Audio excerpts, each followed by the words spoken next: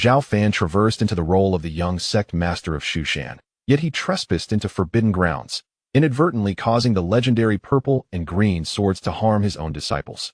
Consequently, he was stripped of his position and cast into the demon locking tower, where he faced eternal confinement. However, Zhao Fan did not succumb to despair equipped with a signing system. He silently resolved to strengthen himself within the confines of the tower. Ding. Successful sign-in at the demon locking tower. Reward. Innate sword body ding. Successful sign-in at the demon locking tower. Reward. Vitality pill. Chapter 1. The beginning of his imprisonment in the demon locking tower. Master. The young sect master not only trespassed into the forbidden grounds, but also rashly unsealed the sword tomb, resulting in the rampage of the purple and green swords, leading to the injury and death of numerous disciples. According to Shushan's regulations, he ought to be deposed and sentenced to the demon locking tower for eternity. We implore the master to strip the young sect master of his title and consign him to the demon locking tower for all time. Please, master, strip the young sect master of his title and assign him to the demon locking tower forever. Within the grand hall of Shushan, the esteemed elders presented grim visages, vehemently demanding the deposition of Zhao Fan. Sharp, piercing voices echoed in Zhao Fan's ears, gradually bringing clarity to his previously muddled consciousness. Have I truly traversed? Just 2 days prior, swayed by others, I trespassed into Shushan's forbidden areas and unsealed the sword tomb, resulting in the chaos of the purple and green swords and the tragic loss of many esteemed disciples. Shushan is in an uproar, and today, I am brought before the hall for judgment, just as I have newly arrived in this world. Zhao Fan could not help but let out a bitter laugh, having just become the young sect master of Shushan. He had yet to showcase his abilities before being sentenced to the demon locking tower. Such a farcical twist of fate had befallen him, leaving him both incredulous and amused. Master, I oppose this. My brother was misled into this predicament. I beseech you to consider a lighter punishment. At that moment, the only one to stand up in Zhao Fan's defense was his younger brother, Zhao Cheng. Formerly, his brothers and sisters, who had called him brother, remained silent or supported the elders' propositions wholeheartedly. Zhao Cheng, step aside. The Shushan sect master, Zhao Sihai, wore a pained expression yet gestured for his son to retreat. Father, elder brother, is your own son. Did you not hear me? I said to step aside. Zhao Sihai's brow furrowed, and his tone grew heavier. Sensing the shift in his father's demeanor, Zhao Cheng clenched his fists, his face a mask of reluctance, but he ultimately retreated quietly. Zhao Sihai turned to his son, Zhao Fan, who had been stripped of his cultivation, his eyes betraying a hint of sorrow. After much contemplation, he spoke in a cold tone. Issue my decree. Strip Zhao Fan of his title as young sect master and consign him to the demon locking tower. Without my edict, Zhao Fan shall not take a single step out of the demon locking tower in this world where power reigns supreme. Being stripped of all cultivation and sentenced to the demon locking tower equated to a near absolute end to one's prospects. Under the supervision of the law enforcement elders and the disciples of the discipline hall, Zhao Fan was swiftly escorted to the forbidden grounds of Shushan, a desolate and remote place characterized by withered foliage and scattered stones. In the distance stood an ancient bronze tower, imposing and vast, its surface tarnished with verdigris, soaring into the clouds. Creak. As the heavy, rusted door of the tower creaked open, an overwhelming stench of decay and death wafted forth. This was the infamous demon locking tower of Shushan. Thousands of years ago, it had indeed served its purpose, subduing unparalleled demons. However, as the swordsmanship of Shushan waned, most of the demons within had withered away, and it gradually transformed into a prison for Shushan's criminals. Any disciple guilty of a grave offense would have their cultivation stripped and be sent here for confinement. Before the demon locking tower, Zhao Fan, his hair disheveled, appeared even more forlorn against the backdrop of two colossal, weathered statues. What a pity. The young sect master had boundless potential in a few hundred years. He might have become the new sect master, leading thousands of cultivators of Shushan. Yet, who would have thought that a moment's folly would lead to trespassing in forbidden grounds, causing the chaos of the purple and green swords, and resulting in so many casualties? Once imprisoned in the demon locking tower, it was unlikely he would survive for long. Observing Zhao Fan's desolate figure, a disciple from the discipline hall shook his head and sighed. Isn't that the truth? The environment within the demon locking tower is damp and cold, filled with the lingering malevolence of past demons. Not even an ordinary person without cultivation can endure for long, let alone us cultivators. Another disciple from the discipline hall, his expression imbued with sympathy, added, 500 years ago, an inner sect elder fell into madness, unleashing havoc upon the disciples of Shu Shan, only to be suppressed and confined to the demon-locking tower by the then sect master, perishing within a few short years. 200 years ago, a powerful figure from the demonic path invaded Shu Shan, only to be subdued by 3 venerable elders and imprisoned within the demon-locking tower, where he met a tragic end within a mere 2 years. 80 years ago, one of the top 10 cultivators of Shu Shan, Lu Yunjian Sun Ji, practiced forbidden techniques and was imprisoned by the current sect master, dying within 3 months in the tower. This demon-locking tower had witnessed nearly all of Shu Shan's modern upheavals. Few who were confined within its walls managed to live long. He has brought this upon himself, you should take heed. As disciples of the Discipline Hall, you must not only adhere to the regulations of Shu Shan yourselves, but also strictly supervise your fellow disciples to prevent them from violating the rules and suffering a similarly tragic fate. The law enforcement elder spoke sternly to the disciples, using Zhao Fan as a cautionary example. Hearing the exchanges between the law enforcement elder and the disciples, Zhao Fan's eyes clouded with bitterness as he murmured, "Is this truly my fate? To meet a tragic end within? Ding! The sign-in system has been activated. Would you like to sign in at the demon-locking tower?" Just as despair threatened to overwhelm him, a voice suddenly resonated in his mind. Though the golden opportunity may arrive late, it was not too late. Zhao Fan felt a flicker of surprise mixed with trepidation, uncertain of the system's capabilities and whether it could aid him in escaping his current plight. "Sign in." Zhao Fan replied hesitantly. "Ding. Successful sign-in at the demon-locking tower. Reward, innate sword body." In an instant, a powerful surge of warm energy surged into Zhao Fan's being, revitalizing his weakened body, which had suffered due to his loss of cultivation, imbuing him with newfound vigor and strength. Wonderful. The capabilities of this system are truly astonishing. Zhao Fan was utterly astonished, feeling the profound enhancement of his physical form. "System, can I sign in repeatedly?" Zhao Fan asked eagerly if he could sign in multiple times. Would he not be able to garner even more rewards? "You may only sign in once per day, however. As long as you are in an area rich in the essence of the Tao, the rewards will not diminish with repeated sign-ins." Detecting that the host is currently in a region abundant with Tao essence, would you like to set this as a permanent sign-in point? Upon hearing the system's prompt, Zhao Fan was initially taken aback, then began to ponder, could it be that this demon-locking tower is the very special area the system refers to? "Agreed," Zhao Fan quickly replied. "The system has successfully set the demon-locking tower as a permanent sign-in point. The host may sign in an unlimited number of times to receive varied rewards until the essence of the Tao dissipates."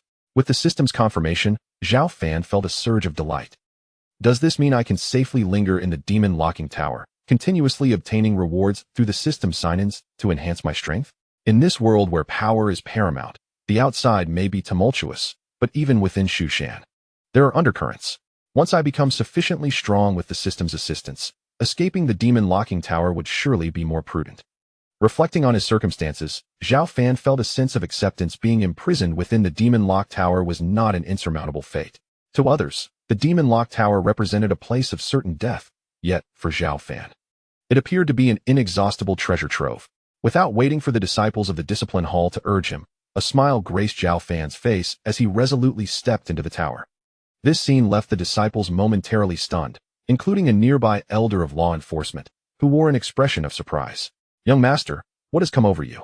Is he so overwhelmed by despair that he has lost his sanity?" Smiling foolishly as he enters the demon-locked tower, who would have thought that the once exalted young master would end up in such a state? Noticing Zhao Fan's demeanor, the disciples of the Discipline Hall exchanged glances. Had it been anyone else at the entrance of the demon-locked tower, they would have stubbornly refused to enter. For everyone knew that stepping inside meant the end of one's life. In the past, for those uncooperative criminals from Mount Shu, they had even resorted to knocking them unconscious before casting them inside. Yet Zhao Fan wore a smile, seemingly delighted as he willingly entered the tower. Was this not madness?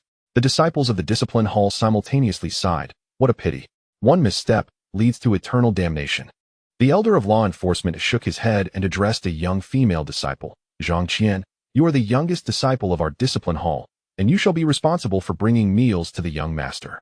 He is now a cripple, unable to cultivate, but he is still the biological son of the sect leader. Do not neglect your duty, or I will hold you accountable." "Rest assured, Elder Yan, I will take good care of the young master," replied Zhang Qian, a sweet and innocent girl who nodded obediently. With her big eyes, she gazed at Zhao Fan entering the demon-locked tower, revealing a hint of sympathy. Chapter 2. Ascending to the Foundation Establishment Stage. The space within the demon lock tower was vast yet overgrown with weeds, having lain abandoned for a long time, leaving almost no suitable place to rest. Moreover, a trace of malevolent energy pervaded the air. This malevolence was as sharp as a sword. Even an ordinary cultivator, if overwhelmed by sufficient malice, could easily fall into madness or, at worst, meet their demise. Although the quantity of malevolent energy was not particularly high, it could swiftly corrode an ordinary person devoid of cultivation, leading to a swift death within a year. This explained the tragic fates of those previously condemned to the tower. Ignoring the hostile environment, Zhao Fan casually found a flat spot to sit and began to examine the state of his body. Truly remarkable, this innate sword body awarded by the system, he mused. My Dantian, once destroyed and devoid of power, has not only been rebuilt, but has become even stronger and more resilient than before, providing me the foundation to become a cultivator once again. Zhao Fan was startled upon closer inspection. Merging with the memories of his past self, he was well versed in the ways of cultivation. The Dantian served as the crucial reservoir for a cultivator's spiritual energy. The more robust the Dantian, the swifter the cultivation and the higher the potential. For now, I shall begin to draw in spiritual energy to restore my status as a cultivator. Focusing intently, Zhao Fan opened his pores, and the surrounding spiritual energy seemed to be drawn towards him by an unseen force. Though he was in the demon lock tower, the thin air still contained some spiritual energy to aid him. With a hum, streams of spiritual energy swiftly entered Zhao Fan's body, coursing through his limbs and ultimately transforming into pure spiritual power, accumulating in his Dantian. Zhao Fan's aura visibly strengthened. Within just an hour, he noticed the spiritual energy in his Dantian had reached an astonishing level, as if a reservoir were about to overflow. It was at that moment that a series of crackling sounds erupted from within Zhao Fan, akin to popping beans, a phenomenon characteristic of a breakthrough in cultivation. He rapidly ascended to the Qi refinement stage. Incredible! I have broken through to the Qi refinement stage and reclaimed my status as a cultivator in just 1 hour. The previous incarnation, relying on Mount Shu's vast resources, took over 3 months to achieve this. Zhao Fan was both astonished and elated, realizing the extraordinary potential of the innate sword body. Truly, it was a reward from the system. It is important to note that cultivation follows a stringent hierarchy: Qi refinement, foundation establishment, golden core, nascent soul, out of body, spirit division, integration, tribulation, great ascension, and beyond, to the realm of earth immortals. The previous incarnation had notable talent and, before losing his powers, was a young cultivator at the early golden core stage, which allowed him to command respect as the young master of Mount Shu. The Qi refinement stage merely marks the beginning of cultivation. It pales in comparison to the former incarnation, and even ordinary outer sect disciples of Mount Shu far surpassed this level. Thus, amidst his joy, Zhao Fan did not cease his training, but continued to refine and absorb the spiritual energy, enhancing his strength. He relished this feeling of constant growth. On the first day in the Demon Lock Tower, Zhao Fan immersed himself in training. His cultivation speed was nothing short of miraculous, swiftly advancing from early Qi refinement to mid and late stages, ultimately reaching the peak of Qi refinement, just a step away from foundation establishment. I am now at the peak of the Qi refinement stage as a cultivator. I can begin practicing the martial arts of Mount Shu. Otherwise, even with formidable power, if I cannot unleash it, I am like a tiger without sharp teeth and claws, unable to leverage my advantages. As night fell, Zhao Fan's eyes sparkled with vitality. Despite a day of cultivation, he felt little fatigue. Currently, my cultivation level is low, and the martial arts I can practice are limited. It seems that only the fundamental sword technique is suitable for me. He pondered for a moment. Mount Shu is a sect devoted to sword cultivation, once a leading force that produced Earth Immortal level sword cultivators over 10,000 years ago. However, it has since fallen into decline due to several major upheavals, resulting in the loss of a significant portion of its swordsmanship texts. At present, the martial arts suitable for the Qi refinement stage are few and far between, with the fundamental sword technique being the most appropriate. As its name suggests, the fundamental sword technique is the most basic swordsmanship of Mount Shu, easy to grasp and learn, and almost every disciple of the sect is familiar with it. The fundamental sword technique consists of 9 tiers, with most disciples only mastering the first 3 levels. Even among the elders, few have mastered beyond the 5th level, not due to a lack of talent, but because they deem this martial art somewhat superfluous, given its limited power. With the system's assistance, Zhao Fan transformed from an ordinary body into an innate sword body, granting him an extraordinary comprehension of swordsmanship. In just over half an hour, he grasped the 9 levels of the fundamental sword technique. Strange, this fundamental sword technique seems more profound than it appears. According to the memories of my former self, this sword technique emphasizes its intent rather than the sword moves themselves. Yet, if one were to combine the sword's intent with its techniques, the resulting power might be considerably greater. A look of contemplation crossed Zhao Fan's face as an innate sword body. He possessed a unique insight into swordsmanship. With a spirit of experimentation, Zhao Fan picked up a piece of wood, wielding it like a sword, and with a swift thrust, a cold glimmer erupted, shattering stones a dozen meters away with a resounding crash. Indeed, it is as I suspected. Zhao Fan's heart was filled with understanding, confirming his conjecture. The foundational sword technique was not as trivial as it appeared. Rather, the majority of disciples from Mount Shu focused solely on its essence without integrating it with practical sword moves, thus failing to unleash its formidable power. As the night deepened, Zhao Fan swiftly mastered this martial art, and the force he displayed was undoubtedly several times stronger than that of others. The following day, as dawn broke and a ray of sunlight filtered through the crevices of the demon-sealing tower, it illuminated Zhao Fan, casting him in a radiant glow. Would you like to check in at the demon-sealing tower? Check in. Upon opening his eyes, the first action Zhao Fan took was to sign in through the system. Check-in successful. Reward: 1 Peiyuan Dan. Peiyuan Dan. This is a precious item, a high-grade elixir that only master-level alchemists can concoct. In Mount Shu, one must expend over 1,000 spirit stones to obtain even a single one. The Peiyuan Dan can rapidly enhance the spiritual energy within me. Now that I am at the pinnacle of the Qi refinement stage, consuming this elixir will allow me to attempt a breakthrough to the foundation establishment stage immediately. With the system's words echoing in his mind, Zhao Fan felt a surge of excitement and promptly ingested the newly acquired elixir. As the elixir took effect, a powerful energy surged into Zhao Fan's body. 2 hours later, he effortlessly broke through to the initial stage of foundation establishment. Why do I feel so dirty? Upon opening his eyes, Zhao Fan discovered himself covered in a layer of black mud. Upon breaking through to the foundation establishment stage, impurities within the body will be expelled. These must be the impurities within me, Zhao Fan realized, recalling that this was a common occurrence for cultivators advancing to the foundation establishment stage. The expulsion of internal impurities would render his physique and bloodline more pure and transparent. Sticky and uncomfortable indeed. Zhao Fan chuckled softly and then began to circulate his spiritual energy, causing the black mud enveloping him to dissipate in an instant, leaving him refreshed and clean. Young master, I've brought your meal. Just as Zhao Fan was about to continue his cultivation, the person delivering the meal arrived. What is your name? Zhao Fan asked, surprised to see a young girl bringing his food. As far as he knew, the disciples of the discipline hall guarding the demon-sealing tower were predominantly male, with very few female disciples. The discipline hall was notoriously rigid and dull, and few young women were willing to go there. My name is Zhang Qian, the youngest disciple of the discipline hall. Zhang Qian was somewhat taken aback to be addressed by Zhao Fan and shyly replied, Zhang Qian, I will remember you. From now on, please come to deliver meals every 3 days, Zhao Fan said with a smile. Every 3 days? Zhang Qian sized Zhao Fan up and wrinkled her delicate nose, saying, But young master, you currently have no cultivation. Can you manage? Do not call me young master, just refer to me as brother Zhao. Rest assured, if anything happens, I will take responsibility and will not blame you. Well, all right then. Seeing the brightness in Zhao Fan's eyes, Zhang Qian hesitantly nodded. After delivering the meal, Zhang Qian returned to the discipline hall and relayed Zhao Fan's request to the elder in charge. Every 3 days? Does he intend to attempt to cultivate again? His Dantian and Qi Si are completely destroyed. How could that be possible? The elder frowned, speculating on Zhao Fan's intentions, yet he shook his head and sighed. Had I known this would happen, I would have acted differently.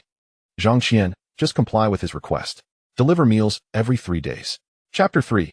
Check-in at the Premium Flying Sword. The dishes brought by Zhang Qian were delicious, allowing Zhao Fan to enjoy a hearty meal. After enduring long hours of cultivation, his slightly fatigued nerves were instantly revitalized. It must be acknowledged that although Zhao Fan had been demoted and confined to the demon-sealing tower, the people of the discipline hall had not neglected his needs regarding food and drink. The space within this demon-sealing tower is even more expansive than I had imagined. Now that I am in the outer area, I might as well venture deeper to see if there is a suitable place to settle.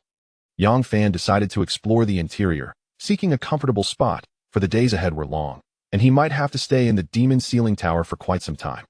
As he walked further, The underbrush and stones diminished, yet the malevolent aura thickened. Fortunately, Zhao Fan, now a cultivator at the foundation establishment stage, could barely withstand the encroachment of this sinister energy. Minutes later, Zhao Fan halted before a bronze door. This bronze door appears to be ancient. Zhao Fan noted the thick dust and dense cobwebs covering it, indicating that it had not been visited in quite some time. To enter the inner region of the demon-sealing tower, one must pass through this bronze door. Zhao Fan mused thoughtfully. After a moment of hesitation, he stepped forward, unleashing a burst of sword energy from his fingertip towards the bronze door. Although this sword energy was as fine as a thread, it contained enough force to push a massive stone several meters. Yet, upon striking the bronze door, this sword energy merely caused it to tremble slightly. It was insufficient to budge the heavy door, nor did it dislodge much of the dust atop it. I have completely mastered the foundational sword technique, and the force I wield far surpasses that of ordinary elders and disciples of Mount Shu. Even so, this sword energy, driven by 50% of my strength, cannot move this door? Zhao Fan felt a twinge of disbelief as he gathered his internal spiritual energy, which surged forth in an instant. Boom! The bronze door shook violently, sending dust cascading to the ground. Zhao Fan pressed a hand against the door, exerting tremendous strength in an attempt to push it open. So heavy. Zhao Fan furrowed his brow, feeling as if he were trying to move an immense millstone. Even using 80% of his strength merely created a narrow gap in the door. Buzz! Just as Zhao Fan prepared to exert more force to fully open the bronze door, a terrifying change occurred. Dark malevolent energy seeped through the crack in the door, rushing towards Zhao Fan. This energy was akin to a dark smoke, tenfold more intense than the ordinary malevolent energy he had encountered earlier. Sensing danger, Zhao Fan quickly withdrew, evading the corrosive effects of the black malevolent energy. The dark energy poured forth, engulfing the nearby weeds, causing the previously resilient grasses to wither and die in an instant. This scene sent shivers down Zhao Fan's spine. The weeds growing near the bronze door had a strong immunity to the malevolent energy within the demon-sealing tower, yet they succumbed to the effects of the black energy. It was evident just how astonishingly corrosive this dark malevolent energy was. No, I can't open the bronze door for now. Otherwise, the mere surge of this black malevolent energy would pose a threat to me. Zhao Fan abandoned the thought of continuing to open the bronze door. Fortunately, he had only managed to create a narrow opening. Had he fully opened it, he would have been utterly defenseless against the onslaught of this peculiar black malevolent energy. Ding! Would you like to check in at the ancient gate of the demon grave? Just as Zhao Fan was about to leave, a notification from the system resonated in his mind. Ancient gate of the demon grave. Is that the name of this bronze door? Could it be that inside lies the demon grave? Check in. After a moment's reflection, Zhao Fan agreed promptly, for he had yet to utilize today's check-in. Check-in successful. Reward, premium flying sword, Qi Xiao sword. As the system's announcement faded, a 3-foot-long sword materialized in Zhao Fan's hand. The sword was of vivid crimson, its blade radiating a brilliance that exuded a chilling aura, enough to make one's skin crawl. A premium flying sword? How splendid! Although I have mastered the foundational sword technique, what I currently lack is precisely a flying sword. Section 3. Now in possession of this exquisite flying sword, Zhao Fan could finally perfect his foundational sword techniques. A smile graced his features, while a flicker of excitement danced in the depths of his eyes. The Shushan sect primarily emphasized sword cultivation, providing its disciples with specially crafted weapons, most of which were merely forged from common iron. However, the flying sword was unlike ordinary weaponry. It was not only precious, but also possessed formidable power. If a Shushan cultivator could master the long-lost art of sword manipulation, they could wield their sword to strike foes from miles away with but a thought. In the zenith of Shushan's glory, thousands of years ago, a terrestrial sword Immortal had unleashed his prowess, commanding his sword over vast distances to vanquish formidable adversaries with a mere mental command. During his previous life as the minor sect leader of Shushan, he had only received a low-grade flying sword as a reward after reaching the initial stage of the Golden Core realm. The exquisite flying sword in his grasp was a rarity within the now-declining Shushan sect, a truly valuable artifact. As Zhao Fan held the Qi Xiao sword, strands of spiritual power flowed into it, transforming the originally chilling blade into a formidable force that unleashed several feet of invisible sword energy. The resounding sweep of the sword energy shattered stones and split metals, leaving behind grotesque scars upon the ground. Truly, it was an exquisite flying sword. Zhao Fan radiated satisfaction. Acquiring such a sword elevated his spirits immensely. Given the ominous black aura emanating from the bronze door, it posed a significant danger to Zhao Fan at present, compelling him to refrain from further exploration and return to his original location. Upon his return, he utilized his abilities to construct a simple dwelling from the surrounding rubble, establishing a rudimentary place of residence. In the days that followed, Zhao Fan diligently practiced, simultaneously leveraging the system to consistently sign in and reap rewards. His strength and cultivation ascended at an astonishing pace. Seasons changed, and over half a year passed. For an ordinary person, this duration would seem interminable, yet for a cultivator, it was but a fleeting moment. With the system's assistance, Zhao Fan continued to sign in at the Demon Lock Tower, accruing various rewards. Ding. Successful sign-in at the Demon Lock Tower, acquiring a manual of unnamed sword cultivator techniques. Ding. Successful sign-in at the Demon Lock Tower, receiving a set of purple gold battle attire. Ding. Successful sign-in at the Demon Lock Tower, obtaining the Shushan Qingyuan sword technique. Additionally, Zhao Fan garnered numerous yuan-preserving pills through his sign-ins, which significantly accelerated his cultivation. In the span of just half a year, he advanced from the initial to the peak stage of the Foundation establishment realm.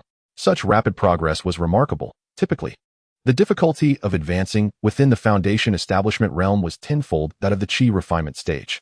It is noteworthy that ordinary cultivators would require months, or even longer, to ascend a single minor stage within the Foundation establishment realm. During this period, with the system's aid, Zhao Fan's combat prowess far surpassed that of his peers at the same level. The extent of his strength was such that even he found it difficult to articulate.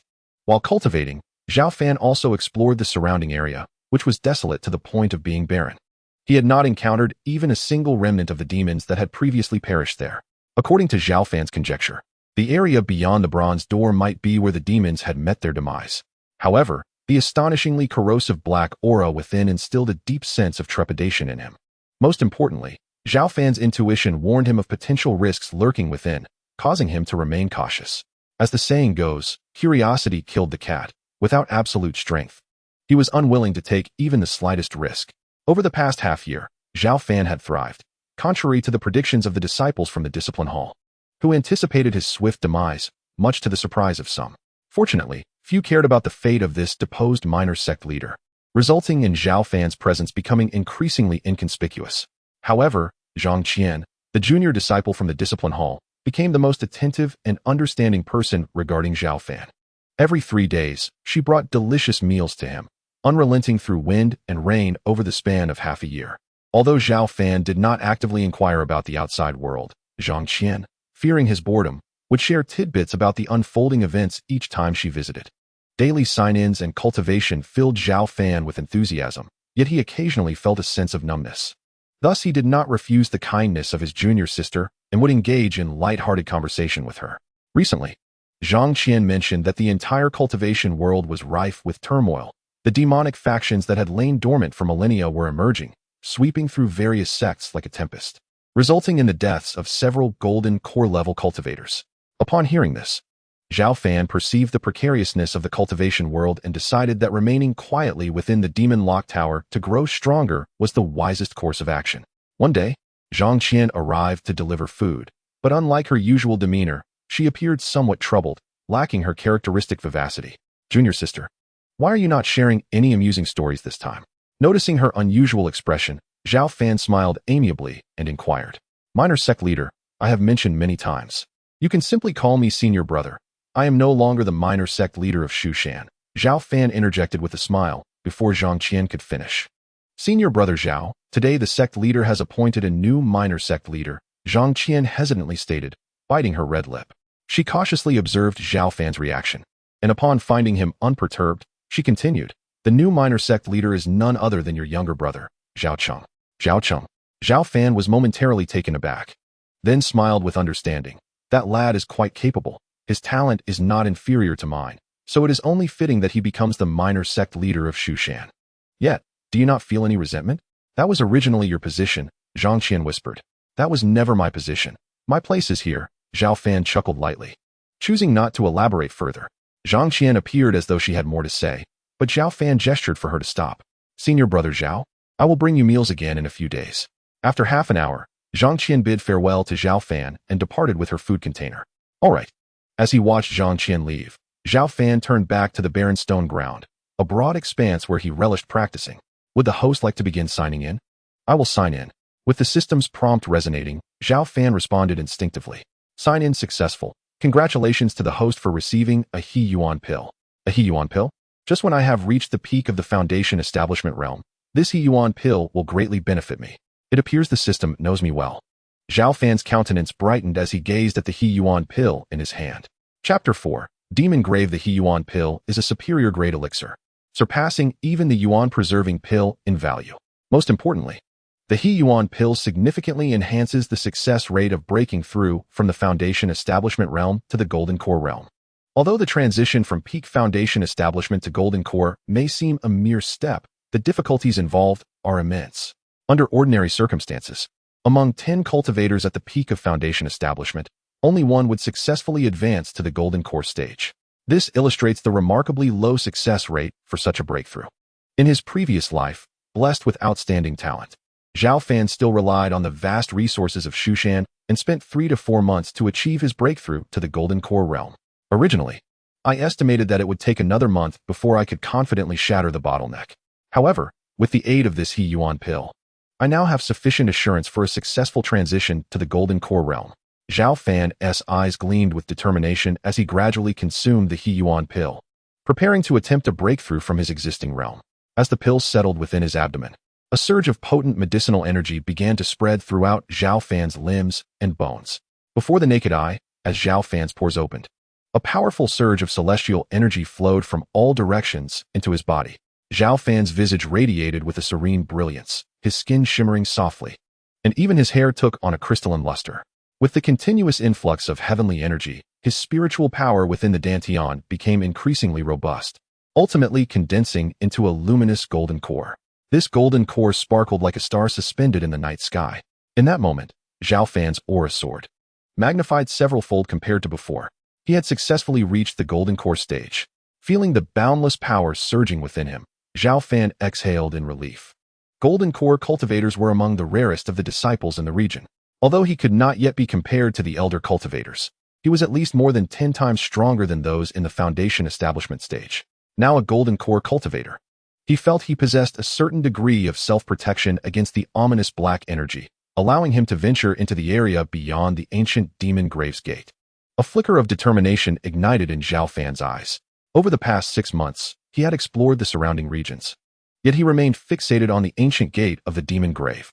Previously, he had been wary of the dark energy lurking behind the gate. Now, having attained the Golden Core stage, such concerns had dissipated. Without hesitation, Zhao Fan reappeared before the ancient gate of the Demon Grave. The ominous black energy seeping through the gaps was repelled by an invisible force before it could approach him. Indeed, after breaking through to the Golden Core stage, he was barely able to withstand this black energy. Nodding inwardly, Zhao Fan allowed his spiritual power to circulate slowly, forming a barrier that insulated him from the encroaching dark energy. After a moment of contemplation, he unleashed a surge of spiritual power, forcefully pushing the heavy gate open. With a thunderous roar, the ancient gate of the Demon Grave swung wide, unleashing a torrent of black energy outward. Was this the world beyond the ancient gate? Zhao Fan stepped forward with a steady gait, and upon a mere glance, he was taken aback by the scene before him. The ground was littered with countless bones, some humanoid, others beast-like, an endless sea of remains. Further in the distance, towering skeletons stood like small mountains, reaching heights of dozens or even hundreds of meters, still emanating a jade-like luster despite the passage of countless years. This was truly the Tower of Demon Locking. Zhao Fan's scalp tingled, and he couldn't suppress a gasp of astonishment. The sheer number of bones was staggering. Moreover, he could distinctly sense that some of the skeletons radiating a jade-like glow still exuded an overwhelming demonic aura, even after enduring the ravages of time. Even from a distance, the aura emanating from them pressed down upon Zhao Fan like a suffocating weight. It was evident that these bones once belonged to incomparably fearsome demons. The space within the Demon Grave was vast, yet Zhao Fan found it difficult to delve deeper, as the formidable energy emanating from those colossal skeletons rendered him nearly immobile, subjecting him to immense pressure. This was merely the outermost area of the grave. Had he pressed on, he would have been crushed to dust by the terrifying energy radiating from the countless bones. This was not due to Zhao Fan's inadequacy in strength, but rather a testament to the overwhelming might of these skeletons in life. Thousands of years prior, Mount Shu had reached its zenith, and those confined within this tower of demon locking were almost all renowned and formidable demons of their time. Such terrifying beings, even in death, left behind remnants that no ordinary cultivator could withstand. My strength is still insufficient. If only I could become a nascent soul cultivator. Perhaps I would truly possess the qualifications to explore this demon grave. Zhao Fan lamented inwardly. He had thought that reaching the golden core stage would allow him to disregard the encroachment of the black energy, only to find that the horrors within the demon grave exceeded his expectations. Just as Zhao Fan pondered, an unexpected event occurred. A low hum echoed as a humanoid skeleton lying amidst the rubble suddenly stirred, its hollow eye sockets ignited by ghostly green flames. It bore the aura of a cultivator. I, Sun Ji, have waited 80 years for a cultivator. If I can seize your body, I shall be reborn. The humanoid skeleton shot towards Zhao Fan like a bolt of lightning. Zhao Fan's expression changed dramatically, gripping the exquisite flying sword, Qi Shao. He instinctively struck out with a sweeping blow. The brilliance of Qi Shao surged forth, and with Zhao Fan's mastery of the foundational sword techniques of Mount Shu, the strike was immensely powerful, capable of effortlessly cleaving through boulders. The cold light of the sword swept towards the humanoid skeleton. The skeleton raised its claw to grasp, seemingly dismissing Zhao Fan's attack. Bang!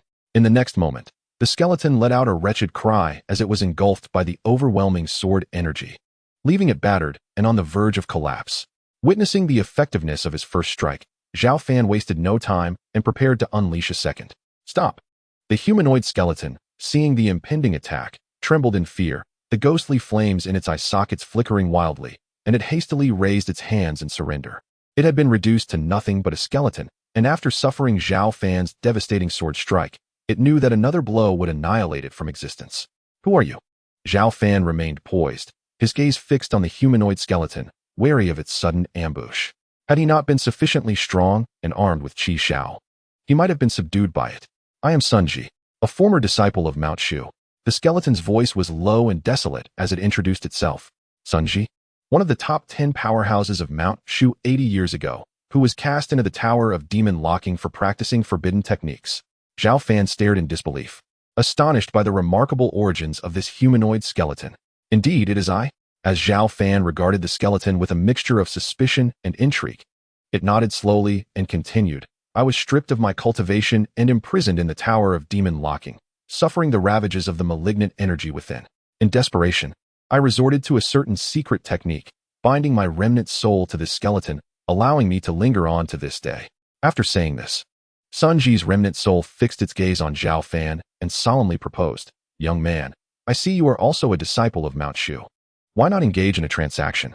If you spare my life, I can impart to you several secrets of Mount Shu. With these, you may be able to survive within this tower. Zhao Fan noticed that as Sun Ji spoke, its deep eye sockets remained fixed on him, akin to a predator eyeing its prey, revealing a subtle yet unmistakable greed. Zhao Fan was no fool. He understood that the skeleton sought to entice him into lowering his guard, so he firmly declined. I'm afraid I'm not interested. Had you not attacked me earlier, I might have spared you. But since you wish to seize my body, then hasten your demise. As soon as his words fell, Zhao Fan unleashed another sword strike. The cold light radiating like a forging flame, engulfing Sun Ji's remnant soul. No, I can not only teach you the secrets of Mount Shu, but I can also reveal the mysteries of this demon grave. Sun Ji's remnant soul cried out in anguish, desperately resisting. But it was still consumed by the overwhelming sword energy, ultimately dissipating into a wisp of smoke, completely vanishing from existence. What secrets lie within the mystical techniques of Shushan? What mysteries does the demon's grave conceal? With the aid of my system, I am not lacking in powerful martial arts. As for the secrets of this demon's grave, I shall explore them further when my strength has reached a higher pinnacle. Zhao Fan chuckled to himself and spoke. For now, I must hasten my departure from this place. Otherwise, I risk encountering other formidable demons, much like Sun Ji, who has left behind his lingering soul. With a furrowed brow, Zhao Fan swiftly exited the demon's grave and sealed the great door behind him. Chapter 5. A reunion of brothers gazing at the resealed ancient door of the demon's grave. Zhao Fan felt a lingering trepidation. He was acutely aware that his current strength was still woefully inadequate. At the Golden Core stage, not only could he not explore the depths of the grave, but he could barely withstand even a wisp of the aura emitted by the remains of the great demon. I shall return to uncover its secrets once I have made further advancements in my cultivation. Yet, Zhao Fan felt no despair. Instead, he was filled with confidence. With the support of my system, I trust that it will not be long before I achieve greater heights. When that time comes, the mysteries of the entire demon's grave will be laid bare before me. Subsequently, Zhao Fan returned to the outer area of the demon's sealing tower, signing in daily through the system to receive rewards, his strength visibly increasing at a remarkable pace. Has the host begun to sign in? Sign in. Sign in successful. Congratulations, host. You have acquired the Shu Shan sword control technique. On this day, as the system's notification echoed in his mind, Zhao Fan was momentarily taken aback, soon followed by a radiant expression of joy. The sword control technique is indeed the Shu Shan sword control technique. Zhao Fan felt a surge of excitement. Unlike other sects of cultivation, Shu Shan primarily follows the path of sword cultivation. Due to the significant changes in the heavenly and earthly environment over the past millennia, the compatibility with sword cultivation has diminished, leading to Shu Shan's decline from its former glory. Many invaluable sword manuals have been lost in several upheavals, including the renowned sword control technique. Zhao Fan never anticipated that he would obtain the Shu Shan sword control technique through a system reward. If this news were to spread, it would undoubtedly cause a tremendous stir throughout Shu Shan. Indeed, it is the complete sword control technique. Zhao Fan discovered a complex and profound sword manual deep within his mind, containing the essence of the sword control technique. Without hesitation, he began to study it. True to its reputation, the sword control technique is remarkably profound. According to the records, the sword control technique is divided into 9 distinct realms, and only by mastering all 9 realms can one unleash its most formidable power. Zhao Fan's heart ignited with enthusiasm as he attempted to cultivate the first realm of the sword control technique, the sword responding to the heart's command. The initial step in his cultivation was to nurture the sword. Nurturing the sword involves establishing an inseparable bond with the flying sword, Qi Shao, through one's spiritual energy. Only by successfully nurturing the sword and gaining its complete acknowledgement can one achieve a level of mastery akin to an extension of one's own body. As Zhao Fan continuously infused his spiritual energy into the flying sword, the once vibrant crimson blade swiftly established a mysterious connection with him. In the next moment, the flying sword Qi Shao emitted a gentle chiming sound and floated before Zhao Fan, dancing joyfully like a jubilant child, hovering up and down around him. The nurturing was a success. Witnessing this scene, Zhao Fan smiled. He was pleasantly surprised. Establishing a connection with the flying sword was simpler than he had anticipated, perhaps due to his innate sword body. However, although he had initially connected with the flying sword, he still had a significant distance to cover before mastering the realm of the sword responding to the heart's command, so Zhao Fan remained diligent in his training. For 3 consecutive days, Zhao Fan immersed himself in his cultivation. Through his relentless efforts, he finally succeeded in mastering the first realm of the sword control technique, the sword responding to the heart's command. With a mere thought, the exquisite flying sword Qi Shao emitted a resonant clang, then flew from his grasp, imbued with unique spirituality and formidable power, shattering a stone more than 20 meters away into countless fragments. Undoubtedly, the sword control technique possesses tremendous might. Merely having mastered the first realm, I can effortlessly command the sword to cleave through a stone at a distance of 20 meters with my initial golden core cultivation. Such destructive power is unparalleled among peers of the same cultivation level. This display brought a satisfied gleam to Zhao Fan's eyes. He had only utilized 30 to 40% of his strength, yet the resulting destructive force was remarkable. If he were to unleash his full power, Zhao Fan was confident that even a massive stone standing several meters tall and 30 meters away could be cleaved in one blow. Moreover, it is essential to note that this was achieved while only mastering the first realm of the sword control technique. Should he reach higher levels, even the complete 9th realm, the power he could wield might indeed allow him to command a sword across 1,000 miles to slay formidable foes.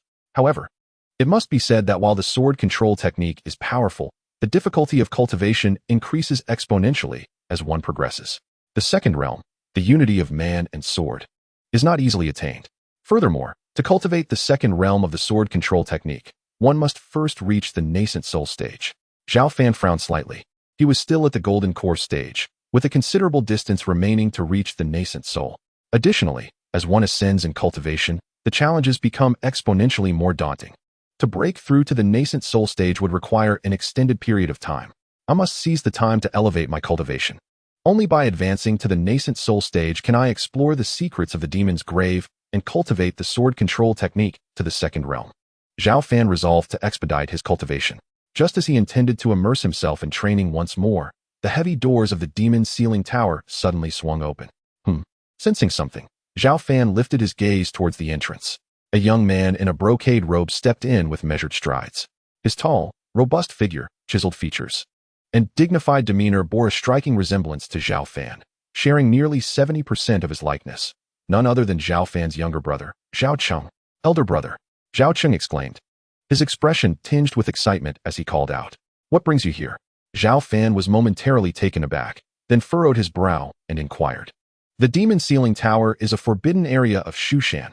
Ordinarily, outsiders should not intrude, lest they face punishment for their transgressions. Elder brother, I came to visit you with father's permission. Zhao Cheng hesitated briefly before continuing. I am now the new young sect master of Shushan. I see. Zhao Fan smiled, congratulating him. Brother, congratulations on becoming the young sect master. Elder brother, you don't hold it against me, do you? Zhao Cheng asked cautiously, casting a wary glance at Zhao Fan. Of course not. It is wonderful that you have become the young sect master. It brings me great comfort to know that you occupy this position rather than someone else. Zhao Fan reassured him, patting his shoulder with a smile. I felt guilty for taking so long to visit you. The affairs of the sect have kept me occupied, and there has been immense pressure from father. Since your incident, many elders have expressed their dissatisfaction with him. Zhao Cheng explained, a hint of remorse in his voice. It's nothing.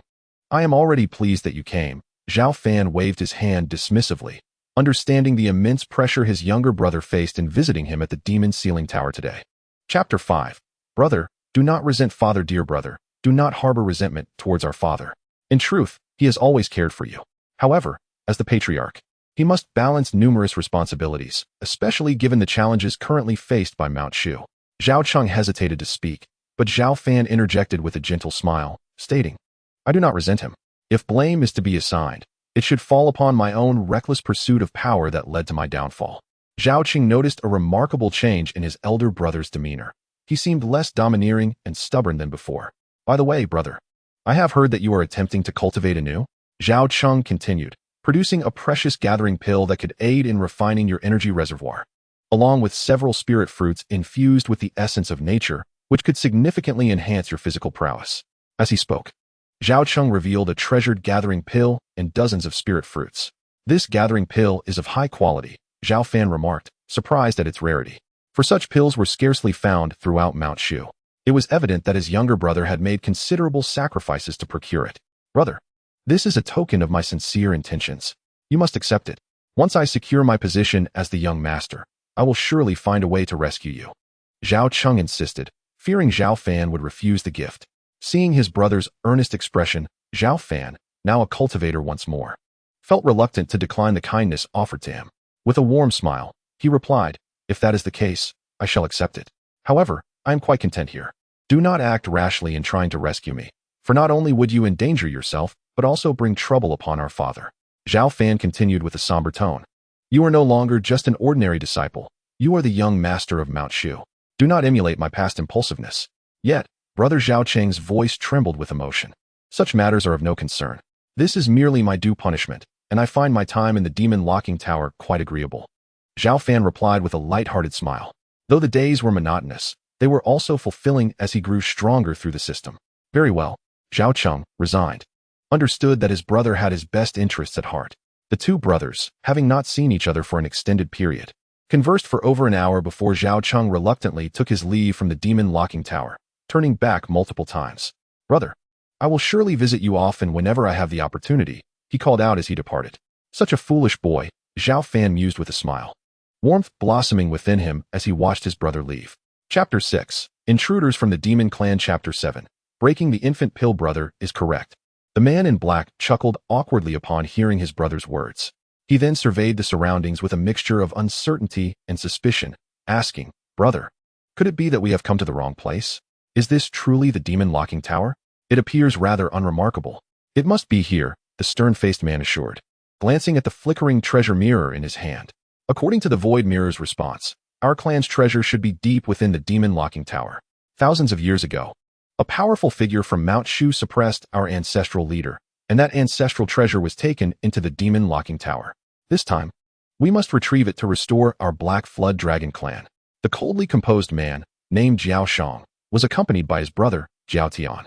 They hailed from the Black Flood Dragon clan, and had secretly infiltrated Mount Shu under the orders of their clan's higher-ups to reclaim the ancestral treasure lost for millennia. Upon overhearing the brothers' conversation, Zhao Fan's expression turned to one of realization. The Black Flood Dragon clan was a formidable faction among the demon tribes, having once wreaked havoc thousands of years ago when Mount Shu was still flourishing. During that time, a mighty figure captured their ancestral leader and imprisoned him in the demon locking tower.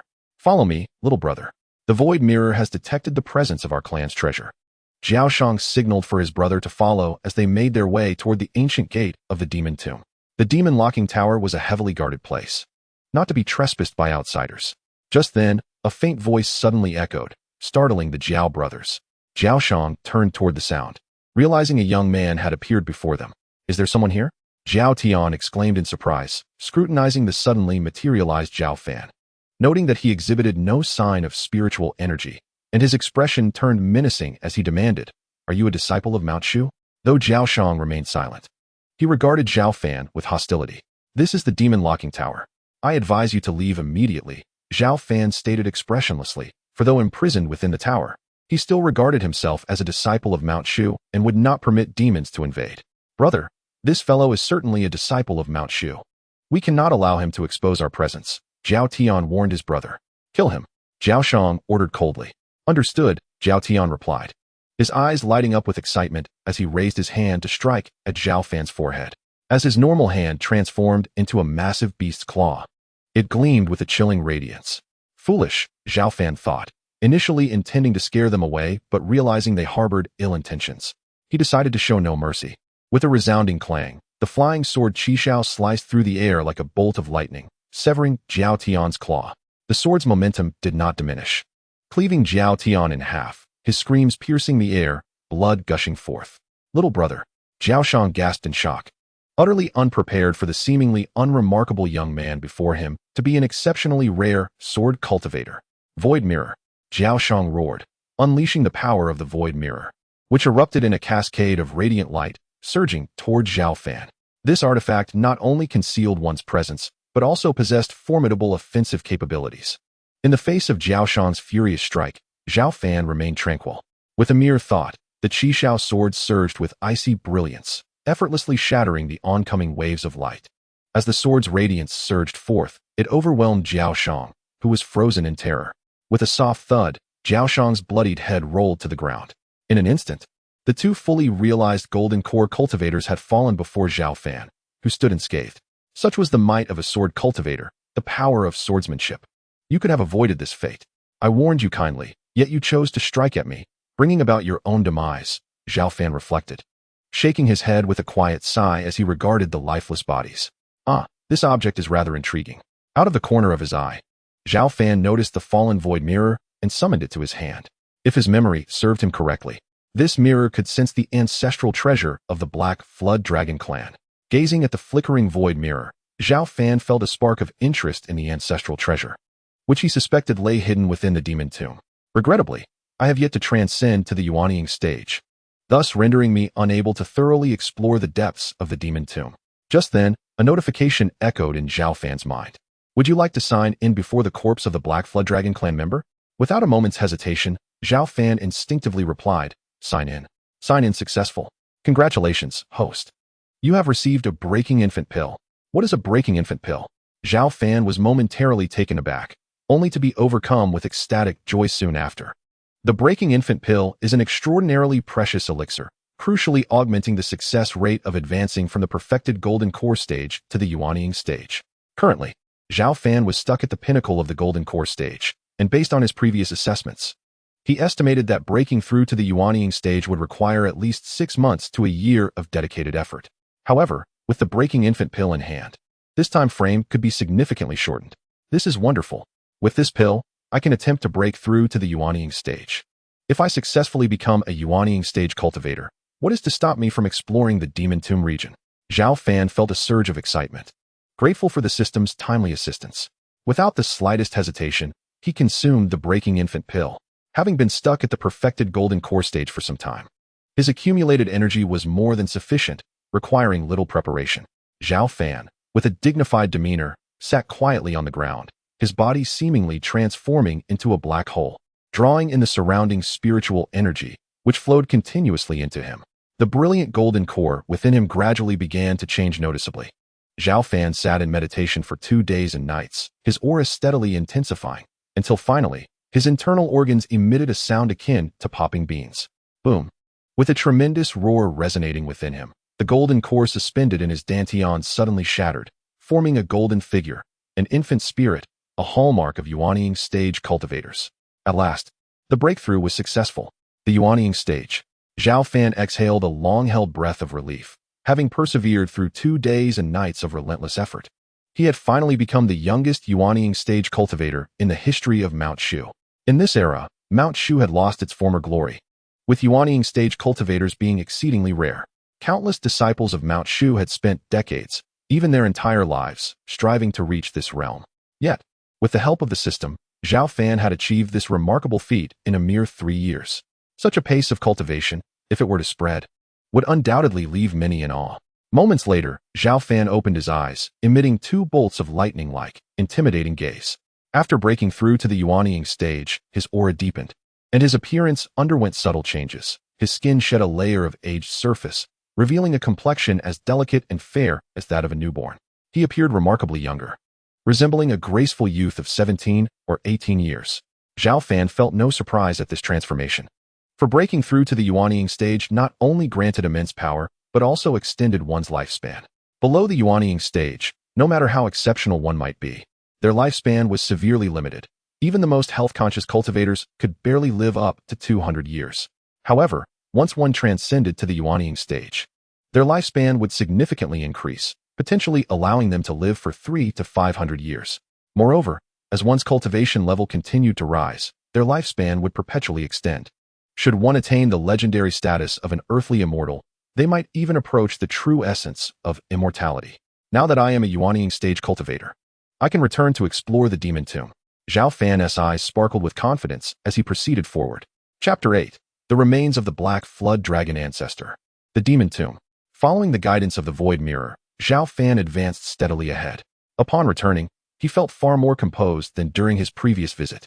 Gazing at the massive bones, although he could still sense the overwhelming pressure, it was no longer as suffocating as before. The reaction of the Void Mirror intensified. Could the clan's treasured relic of the Black Flood Dragon be just ahead? He noted that the Void Mirror emitted an even more vibrant light, indicating a more direct response. The surrounding bones loomed like mountains, exuding a formidable aura. After several minutes of enduring immense pressure, Zhao Fan arrived before a colossal skeleton towering 100 meters high. This skeleton was exceptionally long and robust, unmistakably that of a gigantic flood dragon. Despite having perished many years ago, it still emanated an aura that instilled fear. If I am not mistaken, this should be the remains of the ancestor of the Black Flood Dragon clan. But where is the clan's treasured relic? Zhao Fan frowned, scanning the surroundings, yet finding nothing. However, the Void Mirror in his hand radiated a searing light and trembled slightly, clearly sensing that the treasured relic was in close proximity. Could it be? Zhao Fan's gaze shifted, landing on the dragon skeleton's head. With a thought, he unleashed his flying sword, Qi Xiao, which soared through the air, striking the dragon's skull with a resounding clang. Yet, in the next instant, the unmatched sharpness of Qi Xiao failed to cleave the skull, instead producing a sound akin to iron clashing. How could it be this durable? Even the edge of Qi Xiao, wielded with my Yuanying stage prowess, should have easily shattered the bones of a demon long since past. Even a mountain of iron would have succumbed. Yet this dragon's skull was as hard as if forged from divine metal. It was evident that the ancestor of the Black Flood Dragon clan was extraordinarily powerful in life. Leaving behind such resilient remains, even in death, I refused to be deterred. Zhao Fan steeled himself, unleashing a torrent of spiritual energy, allowing his flying sword to emit a clarion sound, resembling thunder as it cleaved through the air, striking the skull once more. With a series of resounding impacts, Zhao Fan unleashed several strikes, each more potent than the last. Finally, on the 10th strike, the previously unyielding dragon skull cracked with a thunderous roar. Suddenly, a beam of white light burst forth from the skull, attempting to escape into the void. Zhao Fan reacted swiftly, raising his hand to capture it, forming a golden hand of spiritual energy that tightly ensnared the white light in an instant. Roar! The white light coalesced into the phantom of a true dragon, thrashing within his grasp and emitting a furious roar. This scene left Zhao Fan incredulous, What level of treasure could manifest such a true dragon apparition? Cautiously, he maintained his grip, the golden hand solid and formidable, exerting overwhelming power to suppress the white light. As the brilliance faded, the object finally revealed its true form, resembling a fist-sized dragon horn. The horn was translucent and glimmering, adorned with intricate, profound patterns, exuding an ancient and primal aura. Although this aura was faint, it resonated within Zhao Fan, evoking a profound tremor akin to standing before an exalted ancient dragon. Yet, as a Yuanying stage cultivator, Zhao Fan's flowing spiritual energy effectively shielded him from this sensation. Could this be a true dragon horn? Zhao Fan scrutinized the horn, increasingly convinced that it was indeed a genuine artifact from an ancient dragon. With a spirit of experimentation, he gradually infused his spiritual energy into the dragon horn, and in an instant, a thunderous dragon's roar echoed in his ears. Before Zhao Fan could react, the dragon horn suddenly trembled violently, unleashing a fierce beam of white light that struck directly at the colossal skeleton of the dragon. With a resounding boom, the towering dragon skeleton shattered into fragments, ultimately disintegrating into dust. Zhao Fan was momentarily taken aback. The sheer power displayed was astonishing. Just moments before, he had utilized his nascent soul cultivation to execute the sword control technique, managing to sever through the skull with 10 strikes. Yet the dragon horn had obliterated the entire dragon skeleton with a single burst of light. Such might was simply unimaginable. It was no wonder the Black Dragon clan spared no expense in their perilous quest to retrieve it. Zhao Fan's eyes sparkled with intrigue. The power of this dragon horn was extraordinary, and if he were to keep it, it could serve as a formidable weapon. Furthermore, Zhao Fan harbored an instinctive feeling that the origins of this dragon horn were far from ordinary. After all, even thousands of years ago, true dragons were revered as legendary beings of the vast world, lauded as the closest to the celestial path among divine beasts. The fact that such an existence had left behind a dragon horn undoubtedly hinted at some profound significance. Zhao Fan meticulously stored the dragon horn and continued his journey forward, intent on thoroughly exploring the area of the demon grave. As Zhao Fan ventured deeper, he realized that the expanse within the demon grave was even more vast than he had anticipated. The further he advanced, the denser the malevolent energy became, and the bones that emerged were increasingly colossal. Eventually, he encountered several skeletons that dwarfed even the 100-meter-tall dragon skeleton, their mere presence emanating a terrifying aura that instilled a primal fear in his very soul. He could scarcely fathom the formidable power these beings must have possessed in life. Ahead lay the innermost depths of the demon grave, yet the concentrated malevolence surrounding him was so potent that it felt almost tangible. Even with his current nascent soul cultivation, he feared he might struggle to withstand it. After a moment, Zhao Fan halted. Before him, the black malevolence surged and roiled like a fathomless ocean, dark and foreboding, with several gigantic skeletons standing ominously within. He had initially believed that breaking through to the nascent soul stage would grant him the ability to explore the entirety of the demon grave. But it seemed he had underestimated the situation. Taking a deep breath, he muttered to himself, "The demon grave within this tower of demon ceiling is even more astonishing than I had imagined. The secrets previously mentioned by Sun Ji will likely only be unveiled once I delve into the deepest recesses. Ding, would you like to check in here?" Just as Zhao Fan prepared to retreat, a notification sound echoed in his mind. "Check-in," he instinctively replied. "Check-in successful. Congratulations, host, you have obtained the ancient shock charm." As the system's voice faded, a golden talisman appeared in the palm of Zhao Fan's hand. The ancient shock charm? Zhao Fan mused, puzzled, as this was his first time receiving a talisman through the system's check-in. "System, what is this?" After a brief pause, he could not help but inquire. "The ancient shock charm is a single-use talisman. Upon shattering it, the host will gain power surpassing an entire realm for half an hour." Upon hearing this, Zhao Fan's eyes sparkled with excitement. What a remarkable item. Currently, I am at the nascent soul stage. If I use this talisman, I could temporarily ascend to the out-of-body realm. If I were to shatter it now, perhaps I could forcefully penetrate the depths of the demon grave using the out-of-body strength. His heart raced with the desire to use the ancient shock charm immediately. However, he quickly regained his composure.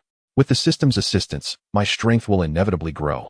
I can afford to wait before venturing into the depths of the demon grave. This talisman is too powerful. I shall save it for a later time." After a moment of hesitation, Zhao Fan managed to suppress his impulsive urge.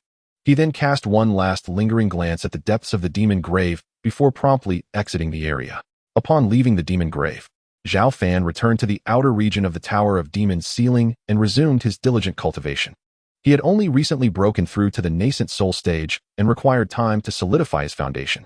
Moreover, the difficulty of cultivating at the nascent soul stage had increased several-fold compared to the golden core stage, necessitating even greater effort. Although Zhao Fan had the system's support, he understood that cultivation demanded discipline and diligence. It was akin to rowing upstream. Without progress, one would inevitably regress. Relying solely on fortune and talent might provide a temporary advantage, but any lapse in effort could lead to dire consequences. On this day, it was again time for his junior sister from the discipline hall to bring him his meal. "Senior brother, I've prepared your favorite braised pork this time. Come and have a taste," Zhang Qian exclaimed as she opened the food box, waving at Zhao Fan. She had been unwavering in her dedication, delivering delicious meals to him every 3 days for the past 2 to 3 years without fail. "The flavor is indeed delightful," Zhao Fan responded graciously, savoring a few bites of the braised pork. Although he had long mastered the art of fasting, he found it hard to resist delectable dishes. Most importantly, having meals prepared by his junior sister every 3 days had become a cherished habit ingrained in him. Junior sister, why did you bring an extra food box?" Zhao Fan suddenly noticed that Zhang Qian had brought 2 boxes this time. Typically, 1 box sufficed. "Senior brother, the additional box contains the meal for next time. I prepared it in advance. It's sealed with profound ice, so it won't lose its freshness. I want tea be coming in 3 days," Zhang Qian explained hesitantly, a hint of regret coloring her tone. "What's the matter?" Zhao Fan observed that her demeanor was somewhat subdued, lacking the usual lively cheerfulness. "Senior brother, you may not be aware, but I heard that recently, a powerful figure from the demonic path intends to invade Mount Shu for revenge. Right now, Mount Shu is short on manpower, so I wish to assist," Zhang Qian revealed after a moment of hesitation. Although she was the youngest disciple of the discipline hall, she could not stand idly by while demons rampaged through Mount Shu. Thus, she had sought permission from the law elder to patrol the area alongside her senior brothers and sisters. Zhao Fan felt a dawning realization. He had previously heard Zhang Qian mention that various factions of the demonic path had emerged, unleashing a wave of bloodshed. But he had not anticipated their sights would turn toward Mount Shu. Yet, as he contemplated further, it soon became clear to him that Mount Shu was no longer the illustrious stronghold it had been thousands of years ago. It had significantly declined over the past few millennia. If the demonic path were to target Mount Shu, it could serve as a means to instill fear across the realm, especially given the deep-seated grudges that existed between Mount Shu and various demonic factions. "Junior sister, your cultivation is still shallow. Do not act recklessly. If you encounter someone from the demonic path and cannot win, make sure to flee," Zhao Fan admonished seriously. He did not want any harm to befall her, especially since she had brought him meals and companionship for 3 years. "Senior brother, rest assured, I will merely be patrolling the main hall of Mount Shu with other senior brothers and sisters. There should be little risk. That place is the safest in all of Mount Shu." Zhang Qian smiled sweetly as she reassured him. Zhao Fan hesitated for a moment, still somewhat uneasy. He flicked his fingers, unleashing a strand of sword energy that silently penetrated through the gates of the demon-sealing tower and entered Zhang Qian's delicate body. This sword energy, infused with Zhao Fan's formidable power, posed no harm to Zhang Qian herself. Yet it was capable of passively triggering to slay formidable foes in the event of a life-threatening situation. "Be careful," Zhao Fan reminded her again with a nod. Zhang Qian, with her lively spirit, often brought him meals she had personally prepared and stayed by his side to chat, fearing that he might feel bored. This little sister from the discipline hall was innocent and endearing, never seeking anything from Zhao Fan, but rather motivated by sympathy and kindness. She had agreed to deliver meals as promised to the law elder 3 years ago. In the present Shushan, she was among the few individuals Zhao Fan cherished most dearly. He would not allow anyone to harm her. After Zhang Qian departed, carrying with her the sword energy Zhao Fan had bestowed, he continued his daily routine. And life grew tranquil as his cultivation became increasingly solidified. The yuanying stage is also divided into early, middle, late, and perfected phases.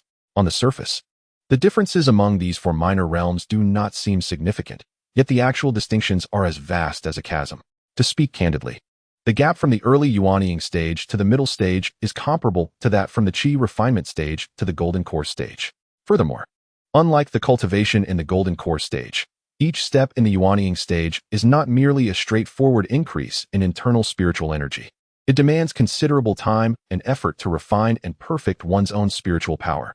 Even with the system's assistance, Zhao Fan could clearly discern that his pace of advancement was no longer as swift as it had once been. On the 5th day after Zhang Qian's departure, The gates of the demon-sealing tower opened once more. Zhao Cheng, what brings you here again? Zhao Fan asked, surprised to see Zhao Cheng arriving with fine wine in hand. The last time Zhao Cheng had come to the demon-sealing tower was upon receiving permission from their sect leader father, otherwise, under normal circumstances. Even as the young sect master, he could not easily enter. Brother, do not worry. Father has officially nominated me as the acting sect master, and I now oversee most affairs within Shushan, Zhao Cheng said, setting the wine cup down with a smile. However, Zhao Fan keenly noticed that the smile did not appear entirely genuine, even somewhat forced. What troubles you? Zhao Fan asked, his brow furrowing as he sensed his brother's heavy heart. With a sigh, Zhao Cheng replied after a moment of contemplation, Brother, you may not be aware, but Shushan is currently facing turbulent times. The demonic sects have set their sights on us. Recently, various factions of the demonic path have repeatedly invaded our territory, acting with audacity and even committing mass slaughter. The most infuriating part is that they have proclaimed their intention to attack all of Shushan in 3 days, intending to slay our sect leader father before everyone. At this point, Zhao Cheng slammed his fist into the stone slab before him in anger. Zhao Fan frowned upon hearing this and solemnly inquired, the foundation of Shushan still stands, and the Elder Council has not passed. Do they not intend to intervene? The Elder Council has already engaged, Zhao Cheng explained gravely. They are in a tense standoff with the top-tier experts of the demonic sections. However, the primary instigator is an ancient monster from the demonic path Ghost Island, who has emerged after centuries of seclusion to break his shackles and become a rare transcendent stage expert. This time, the demonic sects have targeted Shushan under his instigation. Transcendent stage? Zhao Fan raised an eyebrow. In the current world, where the laws of the Tao are incomplete and the spiritual energy of heaven and earth is far from the richness it possessed millennia ago, even Yuanying stage cultivators are rare, let alone those of the transcendent stage. It has been centuries since a transcendent stage cultivator has appeared in Shushan. How can we contend with such an adversary? Indeed, it is quite challenging, Zhao Fan remarked, furrowing his brow again. What enmity exists between Ghost Island and us? It is merely old grievances, Zhao Cheng slowly recounted. A millennium ago, when the demonic path Ghost Island emerged, its practitioners practiced bloodthirsty demonic arts, slaughtering countless innocent citizens of the Tang Kingdom that we sheltered, resulting in rivers of blood. The sect master of that era, filled with rage, struck down the entire Ghost Island with a single sword, severing their legacy. However, unbeknownst to us, one of their experts had evaded this calamity by hiding overseas and has now returned to seek vengeance while Shushan is in decline. So, Father nominated you as the acting sect master out of fear for his own safety? Zhao Fan quickly surmised his father's intentions. Yes, for that demon has vowed to take Father's head in 3 days, Zhao Cheng said, taking a deep drink of wine and sighing. Our illustrious Shushan, once home to the legendary earthly sword immortals, now finds itself cornered by a demonic adversary. I truly resent my lack of strength. Otherwise, I would sweep through the demonic path with my sword. Upon hearing Zhao Cheng's words, Zhao Fan understood why his brother was able to become the acting sect master ahead of time. His father likely intended to engage the Ghost Island expert at all costs, perhaps even willing to sacrifice himself. This was why he had made arrangements in advance to prevent chaos from erupting in Shushan should he encounter any misfortune. Such thoughtful planning. Brother, I do not know when I will have the chance to visit you again. The troubles within Shushan will be many, and I may be exceedingly busy. Let us take this opportunity today to share a drink together, Zhao Cheng said, his smile appearing forced, revealing the immense pressure he felt. All right, I shall accompany you. Zhao Fan replied with a slight smile, raising his cup to clink against Zhao Cheng's before drinking it all in one go. The aroma of the wine filled the air as the two brothers continued to drink, exchanging cups for over an hour until the wine jar was empty. Brother, I must take my leave. Take care of yourself, Zhao Cheng said softly as he slowly rose to bid farewell. He stood tall and robust, the troubled expression on his face having vanished as if it had never existed. Go ahead, Zhao Fan smiled gently, signaling that there was no need to worry about him. Sure, Zhao Fan nodded, and then, with steady steps, he left the demon-sealing tower. 3 days hence, a transcendent stage expert from Ghost Island? Zhao Fan narrowed his eyes at the empty wine jar, an ominous glint flashing within. Although he was confined within the demon-sealing tower, he still regarded himself as a disciple of Shushan at heart. With Shushan in peril, he could not remain passive. Moreover, if chaos truly erupted within Shushan, he might find it impossible to remain in the demon-sealing tower and continue his cultivation in peace. 3 days is a fleeting moment. Turmoil was already brewing inside and outside Shushan. Particularly, various demonic sects were stirring restlessly, inciting many to storm Shushan. They all wished to witness firsthand the shocking spectacle of a transcendent stage expert from the ghost path, personally severing the head of the current sect leader. I have been confined in the demon sealing tower for 3 years. It is time for me to venture out. Zhao Fan polished the blade of his Qishao sword, then ascended, soaring into the sky like an ethereal immortal, vanishing from the confines of the demon sealing tower. Chapter 10. The sword resounds through the heavens today.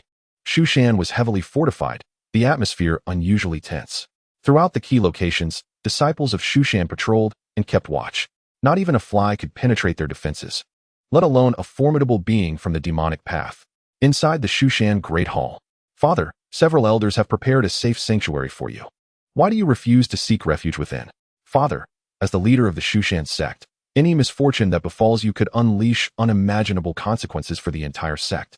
Zhao Cheng knelt on one knee, earnestly imploring his father, Zhao Sihai.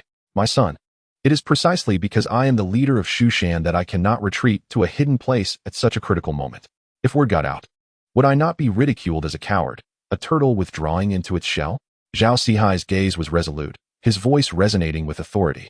But the adversary is a formidable opponent at the out-of-body stage. If he truly invades Shushan, there may be no one capable of opposing him, Zhao Cheng persisted. Such a rogue from the out-of-body realm does not instill fear in me. Zhao Sihai inhaled deeply, his determination unwavering as he declared, if he dares to come. Even if it means our mutual destruction, I will ensure he does not leave Shushan alive. Father, Zhao Cheng clenched his fists, aware that his father had made up his mind, yet feeling helpless. You are the next sect leader, the hope of Shushan. I am old. My life or death matters not, but you must not come to harm.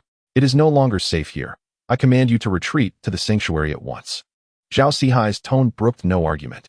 No, I will not leave. I shall remain here to face the enemy alongside you. If that vile rogue from the Ghost Island dares to come, we will vanquish him together. Zhao Cheng shook his head, gritting his teeth defiantly. Chenger, do not be foolish. Your presence here will not aid us. It will only be a hindrance. The 6 great Yuaning elders are stationed outside. You need not worry about my safety. As Zhao Cheng disobeyed, Zhao Sihai's demeanor remained calm, yet authoritative, his tone growing more intense. Father, Zhao Cheng hesitated, torn but ultimately yielding. As he departed the grand hall, the imposing aura on Zhao Sihai's face gradually dissipated. He gazed beyond the hall, his eyes sharpening as he murmured, I shall see how today's nefarious forces intend to claim my life. I, Zhao Sihai, await you here in the great hall of Shushan. Outside the grand hall, several disciples from the discipline hall were patrolling anxiously. Brother Lingyun, do you think that the powerful adversary from Ghost Island will truly invade Shushan to attack our sect leader? The speaker was none other than the youngest disciple, Zhang Qian, assigned to patrol the grand hall. Do not worry, junior sister. Shushan was once a renowned sect across the vast world a millennium ago. Although we may not be as formidable now, we are not a place that the minions of the demonic path can easily offend. Have you not seen? The sect leader remains calm and composed within the grand hall, showing no fear of the adversary from Ghost Island. Suddenly, as the elder spoke, a colossal black hand materialized out of thin air. This hand blotted out the sun, shrouded in dark mist, resembling the hand of a giant demon, radiating an unimaginable energy that violently descended upon Shushan. Boom! With a thunderous explosion, the protective golden array guarding Shushan shattered into countless pieces. Haha! The Black Butcher of Ghost Island has arrived. You wretched beings of Shushan, do not kneel and beg for mercy? The voice echoed ominously. Zhao Sihai, come forth immediately, or I shall sever your head to honor the disciples of Ghost Island. As the black hand receded, it revealed a tall man clad in dark garments. His expression was stern and unyielding, emanating a terrifying aura. This man was none other than the out-of-body stage powerhouse, the Black Butcher of Ghost Island. With his hair wild and eyes cold, he loomed above like a true demon, unleashing a suffocating pressure that swept over Shushan, causing weaker disciples to collapse under its weight. Even a few young cultivators at the Golden Core stage staggered back in fear. Bold demon, you dare to trespass upon Shushan. Your crimes warrant death. Prepare to face justice. At this moment, 6 formidable figures ascended near the grand hall. The 6 Yuaning elders, having laid an ambush, wasted no time as they charged towards the Black Butcher. Shushan, primarily a sword-cultivating sect, saw the 6 elders wield their treasured swords, radiating intimidating brilliance, unleashing dozens upon dozens of powerful sword energies that cleaved through the skies. The 6 elders launched their full might, fully aware that despite their numerical advantage, the opponent was an out-of-body stage cultivator, and they had to seize the opportunity to stand a chance at victory. Child's play. The Black Butcher scoffed, effortlessly swatting away the incoming sword energies with a single hand, conjuring a 100-meter-tall black tiger apparition that roared thunderously, shattering all the sword energies and charging fiercely at the 6 elders. Not good. The 6 elders' expressions changed dramatically as they raised their swords to defend, only to be sent flying hundreds of meters away, bloodied and battered, with a mere casual strike. The Black Butcher had severely injured the 6 elders, rendering them incapable of resistance. This demonstrated the overwhelming power of an out-of-body stage cultivator. I will first slay the leader of Shu Shan, and then eradicate the entire sect, the Black Butcher proclaimed with a wicked smile, soaring towards the Grand Hall. You wish to kill me, Zhao Sihai? Let us see who prevails. A figure burst forth from the Grand Hall, defiantly charging at the Black Butcher. The gleam of the sword illuminated the air, revealing Zhao Sihai, the leader of Shu Shan, wielding a renowned sword. With unwavering determination in his eyes, Zhao Sihai's golden sword emitted a crisp ringing sound as his internal energy surged, making the already formidable blade even sharper. How dare a firefly compete with the brilliance of the moon? The Black Butcher extended 2 fingers, deftly intercepting Zhao Sihai's long-prepared strike. Despite the sword's fierce ringing and the chill emanating from its blade, the Black Butcher remained unfazed. Impossible. Zhao Sihai's surprise quickly transformed into resolve. He unleashed a torrent of energy, his aura surging as he empowered his golden sword, breaking free from the Black Butcher's grasp and aiming for the latter's brow. You dare to forcibly enhance your strength with secret arts? The Black Butcher was momentarily taken aback, but quickly reacted, instinctively shifting to the left to evade a fatal blow, though the sword still grazed his shoulder. Clang! As the golden sword pierced the Black Butcher's shoulder, it was halted by an immense force, unable to penetrate further. How can this be? Zhao Sihai furrowed his brow, taken aback by the outcome. This is the Ghost Island's ultimate technique, the Diamond Demon Body. With your abilities, you lack the qualification to break through it. The Black Butcher's gaze turned frigid, his expression slightly contorted. Despite being an out-of-body stage cultivator, he had been wounded by Zhao Sihai, a mere late-stage Yuan-ing cultivator, an utter humiliation. You, the leader of Shu Shan, dare to wield your sword before me with your mere late-stage Yuan-ing cultivation? It seems Shu Shan has truly fallen. Thus, it has no reason to continue to exist. As the words fell, the formidable Black Tuo unleashed a tremendous force, sending Zhao Sihai's sword flying and striking him fiercely in the chest. Blood spewed from Zhao Sihai as he was hurled several hundred meters away. The leader of the Shu Shan sect had been defeated. Indeed, he was no match for a formidable figure in the out-of-body stage. Now, we of the demonic path can trample Shu Shan. Observing Zhao Sihai's grievous injury, the cultivators of the demonic sect, following closely behind Black Tuo, were stirred with excitement. Once a formidable power that instilled fear, Shu Shan had now diminished to a state where it could not withstand a single strongman from Ghost Island. If they could obliterate Shu Shan today, not only would they seize its cultivation resources, but the prestige of the demonic path would also soar to unprecedented heights, capable of intimidating all factions across the realm. The severely injured Zhao Sihai fell right before Zhang Qian and her fellow disciples. Without a moment's hesitation, Zhang Qian rushed forward, shielding the barely conscious leader behind her. Get away, little girl. I shall take Zhao Sihai's head. Black Tuo advanced menacingly, his terrifying aura causing the disciples to tremble at their very core. I will not. Though shaken by the overwhelming pressure, Zhang Qian gritted her teeth, raising her sword, aiming it at the approaching Black Tuo. You seek death. Black Tuo, furious at the audacity of the Shu Shan disciple daring to obstruct him, unleashed a powerful slap, a gust of wind akin to a tempest rushing toward Zhang Qian. Zhang Qian's beautiful eyes widened in terror as she sensed the overwhelming aura of death. How could her foundational cultivation withstand such a terrifying onslaught? Just at that critical moment, a clear and resonant sword cry reverberated through the heavens. The tempestuous force of Black Tuo's palm was shattered by an exceedingly powerful sword light.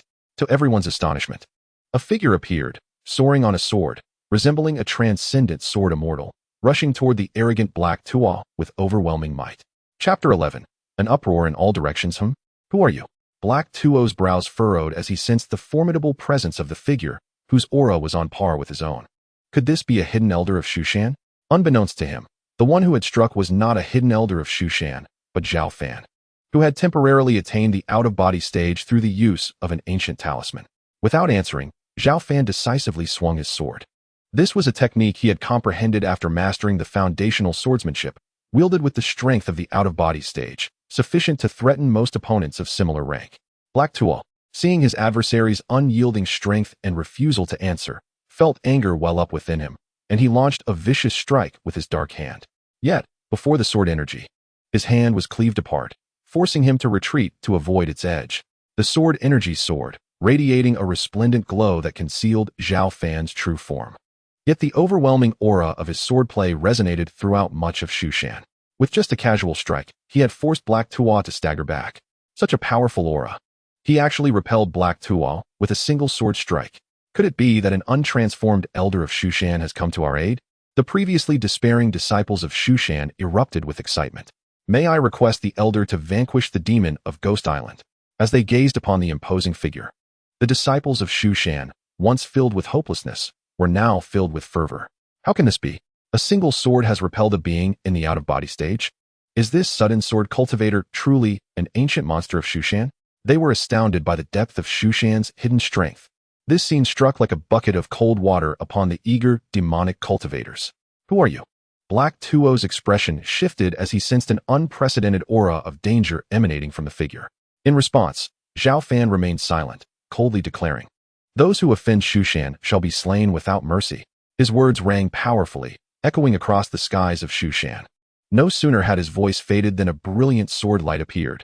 The sword light blazed with intensity, accompanied by a thunderous roar, akin to a vast galaxy slicing through the heavens, unyieldingly aiming at Black Tuo. Not good.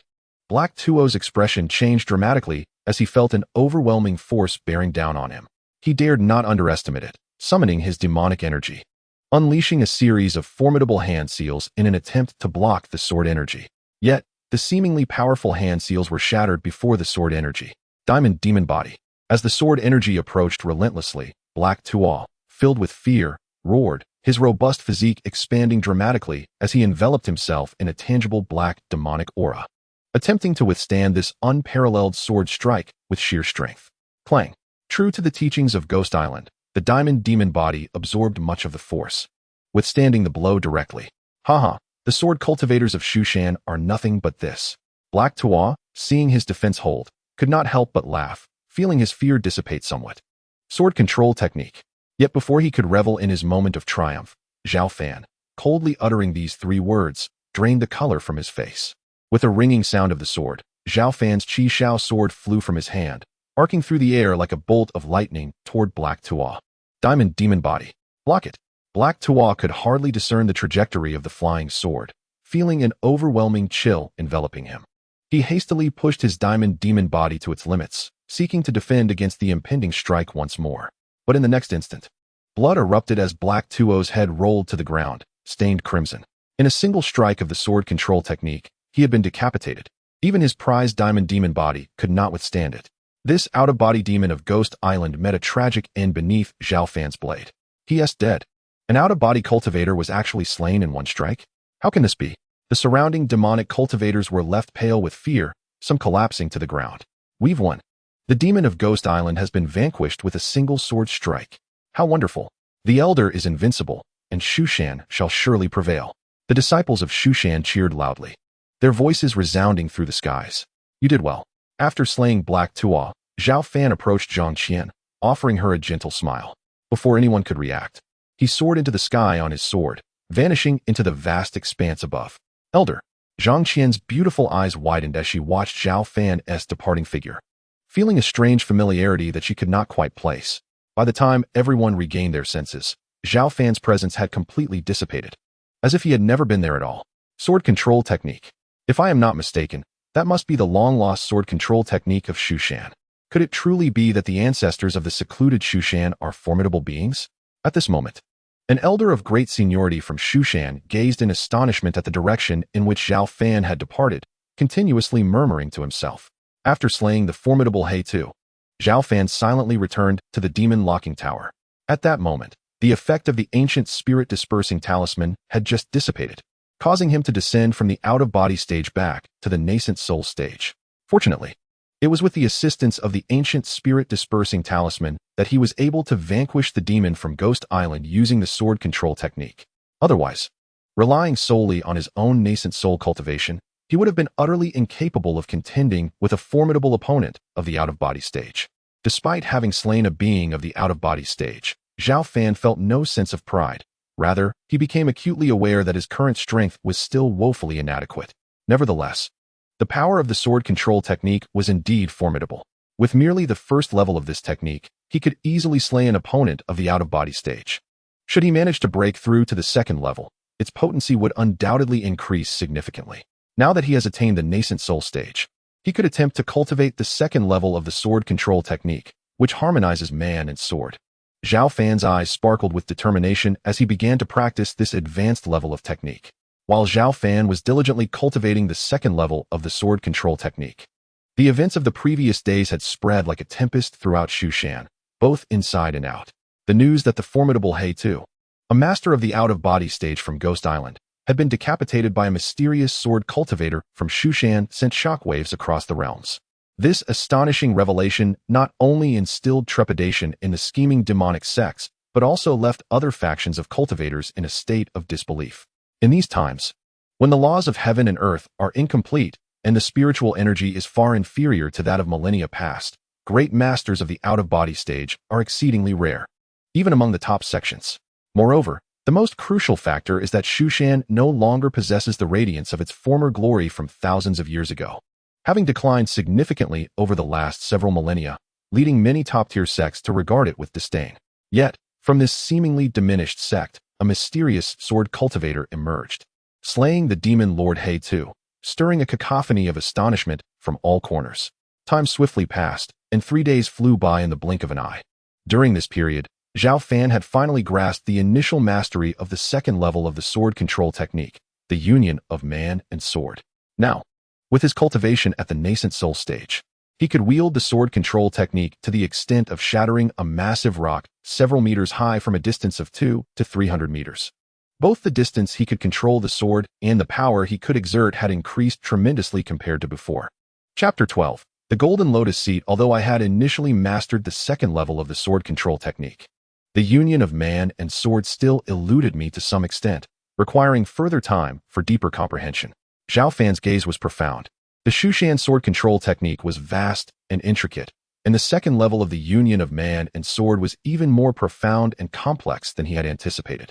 Were it not for his innate sword body, other cultivators might require decades, if not longer, to achieve even a preliminary mastery. Based on Zhao Fan's estimation, to fully comprehend the union of man and sword, he would need several months or even longer. Would you like to begin signing in? At that moment, the system reminded him, as it often did. Sign in, Zhao Fan replied habitually. Ding. Sign in successful. Reward, Golden Lotus Seat. As the system's voice faded, a Golden Lotus Seat appeared out of thin air. A Golden Lotus Seat? Zhao Fan stared at the suddenly materialized Golden Lotus Seat, momentarily taken aback. System. What is the purpose of this Golden Lotus Seat? He inquired after a brief hesitation. The Golden Lotus Seat is forged from supreme celestial gold and is a rare treasure that aids in cultivation. When cultivators sit upon it, they can accelerate the refinement and absorption of heavenly spiritual energy, thereby enhancing their cultivation speed, the system explained in his mind. So it is a treasure that accelerates cultivation. I must test its efficacy. Zhao Fan eagerly sat upon the Golden Lotus Seat to experience its effects. Indeed, the moment he settled down, he felt an overwhelming influx of heavenly spiritual energy converging around him, its sheer volume far surpassing what he had previously experienced during his cultivation. With the assistance of the Golden Lotus Seat, Zhao Fan felt as if he had transformed into a black hole, continuously refining and absorbing the surrounding spiritual energy. This was simply incredible. Since Zhao Fan had broken through to the nascent soul stage, both the speed of his cultivation and the increase of spiritual power within him had become exceedingly sluggish. Even after several days of cultivation, he had barely accumulated a fraction of spiritual power. However, now, with the aid of the Golden Lotus Seat, he had only sat for a short while, and already his internal spiritual power had increased noticeably, with efficiency improved by at least a tenfold compared to before. Truly, it is a remarkable treasure for aiding cultivation. A smile graced Zhao Fan's face. The effects of the Golden Lotus Seat surpassed his expectations. With this assistance, perhaps he would not require too long to advance to the mid-nascent soul stage. Zhao Fan's gaze flickered as he mused softly to himself. Under normal circumstances, Advancing in the nascent soul stage is a daunting endeavor, demanding countless years of arduous cultivation. However, with the Golden Lotus Seed, Zhao Fan's cultivation time was significantly reduced. Just as Zhao Fan prepared to continue his practice, he heard light footsteps approaching from outside the demon locking tower. "Brother, I have brought you food," came the cheerful voice of his junior sister, Zhang Qian, from outside the tower, her laughter like the tinkling of silver bells. "I have prepared several new dishes for you today, including braised fish and fragrant pork ribs." Zhang Qian, lively and exuberant, introduced each dish before Zhao Fan could respond. "You seem to be in particularly good spirits today, junior sister," Zhao Fan remarked with a faint smile. "Of course," Zhang Qian giggled, then added with excitement, "Brother, did you know? A few days ago, that demon lord He Tu from Ghost Island attempted to invade our Shushan and assault the sect leader, only to be slain by a mysterious sword cultivator from our sect. Now, all the demonic sects have retreated from our Shushan's territory, no longer daring to threaten us. I was present that day and witnessed the extraordinary prowess of that sword cultivator as he struck down the demon lord with a single blow. Before departing, that sword cultivator even complimented me." Recalling the events of those days, Zhang Qian's heart raced, her cheeks flushed with excitement as she relayed the story to Zhao Fan. "Is that sword cultivator truly that formidable?" Zhao Fan chuckled inwardly, knowing the girl was speaking of him, and feigned curiosity. "Absolutely. Even the demon lord of the out-of-body stage was decapitated by that sword cultivator with a single strike. If only I had half of that cultivator's strength, I could draw my sword and descend the mountain to vanquish those wicked demons," Zhang Qian exclaimed, shaking her small fists in indignation. "Indeed, as long as you diligently cultivate, junior sister, you will undoubtedly become a powerful figure in our Shushan," Zhao Fan said with a smile. "Hee, brother, I know you are praising me, but with my aptitude, it is uncertain how many years it would take for me to even break through from the early foundation establishment stage to the mid-foundation establishment stage," Zhang Qian shyly replied, her cheeks tinged with embarrassment. She possesses a profound self-awareness of her potential. 3 years ago, she was a foundational level cultivator. Yet despite the passage of time, she remains entrenched in the same realm. It is not merely the aspiration to become a formidable sword master that eludes her. Even reaching the golden core stage seems an unattainable goal for her throughout her life.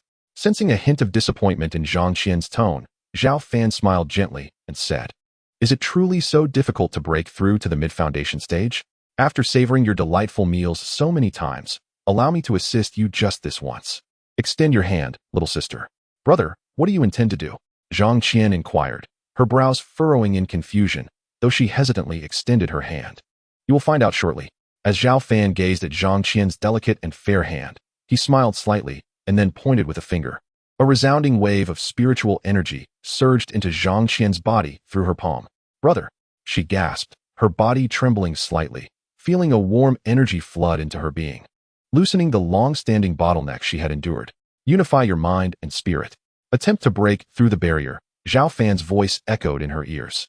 Though taken aback, Zhang Qian recognized the gravity of the moment and promptly closed her eyes, focusing intently on transcending her previous limitations. Half an hour later, a series of crackling sounds emanated from Zhang Qian's graceful form as her aura surged visibly. "Oh my, I actually broke through to the mid-foundation stage," she exclaimed, her bright eyes wide with astonishment and joy. "Congratulations on your successful breakthrough, little sister," Zhao Fan said, beaming with pride. "Brother, was it your assistance that enabled my breakthrough?" Zhang Qian stared at Zhao Fan in disbelief. "I merely lent you a hand. The most crucial factor was your own accumulation.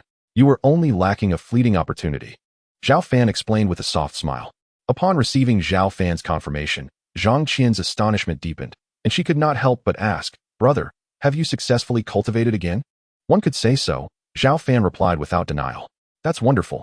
You are truly remarkable, brother," Zhang Qian expressed her genuine happiness, realizing that Zhao Fan's strength far surpassed her expectations. It was evident that even the elders of Mount Shu would find it challenging to aid a foundational-level disciple in breaking through their bottleneck, illustrating the astonishing nature of Zhao Fan's abilities. While she marveled at Zhao Fan's cultivation prowess, Zhang Qian did not associate him with the enigmatic sword master. In her subconscious, she believed that even if Zhao Fan had regained his powers, he could not possibly possess the strength to vanquish a spirit out-of-body stage demon. "Please refrain from spreading the news of my successful cultivation for the time being," Zhao Fan cautioned after a moment of reflection. "Rest assured, brother, I shall keep it a secret. Thank you sincerely for your help earlier," Zhang Qian said earnestly. There's no need for such formality. It was merely a trivial effort on my part, Zhao Fan replied with a light-hearted smile. What seemed trivial to him was, in fact, a monumental kindness to Zhang Qian. I promise to find a way to repay you in the future, she stated, her expression earnest. Without Zhao Fan's assistance, she could only imagine how much longer it would have taken her, perhaps half a year or even several years, to break through successfully. Repayment is unnecessary. Just prepare me a few delightful meals in the future, or share some interesting tales of the outside world, Zhao Fan said dismissively, smiling. All right, I shall do so. Zhang Qian responded cheerfully, her spirits lifted. By the way, there is another matter I believe I should discuss with you. Before Zhao Fan could speak, Zhang Qian hesitated and said, I heard that during the last encounter with the demon from Ghost Island, our sect leader was gravely injured, and as of now, the situation does not appear optimistic. Moreover, with news of the sect leader's wounds spreading, the 6 major sword factions under Mount Shu have begun stirring restlessly, prompting Zhao Cheng, the young sect leader, to become overwhelmed. The 6 major sword factions? Zhao Fan's eyes narrowed slightly at the mention. During his previous life as the young sect leader, the 6 factions had been a constant source of concern. Although they are nominally under the authority of Mount Shu, the decline of the sect over several millennia had fostered their desire for independence. When the demon from Ghost Island wreaked havoc upon Mount Shu, the 6 factions had remained indifferent, failing to send any reinforcements. I understand. I trust Zhao Cheng will manage the situation adequately, Zhao Fan replied, not probing further.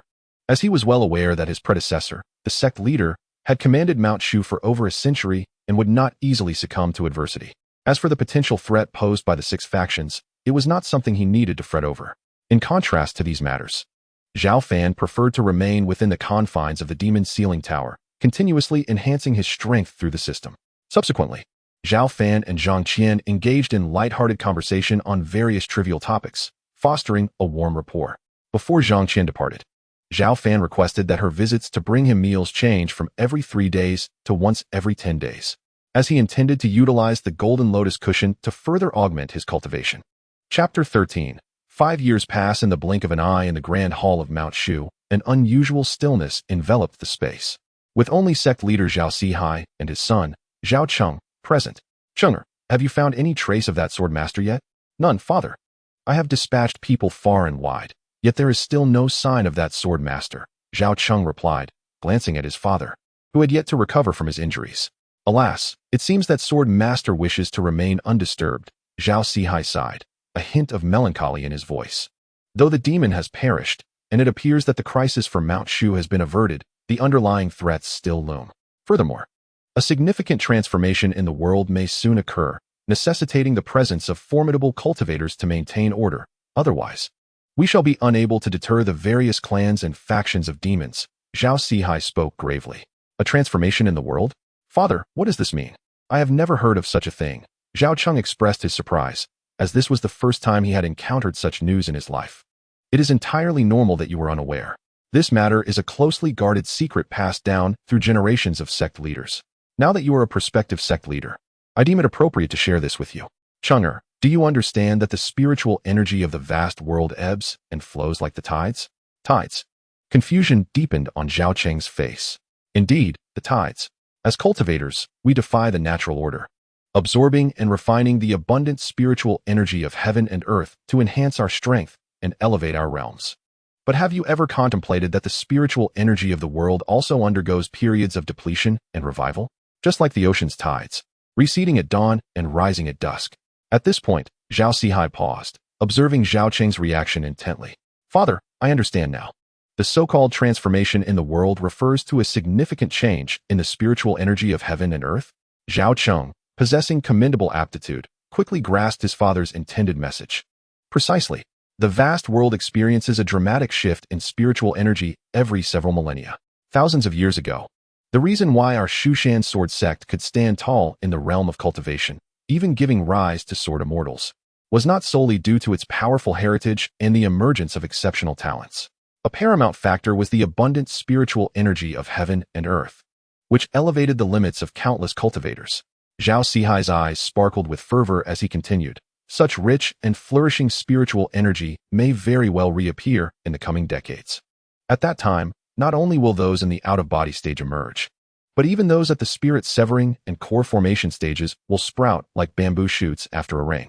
Upon hearing this, Zhao Cheng's eyes widened in disbelief as he murmured, "Father, you cannot be deceiving me, can you?" "There is no need for me to deceive you," Zhao Sihai replied. "If our Shu Shan can seize this opportunity, it is not impossible to recreate the glory of millennia past."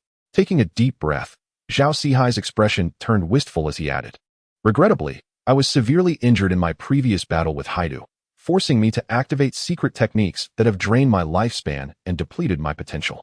Otherwise, Zhao Sihai sighed heavily, then turned to Zhao Cheng and said earnestly, "Cheng'er, I am already nearing my end, yet you are the hope of Shu Shan.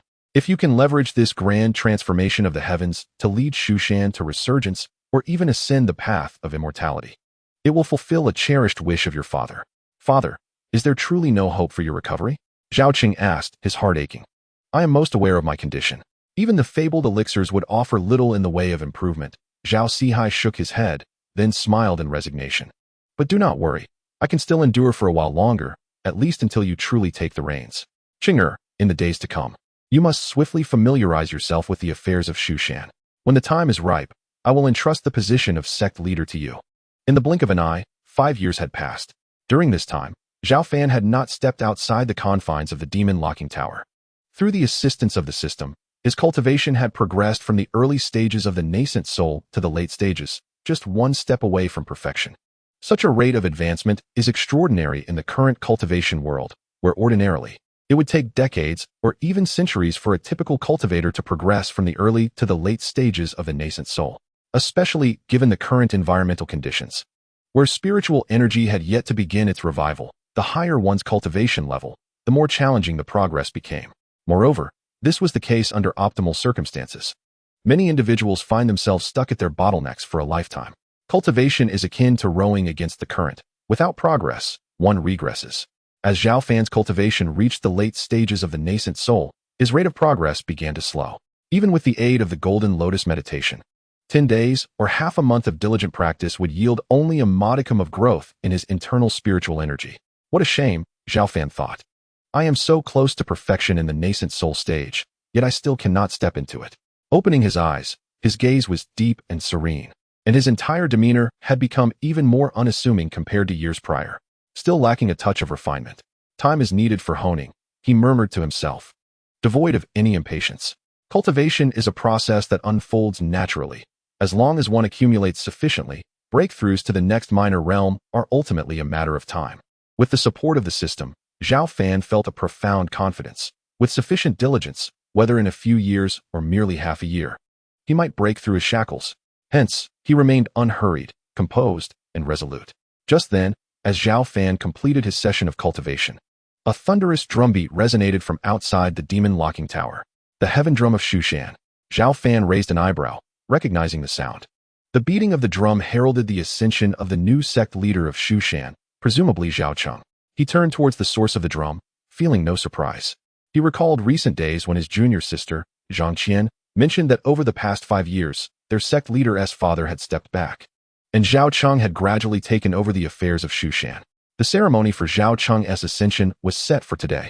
What joy is there in being sect leader? Zhao Fan mused. One must concern themselves with the myriad affairs of Shu Shan. It is far preferable to remain quietly within the demon-locking tower and strengthen oneself through the system. He shook his head, a self-deprecating smile gracing his lips. Would you like to sign in? At that moment, the familiar prompt from the system echoed in his mind. Sign in. Ding. Sign in successful. Reward, golden armored puppet. With the system's announcement, a towering golden armored puppet materialized before Zhao Fan. What is this golden armored puppet? Zhao Fan was taken aback. Over the past 5 years, he had received various rewards such as elixirs, martial arts, weapons, and treasures, but he had never encountered such an item.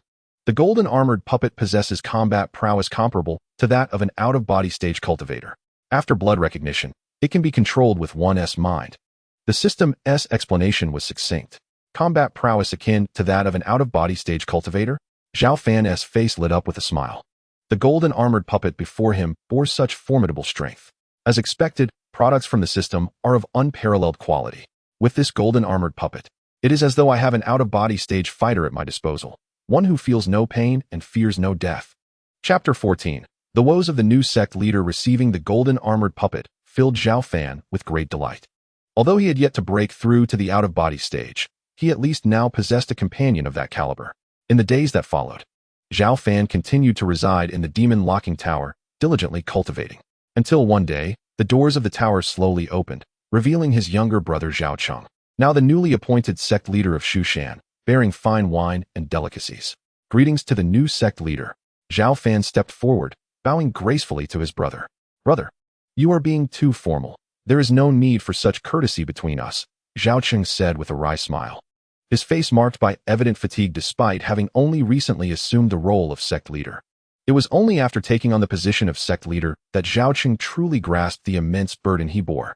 The vastness of Shu Shan, with its thousands of disciples and countless subordinate forces, made the task of governing it exceedingly challenging.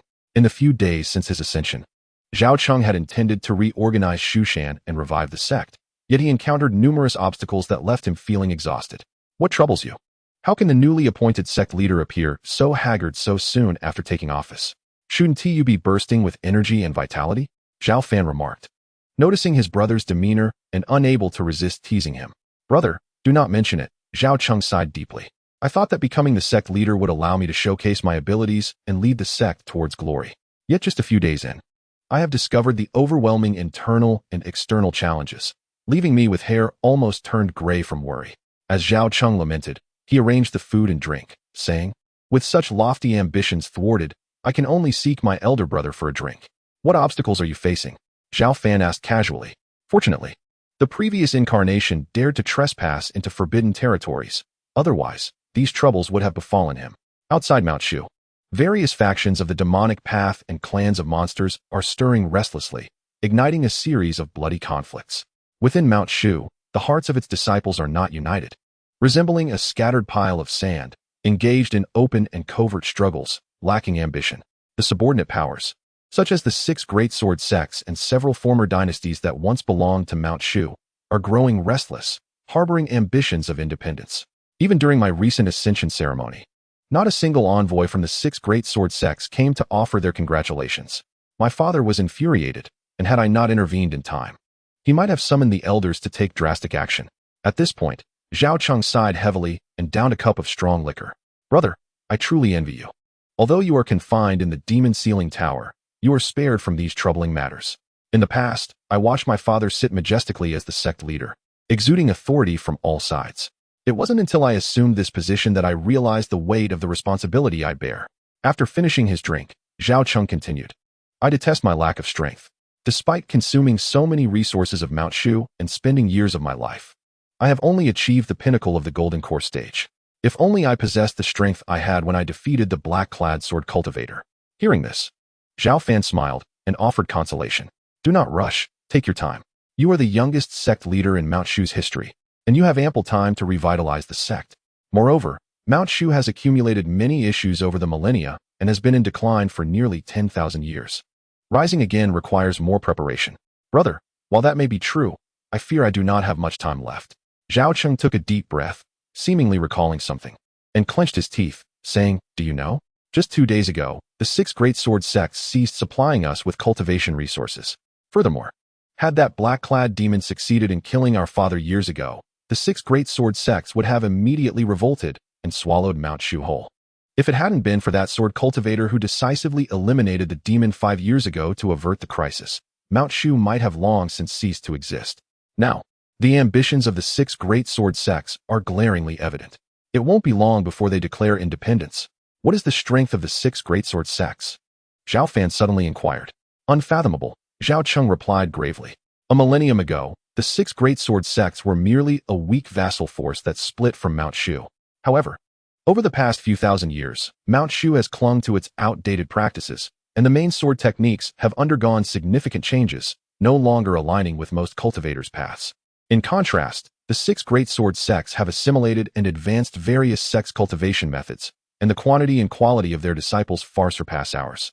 As for their top cultivators, their numbers exceed ours by several times. Upon hearing this, Zhao Fan came to a realization. Zhao Cheng's assessment of the 6 great sword sects' desire for independence was indeed understandable.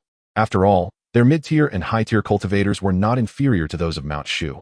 Why should they continue to pay homage to Mount Shu and willingly remain a vassal? Those vassal factions sought protection from Mount Shu, but when their strength eclipses that of Mount Shu, why should they bow to Mount Shu's whims? If they have grown strong enough, should they not be allowed to establish their own independence? That is utterly unacceptable, Zhao Cheng interjected, his brow furrowed. Brother, allowing them to successfully declare independence would not only diminish Mount Shu's prestige, but also lead to substantial losses in cultivation resources. Much of Mount Shu's resources come from those vassal factions, and if the 6 great sword sects succeed in their independence, other vassals may follow suit. Mount Shu's foundation would be unstable, and it would be far from a resurgence. We would be teetering on the brink of annihilation. So there is this connection. Zhao Fan mused. Is there no alternative? An alternative? Zhao Cheng let out a bitter laugh, saying, unless that sword cultivator personally emerges to lend strong support, I have no way to turn the situation around. Otherwise, the consequences for Mount Shu would be dire. Do not worry. A solution will inevitably present itself. Zhao Fan reassured gently. Let us hope so, Zhao Cheng replied, shaking his head, aware that his brother was merely trying to comfort him.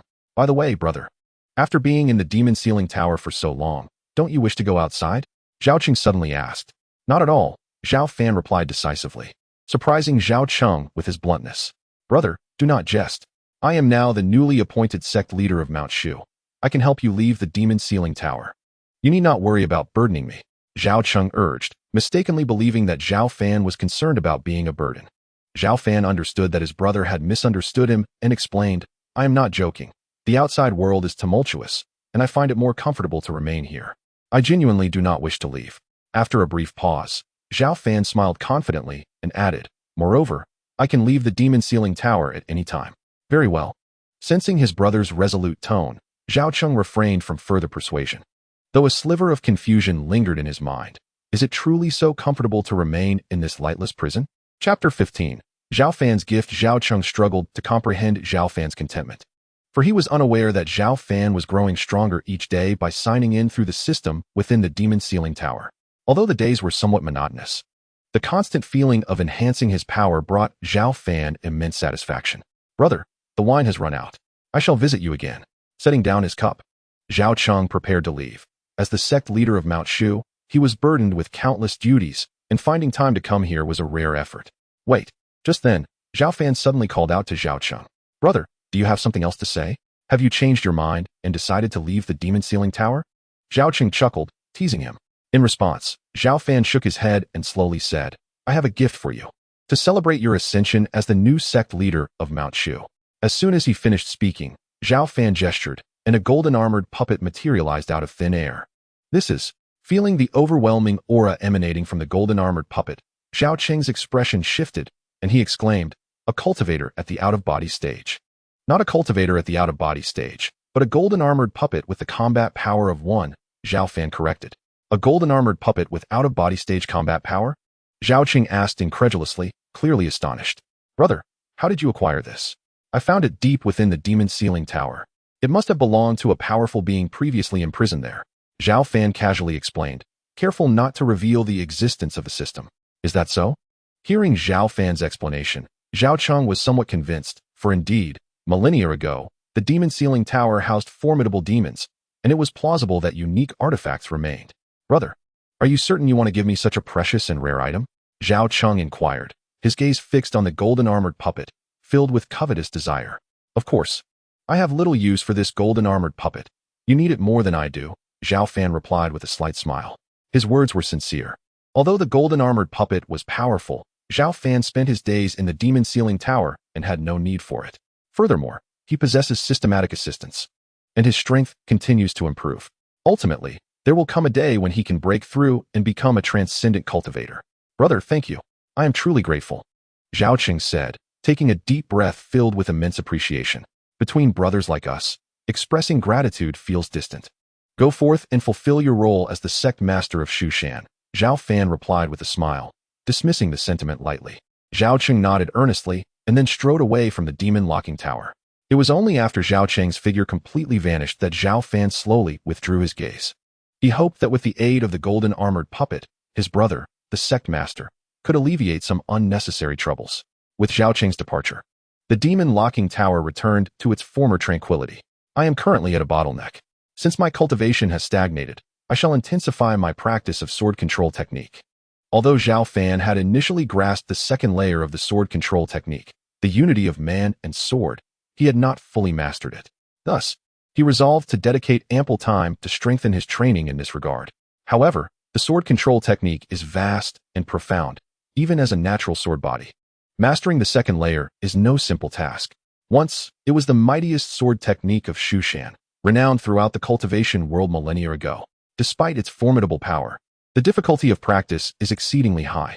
Even during the glorious era of Shu Shan, when many talented individuals emerged, few could completely master the second layer, let alone achieve perfection across all 9 layers. The more powerful the martial arts, the greater the expenditure of time and energy required from the cultivator. Time in cultivation is elusive, and in the blink of an eye, another decade has passed. It is now the 18th year since Zhao Fan arrived at the Demon-Locking Tower. Through his diligent efforts, he has fully mastered the second layer of the sword control technique, achieving the realm of man and sword in unity. Not only that, but he has also made slight progress in his cultivation, breaking through from the late Yuanying stage to the perfected Yuanying stage, just half a step away from the transcendent stage. Although the speed of his advancement pales in comparison to his past, Zhao Fan felt a sense of satisfaction.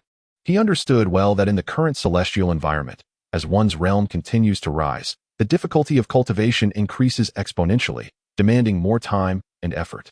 To elevate from the late Yuanying stage to the perfected stage in a mere decade is already considered a swift pace. Otherwise, for other cultivators, advancing even a small realm within the Yuanying stage could take decades or even centuries of relentless effort. I can attempt to break through to the transcendent stage at any moment. However, I still need to consolidate for a while. Only then can I ensure the greatest likelihood of a successful breakthrough.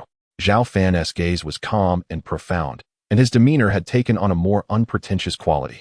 Akin to a divine sword yet to be unsheathed, its momentum restrained to the utmost, but once drawn, capable of astonishing the heavens. "Senior brother, I have brought your meal." At that moment, a sweet and melodious voice echoed from outside the demon-locking tower. Over the years, Zhang Qian had transformed from a junior sister of the discipline hall into a mentor for many new disciples, yet she remained undeterred, personally bringing Zhao Fan meals every 10 days. "This time, I have brought braised pork, sauerkraut fish, and several of your favorite side dishes." Zhang Qian set down the food box and handed the fragrant dishes inside. "The flavor is delightful." Zhao Fan savored the delicious meal, nodding in satisfaction. "Senior brother, quite a bit has happened in Shu Shan recently. Are you aware? The current sect master is diligently implementing reforms and redistributing cultivation resources among the disciples and elders." Zhang Qian said, her excitement palpable. "Redistributing cultivation resources?" Zhao Fan inquired, intrigued. "Yes, I think it's a wonderful idea. Resources will be allocated based on the contributions of disciples and elders. Otherwise, previously, some disciples and elders monopolized resources due to their seniority, contributing nothing to the sect, acting like parasites. Such reforms are quite beneficial," Zhao Fan remarked with a smile, affirming her words. "Indeed, while we disciples support it, it has faced significant opposition and obstruction from many elders. Just recently, several inter-sect elders conspired with the 6 great sword sects to stage a rebellion against the sect master. Fortunately, our sect master has a powerful transcendent cultivator by his side who swiftly dealt with those treacherous elders. This incident has heightened tensions between Shu Shan and the 6 great sword sects." Zhang Qian continued, her tone tinged with indignation. "Thankfully, the sect master remained composed. Otherwise, if it were me, I would have certainly led a charge to flatten the 6 great sword sects. Perhaps the sect master is not merely calm, but rather wary of the 6 great sword sect strength, which is why he has not acted hastily," Zhao Fan replied, shaking his head with a gentle smile. He understood Zhang Qian's sentiments. As a disciple of Shu Shan, anyone would feel incensed upon hearing such news. However, the reality is that his brother, the sect master, likely still harbored reservations regarding the strength of the 6 great sword sects, hence the restraint. Otherwise, given Zhao Fan's understanding of him, Shu Shan would certainly not be so tranquil today. Chapter 16. Observing rain and breaking through after a brief conversation. Once Zhao Fan finished his meal, Zhang Qian took the food box and departed. Now a qualified junior sister of the discipline hall, her responsibilities included mentoring several new disciples alongside her cultivation, leaving her with considerably less free time than before. As Zhang Qian left, the demon-locking tower returned to its customary silence. However, unlike the tranquility of the tower, Shu Shan was rife with undercurrents. With the news of several elders colluding with the 6 great sword sects, and failing in their rebellion spreading. Most members of Shushan were seething with anger, and some radical disciples clamored for severe punishment against the 6 great sword sects. Yet, the current sect master Zhao Cheng and the higher-ups of Shushan maintained a degree of restraint. Nonetheless, it was evident to all that relations between Shushan and the 6 great sword sects had reached a breaking point. Other cultivation sects were eagerly awaiting the unfolding drama, knowing that if this matter was mishandled, it could result in a significant blow to Shushan's reputation. Zhao Fan chose to ignore these events, remaining focused on his cultivation within the demon-locking tower. He had advanced to the perfected Yuanying stage, a mere half-step away from the transcendent stage. But that half-step was not as straightforward as it seemed. It required specific opportunities and timing to successfully break through in one go. It is worth noting that the notorious Ghost Island's Black Butcher had secluded himself overseas for centuries before achieving the transcendent stage. Of course, Zhao Fan's talents and opportunities far exceeded those of Black Butcher, especially with the assistance of the system. Boom.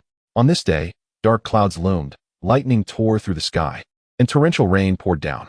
Shushan's climate had been dry for decades, making this sudden downpour a rare meteorological phenomenon. Strangely, the rain seemed to carry a dense concentration of spiritual energy. Gazing at the large raindrops, Zhao Fan's expression remained calm and profound as he sensed the anomaly. His keen senses allowed him to perceive the surrounding spiritual energy density increasing significantly with the onset of this unexpected rain. Could it be a rare celestial phenomenon? Zhao Fan murmured to himself, reflecting on the rare celestial phenomena that occasionally manifest throughout history. Perhaps today's rain is one such occurrence. As the downpour intensified, the nearly saturated spiritual energy within Zhao Fan surged unexpectedly, reminiscent of a tranquil ocean suddenly roiling into tumultuous waves. The bottleneck phase seems to have loosened considerably. Perhaps I can leverage this moment to break through to the out-of-body stage. To his astonishment, with the onset of the heavy rain, the once solid bottleneck not only softened, but his internal spiritual energy exhibited a marked and vigorous increase. A smile graced his face as he hesitated no longer, commencing a full-scale effort to transcend his previous limitations. The rain fell relentlessly. Even the demon-infested demon-locked tower was inundated with an unceasing influx of natural spiritual energy. Under this immense deluge of spiritual essence, Zhao Fan's aura ascended at a visibly remarkable pace. Boom. Time became irrelevant as a deafening roar erupted from the depths of his being. Simultaneously, a hazy energy body, akin to moonlight, began to coalesce at his brow. This was unmistakably the Yuan spirit, a hallmark of those at the out-of-body stage. The primary distinction between the out-of-body stage and the nascent soul stage lies in the manifestation of the Yuan spirit. The Yuan spirit, born of essence, energy, and spirit, possesses the ability to detach from the body. It can, in an instant, perceive every blade of grass and tree around, wielding boundless utility. This is the out-of-body stage. Zhao Fan felt an overwhelming surge of power coursing through his limbs, with his internal spiritual energy swelling significantly, rendering him multiple times stronger than before. Most importantly, upon successfully condensing the Yuan spirit, his 5 senses experienced a profound enhancement. This groundbreaking elevation brought a radiant smile to Zhao Fan's face. He had initially believed that a considerable amount of time would be required to ensure a successful breakthrough, yet the rain had expedited the process. The formidable aura of the out-of-body stage reverberated throughout the majority of the demon-locked tower, and it was only after a significant duration that Zhao Fan regained his composure. Despite his premature success, he remained humble. The path of cultivation is endless, and the out-of-body stage is merely a modest peak along the arduous journey to the true pinnacle of immortality. Chapter 13. The Great Hall of Mount Shu. Cheng'er, have you made up your mind? Are you truly going to take action against the 6 great sword sects? The former sect master, Zhao Sihai, gazed at his son, now the esteemed sect master, Zhao Cheng, with a furrowed brow. Father, I have indeed made my decision.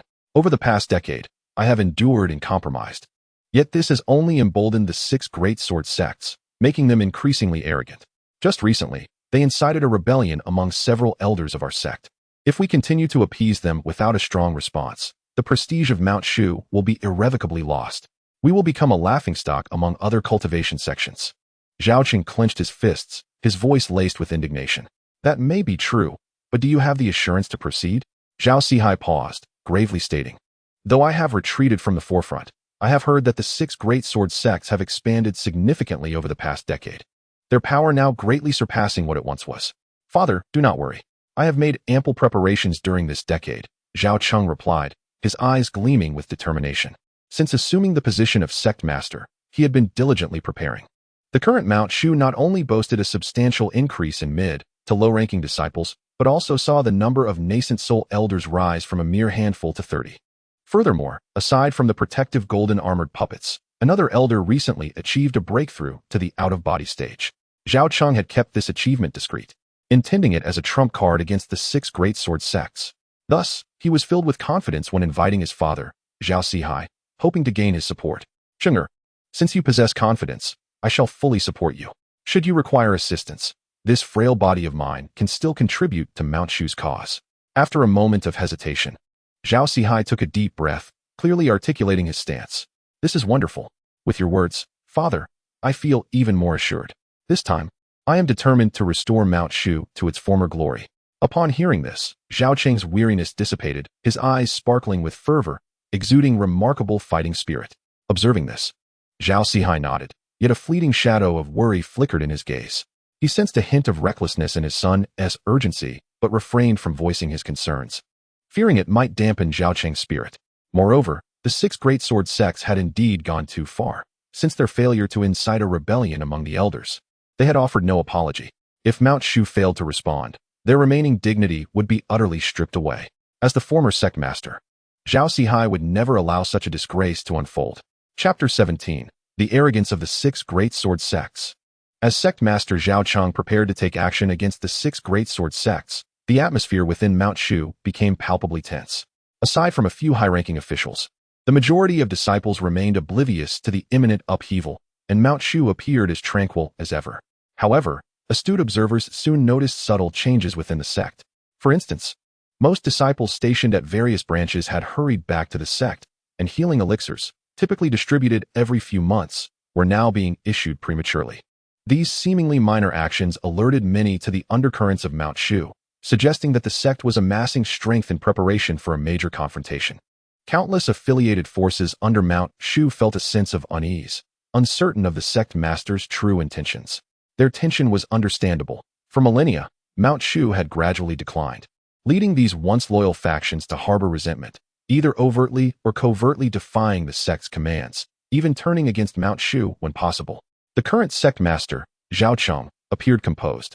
Yet his recent sweeping reforms and decisive actions against several rebellious elders forced everyone to re-evaluate their perception of him as an ambitious leader. Speculation abounded. Yet none could foresee that Zhao Cheng was genuinely preparing to confront the 6 great sword sects. Zhao Fan, too, was oblivious. Since his breakthrough to the out-of-body stage, he had immersed himself in mastering the 3rd layer of sword control technique, the realm of manifesting swords from thin air. This 3rd layer presented a challenge several times greater than the 2nd, and despite Zhao Fan's innate sword body, he found the concepts difficult to grasp. He remained engrossed in his training, spending his days within the Demon Lock Tower, enhancing his powers through systematic sign-ins, showing little interest in the chaos of the outside world. Only every 10 days, when his junior sister, Zhang Qian, brought him meals, did he receive snippets of news from the outside. As a regular disciple of Mount Shu, Zhang Qian had little means to uncover significant developments, often sharing only hearsay, which Zhao Fan regarded as mere curiosities, paying them little heed. As time passed, Zhao Fan's strength continued to grow slowly. Uncertain if it was merely his imagination, he began to perceive that, following that day of torrential rain, the spiritual energy in the surrounding environment seemed to have thickened considerably. Under normal circumstances, the cultivation during the out-of-body stage is significantly more challenging than that of the nascent soul stage, perhaps by a factor of 10. However, with the increase in the spiritual energy of heaven and earth, much of this difficulty has been mitigated. In the blink of an eye, several months have passed, and Zhao Fan has firmly consolidated his cultivation at the initial stage of out-of-body. Furthermore, due to his solid foundation and the fact that he practices top-tier techniques, Zhao Fan's overall combat strength has become exceedingly formidable. He is confident that, even within the initial stage of out-of-body, he surpasses the formidable Black Butcher from Ghost Island by several times. One day, when Zhang Qian came to deliver a meal, she brought with her surprising news. Just 2 days prior, the current sect leader, Zhao Cheng, issued a decree inviting the heads of the 6 major sword sects to attend the 200th birthday celebration of the former sect leader, Zhao Sihai, on the 15th of this month.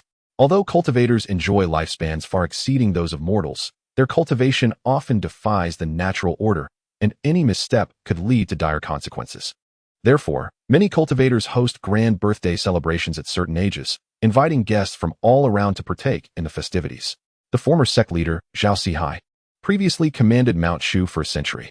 Even though he is now retired, the scale of his birthday celebration necessitates the attendance of high-ranking members of Mount Shu and the leaders of its subsidiary forces to demonstrate their respect. Thousands of years ago, during Mount Shu's most glorious era, whenever an elder within the sect hosted a birthday feast, not only the subordinate forces, but even those with distant ties to the sect would seize the opportunity to ascend the mountain and present grand gifts to gain Mount Shu's favor. However, at such a sensitive time, the sect leader's invitation to the 6 major sword sects for the former leader's birthday celebration appears to be a calculated provocation. Should the 6 sects refuse, Mount Shu could accuse them of disrespect and dispatch countless disciples to retaliate. As this news spread, not only did it cause an uproar within Mount Shu, but it also shocked other observing sections. For thousands of years, the past leaders of Mount Shu have struggled to manage the increasingly powerful subsidiary forces, often resorting to compromise. But now, is the current sect leader truly prepared to take decisive action against this hidden threat? With the sect leader's decree echoing through the realm, all became aware that a fierce conflict between Mount Shu and the 6 major sword sects might be on the horizon. Zhao Cheng, it seems, is rather hasty. But do the 6 major sword sects truly dare to challenge Mount Shu? Gazing at the sky beyond the demon-locking tower, Zhao Fan's expression turned contemplative and serene. Typically indifferent to worldly affairs, he found himself quietly invested in this matter. For Zhao Cheng is his brother, and he could not remain passive if a crisis were to arise. As the day of the 15th approached, the birthday celebration for the former sect leader, Zhao Fan, unfolded. Yet not a single leader from the 6 major sword sects graced the event with their presence, not even sending a representative. The anger within Mount Shu reached a boiling point. While they were aware of the audacity of the 6 sects, they never imagined that they would completely disregard Mount Shu. The absence of any representatives from the 6 major sword sects at the 200th birthday celebration of the former sect leader was a blatant slap in the face to Mount Shu. On that very day, sect leader Zhao Cheng convened the elders to formally discuss measures against the 6 major sword sections. The news sent shockwaves throughout the realm. The Qingfeng sword sect had been the most prosperous among the 6 major sword sects in recent years. On this day, many individuals gathered at Qingfeng sword sect, including the leaders of the 6 sects. Hong Xiong of the Qingfeng sword sect, Feng Lu of the Quanzhan sword sect, Qi Zhang of the Bishua sword sect, Shi Shan of the Shanhua sword sect, Bei Feng of the Jindao sword sect, and Xiao Budong of the Heifeng sword sect. It is truly laughable that a mere 10-year sect leader from Mount Shu believes he can take action against us 6 major sword sections. Does he think that Mount Shu today is still the top-tier cultivation sect that commanded the world thousands of years ago? With a self-deprecating smile, Hong Xiong, the leader of Qingfeng, surveyed the others and inquired, as leaders of your respective sects, how do you plan to respond to this impudent young lord from Mount Shu?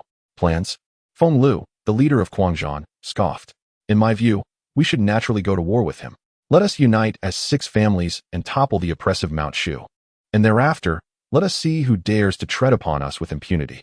Indeed, Feng Lu speaks wisely. That aligns with my stance as well. I am in full support, echoed the other sect leaders, nodding in agreement. They had long harbored discontent towards Mount Shu's governance, and rather than endure humiliation as before, they deemed it better to rise in rebellion. After all, in the world of cultivation, strength alone speaks volumes. Excellent. Since all of you share the same sentiment, let us formally ally. Hong Xiong of the Qingfeng sword sect replied, satisfied, and continued. However, should we engage in battle, even if we manage to topple Mount Shu, we will still incur significant losses. Therefore, I propose that we arrange for the strongest cultivators from each sect to infiltrate Mount Shu and eliminate that young Lord Zhao Cheng, thereby subduing Mount Shu's higher-ups. This way, we can achieve our goals without bloodshed, and our 6 sects need not pay a heavy price. That is a commendable suggestion. Feng Lu nodded, his eyes gleaming with ambition. Just recently, an elder from my Quanzhan sword sect broke through to the out-of-body stage. If he were to ascend Mount Shu, he would surely be capable of slaying Zhao Cheng. I too am willing to dispatch a senior from the Bishua sword sect who has attained the out-of-body stage to join in the assault on Mount Shu, chimed in Qi Zhang. We at the Jindao sword sect are prepared to do the same, and so are we from the Shanhua sword sect. In a matter of moments, under the leadership of Hong Xiong from Qingfeng sword sect, the 6 major sword sects forged a temporary alliance. agreeing to each send one out-of-body stage cultivator to jointly assault Mount Shu. Chapter 18. Taking the initiative while out-of-body stage cultivators are rare. Each of the 6 major sword sects possesses such a figure, for how else could they dare to openly challenge Mount Shu? This is the true foundation of their confidence. Meanwhile, within the Grand Hall of Mount Shu, the current sect leader Zhao Cheng welcomed an elder personally. Before him stood an old man with a youthful visage and white hair, his eyes sparkling with vitality, his seemingly frail body radiating an astonishing aura that left all in attendance in awe. Elder Wu, you have finally arrived. Zhao Cheng beamed upon seeing the elder. For this was the individual who had recently broken through to the out-of-body stage. His name was Wu Hai, a venerable elder of great seniority. In the current landscape of Mount Shu, aside from the enigmatic sword cultivator, he was the most powerful practitioner. Thus, even as the current sect leader, Zhao Qing treated him with utmost respect. The purpose of summoning Elder Wu was to seek his consent before taking action against the 6 major sword sections. Greetings, Elder Wu. We pay our respects to Elder Wu. The high-ranking members of Mount Shu bowed respectfully to Elder Wu. Please, no need for formalities. Wu Hai waved his hand dismissively, exuding the warmth of a kind and gentle elder.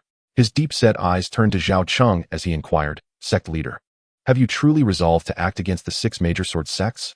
I have made my decision. Moreover, I have just received confidential intelligence that the 6 major sword sects are preparing to launch a preemptive strike against Mount Shu. Zhao Cheng replied solemnly, meeting Wu Hai's gaze and taking a deep breath. Is there truly no room for negotiation? Wu Hai furrowed his brow, his voice laden with age. The 6 major sword sects are not so easily subdued. Past sect leaders have been unable to bring them to heel, and within their ranks, there may exist individuals whose strength rivals my own. Once the facade is torn asunder, it could lead to a devastating conflict. I am fully aware of that. Zhao Qing nodded earnestly and stated, thus, I earnestly request Elder Wu to emerge from seclusion, as we hope for your assistance in helping our Shushan achieve victory. As Zhao Cheng's words echoed in the Grand Hall, the senior members of Shushan turned their fervent gazes towards the elder. Since you have made up your minds, I shall not stand idly by. Wu Hai sighed deeply, slowly nodding his head. Thank you, Elder Wu. On behalf of everyone in Shushan, Zhao Cheng replied, a smile gracing his face upon receiving Wu Hai's affirmation. There is no need for such gratitude. As a disciple of Shushan, it is my duty. Wu Hai waved his hand dismissively. With Wu Hai's consent, Zhao Cheng felt a renewed sense of confidence. The entire Shushan was united. And even against the formidable might of the 6 great sword sects, he was determined to confront them.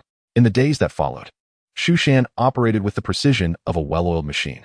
The disciples, previously scattered, received directives from their respective masters and promptly returned to defend Shushan. The atmosphere within Shushan grew tense and grave. The 6 great sword sects were powerful, and Shushan had to prepare adequately for confrontation. Furthermore, based on prior intelligence, it was likely that the 6 great sword sects would strike first, prompting heightened vigilance both within and around Shushan. On this particular day, Sect Master Zhao Cheng convened a meeting with several high-ranking members of Shushan to discuss strategies against the 6 great sword sects. Suddenly, the protective array shielding Shushan shattered with a resounding crash. A colossal azure hand blotted out the sun, smashing through the array and descending heavily upon the Grand Hall. How audacious! Who dares to invade Shushan so brazenly? Several furious shouts erupted as several prepared Yuanian elders ascended into the sky, their swords illuminating a vast expanse of the night, striking fiercely at the azure hand. Bang! As the sword light approached, the azure hand radiated with scorching talismanic energy, shattering the sword strikes and injuring several elders, before continuing its relentless descent upon the Grand Hall. Should it succeed, all within would be reduced to mere blood and mud. In that critical moment, Sect Master Zhao Cheng summoned the golden armored puppet. Kill! The golden armored puppet, devoid of expression, raised its hand and unleashed a powerful punch, its golden fist imprint illuminating the night sky as it collided with the azure hand. The clash resulted in a deafening explosion, and both forces erupted simultaneously. A peerless cultivator. After the azure hand dissipated, a tall and robust figure emerged, revealing Hong Lai, a nascent soul cultivator from the Qingfeng sword sect. With a gaze as sharp as a blade, Hong Lai coldly declared, I have come today to slay that Zhao Cheng brat. None shall obstruct me. As his words fell, an overwhelming aura surged forth, sweeping across a significant portion of Shushan like a tempest. It was a nascent soul cultivator from the Qingfeng sword sect. They had launched a preemptive strike to eliminate our sect master. Fortunately, Shu Shan also possessed a nascent soul cultivator. He is but one man, and should be able to withstand the onslaught. Feeling the immense pressure from Hong Lai's formidable aura, the elders and disciples of Shu Shan felt the gravity of the situation. Yet none faltered. To invade Shu Shan is to invite death. The golden armored puppet exuded an equally powerful presence, matching Hong Lai's strength, and without hesitation, engaged in combat. The battle between the two nascent soul cultivators unleashed a tempest of energy, rendering a vast area around them a forbidden zone of death. Even Yuanian cultivators who dared to enter would be swept away by the residual forces. Can one nascent soul cultivator withstand the might of the monstrous Hong? Just then, another formidable aura manifested, as a figure clad in black soared through the air, intent on the grand hall of Shu Shan. It was Feng Kuan, the third-generation ancestor of the Quanzhan sword sect. Didn't he perish hundreds of years ago? Upon recognizing the elder, several senior Shu Shan elders displayed expressions of disbelief. Quickly, protect the sect master. Stop him. The elders surrounding the grand hall sprang into action, yet their seemingly powerful attacks failed to inflict any harm on Feng Kuan. Begone. My target today is that Zhao Cheng brat. Let him pay with his life. Before his words faded, Feng Kuan unleashed a punch, sending several Shu Shan elders tumbling and spitting blood. Zhao Cheng, sect master of Shu Shan, prepare to die. Feng Kuan, brimming with ferocity, charged towards Zhao Cheng. Zhao Cheng's expression darkened, yet he remained steadfast in his seat. As the sect master of Shu Shan, he could not afford to waver. Daring to offend us while harboring thoughts of assassinating our sect master? At that moment, an elderly figure appeared, directly blocking Feng Kuan's path. It was none other than Elder Wu Hai. Wu Hai, you old wretch are still alive, and have broken through to the nascent soul stage? Feng Kuan was taken aback upon seeing the figure that obstructed him. Since you, the old scoundrel of the Quanzhan sword sect, have not perished, how could I? Wu Hai's expression remained impassive as his sword erupted with countless sword energies, akin to a river of stars, forcing Feng Kuan to retreat despite both being nascent soul cultivators. Wu Hai held the upper hand. Old fool, do not be so pleased. We are not the only ones who have come. Feng Kuan sneered arrogantly, then turned his gaze to a specific spot in the void, coldly commanding, old north of the Jingdao sword sect. Why do you not hurry and capture the sect master of Shu Shan? Ha! I shall personally sever the head of that sect master of Shu Shan. As a chilling voice echoed, a ghostly figure surged towards seated Zhao Cheng in the grand hall. Yet another nascent soul cultivator. 3 nascent soul powerhouses had appeared simultaneously, all intent on slaying Zhao Cheng. The first 2 were held at bay by the golden armored puppet and Elder Wu Hai, but who could protect Zhao Cheng from this third one? Master. The elders and disciples of Shu Shan, undeterred, charged towards the third nascent soul cultivator, but the disparity in strength was insurmountable, rendering their efforts futile. Chapter 19. A sword comes from the west. The presence of 3 nascent soul cultivators shook a significant portion of Shu Shan. Although the golden armored puppet and Wu Hai managed to hold back 2, one still surged towards sect master Zhao Cheng. The elders and disciples of Shu Shan wished to intervene, yet their power was insufficient against the might of a nascent soul cultivator. Feeling the imminent threat, Zhao Cheng resolved to fight rather than surrender. He unsheathed his treasured sword, his battle spirit surging forth. In the years since he ascended as Shu Shan's sect master, he had diligently honed his skills and now stood at the Yuanian stage. While he knew he could not prevail, as the sect master, he could not retreat.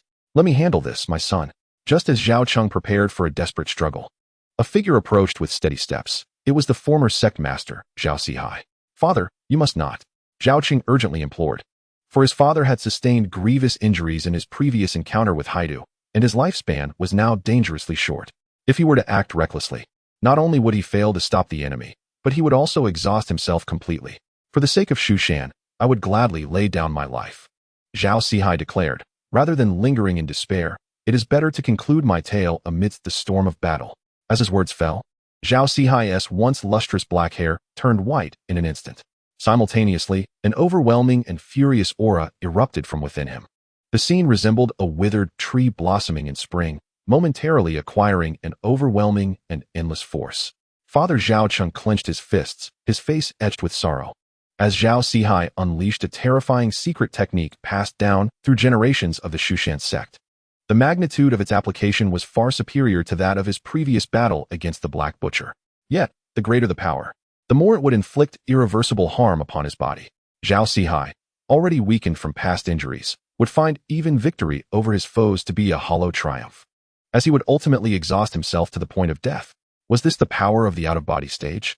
As Zhao Sihai felt boundless strength coursing through him, his gaze intensified. With a powerful leap, he shattered the earth beneath him and surged forward like an arrow loosed from its bow, targeting an out-of-body expert from the Golden Sword sect. The former sect master, Zhao Sihai? Such folly. Even if you risk your life to temporarily hold me at bay with your secret technique, you shall not be able to turn the tide. As Zhao Sihai confronted him, the out-of-body expert remained unfazed, instead mocking him with derision. Boom, boom. Just as his words faded, 3 more formidable presences emerged from the east and west, revealing the figures of 3 additional out-of-body cultivators. What was happening? Why were there 3 more out-of-body experts? Were they also from the 6 greatsword sects? This was disastrous. Shu Shan was utterly doomed. Gazing at the newly appeared formidable figures, the elders and disciples of Shu Shan revealed expressions of despair. The might of the 6 greatsword sects far surpassed their expectations, sending 6 out-of-body cultivators to invade Shu Shan simultaneously. 6 out-of-body cultivators. Zhao Cheng's grip on his sword trembled slightly, unable to comprehend that the 6 greatsword sects had concealed such depth, possessing 6 formidable out-of-body experts.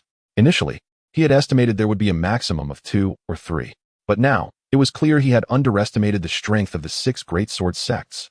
Sectmaster, flee at once. We are willing to fight to the death for your sake. As the 3 newly emerged out-of-body experts advanced unimpeded, over a dozen Shu Shan elders stepped forward, resolved to block them at the cost of their lives.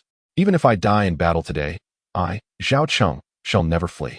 Elders, lead the disciples of Shu Shan to retreat into the forbidden grounds of the back mountain, where the purple and green twin swords provide protection. No one can intrude there. I will hold them back. Zhao Cheng took a deep breath, then soared into the sky, channeling all his power into the sword in his hand, striking fiercely at the 3 out-of-body experts. Merely ants, dare you draw your swords before us? Laughter echoed from the opposing side, as one figure casually flicked his fingers, shattering Zhao Cheng's desperate strike. A golden hand then emerged, stirring the boundless mists, intent on crushing Zhao Cheng into a bloody pulp. How could this be? As the esteemed sect master of Shu Shan, I am to be crushed here?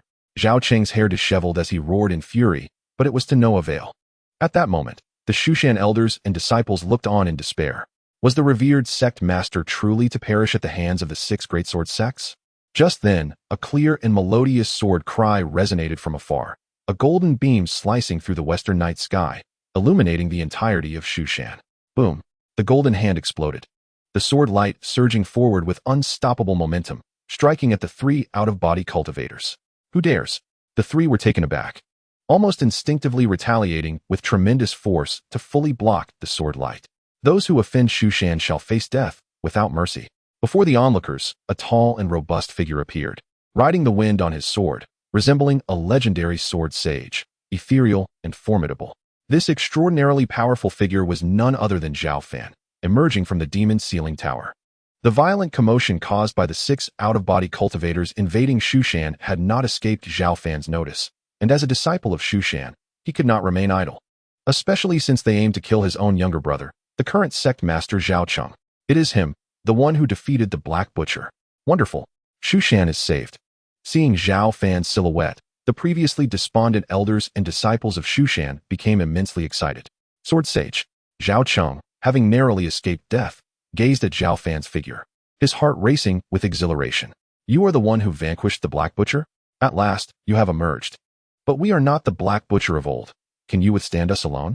The 3 out-of-body cultivators from the 6 greatsword sects, their expressions grim, stared coldly at Zhao Fan, showing no sign of fear. Merely ants. Zhao Fan's countenance remained impassive, his body radiating a holy light as the Qishao flying sword left his hand, piercing through layers of void like a meteor, bearing the might of a raging storm. Aimed directly at the 3, his strike was none other than the most powerful technique of Shu Shan, sword control, channeling the out-of-body realm to execute the sword control technique. Even Zhao Fan himself could not fathom its full might. The golden sword light shone with several times the strength of before, casting a brilliance upon the entire Shu Shan, illuminating it as bright as day. Not good. Do not hold back. Go all out. The 3 out-of-body cultivators, sensing an unprecedented aura of death, dared not underestimate it and unleashed their most formidable techniques. Golden light sword path, heaven-shattering sword, great annihilation fist. 3 wild and terrifying attacks surged towards the Qishao flying sword. attempting to counter this dreadful strike. Yet, they had underestimated Zhao Fan's strength, and they had certainly underestimated the power of Shu Shan's sword control technique. Boom! With a deafening explosion, the Qi Xiao flying sword swept through the three attacks, its momentum undiminished as it charged towards the trio. No! With anguished screams, the three out-of-body cultivators from the 6 great sword sects fell, their heads severed by the Qi Xiao flying sword. This spectacle ignited a fervor among countless Shu Shan elders and disciples, with many shouting in exhilaration, "Sword Sage, invincible!" In a single stroke, 3 out-of-body cultivators had met their demise. Now, it is your turn. After dispatching the 3 cultivators, Zhao Fan's cold gaze fell upon the remaining 3. Not good. Flee. Sensing Zhao Fan's suffocating killing intent, the remaining 3 from the 6 great sword sects abandoned their foes, fleeing like startled birds, transforming into 3 streaks of light as they attempted to escape Shu Shan. Stay and face death. Zhao Fan's eyes glinted with icy resolve, his thoughts commanding the Qi Xiao flying sword to pierce through layers of void, pursuing the 3 with thunderous might, engulfing their figures entirely in a radiant sword light. The 3, despite their desperate resistance, found themselves utterly powerless against the overwhelming power of the sword control technique, and were swiftly slain. In the blink of an eye, all 6 out-of-body cultivators from the 6 great sword sects lay dead at Zhao Fan's feet. The Qi Xiao flying sword, stained with blood, emanated a chilling aura.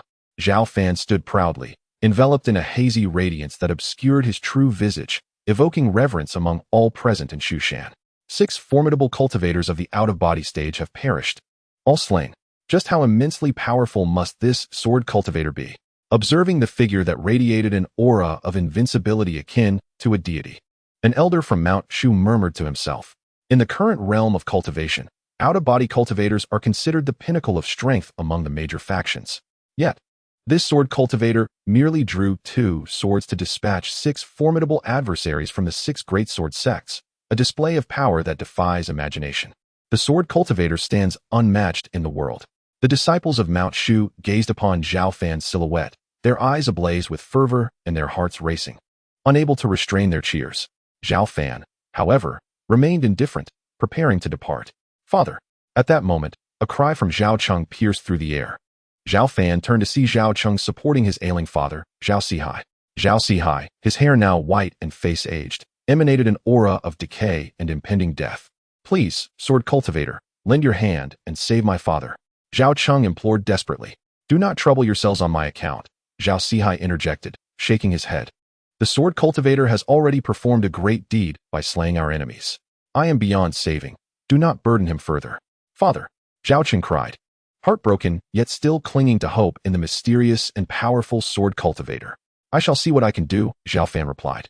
Feeling a sense of duty despite the dire circumstances, he sensed that Zhao Sihai's life force was nearly extinguished, a consequence of a prior secret technique that had backfired catastrophically.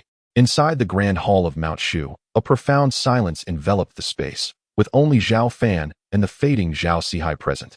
Zhao Cheng and the others anxiously awaited outside. "Sword cultivator, I am acutely aware of my condition. I am at the end of my strength and do not wish for you to expend your energy on my behalf," Zhao Sihai stated calmly. "Indeed," Zhao Fan replied, his brow furrowing in thought. Even with his out-of-body cultivation, saving Zhao Sihai's life seemed nearly impossible. However, prolonging his life was within reach. As he spoke, Zhao Fan decisively unleashed his pure and vigorous spiritual energy into Zhao Sihai's body, rekindling a flicker of vitality that had been on the brink of extinction. Zhao Sihai was taken aback, feeling his deteriorating body rejuvenated, as if touched by a miraculous light. "This energy will sustain you for 6 more months. During this time, do not engage in any combat, or you shall perish," Zhao Fan warned solemnly. "Thank you, sword cultivator. 6 months is sufficient for me to settle my affairs." Zhao Sihai expressed his profound gratitude, having prepared himself for death only to find that the sword cultivator had granted him a reprieve. "I must take my leave." As he spoke, Zhao Fan began to depart. "Wait," Zhao Sihai called out. "You have saved our sect twice. You are a benefactor to all of Mount Shu. May I request to see your true visage, so that Cheng can honor you with a longevity tablet in our ancestral temple? Are you certain you wish to see my true form?" Zhao Fan asked, inhaling deeply. "I implore you to grant this request," Zhao Sihai reiterated earnestly. "As you wish." With that, the radiant aura enveloping Zhao Fan gradually receded, revealing a strikingly handsome visage, his true self. "You are Zhao Fan." Upon recognizing him, Zhao Sihai's eyes widened in disbelief. He could scarcely fathom that the sword cultivator capable of effortlessly vanquishing out-of-body cultivators was his eldest son, the very son he had once cast into the demon-locking tower. How can this be? A tempest of shock surged within Zhao Sihai. I have done what I can for you. Take care of yourself. Zhao Fan's expression remained impassive, harboring little fondness for the man who had abandoned him. Before Zhao Sihai could respond, Zhao Fan had already vanished from sight. Zhao Fan, Zhao Sihai murmured, his heart heavy with guilt and regret. He had never anticipated that the sword cultivator would be his own son, who had not only saved him but had also intervened to protect Mount Shu from calamity. Father, what is the matter? Where is the sword cultivator? Zhao Cheng arrived at the hall, only to find his father in a daze. Cheng, do you know? The sword cultivator is your elder brother, Zhao Fan. What? Father, you cannot be serious. Zhao Cheng exclaimed, astonished. How is that possible? It is indeed him. I never imagined it. Zhao Sihai sighed deeply. Your brother was imprisoned in the demon-locking tower. How could he be the sword cultivator? It cannot be. Zhao Cheng struggled to accept this revelation. Alas. Zhao Sihai sighed heavily. It is the truth. Chapter 21. Annihilation of the 6 great sword sects after departing from the Grand Hall of Mount Shu. Zhao Fan did not hurry back to the demon-locking tower. It has been 18 years since I last left Mount Shu. I have nearly forgotten what the world below is like, he mused, gazing toward the direction of the 6 great sword sects, his eyes turning icy. My father, despite everything, is still my father. The 6 great sword sects have drained him of his vitality. This debt shall be settled. With those words, Zhao Fan soared into the air on his sword, swiftly disappearing into the vast night. At the Qingfeng sword sect, Hong Xiong sat anxiously in his chair. A night had passed, yet there was still no word from the patriarch. Had the operation failed? That seemed improbable. With 6 out-of-body cultivators united, not even 2 Mount Shus could withstand them. Surely, the patriarch was preoccupied with dividing Mount Shu's resources, hence the delay in communication. Boom. Just then, a deafening crash shattered the protective formation of the Qingfeng sword sect. What is happening? Hong Xiong sprang to his feet, his expression darkening as he peered outside. Master, trouble. Someone has breached our protective formation and is advancing towards us. Several elders have already perished. A bloody disciple rushed in, breathless and panicked. What? Hong Xiong seethed. How dare they attack the Qingfeng sword sect? They are courting death. Grabbing a sword, he stormed towards the exit.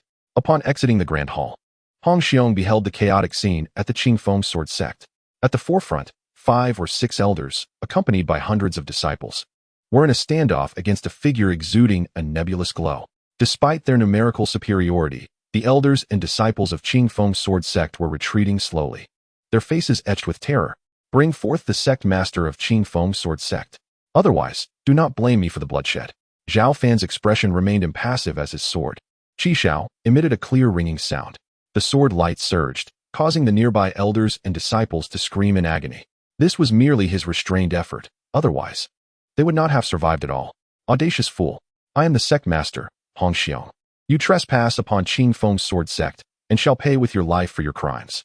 At this moment, Hong Xiong, brandishing his sword, arrived with a forceful demeanor, striking downwards with ruthless intent. You are Hong Xiong? Zhao Fan glanced at him, his voice cold and questioning.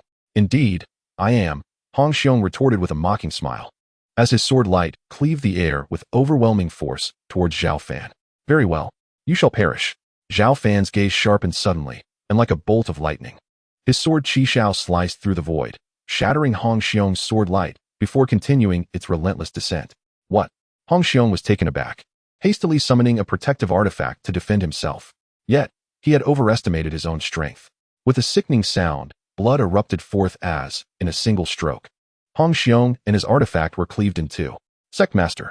Upon witnessing Hong Xiong's gruesome demise, the elders and disciples of Qingfeng sword sect cried out in anguish, their eyes wide with despair. From this day forth, the Qingfeng sword sect shall cease to exist. With a single stroke, Zhao Fan unleashed a golden sword light that cascaded like a river of stars, obliterating the entire Qingfeng sword sect. The sect crumbled into ruins under the might of his strike, with some defiant elders unable to react in time, buried beneath the debris. Only a scant few managed to escape the catastrophe. Following this battle, the higher echelons of Qingfeng sword sect were nearly annihilated, leaving only the lower-ranked disciples to survive. Yet they would never amount to anything significant henceforth. After the destruction of Qingfeng sword sect, Zhao Fan ascended on his sword, transforming into a fleeting ray of light that vanished into the distant sky. Half an hour later, he arrived at the Quanzhan sword sect.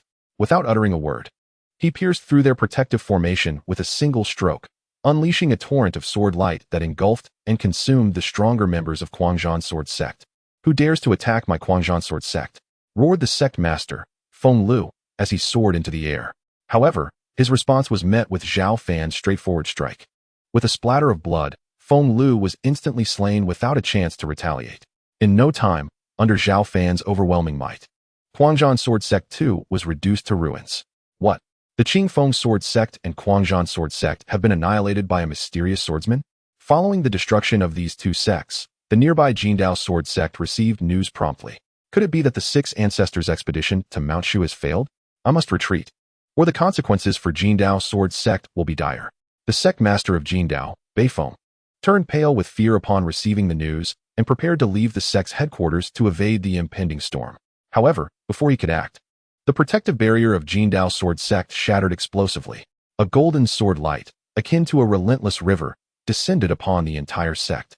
No, Beifeng was overwhelmed with terror, exerting all his strength in resistance. Yet he ultimately perished beneath the onslaught of the sword light, and Jindao sword sect was also obliterated in that supreme strike. Following closely were the remaining three major sword sects, including Shanyue sword sect, all of which faced Zhao Fan's destruction. In a single day, the once mighty six major sword sects were eradicated by a mysterious and powerful sword cultivator. As news spread, the entire cultivation world was shaken profoundly. While conflicts and killings were commonplace within the cultivation realm, the complete annihilation of six major sects was indeed a rarity. Some astute individuals sensed that the situation was far from simple and began to investigate the truth behind the events. Soon, through their extensive intelligence networks, they uncovered the actual circumstances.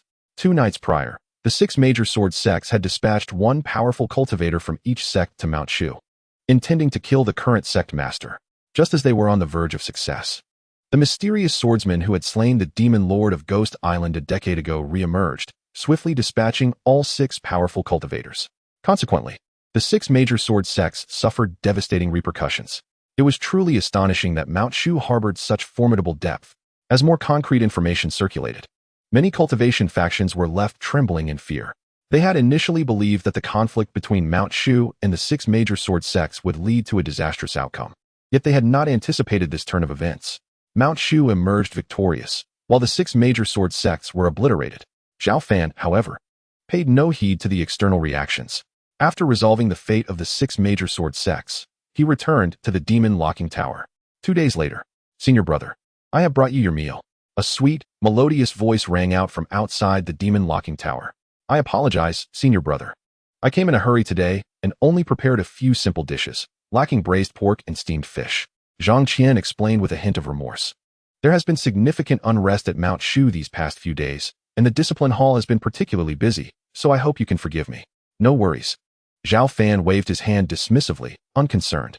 At his level of cultivation, he had long since transcended the need for sustenance. Eating was merely a matter of habit rather than necessity. I knew senior brother would be understanding and not hold it against me. Upon seeing Zhao Fan's lack of reproach, Zhang Qian's guilt dissipated, and she exclaimed excitedly, "Senior brother, do you know? 2 days ago, the 6 major sword sects each dispatched a powerful cultivator to Mount Shu, intending to assassinate our sect master. At a critical moment, the swordsman who once defeated the demon lord of Ghost Island reappeared, swiftly slaying them with just 2 strikes. I've also heard that this swordsman has descended the mountain alone to obliterate the 6 major sword sections.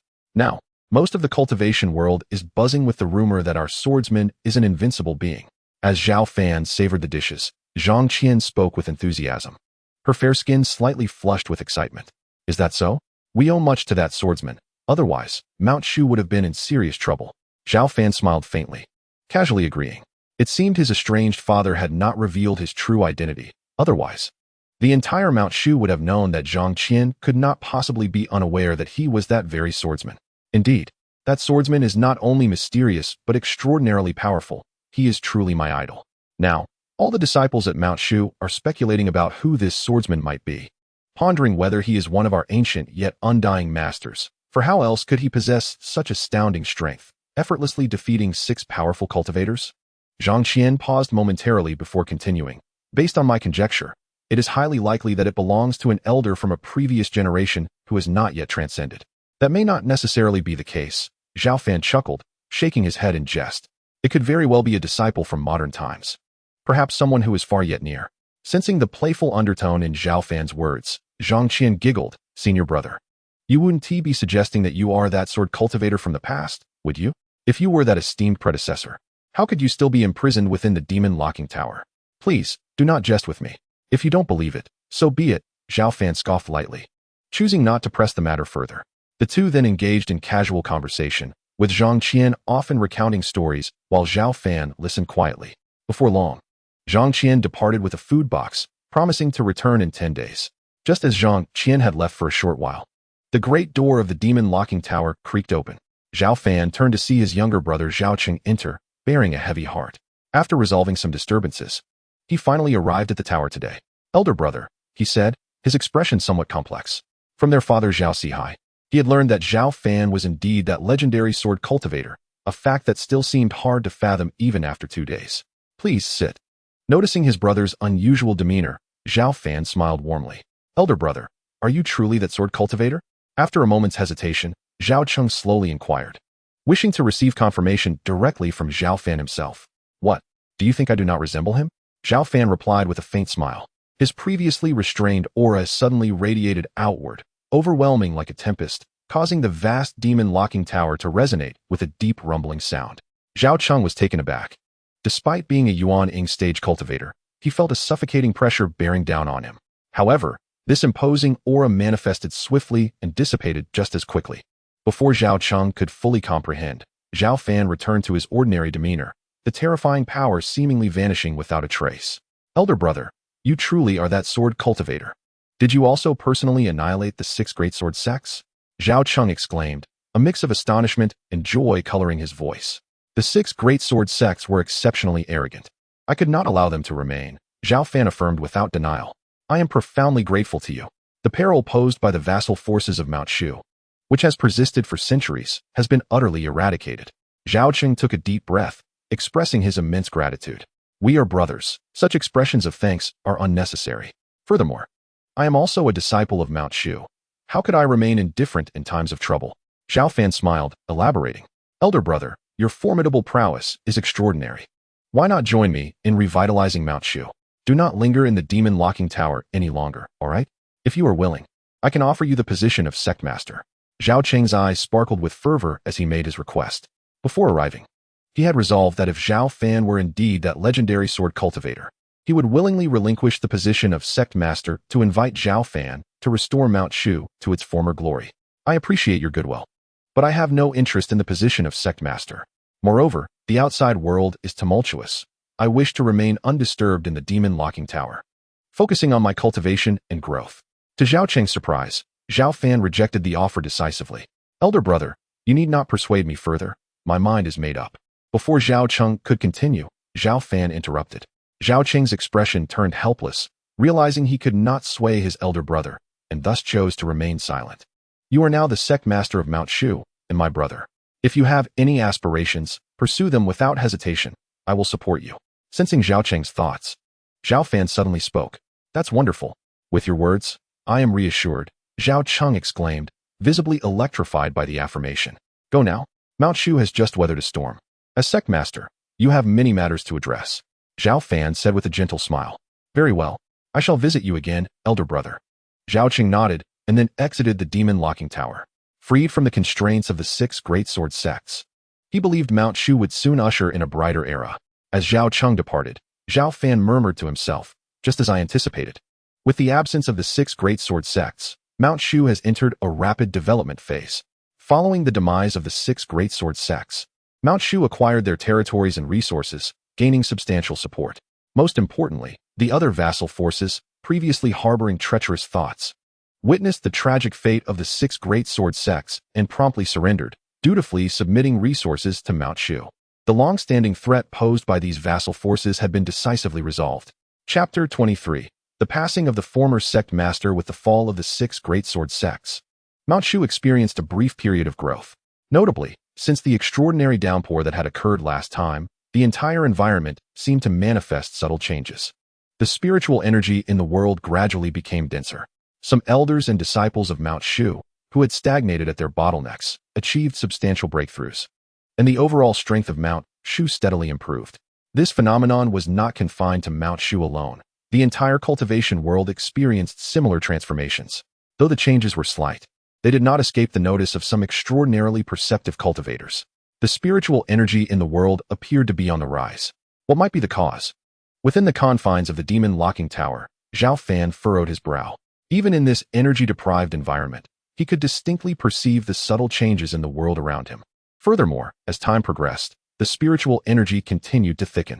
However, this change should not be a detrimental matter for me, Zhao Fan mused. Would you like to check in? Just as Zhao Fan was lost in thought, a notification sound echoed in his mind. Check in, Zhao Fan responded habitually. Check in successful. Reward, spirit-nourishing pill.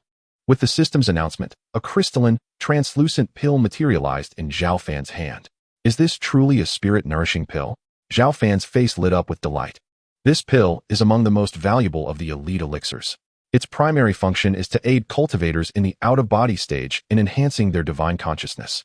Achieving breakthroughs in the out-of-body stage is not merely about increasing internal spiritual energy. The cultivation of divine consciousness is of paramount importance. The divine consciousness of cultivators is notoriously difficult to cultivate, and typically, it takes decades or even centuries to achieve any significant growth. However, with the spirit-nourishing pill, the scenario changes entirely. This precious elixir can save cultivators years of arduous training in divine consciousness. Such a pill can only be crafted by the most premier alchemists, requiring over a decade to produce, making it an invaluable treasure for out-of-body stage cultivators. Without a moment's hesitation, Zhao Fan began to refine and absorb the spirit-nourishing pill, watching as his divine consciousness grew exponentially before his eyes. Sitting with his eyes closed, the hazy divine consciousness at his brow became increasingly solidified under the influence of the pill's potency. 2 days passed before Zhao Fan fully absorbed the spirit-nourishing pill, resulting in a notable increase of 1/10 in his primordial spirit. If he continued on this path, it would not be long before his newly condensed primordial spirit became solid and powerful, potentially allowing him to make a significant leap into the out-of-body stage. In the following days, Zhao Fan diligently signed in through the system, receiving the spirit-nourishing pill every few days. With the aid of these abundant pills, his cultivation in the realm of the primordial spirit progressed rapidly. Initially, his primordial spirit could only perceive the slightest disturbances within 1,000 meters. Now, however, he could grasp the conditions within a radius of several thousand meters with a mere thought. This was one of the benefits of a strengthened primordial spirit. As time passed, Zhao Fan became completely absorbed in his cultivation, and soon over half a year had slipped by. On this day, Zhao Cheng, the current sect master of Mount Shu, returned to the demon-sealing tower. A hint of sorrow shadowed his once resolute face as he spoke to Zhao Fan. Elder brother, our father is on the brink of death. He has asked me to summon you for one final farewell. Let us go. Zhao Fan took a deep breath and replied solemnly. He was not taken aback by this news. When he had assisted his adoptive father in prolonging his life, he understood that he could only last for at most half a year. The Qian Yuan Hall had been the residence of his adoptive father, Zhao Sihai, since he stepped down from his position as sect master. Upon arriving at the Grand Hall, Zhao Fan found it desolate, devoid of any presence save for his adoptive father. Compared to 6 months prior, Zhao Sihai appeared significantly older, exuding an aura of imminent decay, his complexion pale, and his once robust figure now slightly hunched. Despite his mixed feelings towards his adoptive father, witnessing this scene stirred emotions within Zhao Fan, evoking a sense of discomfort. At merely 200 years of age, Zhao Sihai should still be in the prime of life for a nascent soul practitioner, yet he was now on the verge of death. Father, elder brother has arrived. Zhao Cheng stepped forward and gently announced. Hearing this, Zhao Sihai slowly opened his eyes, which had been clouded but brightened upon seeing Zhao Fan. Cheng, you may step outside. I wish to speak with your elder brother. Understood. Zhao Cheng nodded and promptly exited. In my life, I have strived to restore the glory of Mount Shu, considering myself a responsible sect master, yet I have never been a good father. My greatest regret and guilt over the years is having cast you into the demon-sealing tower. Zhao Sihai sighed softly, gazing at Zhao Fan. Fanner, have you harbored hatred towards me all these years? Looking at his adoptive father, who was nearing the end of his life, Zhao Fan's emotions were complex. But he replied, I do not hate you. After all, I brought this misfortune upon myself. Had I been in your position, I might have done the same for the sake of righteousness.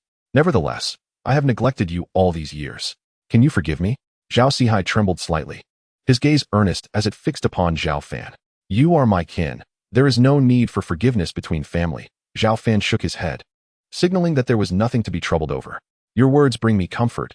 Zhao Sihai exhaled deeply, as if a weight had been lifted. Just then, he produced a brocade box and handed it to Zhao Fan, saying, This is a supreme-grade pill, the returning essence pill, which I had prepared for you. Take it with you. The returning essence pill? Zhao Fan was taken aback. Supreme-grade pills were exceedingly rare, even more so than top-tier pills.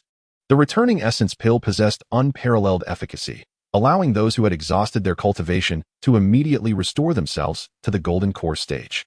For cultivators, consuming this pill could even facilitate a breakthrough to a higher minor realm. Such a precious pill was a rarity in the world, and it was evident that Zhao Sihai had expended tremendous effort to acquire it. I shall accept this pill. Do you have any other instructions? Zhao Fan did not refuse Zhao Sihai's goodwill, as this returning essence pill would be of considerable assistance to him. My lifelong wish has been to restore Mount Shu, and after I depart, I hope you will assist Zhao Cheng as much as you can, Zhao Sihai said earnestly. Rest assured, as long as I am in Mount Shu, I will not turn a blind eye to Zhao Cheng's needs, Zhao Fan assured him with a deep breath. Very well. Zhao Sihai's face lit up with a smile of relief as he closed his eyes. Moments later, the sound of 9 bells echoed throughout Mount Shu, marking the passing of the former sect master, Zhao Sihai. In the Qian Yuan Hall, elders and disciples gathered, their sorrowful cries resonating in the air. Although Zhao Sihai's tenure was brief, he had dedicated himself entirely to Mount Shu, even risking his life to confront the dark forces that threatened it.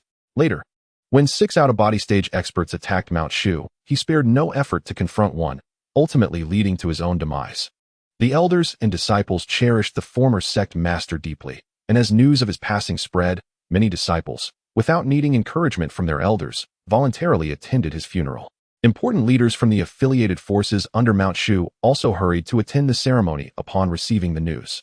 Zhao Fan chose not to join the throng of mourners, but returned to the quiet confines of the Demon-Slaying Tower, gazing at the returning essence pill in his hand. Lost in thought, go in peace. Mount Shu shall rise again, he murmured after a long silence, determination shining in his eyes. Chapter 24. Signing in for the blood of the fire fox. The funeral of the former sect master, Zhao Sihai, was grand and lasted for 3 days and nights. After returning to the Demon-Slaying Tower, Zhao Fan resumed his cultivation. He had no intention of venturing into the depths of the Demon-Slaying Tower at this time, as his instincts warned him that even as a newly fledged out-of-body stage cultivator, he might encounter danger within. Rather than risk it, he decided to devote more time and energy to his own cultivation. With the help of the system, he could continue to grow stronger in the Demon-Slaying Tower. This returning essence pill might assist me in advancing to the mid-out-of-body stage. Zhao Fan retrieved the pill prepared by his adoptive father and promptly swallowed it. Half an hour later, Zhao Fan's aura surged, and he unexpectedly broke through from the early to the mid-out-of-body stage. Truly, it was a rare supreme-grade pill. With this advancement, Zhao Fan began to comprehend the 3rd layer of the sword control technique, reaching the realm of creating swords from the void. Previously, he had relied on the sword control technique to slay 6 out-of-body stage cultivators with 2 strikes. Owing to both his extraordinary strength and the formidable power of the technique itself, the 3rd layer of the sword control technique was several times more difficult than the 2nd. Even as an innate sword body, grasping it proved to be quite challenging and required considerable time and effort. However, it was commendable that Zhao Fan never lacked patience. He was resolute in his pursuit of mastering the 3rd layer of the sword control technique. Thus, Zhao Fan did not step outside the Demon-Slaying Tower again, immersing himself entirely in his cultivation. He greatly relished such days. Although somewhat monotonous, he could distinctly sense his strength elevating day by day. The passage of time seemed inconsequential in the realm of cultivation, fleeting in the blink of an eye. In the blink of an eye, 20 years had elapsed. For an ordinary person, this duration represented a quarter of a lifetime. Yet for a formidable cultivator, it was merely a fleeting moment of seclusion. Over these 2 decades, Zhao Fan had finally mastered the 3rd level of the sword control technique. Its potency had escalated to levels far beyond what it had been previously. Now, with a mere thought, the flying sword, Qi Xiao, could cleave a boulder over 10 kilometers away effortlessly. Despite these remarkable advancements in the sword control technique, Zhao Fan's cultivation realm had not witnessed a significant breakthrough. Over all these years, he had only progressed from the mid-stage of the out-of-body realm to its later stage. Moreover, several years ago, he had found himself ensnared in a bottleneck. despite being a mere step away from the perfection of the out-of-body stage. He could not shatter the restraints that bound him. In truth, this rate of progress had already surpassed that of the average cultivator. It is worth noting that most cultivators in the out-of-body stage, even after hundreds of years, might not achieve a modest elevation in their realm. Zhao Fan's remarkable progress was largely due to the aid of the system. Yet, despite this acceleration, he remained unsatisfied. My primordial spirit is at least several times more powerful than when it first coalesced, he mused. However, with the enhancement of his primordial spirit, the efficacy of the spirit-nourishing pill had diminished significantly. Otherwise, he would have already surged forward, breaking through the bottleneck into the later stage of the out-of-body realm. Zhao Fan furrowed his brow, murmuring to himself. He understood that the crux of his stagnation lay in the cultivation of his primordial spirit. As it grew stronger, the difficulty of his practice multiplied exponentially. "Senior brother, I've brought your meal." A sweet voice echoed from outside the demon locking tower. It was time for the meal delivery, which occurred every 10 days. Over the years, Zhang Qian had transitioned from a junior sister in the discipline hall to a well-established senior sister, now leading dozens of new disciples of Mount Shu. Yet, she had not forsaken her duty of bringing meals to Zhao Fan. Every 10 days, she would personally prepare the food and share amusing tales from the outside world. "Junior sister, what dishes do you have today?"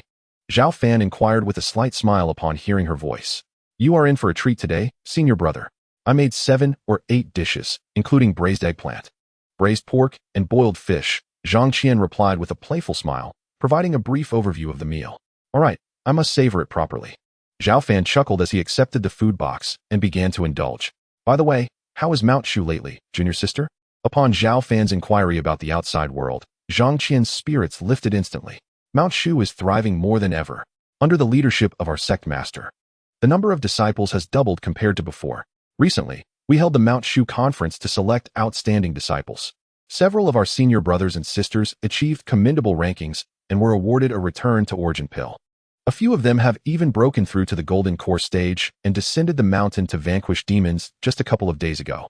Noticing a hint of concern in Zhang Qian's tone, Zhao Fan inquired with a smile, "Are you eager to descend the mountain and exterminate demons?" "Not at all." Zhang Qian quickly shook her head. "I merely envy my senior brothers and sisters who have reached the golden core stage. If I were to descend and face demons, I would be too frightened." Some seniors mentioned that recently, the cultivation world has been plagued by rampant demons wreaking havoc upon humanity. Many cultivators have suffered heavy casualties. She continued, her voice tinged with worry. "It sounds perilous," Zhao Fan remarked thoughtfully. "Indeed, particularly dangerous. It is said that many demons have appeared within our Mount Shu's jurisdiction, prompting the sect to send people down to exterminate them. I hope those senior brothers and sisters remain safe," Zhang Qian said softly, her brow knitted with concern. "They will be safe," Zhao Fan reassured her, discreetly placing a nourishing pill into the food box before handing it back. The two conversed for a while longer, and soon, half an hour had passed. "All right, senior brother, it's getting late. There are still many matters to attend to in the discipline hall, so I must take my leave. I shall return next time to bring you another meal." "Okay," Zhao Fan nodded, smiling. "Make sure to wash the food box clean when you get back." "Understood. Farewell, senior brother." Zhang Qian waved goodbye to Zhao Fan as she departed with the food box. Upon returning to the discipline hall, Zhang Qian prepared to wash the food box when she discovered the nourishing pill within. "This is a nourishing pill. Did senior brother secretly give this to me?" Surprised, she immediately recognized the precious elixir. Compared to the return to origin pill, the nourishing pill possessed far greater efficacy and value. After Zhang Qian's departure, Zhao Fan resumed his meditative practice, determined to see if he could break through the bottleneck and reach the fullness of the out-of-body stage. Days swiftly passed, yet Zhao Fan remained ensnared within the bottleneck. "Is it time to sign in?" It was once again the moment for the system's daily sign-in. "Sign in," Zhao Fan instinctively uttered. "Sign-in successful. You have received Fire Fox Blood Essence." As the system's words echoed, a jade vial materialized in Zhao Fan's hand, filled with blood that glowed as if it were on fire. Fire Fox Blood Essence. Gazing at the molten blood, Zhao Fan was astonished. He had not anticipated such a rare reward. The Fire Fox clan was renowned as a top-tier demon lineage, their veins coursing with the blood of ancient divine beasts. Thus, their blood essence was imbued with unimaginable divinity, capable of aiding cultivators in enhancing their primordial spirit's cultivation. Compared to the previous spirit-nourishing pill, the Fire Fox blood essence was undoubtedly superior. Today, fortune smiled upon him, granting him such a valuable essence, which might very well elevate his stagnant primordial spirit significantly. A smile graced Zhao Fan's face as he wasted no time beginning the process of refining and absorbing the Firefox blood essence. As he delved deeper into the experience, Zhao Fan's aura became solemn, and his primordial spirit gradually manifested within his brow. Compared to before, it had solidified considerably, yet it still appeared as a nebulous orb of light, somewhat indistinct and hazy. For cultivators in the out-of-body stage, while the primordial spirit possessed immeasurable utility, allowing one to anticipate and counter threats, it also bore distinct vulnerabilities. In comparison to the physical body, a cultivator's primordial spirit was incredibly fragile. A single fatal blow could lead to a complete obliteration of both form and spirit. After 2 decades of cultivation, Zhao Fan's primordial spirit had long surpassed its initial state. Yet it still lacked formidable strength, presenting the greatest obstacle to his full realization of the out-of-body stage. However, now, with the absorption of the divine essence within the Firefox blood, Zhao Fan's previously stagnant primordial spirit cultivation experienced remarkable enhancement. The once hazy primordial spirit began to undergo subtle transformations, gradually solidifying. He could distinctly feel the significant empowerment of his primordial spirit, the effects of the Firefox blood essence proving even more profound than he had anticipated. Overwhelmed with both surprise and joy, Zhao Fan hastened to refine and absorb the divine essence of the Firefox blood. However, the divine essence within this blood was extraordinarily potent and tumultuous, consuming several days before he had absorbed every last drop of divine essence. At last, Zhao Fan's primordial spirit underwent a transformative metamorphosis. His primordial spirit now radiated a resplendent golden light, brimming with a resilient and formidable aura, surpassing its former strength by more than double. Zhao Fan was confident that with his current primordial spirit's power, he could withstand piercing sword light and searing heavenly flames without sustaining the slightest injury. If previously, Zhao Fan's primordial spirit resembled a grain of sand, now it was akin to a robust stone. This marked a qualitative shift. As his primordial spirit strengthened, Zhao Fan also noticed a significant increase in the nearly saturated spiritual energy within him. Indeed, with the enhancement of his primordial spirit, the bottleneck that had plagued him for years began to show substantial signs of loosening. With a single surge of determination, he broke through to the perfected stage of the out-of-body realm. Taking a deep breath, Zhao Fan began to draw in vast amounts of spiritual energy from the heavens and the earth. As the spiritual energy gathered in abundance, several massive vortices, each hundreds of meters in diameter, formed in the sky above the demon-locking tower, continuously funneling energy towards Zhao Fan within the tower, causing his aura to rise dramatically. Fortunately, the demon-locking tower was usually secluded and tranquil. Otherwise, such a tremendous commotion would have undoubtedly drawn everyone's astonished attention. After a considerable time had passed, the spiraling vortices of spiritual energy slowly dissipated. At this moment, Zhao Fan gradually opened his eyes, his gaze deep and serene, akin to an unfathomable black hole capable of engulfing all in sight. The violent aura that once surrounded him had vanished, yet his demeanor had become even more inscrutable. After breaking through to this realm, could it be said that I am truly a great cultivator within the entire cultivation world? Contemplating the boundless power surging within him, Zhao Fan mused to himself. He did not allow the enhancement of his power to render him blindly confident or impulsive. Rather, he remained remarkably composed.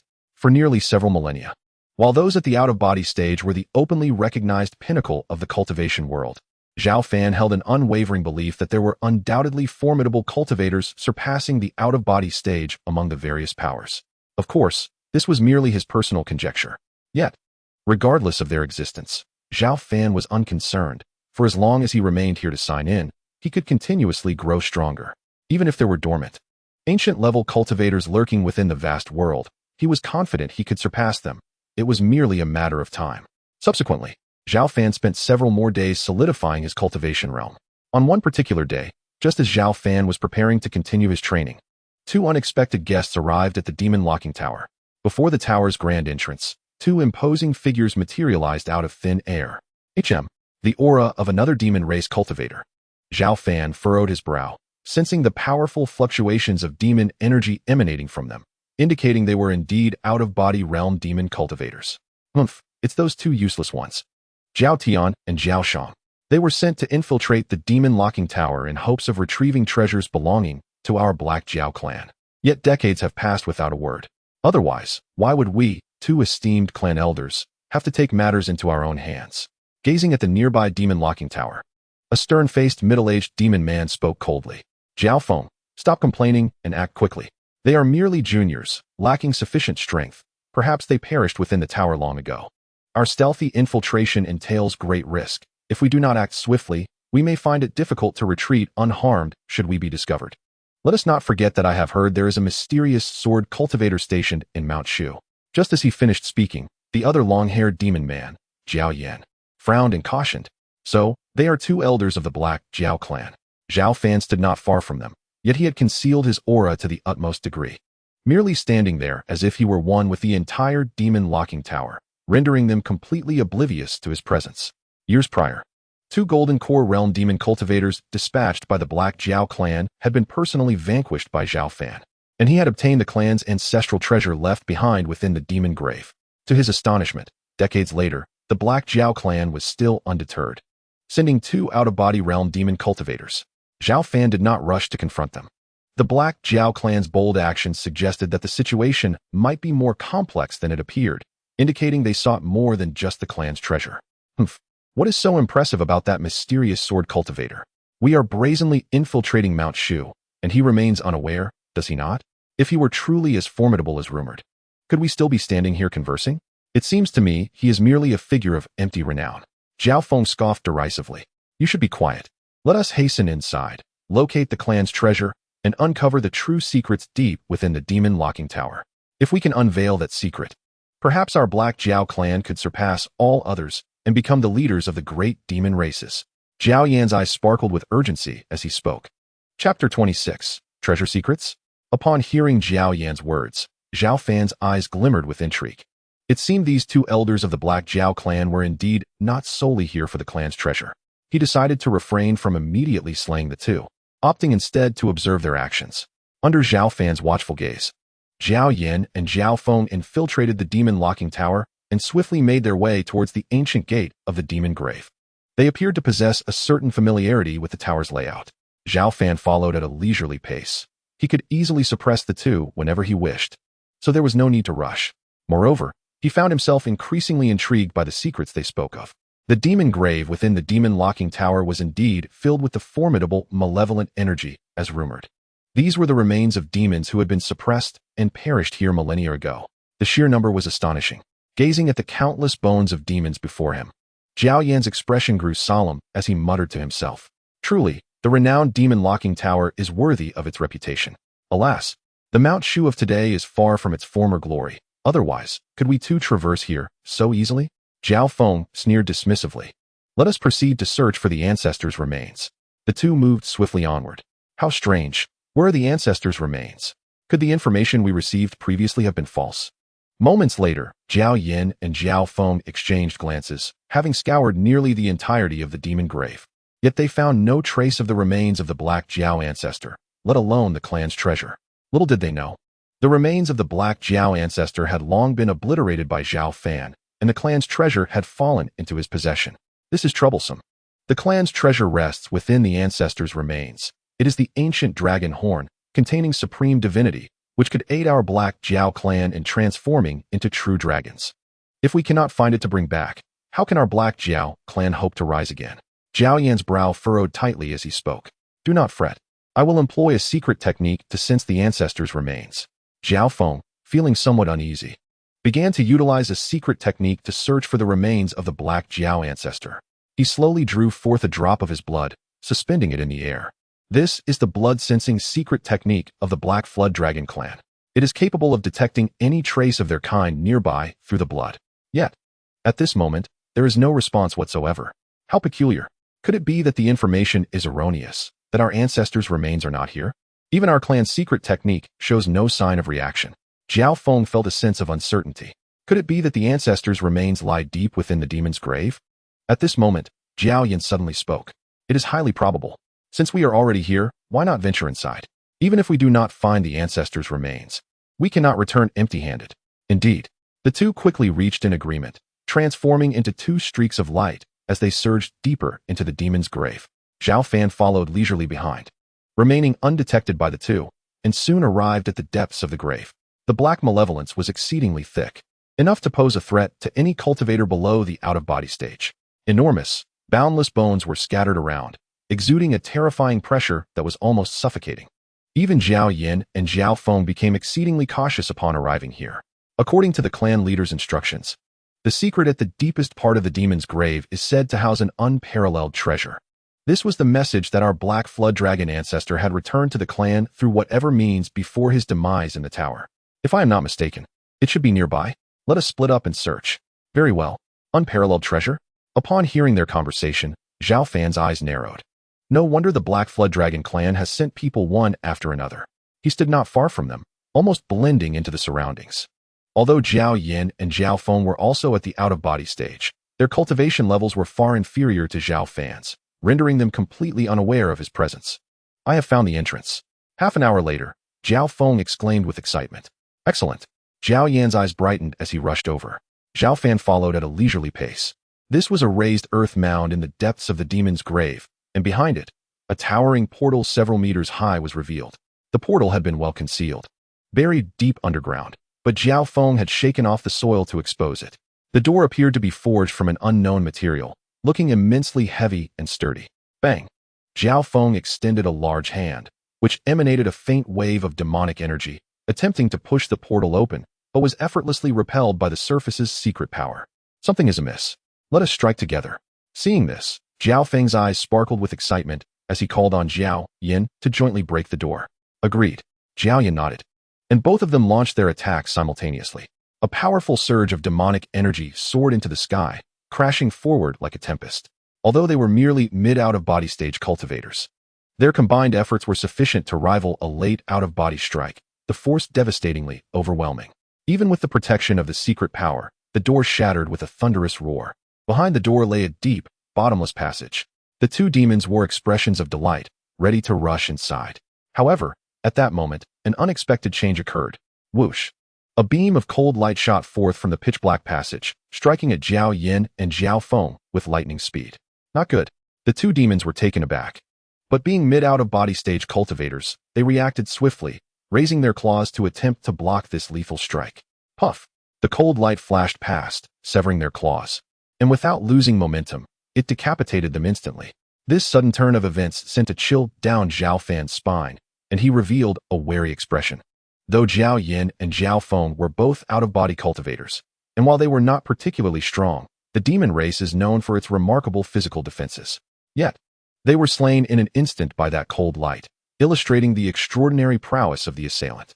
Zhao Fan fixed his gaze on the impenetrable passage. His muscles tensed like a drawn bowstring, ready to unleash a powerful strike at any moment. This ancient treasure site could very well harbor an undying ancient demon. Otherwise, how could it easily slay two formidable members of the Black Flood Dragon clan? Zhao Fan braced himself, but to his astonishment, the assailant was not a legendary demon, but a small fox. It was a remarkably beautiful fox, with a coat as white as snow and limbs that complemented its elegance, particularly its eyes, which sparkled like clear gemstones.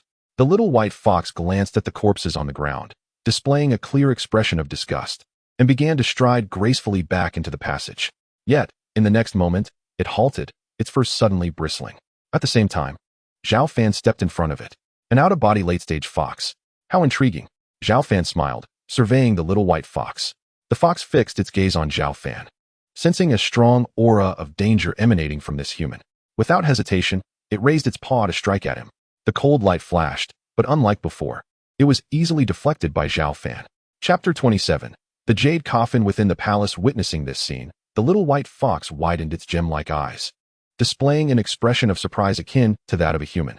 Despite her outwardly beautiful and adorable appearance, her claw could easily tear through several meters of iron wall. Yet, the human before her managed to effortlessly block her attack.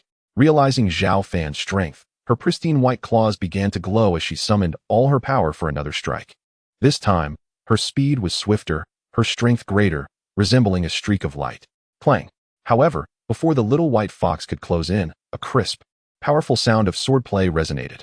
Zhao Fan wielded his flying sword, Qi Xiao, and with a flick of his hand, unleashed a strike. The sword energy blazed brilliantly, like a vast ocean wave crashing down, overwhelming the little white fox and sending her flying. Before she could react, the keen edge of Qi Xiao was upon her. Although the little white fox could easily have killed Zhao Yin and Zhao Feng, she was no match for Zhao Fan.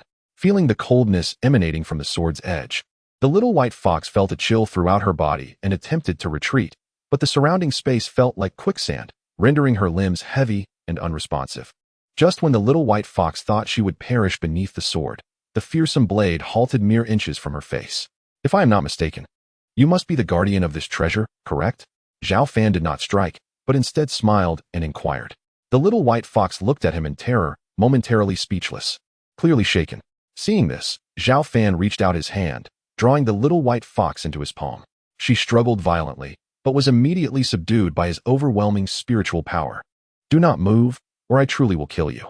Zhao Fan gestured for her to be quiet, then turned to enter the passage.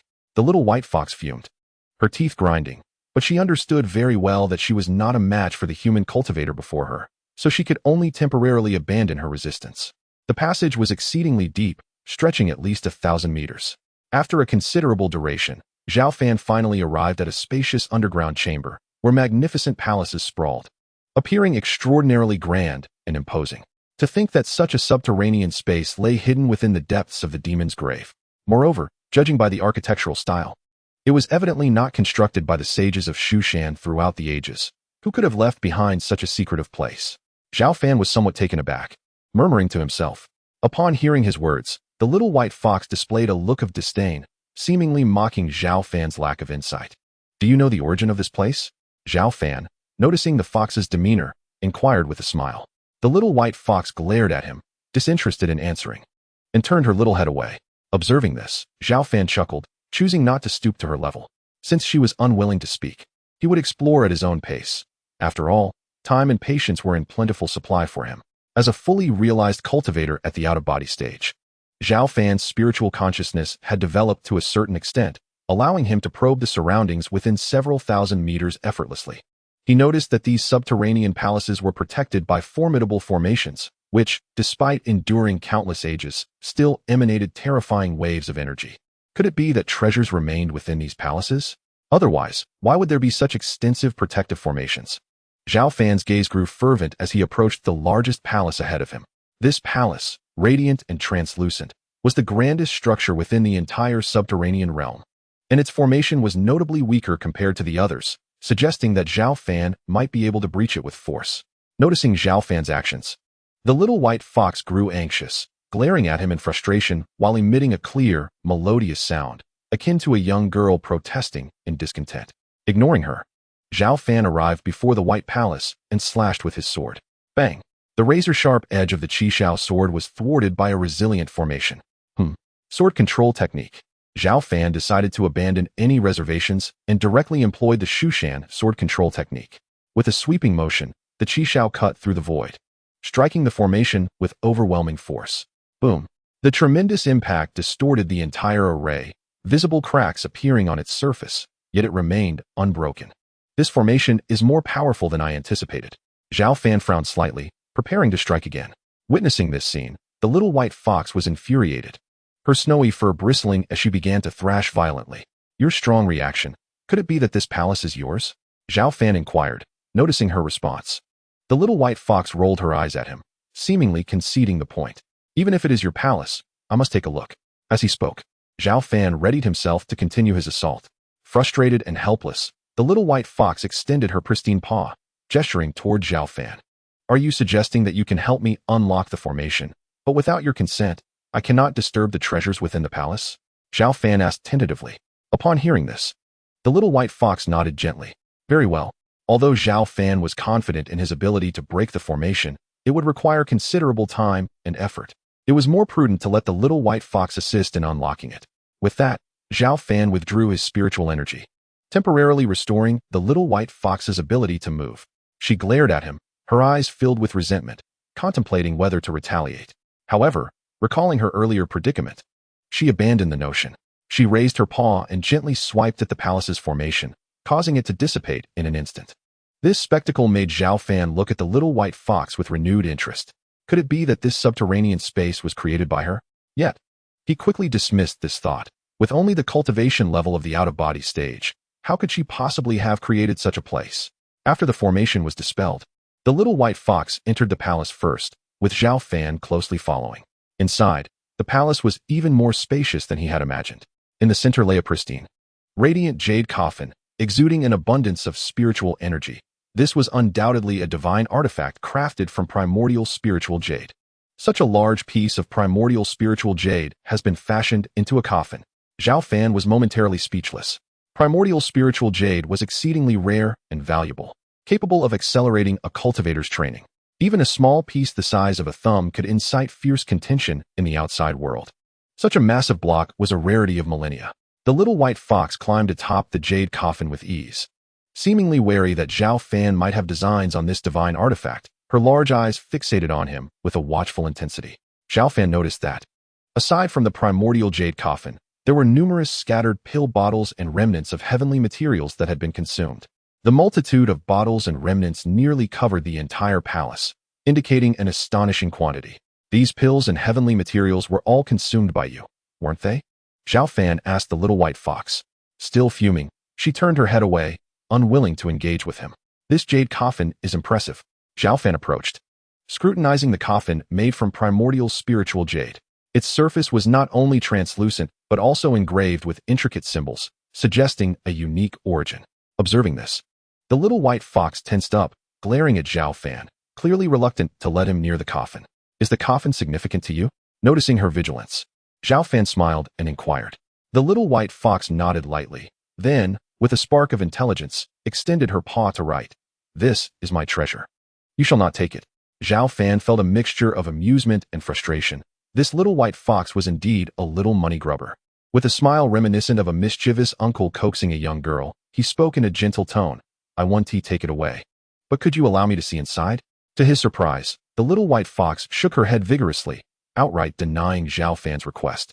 Realizing that she was impervious to persuasion, Zhao Fan sighed and drew forth his flying sword, Qishao, placing it before the little white fox with a decisive thud. I'll ask you once more. May I take a look? Gazing at the gleaming sword, the little white fox's expression shifted to one of despair and anger. However, she was left with no choice. This was truly a case of swordplay against a fox. Rest assured, I will only have a glance. Even if there are treasures within, I shall not take them. Zhao Fan reassured her. If you genuinely only wish to take a look, then I shall grant you a fleeting glimpse. After a moment of hesitation, the little white fox acquiesced. Seeing her agreement, Zhao Fan wasted no time. Placing his hand on the surface of the jade coffin and slowly pushing it open, the little white fox appeared anxious, fearful that Zhao Fan might snatch her coffin away. Her gaze fixed intently on him. With a resounding boom, the heavy jade coffin creaked open, but to Zhao Fan's astonishment, it was utterly empty inside. This revelation left the little white fox bewildered, her gem-like eyes reflecting a hint of confusion. Ever since she had awakened, she had regarded the coffin as an indispensable treasure, guarding it closely. Thus, in her subconscious mind, she believed that something of great importance lay within. Yet now, staring at the vacant coffin, she felt an inexplicable sense of loss. It's empty. Zhao Fan's brow furrowed.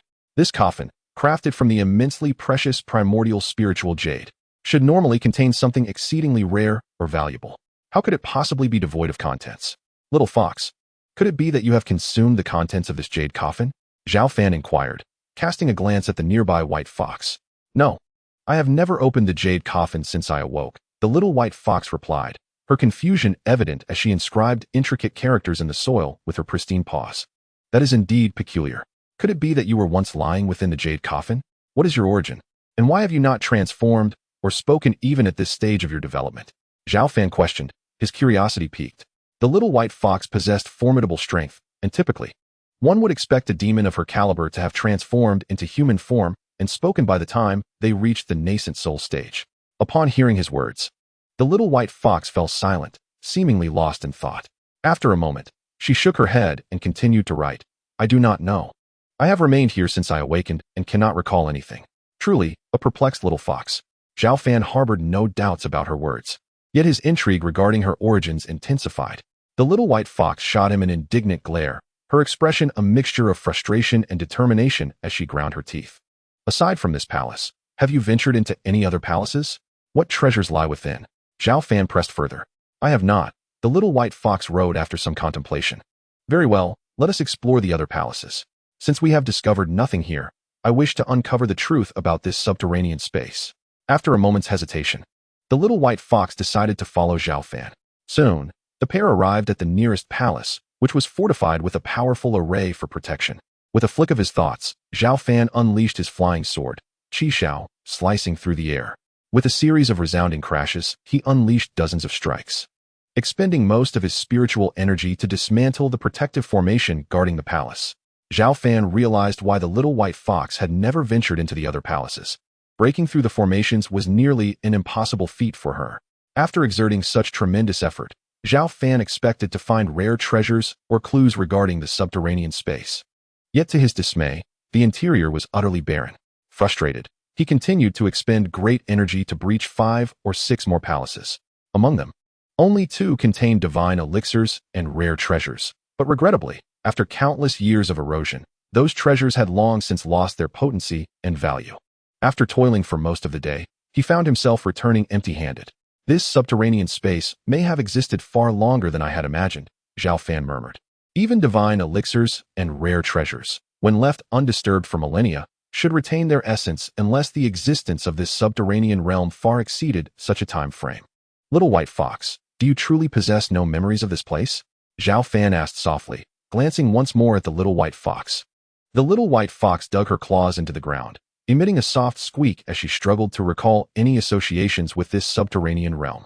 However, after a lengthy contemplation, she could only perceive a vast emptiness in her mind, devoid of any recollection. She knew not who she was or why she remained here. Suddenly, the little white fox's eyes brightened as a fleeting spark of inspiration flickered in her mind. Empress, she wrote in the dirt with her delicate paw. Empress, are you suggesting that this subterranean space was created by someone called the Empress? Zhao Fan narrowed his eyes, pressing for clarification. Simultaneously, he searched his mind for any recollection of that name. The title of Empress likely belonged to a formidable figure capable of instilling awe within the realm of cultivation. Perhaps one he should have heard of. However, upon reflection, he found no such memory. That Empress was likely not a contemporary figure, but rather a significant individual from millennia past. I do not know. I only remember this title. I cannot recall anything else. The little white fox shook her head and wrote, That is quite all right. I can seek information regarding this Empress in the Sutra repository of Mount Shu. Perhaps I may uncover something of value, Zhao Fan mused. Upon hearing his words, the little white fox's gem-like eyes sparkled with interest, for she had pondered this matter deeply. And the name Empress was the only clue linking her to her origins. Shall we venture forth to gather information? You must be curious about the identity of that Empress, as your presence here may very well be her design. Zhao Fan smiled, extending an invitation, aware of the little white fox's emotional state. The little white fox did not respond immediately, but scrutinized Zhao Fan cautiously. After a moment, she inscribed, Are you attempting to deceive me into leaving? Her distrust was palpable. She believed he could not be so altruistic as to help her uncover information about the Empress without ulterior motives. You foolish fox, you are hardly my match. If I wished to take you out, I could easily render you unconscious. So why would I need to deceive you? Zhao Fan chuckled, responding with a hint of sarcasm. Very well, I shall accompany you. The little white fox pondered and ultimately conceded, recognizing the validity of Zhao Fan's argument. Ding. Would you like to check in at the underground demon palace? A sudden prompt resonated in Zhao Fan's mind as he prepared to depart with the little white fox. Chapter 29, Request for Check-in. Zhao Fan paused momentarily before instinctively responding. Check-in successful. Reward, 10,000 sword technique. As the system notification faded, an intricate and profound martial art appeared in his mind. The 10,000 sword technique. Zhao Fan was astounded. This technique, much like the sword control technique, was one of the supreme sword arts lost to the Mount Shu sect for millennia. Most importantly, the 10,000 sword technique complemented the sword control technique, and mastering both would significantly enhance his overall combat prowess. What is the matter? The little white fox noticed Zhao Fan's sudden halt and inquired with her small paw, writing in her characteristic wavering script. Nothing. Let us proceed. Zhao Fan suppressed his eagerness to delve into the 10,000 sword technique and led the little white fox out of the subterranean realm. Before long, the duo emerged from the depths of the demon grave and returned to the locking demon tower. This was the little white fox's first experience in the outside world, and it was clear she felt a mix of nervousness and unease, still harboring a lack of trust in Zhao Fan. Shall we search for information now? The little white fox inquired with anticipation, eager for Zhao Fan to take her to investigate the clues surrounding the Empress, as in her muddled mind. This was the only name she could associate with her identity. Follow me, Zhao Fan smiled, leading her to the Sutra Repository of Mount Shu. The repository housed a wealth of historical texts concerning the realm of cultivation, where they might uncover information about the Empress. Within the repository, many disciples of Mount Shu were present, yet as beings in the out-of-body stage, Zhao Fan and the little white fox remained unnoticed by the ordinary disciples. The little white fox, feeling anxious, cautiously opened the most recent manuscript before her and began to read with great focus. Despite her appearance as a small white fox, her demeanor was one of intense concentration at that moment. Observing her dedication, Zhao Fan smiled faintly and commenced his own search through the historical texts, hoping to uncover even the faintest trace related to the Empress. Time slipped by, and a day passed in the blink of an eye. One person and one fox have nearly traversed the entirety of the historical documents within the scripture pavilion, yet they have found nothing of significance. How could this be? In the 22nd section, there was not a single lead concerning the Empress. Zhao Fan furrowed his brow slightly, while the little white fox beside him displayed a hint of dejection. Do not be disheartened. The Shu Mountains have undergone numerous changes, and many vital historical records within the scripture pavilion have suffered from various omissions over time. It is possible that the Empress did indeed exist, but we simply have not uncovered any relevant accounts. Zhao Fan contemplated aloud. Are you not deceiving me? The little white fox queried, a look of skepticism crossing her features as she wrote with her tiny paw. Of course not. Rest assured, I shall devise other means to uncover the truth about that Empress. However, before that, you must remain here in the demon-locking tower and refrain from wandering about the Shu Mountains, Zhao Fan said, after a brief pause. The little white fox nodded gently, as if in agreement. Upon returning to the demon-locking tower, Zhao Fan fashioned a small stone house with his sword, considering it a new home for the little white fox. Gazing at the humble stone structure, the little white fox expressed her disdain, as it could not possibly compare to her luxurious palace in the subterranean realm. However, seeing that Zhao Fan's own dwelling was of a similar modesty, she reluctantly accepted it. After settling the little white fox, Zhao Fan began to delve into the intricacies of the 10,000 sword technique. The more formidable the martial arts, the greater the challenge in comprehending them. Yet, due to his prior experience with the Shu swordsmanship, this presented little difficulty for Zhao Fan. The 10,000 sword technique, akin to the swordsmanship, also possessed 9 tiers of mastery, each progressively more daunting.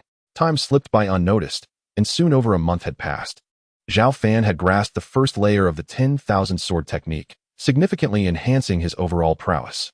One day, the door of the demon-locking tower swung open unexpectedly, and the current sect leader, Zhao Cheng, arrived. Elder brother, Zhao Cheng greeted warmly. What brings you here? Zhao Fan inquired with a smile. For it had been nearly 7 or 8 years since Zhao Cheng last visited the demon-locking tower amidst his busy efforts in reforming Shu. Before Zhao Cheng could continue, a flash of cold light suddenly surged toward him. The little white fox, appearing unbeknownst to them, mistook the unfamiliar Zhao Cheng for an intruder and struck out with her paw. Little fox, halt! Zhao Fan exclaimed, raising an eyebrow as he unleashed a stream of golden sword energy, a unique manifestation birthed from his training in the 10,000 sword technique, imbued with tremendous force. Bang! Before the little white fox could reach Zhao Cheng, she was sent reeling backward by the golden sword energy. Fortunately, Zhao Fan had controlled his strength just in time, sparing her from harm. With her head spinning, the little white fox shook herself back to awareness, puzzled as to why Zhao Fan had intervened. This is my brother. Not an enemy, Zhao Fan softly explained. The little white fox shot Zhao Fan an annoyed glare before storming back into the stone house. Elder brother, when did you acquire a little fox? Zhao Cheng asked, a hint of curiosity in his voice as he noticed the fox's extraordinary nature. Discovered her in the tower a few days ago. She seemed rather pitiable, so I took her in, Zhao Fan replied with a slight smile. Creatures from within the tower? Zhao Cheng's expression shifted, realizing that the little white fox might very well be a demon, which posed a potential danger. Do not worry. The little fox is not a threat, Zhao Fan reassured, noticing his brother's concern. At this, Zhao Cheng relaxed somewhat. By the way, you, the sect leader of Shu, are burdened with countless affairs. What brings you to me? Zhao Fan inquired with a light-hearted chuckle. I have indeed come to visit you, elder brother. But there is also a matter on which I seek your assistance, Zhao Cheng said, hesitating for a moment as a troubled expression crossed his face. Without waiting for Zhao Fan to respond, Zhao Cheng continued, Elder brother, you are aware that over these years I have actively pursued reforms, leading to significant advancements for Shu. However, we now face a rather troublesome predicament. Let us speak plainly. What trouble have we encountered? Zhao Fan understood his brother's disposition. He would not seek assistance unless confronted with a truly insurmountable issue. A powerful demon has emerged in the eastern wasteland, claiming to be the White Tiger Demon Saint. Its strength is formidable, having unified the myriad demon beasts of that region. Furthermore, reliable intelligence suggests that the White Tiger Demon Saint intends to lead an army of demons to attack Shushan. In recent days, many demon practitioners have caused chaos in our Shushan territories, resulting in the loss of thousands of civilians. Although I have dispatched several waves of our disciples to confront them, the minions of the White Tiger Demon Saint are exceedingly powerful, leading to significant casualties among our disciples and elders. Zhao Cheng's expression turned grave as he earnestly requested, "Thus, I have come to implore you, elder brother, to personally eliminate the White Tiger Demon Saint and restore peace to our Shushan territories." The White Tiger Demon Saint. Zhao Fan raised an eyebrow, inquiring, "How formidable is this demon?" "It is likely beyond the out-of-body realm, and it is said to possess a trace of ancient divine beast blood within. Its combat prowess is immense. Not long ago, even Elder Wu Hai, who is in the out-of-body stage, ventured to the eastern wasteland but was grievously injured by that demon," Zhao Cheng stated solemnly. "He would not seek his elder brother's aid unless truly desperate." "I understand. You wish for me to eliminate the White Tiger Demon Saint, correct?" Zhao Fan asked calmly. "Please, elder brother, assist me." Zhao Cheng took a deep breath and bowed respectfully before Zhao Fan, reiterating his request. There is no need for such formalities between brothers. A mere demon that dares to threaten Shushan must be dealt with accordingly. Zhao Fan pondered briefly before continuing, "Return for now, and I will personally take action against the White Tiger Demon Saint." Chapter 30. The Demon God Mountain in the Grand Hall of Shushan. Upon returning from the Demon Locking Tower, Zhao Cheng felt as if a great weight had been lifted, his long-lost smile returning. With his elder brother's willingness to intervene, he believed the issue of the northeastern wasteland would soon be resolved. Within the hall, the elders were still engaged in heated discussions and debates, deliberating on how to address the threat posed by the White Tiger Demon Saint and the demon tribes of the wasteland. Some elders, being warhawks, argued for a strong counterattack against the White Tiger Demon Saint, advocating for the summoning of disciples to prepare for battle. Others suggested a more cautious approach, proposing negotiations with the White Tiger Demon Saint if possible. In an instant, the hall erupted into chaos, with each side presenting their arguments, resembling a market in disarray. The crux of the matter was that the White Tiger Demon Saint was exceedingly powerful. Even Elder Wu Hai, in the out-of-body stage, had failed to defeat it, sustaining severe injuries in the process. Without absolute certainty of subduing the White Tiger Demon Saint, should it lead its army of 100,000 demon beasts to attack Shushan, the consequences would be unfathomable. Previously, Zhao Cheng had also been deeply troubled by this matter, losing sleep for several days and nights. However, upon receiving his elder brother's affirmation to act, he felt a wave of relief wash over him as he strode confidently into the grand hall, a smile gracing his features. This scene caused the elders of Shushan to exchange glances, the hall falling into immediate silence. "Sect leader, why do you smile? Have you found a solution to the White Tiger Demon Saint and the Eastern Wasteland?" they queried. "Whether to engage in battle or seek peace, you should have a decision," they urged. At this moment, Elder Lin Mu of the Jinwu sect inquired in a deep voice. As the elder primarily responsible for the defense of Mount Shu, he paid particular attention to the matters concerning the Eastern Wilderness. Whether to engage or negotiate with the White Tiger Demon Saint was a decision that needed to be made promptly. Otherwise, continuing the quarrel would merely squander their time. With Elder Jinwu's words, the other elders nodded in silent agreement. Instantly, all eyes turned to the sect leader, Zhao Cheng, awaiting his decision in quiet anticipation. "Dear elders, there is no need for further debate. The issue with the White Tiger Demon Saint and the northeastern wilderness need not trouble you. I have summoned a great immortal practitioner to eliminate that demon. Once he falls, the demon tribes of the wilderness will undoubtedly collapse, posing no further threat to Mount Shu." Zhao Fan declared, a smile gracing his face as he spoke. "Is this truly the case? Sect leader, you haven't summoned that mysterious sword cultivator from before, have you?" Elder Lin Mu initially stared in shock, only to become exhilarated and query eagerly. The other elders, upon hearing this, gazed at Zhao Cheng with expressions of great expectation. "Indeed, it is that very elder," Zhao Cheng confirmed with a nod, a smile illuminating his face. Upon receiving this affirmation from Zhao Cheng, the elders within the grand hall erupted in joyous exclamations. If that enigmatic sword cultivator were to intervene, the White Tiger Demon Saint would indeed be no cause for concern. When the 6 great sword sects had previously dispatched 6 transcendental practitioners to Mount Shu, They had been vanquished in mere 2 strikes by that sword cultivator. In the minds of the elders of Mount Shu, that sword cultivator was a transcendent being residing within their midst. With him in action, no task was insurmountable. Rest assured, dear elders, await the good news of the White Tiger Demon Saint's demise. Without him causing chaos, the demon tribes of the eastern wilderness are no threat at all. Within the confines of the demon locking tower, Zhao Fan gently polished the blade of the Qishao sword.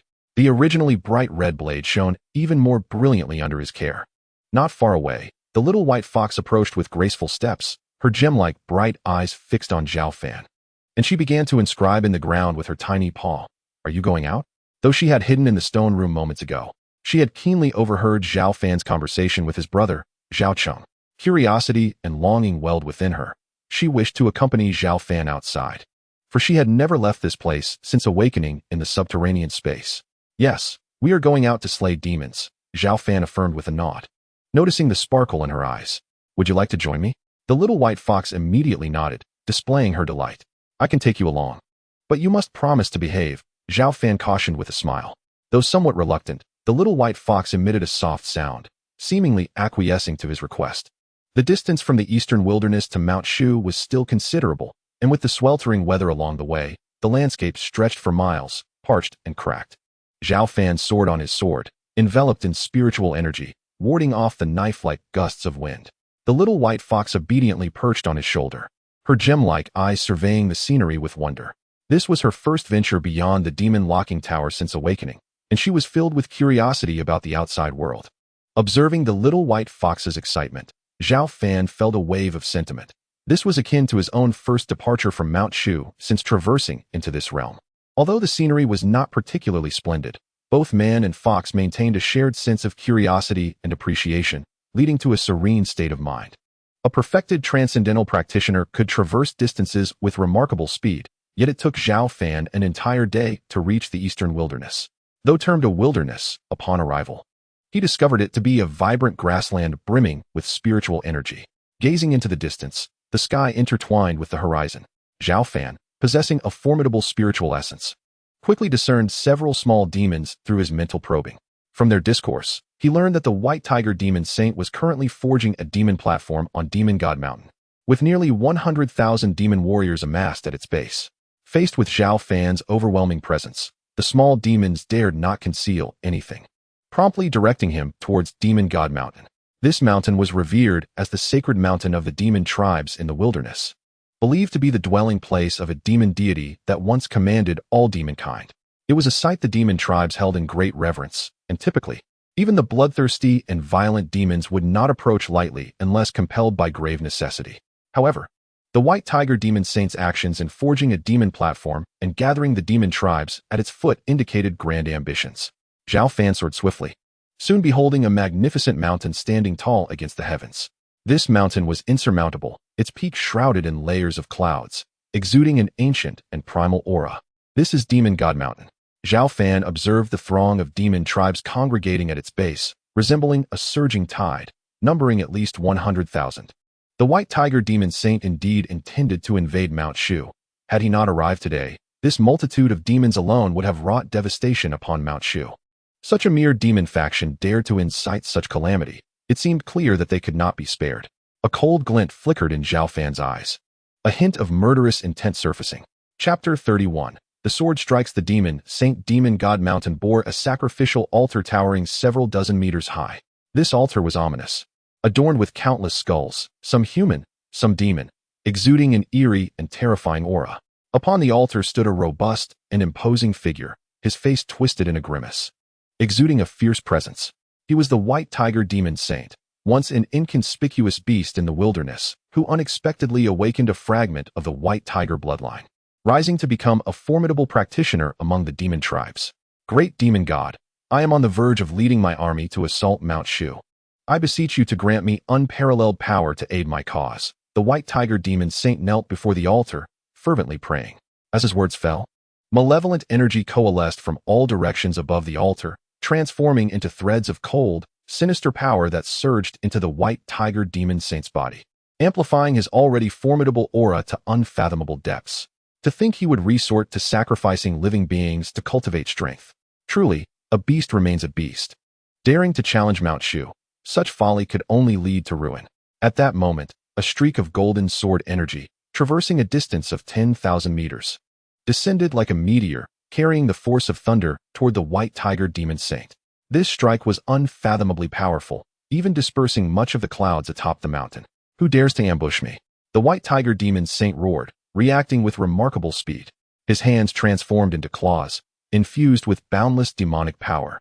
As he struck out fiercely against the incoming golden sword energy, the force of his claws was as formidable as a mountain, seeking to block this supreme strike. Yet, in the next instant, with a deafening explosion, the claw strike shattered into fragments.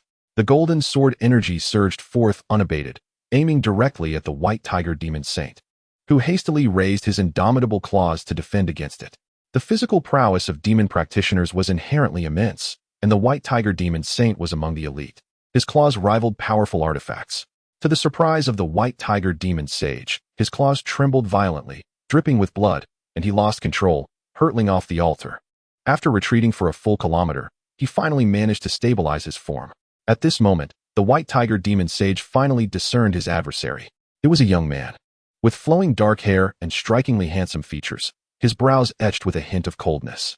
Standing there, he emanated a profound aura, akin to an abyss, rendering it difficult to gauge his depths. He was none other than Zhao Fan, who had arrived here with the little white fox. "Who are you?" The white tiger demon sage exclaimed, his claws throbbing with pain, a mix of surprise and fury washing over him. Could this young man possibly be a formidable cultivator of the human race?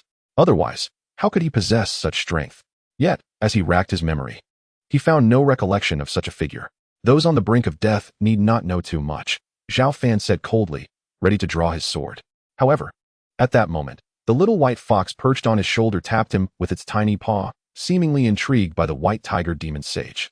Observing this, Zhao Fan paused and inquired, "What is it?" "There's something within him, emanating a rich fragrance," the little white fox indicated, sniffing intently as it gazed at the white tiger demon sage, scratching out a few characters in the air. Zhao Fan noticed the little white fox's eyes glimmering with heat, akin to that of a creature eyeing a delicious meal. "Leave him to me," the little white fox urged, unable to contain its excitement, scratching out its request. "Very well. But be cautious," Zhao Fan replied after a moment's hesitation, nodding in agreement. "Arrogant. You seek death," the white tiger demon sage roared, enraged at the audacity of the duo, treating him as if he were inconsequential. With a thunderous roar, he transformed, his form swelling to a height of 3 meters. A fearsome hybrid of man and tiger, his overwhelming aura soaring skywards. "Kill," he bellowed, crushing the earth beneath him as he rocketed toward Zhao Fan and the little white fox like a cannonball. The little white fox, eyes alight with excitement, transformed into a blur, darting forward in response. Under Zhao Fan's watchful gaze, the two collided head-on, unleashing a tempest of energy. The battles of the demon race were far more direct and simplistic compared to those of human cultivators, often pitting raw power and speed against one another. Devoid of intricate techniques, both the little white fox and the white tiger demon sage were in the latter stages of their respective realms. But despite the latter's towering stature and formidable strength, with claws as hard as divine iron capable of shattering mountains, the little white fox, small and nimble, effortlessly evaded his strikes.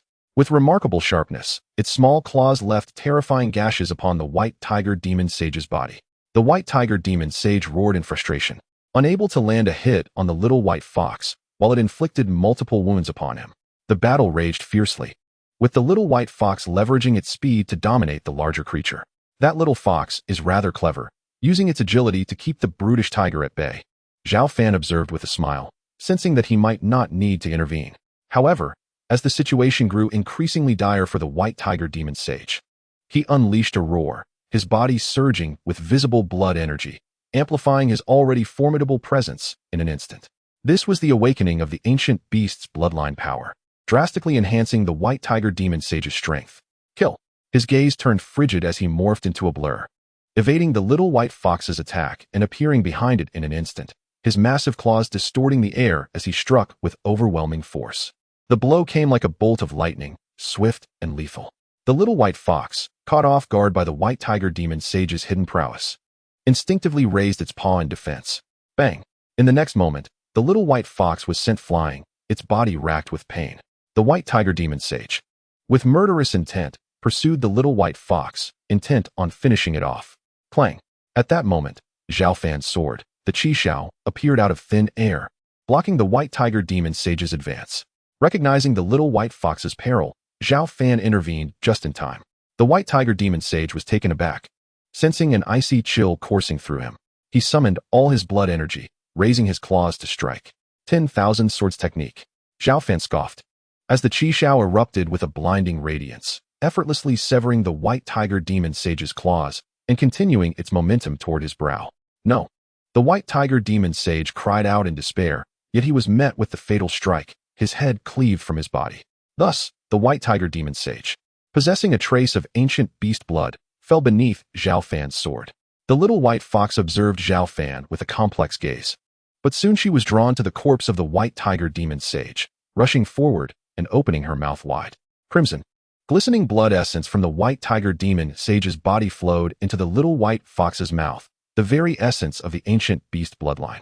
Chapter 32. The Spirit Dispersing Stage Burp. Only after completely absorbing the ancient blood essence from the white tiger demon sage did the little white fox let out a satisfied burp. Zhao Fan watched in astonishment, realizing that it was indeed the bloodline power within the white tiger demon sage that had piqued the little white fox's interest. "You truly are a peculiar little fox," he remarked teasingly, pondering her origins with growing curiosity. If she were merely an ordinary demon, she would not possess the ability to consume the bloodline power of other demon races. The little white fox lifted her head, waving her tiny paw at Zhao Fan as if protesting. Seeing this, Zhao Fan chuckled, choosing not to take offense. At the foot of the demon god mountain, a vast army of 100,000 demons had gathered, among them many powerful demon cultivators. The terrifying fluctuations that had emanated from the mountaintop led them to believe that the demon sage had successfully communicated with the legendary demon god. With the support of an unparalleled demon god, perhaps they could indeed rise again under the leadership of the demon sage. However, in the next instant, a colossal tiger head plummeted from the heavens, exuding a palpable aura of malice as it crashed to the ground. It was the head of the white tiger demon sage. Upon seeing this, the gathered demons were struck with terror, their hairs standing on end. "Do these demons not realize?" the little white fox asked, standing on Zhao Fan's shoulder and gesturing. "With the death of the white tiger demon sage, these demon beasts are no longer a threat. Let us return," Zhao Fan replied, casting a glance at the chaos below before smiling faintly. He then soared into the sky on his sword, swiftly disappearing with the little white fox into the distance. Before long, Zhao Fan and the little white fox returned to the demon sealing tower. Having absorbed the bloodline power from the white tiger demon sage, the little white fox appeared to have made some progress in her cultivation. She waved her paw at Zhao Fan before darting back to her stone chamber. "Shall we begin the sign-in?" At that moment, a familiar prompt echoed in his mind. "Sign in," Zhao Fan responded habitually. "Sign-in successful. Reward, profound solidifying pill." As the system's voice faded, a pill materialized in Zhao Fan's hand. The pill before him was as clear as crystal, resembling a beautifully carved jade, exuding an exquisite fragrance. The Xianin solidifying spirit pill? Zhao Fan gazed at the pill in his hand, a flicker of joy illuminating his brow. This Xianin solidifying spirit pill was an extraordinary elixir. Highly valuable, particularly for cultivators at the peak of the out-of-body stage, as it significantly increased the probability of breaking through to the spirit separation stage. Initially, Zhao Fan estimated that even with the system's assistance, it would take him several years, if not longer, to reach the spirit separation stage. However, with the Xianin solidifying spirit pill, he could drastically shorten this duration. Without a moment's hesitation, Zhao Fan consumed the Xianin solidifying spirit pill. As a cultivator already at the pinnacle of the out-of-body stage, his foundation was solid, leaving no room for inadequacy. As the pill entered his body, powerful medicinal energy began to radiate from his abdomen, spreading throughout his limbs and bones. The spiritual energy within Zhao Fan was akin to a reservoir that had reached its limit. Yet, with the aid of this medicinal force, the previously stagnant energy surged forth at a visible pace. Moreover, it was not merely the spiritual energy that flourished. Zhao Fan's primordial spirit was also undergoing transformation and elevation. His primordial spirit, nestled in the sea of consciousness at his brow, became increasingly radiant, emanating a formidable and robust mental wave. Zhao Fan sat cross-legged in the void, his skin shimmering with a faint golden glow, resembling a transcendent deity. His aura ascended in layers, ultimately shattering the bottleneck of the out-of-body stage, propelling him into a higher realm. A powerful presence emanated from Zhao Fan, enveloping the entire demon-locking tower. Startled by this immense disturbance, the little white fox poked its head out of the stone house and instantly beheld Zhao Fan, who sat in the void, his form ablaze with divine flames, exuding an aura that was not only supremely powerful but also ethereal and elusive. The little white fox widened its gem-like eyes, revealing an expression of rare astonishment. It had never anticipated that Zhao Fan, the human cultivator, would break through his previous limitations so soon after returning from the eastern wasteland. Freak! The little white fox scribbled with its paw before swiftly retreating into the stone house. The transition from the out-of-body stage to the spirit separation stage was not merely a significant elevation in realm. It represented a profound transformation and sublimation for the cultivator. Zhao Fan could distinctly feel that his spiritual energy, primordial spirit, and even the strength of his physical body had all undergone a harmonious enhancement. Time passed, and the tempestuous aura surrounding Zhao Fan gradually subsided. At last, he opened his eyes, exhaling a sigh of relief. The breakthrough was successful. His gaze was calm and profound, resembling two unfathomable black holes. Any ordinary cultivator witnessing this scene would find themselves unwittingly drawn into its depths, struggling to awaken. This exemplified the terrors of a spirit separation stage cultivator. The transformation of the primordial spirit meant that their mental energy could influence external objects with every action. This is the spirit separation stage. My primordial spirit's power is at least several times stronger than that of the out-of-body stage. The spiritual energy within me has surged tremendously, and it is inexhaustible. Even after several fierce battles, it would be challenging to deplete it in an instant. A smile graced Zhao Fan's face as he marveled at the profound changes within his primordial spirit and spiritual energy. With my current cultivation level, should I employ the sword control technique, a mere thought would send my flying sword soaring across several miles, effortlessly claiming lives from afar. As if to validate his assertion, Zhao Fan focused his mind, and the flying sword, Qi Xiao, emitted a crisp and resonant sound before shooting skyward, cleaving through the dark clouds in the distance. Satisfied with this display, Zhao Fan nodded. This was merely the outcome of a casual strike. If he were to unleash his full power, even a towering mountain could be effortlessly severed in two. Following his breakthrough into the spirit separation stage, the formidable advantages of sword cultivators would gradually manifest. In the days that followed, Zhao Fan remained within the demon-locking tower, solidifying his newly attained realm. On the 5th day since his return from the eastern wasteland, Zhang Qian came to deliver food. Standing outside the tower's great door, she informed Zhao Fan, "Senior brother, let me tell you, there was recently turmoil in the eastern wasteland." As he savored his meal, Zhao Fan, though already aware, calmly inquired, "What transpired there?" It is said that a powerful demonic cultivator known as the White Tiger Demon Sage unified the eastern wasteland and boasted of attacking our Shushan. However, less than a month later, this arrogant demon was slain atop Demon God Mountain, leading to the fragmentation of the recently unified demonic tribes. Many of the demonic cultivators that had caused chaos within our Shushan territory are now terrified and have retreated. Zhao Fan smiled upon hearing this and asked, "Isn't this a good thing? The sect master must be pleased." Indeed, the sect master and the elders are overjoyed. Initially, we were on high alert, fully prepared for a confrontation with those demons, but we never anticipated this outcome. Fortunately, it turned out this way. Otherwise, we would not know how many disciples would have perished. Zhang Qian replied with a light-hearted laugh. "You are absolutely right. Once war breaks out, many lives would be lost. This current situation is quite favorable." Zhao Fan nodded gently, feeling a sense of relief that his journey had not been in vain. Zhang Qian continued to share amusing anecdotes about Shushan before departing with an empty food container.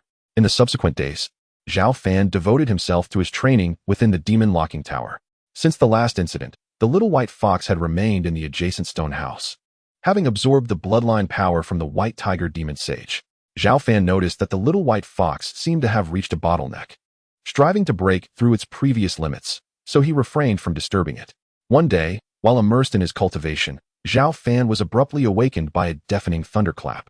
He lifted his gaze, witnessing the previously clear sky now shrouded in heavy leaden clouds, with serpentine bolts of lightning dancing ominously within the dark mist. Is it about to rain again? Zhao Fan pondered in surprise. The Shushan region had a notably dry climate, with only a singular extraordinary downpour occurring 30 years prior, after which the spiritual energy in the world began to thicken. Now, it seemed another rain was imminent. As a cultivator at the spirit separation stage, Zhao Fan possessed formidable insight through his primordial spirit, and keenly sensed unique fluctuations of spiritual energy deep within the myriad clouds. His brow furrowed as he summoned the flying sword Qi Shao, sending it soaring into the thick clouds. He attached a thread of his primordial spirit to the sword, clearly surveying the high-altitude scene, a technique unique to spirit separation stage cultivators. The cloud cover was extensive, enveloping not only the entirety of Shushan, but also extending over the surrounding hundreds of miles. Most importantly, from within the depths of the clouds, Zhao Fan sensed a tumultuous surge of spiritual energy. What could this be? Within the innermost depths of the clouds lay an immense reservoir of spiritual energy. Zhao Fan resolved to uncover the truth, urging his flying sword, Qi Shao, deep into the heart of the clouds. The atmosphere here was thin, charged with fearsome thunder and lightning.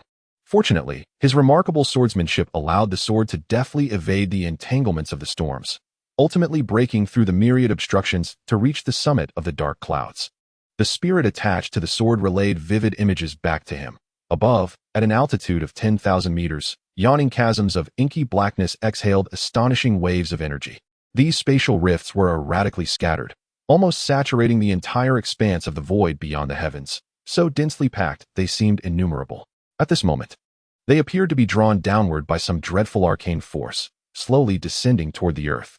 Even at this gradual pace, the sheer volume of spiritual energy they emitted was nothing short of astounding. Zhao Fan was taken aback, never expecting such a peculiar phenomenon to exist at such heights. What could these spatial rifts be? What realms did they connect to, allowing them to spew forth such an immense quantity of spiritual energy? This relentless flow of spiritual essence could potentially alter the cultivation environment across the entire territory. Zhao Fan's expression turned grave. These rifts varied in size, but all were unfathomably deep, resembling the gaping maw of a primordial beast, exuding an aura that struck terror into the heart. Despite being a cultivator at the spirit division stage, the sight of the densely clustered rifts made him acutely aware of his own insignificance and frailty. Taking a deep breath, Zhao Fan attempted to draw closer with his sword. However, after merely advancing a single yard, the sword's blade trembled violently, unable to withstand the terrifying pressure emanating from the rifts. Should he force his approach, even a top-tier sword could shatter into fragments at any moment. He quickly withdrew, realizing that not only would he risk destroying the sword, but his own spirit would also suffer unimaginable damage. As the rifts continued their slow descent, the clouds below thickened, rumbling with incessant thunder. Zhao Fan noted that the vast spiritual energy from the rifts was now mixing with the clouds, descending rapidly.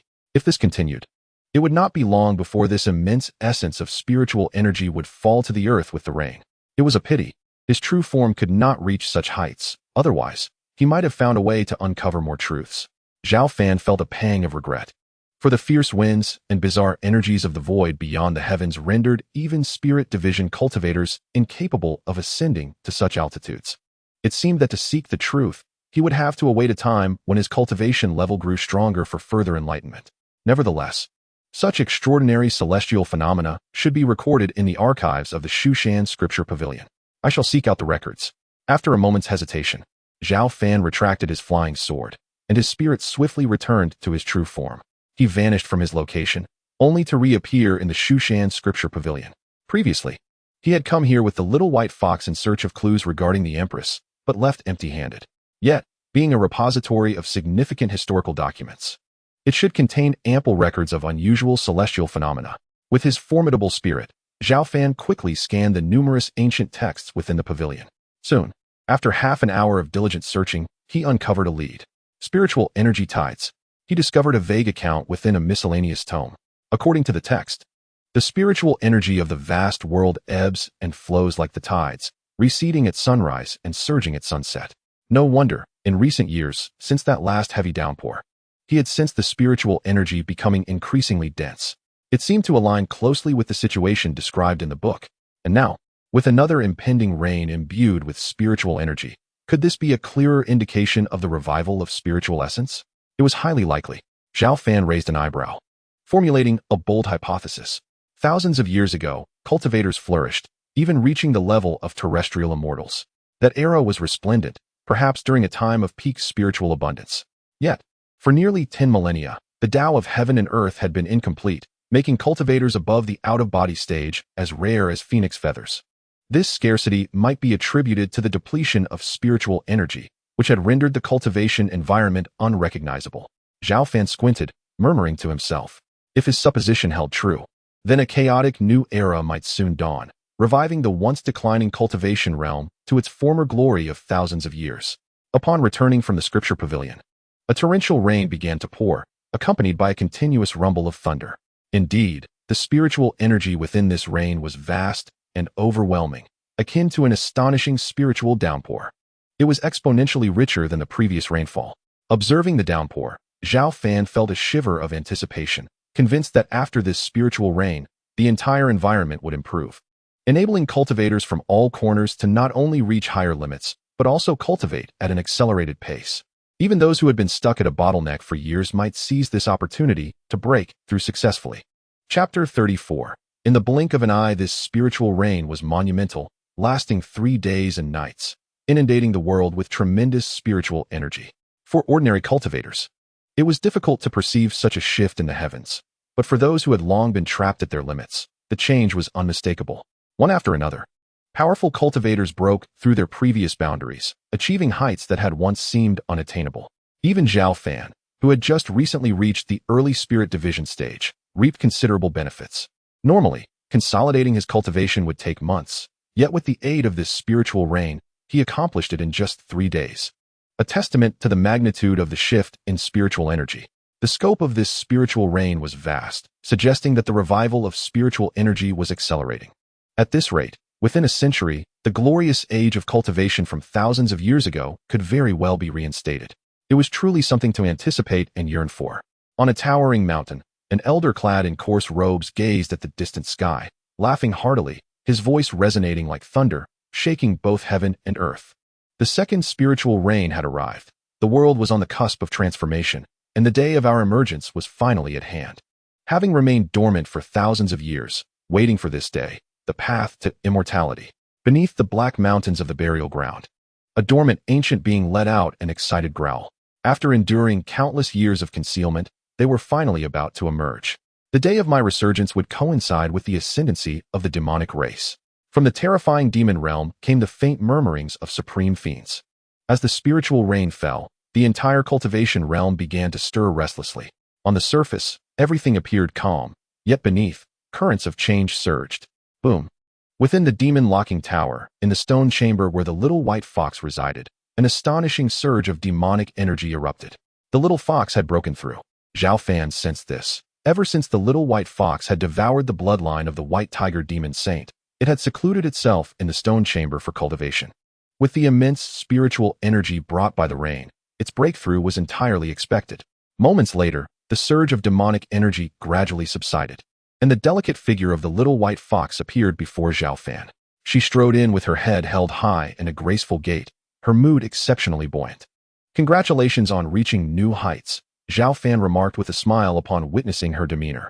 The little white fox, upon hearing this, proudly lifted her chin and suddenly emitted a melodious voice, declaring, "Humph, this fox spirit possesses unparalleled talent. It won't be long before I catch up to you." Zhao Fan, taken aback by the sweet and clear voice of the little white fox, exclaimed in astonishment, "You can speak now? Foolish human, I have just refined the demon bone. Of course, I can speak." As she spoke, the little white fox cast a disdainful glance at Zhao Fan. After breaking through her previous boundaries, the fox had become somewhat conceited, and being able to converse was a relief, sparing her from the need to write those unsightly characters. Zhao Fan chuckled and teased. "What did you say?" The little white fox glared at him, puffing up in indignation. "How dare you claim that your writing is beautiful? I merely spoke the truth," Zhao Fan replied.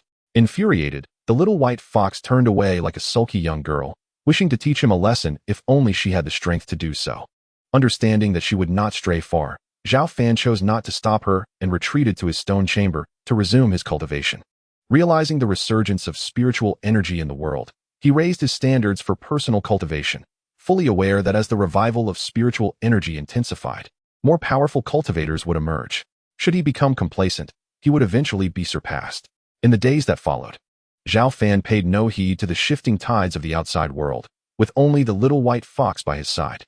Since gaining the ability to speak, she had grown increasingly proud, resembling an eternally youthful maiden. Apart from staying in the stone chamber, she would occasionally return to the depths of the demon grave to delve into her origins, her mind a haze as she sought to recall her past. Zhao Fan, engrossed in his training, did not concern himself much with her, as long as she refrained from causing trouble. Seasons changed and years passed, swiftly leading to the passage of 50 years. For mortals, 50 years is nearly a lifetime, but for those who pursue immortality, it is but a fleeting moment. During this time, Zhao Fan had not stepped outside the demon locking tower, quietly signing in through the system and studying sword control techniques and the myriad swords formula, which significantly enhanced his overall strength. His cultivation level had progressed from the early stage of the spirit separation realm to the mid-stage. Though it seemed a minor advancement, it was remarkably swift, especially in an environment of revitalized spiritual energy, where gaining a small realm typically required 500 to 600 years, if not longer. Cultivating in defiance of heaven is a challenging path. As one's realm ascends, the difficulty only increases. This year marked the 80th anniversary of Zhao Cheng becoming the leader of the Shushan sect and the 88th since Zhao Fan's arrival at the demon locking tower. The current cultivation world was anything but tranquil. The incident where Zhao Fan had slain 6 powerful cultivators from the 6 major sword sects had become a tale of the past, forgotten by many. 50 years ago, he had ventured to the eastern wastelands to slay the white tiger demon sage, and apart from the little white fox, no one knew of his involvement. Many speculated that the mysterious sword cultivator who once guarded Shushan had long since perished. The fear that various factions once held towards Shushan had diminished, particularly since the onset of the cataclysmic spiritual reign 50 years ago, which led to a continuous resurgence of spiritual energy and the emergence of ever more powerful cultivators. Previously, those in the spirit separation realm were the few top-tier cultivators publicly acknowledged by major factions, hailed as great cultivators.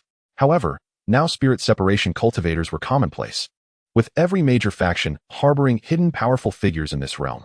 In the cultivation world, strength reigns supreme. Those factions with grievances against Shushan no longer regarded it with trepidation, even openly displaying hostility. The most audacious were the various demonic sects, which had seen a rise in formidable demon figures over the past 50 years. This was primarily due to their rapid acquisition of demonic martial arts, which allowed them to absorb the essence of others to enhance their own cultivation, thus gaining a significant advantage in the environment of revitalized spiritual energy compared to many righteous sections. In recent years, numerous conflicts had arisen between disciples of the demonic path and Shushan disciples. Although these skirmishes were minor, the undercurrents were turbulent, with the potential for explosive confrontations looming. "Brother, I have brought you a meal," came a clear and sweet voice from outside the demon locking tower, as Zhang Qian arrived once more to deliver food to Zhao Fan. She approached with a food box in hand, her shoulder-length hair fluttering gently in the breeze, her skin fair and supple, her eyes bright and clear, and her lips alluringly glossy, her countenance exceedingly charming. Over the past 50 years, she had become the enforcement master sister of the discipline hall, overseeing hundreds of disciples. Yet she still came without fail every 10 days to deliver meals. Compared to before, not only had her status changed, but Zhang Qian had also transformed from an innocent and adorable girl into a mature and alluring woman. Nonetheless, in Zhao Fan's eyes, she remained the little junior sister who dutifully brought him meals on time. "Brother, I have prepared several new dishes for you this time. You must try them and let me know if they are delicious," she said, handing him the food box. Zhao Fan accepted without hesitation, savoring the meal as he usually did. With his current cultivation level, he could go for years without food or drink without any adverse effects. However, indulging in a warm meal every 10 days had become a deeply ingrained habit. "Brother, is it tasty?" "Quite delicious," Zhao Fan replied with a smile. "Yay, that's great. By the way, brother, there's a rumor circulating in Shushan that you might not be aware of," Zhang Qian said, piquing Zhao Fan's interest. "A rumor? What kind of rumor?" "It is said that the princess of Pingyang from the Great Tang Dynasty intends to marry the sect leader, and just yesterday, envoys from the Great Tang Dynasty arrived at Shushan to discuss matters with the high-ranking elders of our sect." "The princess of Pingyang, a marriage alliance with the Great Tang Dynasty?" Zhao Fan raised an eyebrow, recalling his impression of the Great Tang Dynasty. The Great Tang had profound ties with Shushan, once a steadfast ally. A millennium ago, the Great Tang had flourished, nearly dominating the 9 regions. Yet in recent millennia, it had declined significantly in both renown and territory, far from its former glory. Given the severe decline of Shushan in recent centuries, their once amicable alliance had grown strained. Why then would the Great Tang send envoys to propose a marriage to such a noble princess? "Who is this Princess Pingyang?" Zhao Fan inquired calmly. "Princess Pingyang?" Upon hearing Zhao Fan's question, Zhang Qian was momentarily taken aback. Then her expression shifted to one of admiration as she replied, "Brother, she is an extraordinary female cultivator." "Oh, I would love to hear how she is extraordinary," Zhao Fan said with a slight smile. "It is said that this Princess Pingyang shattered the historical cultivation records of the Great Tang at a young age, achieving the Yuaning stage before turning 50. Moreover, I have heard that she is exceptionally beautiful, hailed as the most stunning cultivator in the Great Tang." Zhang Qian spoke, her tone tinged with a hint of envy. "Is that so?" Zhao Fan nodded slightly, devoid of any surprise. Cultivators are distinct from mortals. Reaching the age of 50 is considered quite young. To break through to the nascent soul stage at such an age signifies extraordinary talent, as many may never attain such heights in their lifetime. "Brother, do you think Princess Pingyang is formidable?" Zhang Qian playfully inquired, her eyes twinkling. "Let's leave it at that." Zhao Fan smiled, preferring not to elaborate further. If it weren't for the connection to Zhao City, he would have refrained from asking even a single question. All right. Sensing Zhao Fan's lack of interest in the affairs of the Tang dynasty and Princess Pingyang, Zhang Qian swiftly changed the subject. "Brother, sometimes I find myself quite envious of you." "Envious of me? What is there to envy?" Zhao Fan replied with a self-deprecating smile. "Truly, look at you. Residing peacefully within the demon restraining tower, free from worries, at least not burdened like I am." Zhang Qian paused, unable to suppress her grievances. "Now, I oversee hundreds of disciples in the discipline hall, which is far more exhausting than before. Moreover, the situation outside Mount Shu is quite tumultuous. My fellow brothers and sisters in the discipline hall occasionally have to descend the mountain to quell the chaos caused by demons." Zhao Fan casually asked, "Are there many demons currently?" "Quite a few, and they frequently wreak havoc within our Mount Shu territory. The entire cultivation world is in turmoil. Just recently, the infamous Baiwei sect ruthlessly slaughtered the Qingyuan sect, with over 3,000 cultivators meeting a tragic end at the hands of those demons." As she spoke, a look of lingering fear crossed Zhang Qian's face. The Qingyuan sect was bloodied? Zhao Fan's brow furrowed. He had heard of that sect, which was once a formidable force not far from Mount Shu. Indeed, those demonic cultivators employ extremely cruel methods, provoking widespread outrage throughout the cultivation world. Many top sects have dispatched powerful cultivators to assault the Baiwei sect. I heard that even spirit-severing stage cultivators have personally intervened, yet they suffered multiple casualties. The Baiwei sect remains unscathed, becoming even more brazen. Zhang Qian shook her head in disappointment. With her inherently righteous and kind nature, she harbored a deep hatred for evil forces, and every mention of such matters filled her with indignation. "Evil forces will not meet a good end."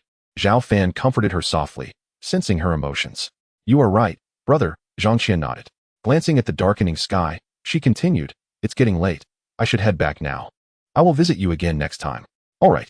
With that, Zhang Qian quickly departed, and the demon restraining tower returned to its tranquil state. Outside, the world was ever-changing, and even spirit-severing stage cultivators faced peril. "I shall remain diligently within the demon restraining tower to strengthen myself." Reflecting on Zhang Qian's earlier words, Zhao Fan shook his head slightly, murmuring to himself. Although the days spent in the tower could be somewhat monotonous, the constant feeling of growth provided immense tranquility and fulfillment. Has the host begun the sign-in? At that moment, a familiar system notification echoed in Zhao Fan's mind. "Sign in." Zhao Fan responded without hesitation. "Sign in successful. You have acquired the exiled golden body." As the system's voice faded, a complex and profound set of martial arts teachings materialized in Zhao Fan's mind. What? It is actually the supreme physical cultivation of the Buddha's teachings, the exiled golden body. Zhao Fan was momentarily taken aback, followed by a surge of joy. The Buddhist sect was renowned for its transcendence and power, possessing few yet exceptionally elite lineages, such as the illustrious Famen Temple, which had produced arhats and bodhisattvas. Among the teachings of Famen Temple, the most powerful martial art was indeed the exiled golden body, rumored to grant a flawless and pure physical form capable of immense feats. Zhao Fan was genuinely surprised, never anticipating that today's sign-in reward would yield the highest martial art of the Buddha. Over the past 50 years, through the system, he had acquired many forgotten martial arts from Mount Shu and techniques from other sects, yet he had never obtained anything from the Buddhist sect. This underscored the rarity and preciousness of Buddhist martial arts.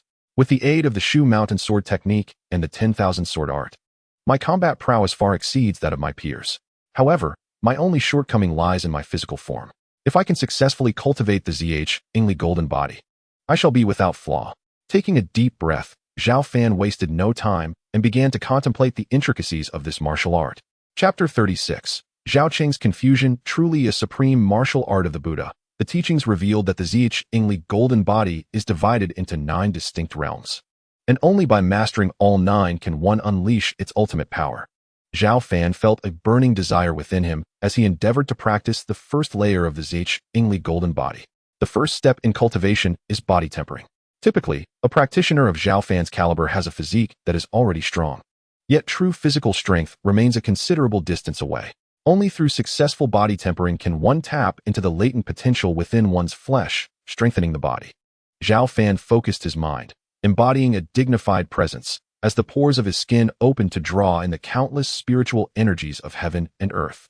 However, rather than penetrating his body, these energies transformed into flickering divine flames, forging his flesh and blood. Zhao Fan's body turned crimson, akin to iron glowing from being forged. This method utilized the spiritual energies of heaven and earth to temper the flesh. Zhao Fan could distinctly feel his physical form growing stronger, though he simultaneously experienced intense pain, which he was fully capable of enduring. Buzz. After an indeterminate amount of time, a light chime sounded, and a layer of old skin shed from the surface of Zhao Fan's body. The initial phase of body tempering had been successfully completed. Zhao Fan exhaled in relief, a smile gracing his lips. This was a natural phenomenon. The newly formed skin would become more resilient and powerful. Although this initial tempering was complete, Zhao Fan still had a considerable way to go before achieving the first layer of mastery. Thus he remained diligent and focused on his training. For the next 5 days, Zhao Fan immersed himself in his cultivation, until one day, the previously sealed door of the demon restraining tower slowly creaked open. Zhao Cheng, the sect master of Mount Shu, arrived at the tower, and compared to before, his demeanor had grown more composed and steady. Zhao Cheng, what brings you here? Zhao Fan was somewhat surprised to see his brother Zhao Cheng visiting the tower at this moment. It's been a while since I last saw you, big brother. So I thought I would come by when I had a bit of time, Zhao Cheng said with a warm smile, forgoing any airs of authority as the sect master. In front of his elder brother, he allowed his genuine self to shine through. Zhao Fan observed that although his brother wore a smile, it appeared somewhat strained, and there was a visible trace of fatigue etched on his brow. You seem troubled, Zhao Fan remarked subtly. Big brother, nothing escapes your notice. Zhao Cheng sat down with a wry smile. I have indeed been facing some vexing matters lately, so I wanted to discuss them with you. Do tell. What is troubling you? Zhao Fan inquired calmly. Big brother, it has been 50 years since you descended the mountain to slay the White Tiger Demon Saint. Over the years, I have dedicated myself tirelessly to the flourishing of Shu Shan, which has achieved commendable progress. However, I now find myself in a state of confusion. Confusion? Zhao Fan furrowed his brow, patiently awaiting Zhao Cheng's elaboration. Brother, I wonder if you have heard? The Tang dynasty has sent envoys wishing to forge a marriage alliance with us, proposing to wed their princess Pingyang to me. I have heard something of it. Is that not a good thing? After all, you are not a young man anymore. As the leader of Shu Shan, you ought to establish a family. Zhao Fan remarked with a faint smile. It is decidedly not good. Zhao Qing shook his head, continuing, in recent years, the Tang dynasty has been rife with internal strife, leading to a significant decline in national strength. They see our flourishing Shu Shan and wish to restore ties. More critically, I have received credible intelligence that the demonic sect, the Moon Worshippers, is preparing to attack the Tang. Their desire to ally with us is merely a tactic to leverage our strength against them. The Moon Worshippers are currently formidable, having seized a vast expanse of the northern territories, with their followers numbering in the tens of thousands. If Shu Shan is drawn into a conflict with them due to the Tang, the consequences would be dire, and the fruits of our decades of effort could be lost. At this juncture, Zhao Cheng sighed softly and added, it is regrettable that such a simple truth eludes the understanding of our disciples and elders. So, you oppose the marriage? Zhao Fan comprehended that his younger brother, Zhao Cheng, did not support this union. Indeed, I vehemently oppose it. Moreover, I have already set my heart on another girl and have no desire to take Princess Pingyang as my wife. Zhao Qing's expression grew complex as he spoke solemnly. In that case, simply decline the proposal, Zhao Fan suggested after a moment's thought, speaking calmly. If it were that simple, I would not be in such distress. Zhao Cheng replied with a wry smile. Just yesterday, several elders of the sect jointly proposed, pressuring me to acquiesce to the Tang envoy and marry Princess Pingyang. As the esteemed leader of Shu Shan, I find myself unable to dictate my own matrimonial affairs. It is truly lamentable, and thus I am quite lost. Hearing this, Zhao Fan's brow furrowed further as he inquired, have you agreed? Yes, I had no choice. Several of the elder statesmen counseled me with such fervor that I was compelled to make a decision. And what of the girl you cherish? Zhao Fan's concern deepened. I do not know, Zhao Cheng confessed, his expression one of confusion. She is but a mortal. Though she cannot cultivate, she has offered me the most genuine affection. And I am uncertain how to face her in the future. A mortal? Zhao Fan was taken aback, astonished that his brother Zhao Cheng had developed feelings for someone of such humble origin. By conventional logic, the exalted leader of Shu Shan would never intersect with an ordinary person. Brother, please do not look at me like that. I encountered her quite by chance during one of my descents from the mountain, Zhao Cheng said, his embarrassment evident. You are quite the romantic, Zhao Fan teased lightly. When it comes to matters of marriage, you must make your own decisions. Regardless of your choice, I shall support you. He added thoughtfully. Warmed by Zhao Fan's words, Zhao Cheng nodded, saying, Brother, I understand. I wish to discuss this matter further with the elders to see if I can change their minds. As long as you are aware, Zhao Fan responded, choosing not to elaborate further. Subsequently, the brothers conversed on various topics until twilight descended, at which point Zhao Cheng took his leave. It was evident that after venting to Zhao Fan, his mood had lifted considerably. Brother, I shall visit you again. He waved goodbye as he exited the Demon Lock Tower. It is fortuitous that I was imprisoned in the Demon Lock Tower. Otherwise, I cannot fathom the burden of being the leader of Shu Shan. Unable to even govern my own marriage, Zhao Cheng mused. Watching him depart, Zhao Fan shook his head, muttering to himself. Deep down, he felt a pang of sympathy for his brother. Although the position of the Shu Shan leader appeared exalted, it often entailed a lack of autonomy. Once Zhao Cheng left, the Demon Lock Tower returned to its tranquil state. In the subsequent days, Zhao Fan disregarded external affairs, immersing himself in the cultivation of the 6-foot golden body. Since becoming the innate sword body, his comprehension of various martial arts, beyond the sword, had significantly improved. However, mastering the first layer of the 6-foot golden body, a martial technique of unparalleled strength in the Buddhist tradition, consumed several months of dedication. Consequently, his physique underwent a profound metamorphosis. Even without the protection of spiritual power, it was nearly impossible for any sharp blade to pierce his skin. Zhao Fan could distinctly perceive the enhancement of his physical form. Yet he remained uncertain of its true extent. To test his newfound strength, he summoned the little white fox. Over the years, the little white fox had often resided in the subterranean realm, honing her skills with the aid of the jade coffin, and had thus experienced remarkable growth. Having long ago advanced from the completion stage to the initial spirit division stage, her strength now only a minor tier below Zhao Fan's. With her eyes sparkling like jewels and her fur shimmering a pristine white, she approached with an elegant gait. Are you certain you want me to attack you? The little white fox questioned, her voice melodious and laced with uncertainty. It is fine, strike me. I will not retaliate, Zhao Fan replied with a gentle smile. The little white fox blinked, and had it not been for Zhao Fan's calm demeanor, she might have thought him unwell. Nonetheless, as a proud little fox, how could she refuse such a challenge?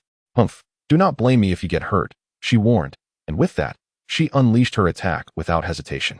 Her seemingly adorable paw swept forth, conjuring a terrifying glimmer as it traversed the distance of several dozen meters, aiming directly for Zhao Fan's chest.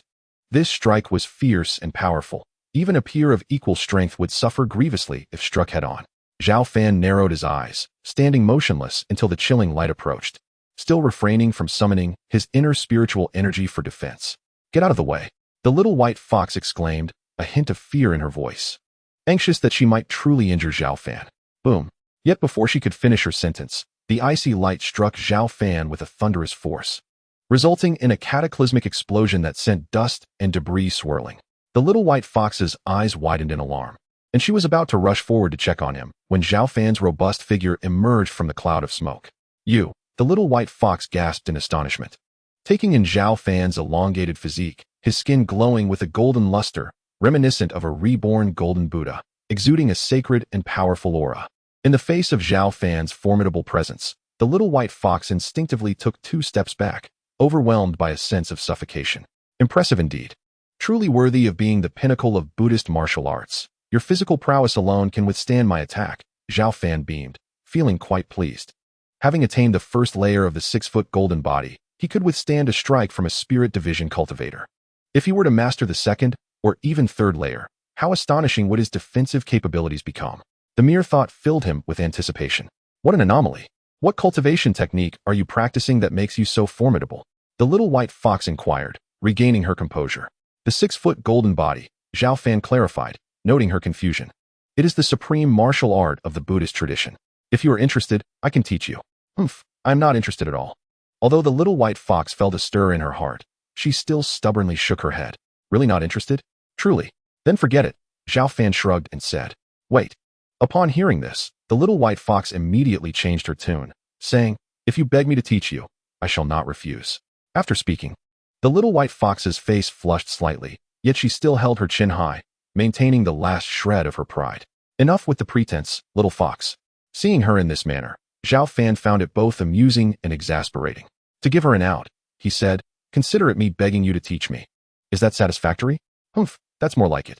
The little white fox's eyes narrowed into crescent shapes, filled with delight. Subsequently, Zhao Fan honored his promise and imparted the first layer mantra of the golden body technique to the little white fox. One must admit, the little white fox's aptitude for cultivation was astonishing. She memorized the key points after just one hearing. This physical martial art is mediocre at best. I shall counter it with elixirs, the little white fox said, as she dug out a pill with her tiny paw. The rich aroma of the medicine wafting through half of the demon-sealing tower in an instant. This is a crimson gold blood pill, a low-grade Dao pill. Upon recognizing the pill in the little white fox's paw, Zhao Fan's expression turned to one of astonishment. Such a precious Dao pill is a rarity. Even among the current cultivation circles, few alchemists can produce it, making it a treasure beyond price. If it were to appear in the world, it would incite countless cultivators to vie for it. I found this while idly breaking into several ancient underground palaces. Take it, she said, tossing the crimson gold blood pill to Zhao Fan. Little fox, what will you do without this pill now that you've given it to me? Zhao Fan, though intrigued by the crimson gold blood pill, felt that the little white fox needed it more than he did. He was touched by her generosity. I have another bottle. Unexpectedly, the little white fox blinked her large eyes and pulled out an entire bottle of crimson gold blood pills, shaking it vigorously before him. Zhao Fan was left speechless, his lips twitching uncontrollably. No more talking. I am busy returning to the underground realm to cultivate. I must elevate my cultivation level higher. Perhaps I can recall past events sooner. After speaking, the little white fox skipped away, quickly disappearing into the depths of the demon grave. This little fox. Zhao Fan could only shake his head with a wry smile. The crimson gold blood pill is indeed a marvelous item, but consuming it hastily would only squander its medicinal potency. He resolved to save it for when he reached a bottleneck, enabling a decisive breakthrough to the later stage of the spirit separation realm. Carefully, Zhao Fan stored the crimson gold blood pill, abstaining from immediate consumption. Time swiftly passed, and half a year flew by in the blink of an eye. Through Zhangqian, Zhao Fan inadvertently learned that Zhao Cheng had deliberated with the elders of Shushan several times regarding the previous marriage alliance, even leading to disputes. Yet, ultimately Zhao Cheng, as the sect master, chose to compromise. He agreed to marry the princess of Pingyang from the Tang dynasty in 10 days. The alliance between Shushan and the Tang dynasty sent ripples throughout the entire cultivation world. Particularly during this tumultuous period, the news of the alliance struck a nerve among many. The outside world was rife with chaos, with demons and various factions running amok, plunging the cultivation community into disarray. Although Shushan and the Tang dynasty had seen better days, they were both formidable cultivation powers. Should the marriage alliance succeed, their influence would undoubtedly expand. For most cultivators and sects, this news was of little consequence. However, for the demons and their factions, it posed a significant threat, especially for the increasingly powerful moon worship sect, upon receiving news of the alliance. The sect master was so enraged that he shattered a table. The moon worship sect had long set its sights on the Tang dynasty, and if Shushan were to successfully ally with them, it would mean an unwarranted addition to their list of enemies. Though the moon worship sect was unafraid of Shushan, facing two substantial cultivation powers at once would greatly increase their pressure. Send my orders. At any cost, we must prevent the alliance between Shushan and the Tang dynasty. The sect master of the moon worship sect bellowed, sending shivers down the spines of countless disciples. Chapter 38. Zhao Fan draws his sword 10 days later. The wedding commenced as scheduled. The atmosphere in Shushan was vibrant and bustling. Guests arrived from all directions, including representatives from numerous top-tier cultivation sections. Both Shushan and the Tang dynasty possessed deep-rooted power. Moreover, the significance of the marriage between the sect master of Shushan and the Tang princess was unprecedented. Drums and gongs resounded joyfully, and the disciples of Shushan were filled with elation. Within the grand hall of Shushan, under the witness of esteemed elders and honored guests, Sect Master Zhao Cheng and Princess Pingyang were engaged in a solemn wedding ceremony, bowing to the heavens and earth, bowing to the parents. Elder Lin Mu, the true martial elder, wore a smile as he personally officiated the ceremony for Zhao Cheng and Princess Pingyang. Unfortunately, my elder brother could not attend my wedding. As Elder Lin Mu's words fell, Zhao Cheng felt a pang of regret. Prior to the ceremony, he had gone to the demon-sealing tower once more to personally invite his elder brother Zhao Fan to witness this significant moment in his life, but had been met with a polite refusal. Gazing at the princess so close before him, Zhao Cheng, though somewhat reluctant, slowly bent down, preparing to bow to the heavens and earth alongside her. Boom! Just as Zhao Cheng and Princess Pingyang were about to kneel, a violent tremor accompanied by a deafening explosion echoed throughout the hall. What is happening? The guests within the hall were taken aback, their expressions changing drastically. Today was the most auspicious day for the sect master of Shushan and the princess of the Tang dynasty. Could it be that someone dared to cause trouble at this moment? Sect master, it seems today's wedding cannot proceed. Just as the crowd was filled with uncertainty, a towering figure strode in with purpose. Elder Qiyang, why are you here instead of guarding the mountain gate? What business do you have here? Upon recognizing the newcomer, Elder Lin Mu's brow furrowed as he asked sternly. Elder Qiyang Lai Xiong had a fiery temper and had always been at odds with sect master Zhao Cheng. He had been dispatched to guard the mountain gate for this wedding, yet unexpectedly, he had come here. What do you want? Elder Qiyang scoffed coldly, saying of course, to rebel. After that, he turned his gaze to Zhao Cheng and continued, I have long found you displeasing. I was the one most qualified to inherit the position of sect master. If it weren't for the previous sect master's covert obstruction, you would never have had the chance to become the sect master of Shushan. Elder Qiyang, do you know what you were saying? Zhao Cheng, as the sect master, remained composed and calmly questioned. Of course, I know, Elder Qiyang sneered. Don't try to act like a sect master in front of me. I have now taken control of most of Shushan. Be sensible and halt the wedding at once, or don't blame me for being rude. Nonsense. Lai Xiong, have you gone mad?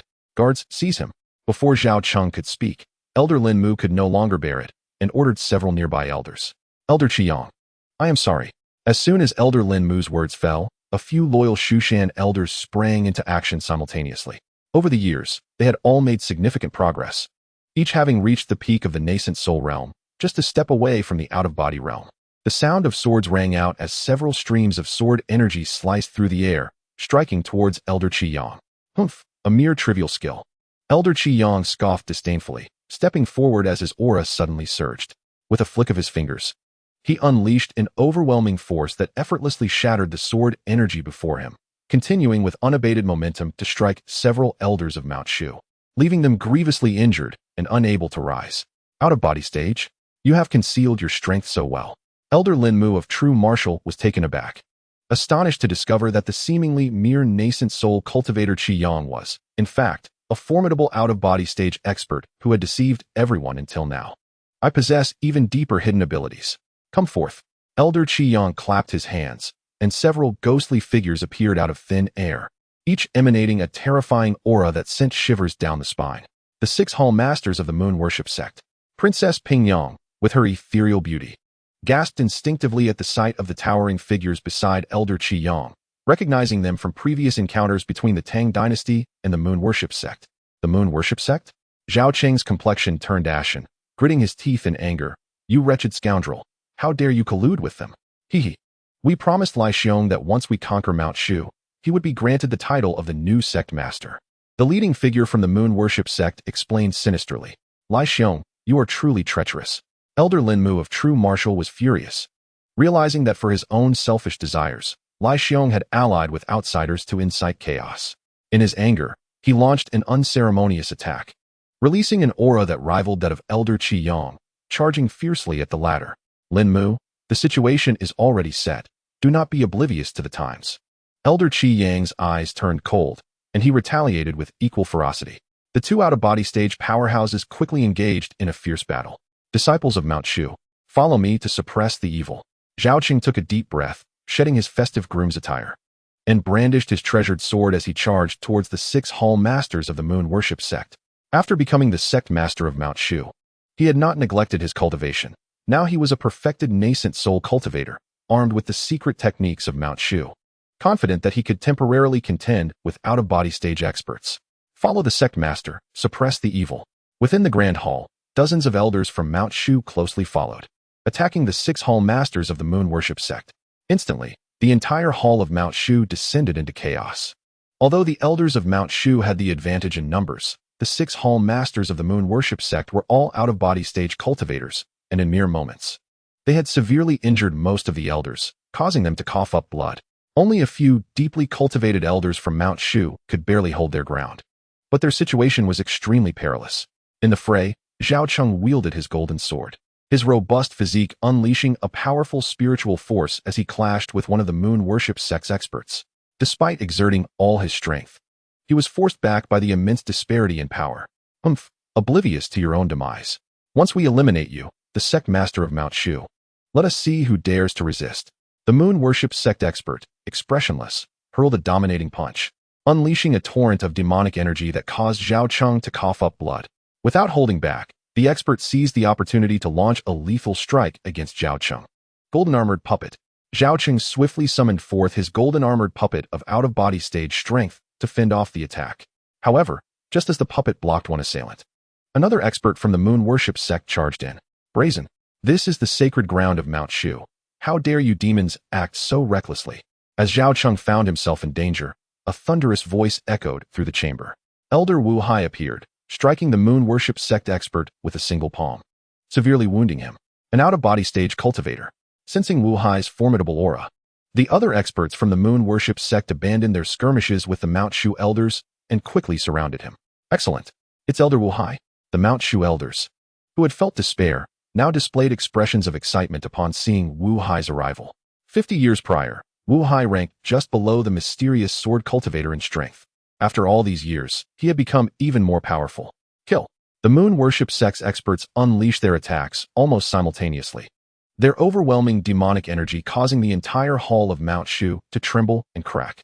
Wu Hai remained expressionless, producing a renowned sword that radiated a blinding light, sending the moon worship sect's experts hurtling back as they spewed blood.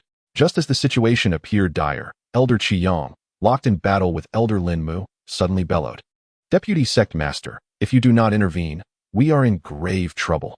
No sooner had he spoken than the void began to churn, and a massive hand, formed entirely from swirling demonic energy, materialized and descended upon Wu Hai. Wu Hai's heart raced as he raised his sword to resist. Bang! Yet, in the next instant, Wu Hai's expression shifted drastically as his renowned sword shattered, sending him flying 100 meters away as if struck by a heavy blow. Elder Wu. This scene sent a chill down Zhao Cheng's spine. Wu Hai, an out-of-body stage cultivator, had been sent flying with a single blow. Just how powerful was the incoming foe? After sending Wu Hai sprawling, the colossal demonic hand continued its assault towards Zhao Cheng, intent on delivering a fatal blow. Zhao Cheng's face paled as he attempted to retreat, only to find the surrounding space felt like quicksand, his limbs heavy and immobile. Flee! As Zhao Cheng remained frozen, Princess Ping Yang cried out anxiously, but her feeble cultivation prevented her from coming closer. Just when everyone thought Zhao Cheng was about to be slain, a clear and powerful sound of a sword echoed from afar. Bang! The demonic hand disintegrated, and a crimson flying sword appeared before Zhao Cheng, radiating strands of sword energy that dispersed the clouds, enveloping a significant portion of Mount Shu. The wielder was none other than Zhao Fan, who had sensed the disturbance from within the demon locking tower. Chapter 39. A sword from afar. It's my brother. Upon seeing the flying sword before him, Zhao Cheng was momentarily taken aback before his face lit up with joy, realizing it was indeed Zhao Fan who had intervened. His previously anxious heart was instantly calmed. With his elder brother personally stepping in, the demonic assailants from the moon worship sect were doomed. In Zhao Cheng's mind, his brother Zhao Fan was an almost invincible figure. As wisps of demonic energy coalesced into a humanoid form, a tall and robust man emerged, exuding a sinister and malevolent aura, his eyes glowing with a greenish light. He was Su Fong, the deputy sect master of the moon worship sect, a rising power within the demonic path, second only to the sect master in strength and prestige. This operation had been orchestrated entirely by him, the long-lost sword control technique of Mount Shu. The rumors were true. Mount Shu harbored a formidable sword master. Gazing at the imposing flying sword, Su Fong felt a flicker of trepidation, yet deep within his eyes, a fierce battle intent surged. Known for his ruthless and unyielding nature, how could he dare to orchestrate such a grand scheme otherwise? I shall see just how powerful this mysterious sword master of Mount Shu truly is. With his words, Su Fang's demonic energy surged, his form towering as if a primordial demon had been reborn, shaking the very foundations of Mount Shu with his overwhelming presence. He let out a low roar, and once more, a colossal demonic hand struck out, massive as a mountain, crashing down with the force of a landslide. The powerful energy fluctuations caused the entire hall of Mount Shu to tremble and shatter. Facing his all-out strike, the flying sword Qishao blazed with a scorching brilliance, its golden sword energy surging like a tempest as it descended. This sword was unparalleled, shaking the heavens and the earth. With a resounding bang, the demonic hand shattered, and the sword light ruthlessly cleaved towards Su Fang. How could this be? Su Fang could hardly believe it. He was a cultivator in the spirit division stage, and yet his proudest attack could not withstand the force of a single sword. As the sword energy approached, Su Fang activated several demonic artifacts to defend himself, but they were sliced apart with ease, as if they were mere tofu. Escape. Feeling the imminent threat of death, Su Fang's scalp tingled with fear. In a desperate bid for time, he seized 5 or 6 leaders from the moon worship sect nearby and hurled them towards the oncoming golden sword light. He then turned and fled the grand hall, seizing the opportunity to escape. The vice leader and the other leaders of the moon worship sect were filled with terror, never having anticipated that Su Fang would use them as a shield to evade the sword. With a swift sweep, the sword light passed, and those leaders erupted into a mist of blood amidst their screams. The golden sword energy, unyielding and fierce, continued its assault towards Su Fang. His face turned pale as he roared, heavenly demon disintegration technique. Just as the sword light grazed his flesh, a blood-red avatar of his primordial spirit shot upwards, transforming into a streak of light that rapidly vanished into the distance. What a pity. However, those touched by my sword energy shall not survive for long. Within the demon locking tower, Zhao Fan furrowed his brow. He hadn't expected the opponent to employ demonic secret arts to allow his primordial spirit to escape. Even if he pursued now, he would find it difficult to catch up. With a flicker of thought, Qishao emitted a clear ringing sound, breaking through layers of void to return to his hand. All of this transpired in the blink of an eye, and by the time the people in the grand hall reacted, nearly all the formidable members of the moon worship sect, except for Su Fang's primordial spirit, had met a tragic end. Lai Xiong, prepare to meet your demise. At that moment, Elder Jinwu and Elder Qiyang had also determined the outcome of their battle. As Lin Mu's furious shout echoed, and with a single strike, he severed Lai Xiong's head. After dispatching Lai Xiong, Lin Mu rushed to Zhao Cheng's side, inquiring with concern, "Sect leader, are you unharmed?" "I am fine." Zhao Cheng waved his hand, signaling him not to worry. "Was that the elder sword cultivator who intervened?" Lin Mu asked, bewildered. "Indeed. We owe our thanks to that elder sword cultivator," Zhao Cheng replied, gazing in the direction where the sword had vanished, taking a deep breath. His voice, though soft, was crystal clear, resonating in the ears of many guests present, causing a tremor in their hearts. Remembering the overwhelming might of that earlier strike, many envoys from other top-tier cultivation sects felt a lingering dread. It dawned on them that Shushan still harbored a powerful and mysterious sword master.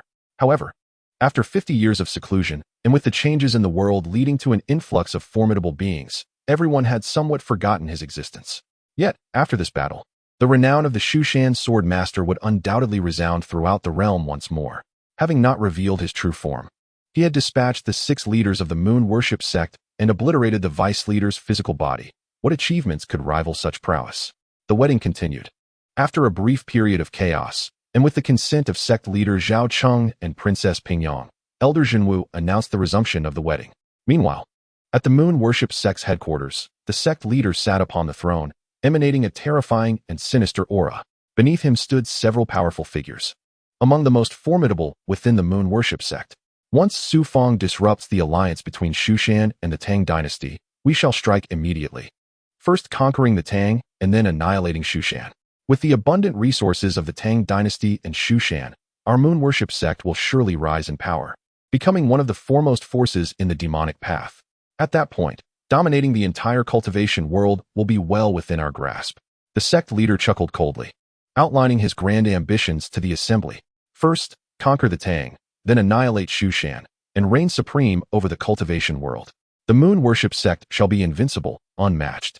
As the sect leader's words fell, the crowd erupted into fervent cheers, their eyes alight with zeal.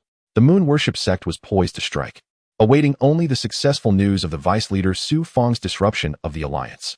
Suddenly, A primordial spirit figure fell from the sky like a meteor, crashing through the Grand Hall's formation and landing heavily. The vice leader's unexpected change startled the moon worship sect's followers, and when they recognized the figure's appearance, they gasped in shock.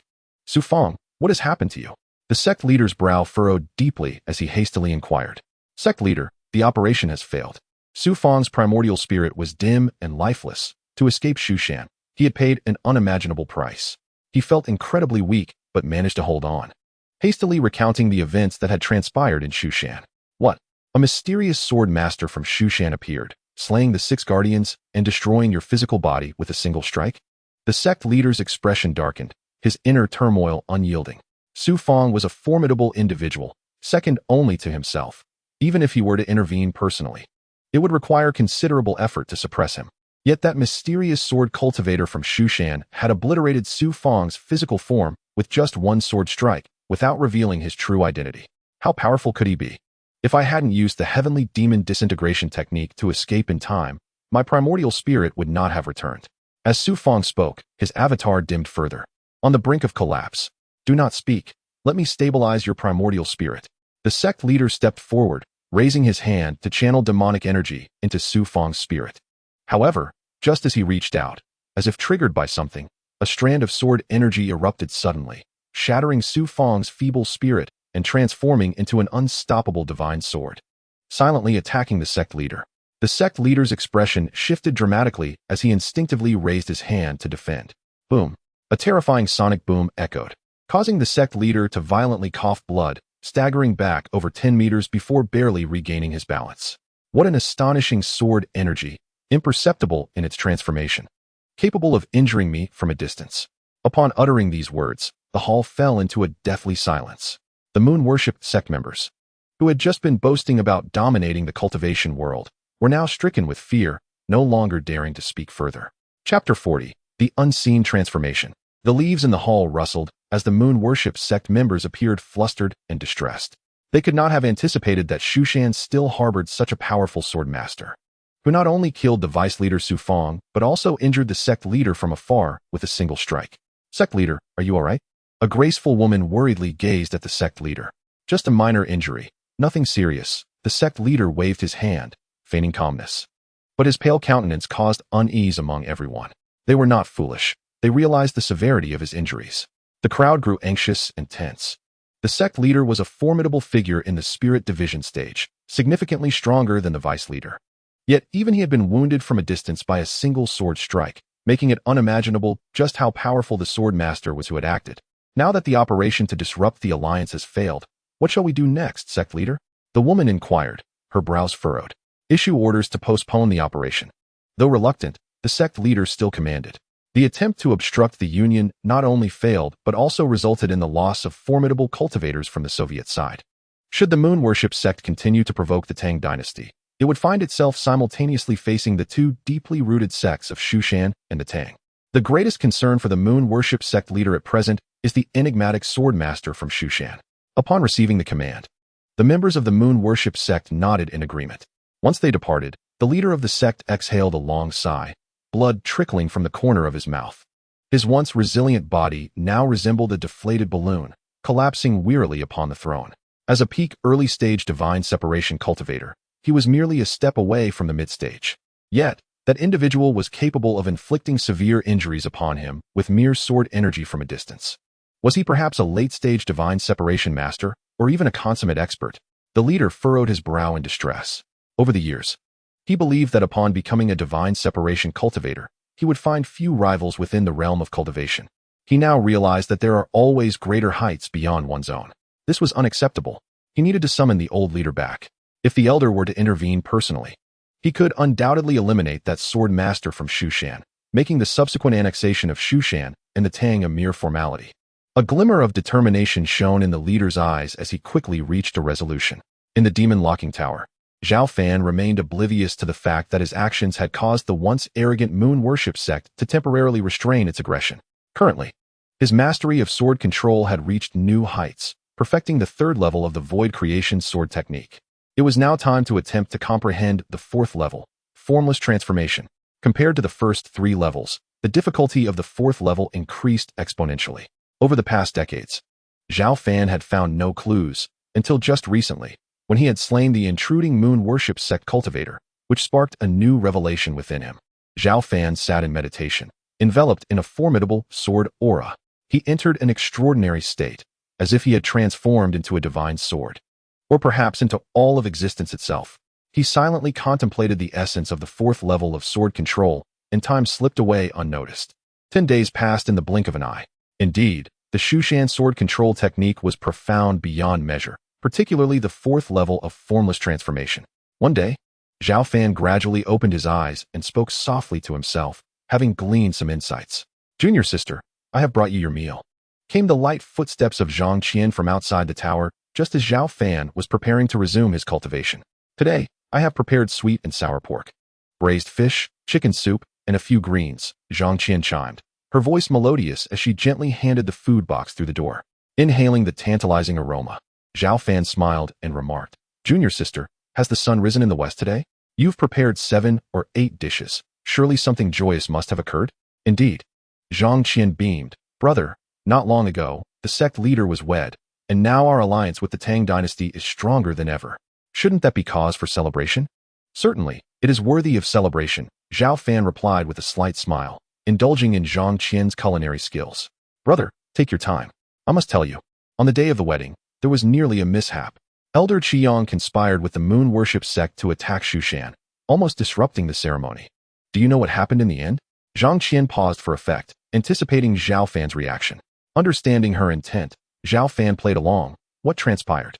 In that moment of crisis, the venerable sword master from Shushan suddenly intervened. Zhang Qian exclaimed, her eyes sparkling with excitement. Although he did not reveal his true form, a flying sword decimated 5 or 6 moon worship sect cultivators and obliterated the body of their deputy leader. The deputy, a formidable divine separation cultivator, was left severely injured, with only his primordial spirit escaping. You cannot imagine the astonishment of the representatives from other sects who witnessed this. Zhang Qian continued, her face radiant. Now there are rumors circulating that our Shushan swordmaster is a top-tier divine separation sword expert, with such an invincible figure among us. And with our renewed alliance with the Tang, who would dare to underestimate us now? So, brother, do you not think this is worth celebrating? Indeed. It is certainly worth a celebration, Zhao Fan chuckled in agreement. Looking at the imposing door of the demon-locking tower, Zhang Qian expressed her regret. It's a pity you could not attend the sect leader's wedding. You would have witnessed the swordmaster's unrivaled presence. After a moment's thought, she added kindly, "Perhaps I should speak to the sect leader on your behalf to request your release. I am quite content here. I have no desire to leave." Zhao Fan smiled gently, aware of Zhang Qian's good intentions as he softly declined. "Brother, you truly do not wish to go outside." Zhang Qian blinked in confusion. Over the years, she had been curious about how Zhao Fan could endure the harsh conditions of the demon locking tower for so long. She believed she would have succumbed long ago. "I have no desire," Zhao Fan replied with a smile, knowing that what appeared to be a prison to outsiders was, in fact, a treasure trove for him. Each day, he grew stronger through the system, finding this path of cultivation far more rewarding than the distractions of the outside world. "Well, your resolve is truly admirable." Zhang Qian sighed softly in admiration. After a light-hearted conversation, Zhang Qian departed with her empty food box. Once she left, Zhao Fan resumed his cultivation. Chapter 41. Zhao Fan has a nephew since the wedding of sect leader Zhao Cheng. Shushan's influence has grown significantly. With its already rich heritage, the alliance formed between Shushan and the Tang dynasty through Zhao Cheng's marriage to the princess of Pingyang has solidified the bond between two powerful sections, whether it be the forces of dark magic or the demon clans. Those who contemplate challenging Shushan or the Tang must weigh their own capabilities against the potential retaliation from these two formidable forces. Most notably, there remains the mysterious swordmaster of Shushan. For over 70 years, Zhao Fan had not made an appearance, leading many to speculate that he had perished. However, after he demonstrated his prowess by vanquishing members of the moon worship sect, it became clear that Shushan still possessed a top-tier cultivator, capable of annihilating even the deputy leader of the moon worship sect with a single strike. In the entire realm of cultivation, how many could confidently claim victory? It is important to note that even in this era of spiritual resurgence, divine separation cultivators remain a rarity among the major sections. Yet Zhao Fan's ability to effortlessly obliterate the deputy leader has instilled significant trepidation among all factions. With such a deterrent, even the typically domineering moon worship sect has refrained from retaliation, tacitly accepting their considerable loss. Thus, Shu Shan has entered a period of relative tranquility. Zhao Fan, wholly devoted to his cultivation, paid no heed to the tumultuous changes of the outside world, as if he had forgotten the existence of the world, or perhaps the world had forgotten him entirely. Cultivating immortality is a path fraught with peril, where a moment's inattention could lead to irretrievable ruin. Residing within the confines of the demon-locking tower, his life was exceedingly monotonous, burdened by a tedium that would be unbearable for the average person. Yet, Zhao Fan remained unfazed. He derived great pleasure from this state of existence. Each day, he felt a distinct strength burgeoning within him. Time slipped away unnoticed. And in the blink of an eye, a decade had passed.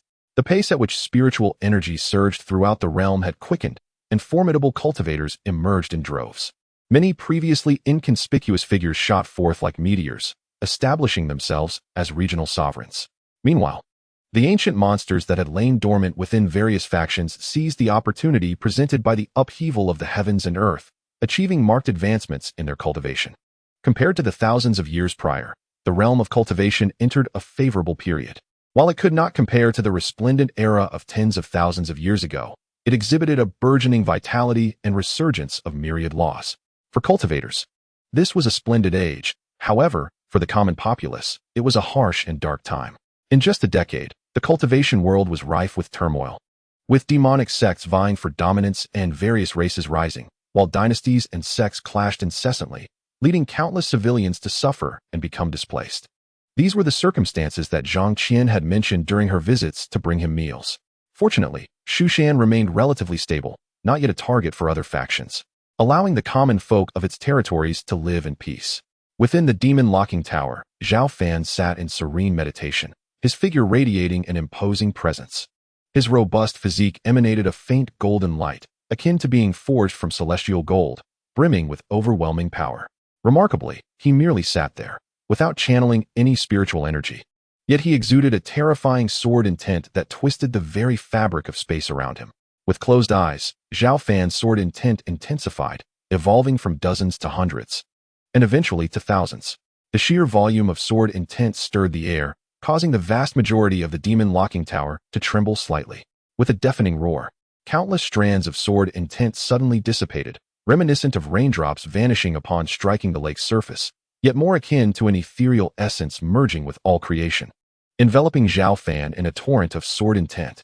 As his mind focused, a myriad of sword energy erupted from him, unleashing a cacophony akin to mountains collapsing and tsunamis surging, the fearsome aura of the swords soaring skyward, scattering thick leaden clouds for miles. Success! I have finally grasped the fourth level of the sword control technique, achieving formless transformation.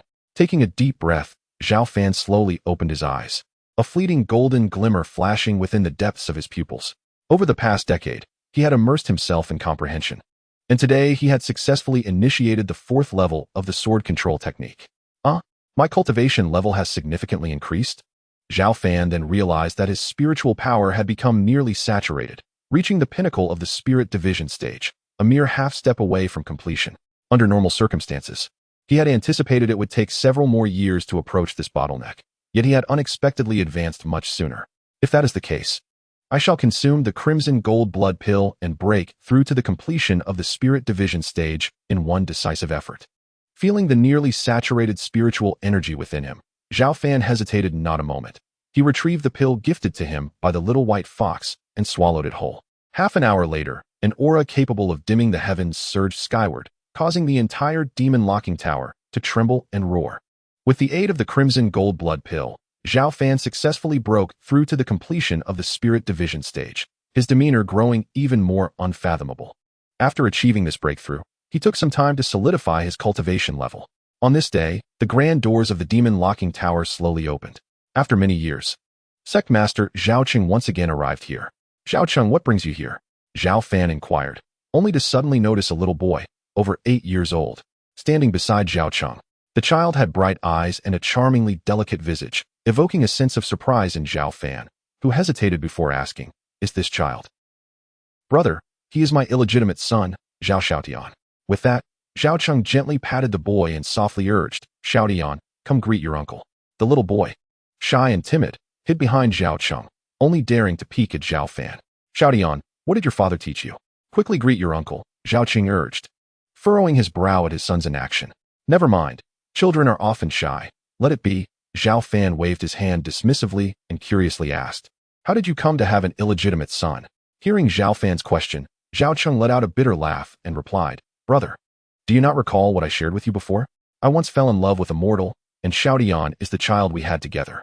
You truly are something. Zhao Fan shook his head, unable to help but admire his brother's romantic escapades.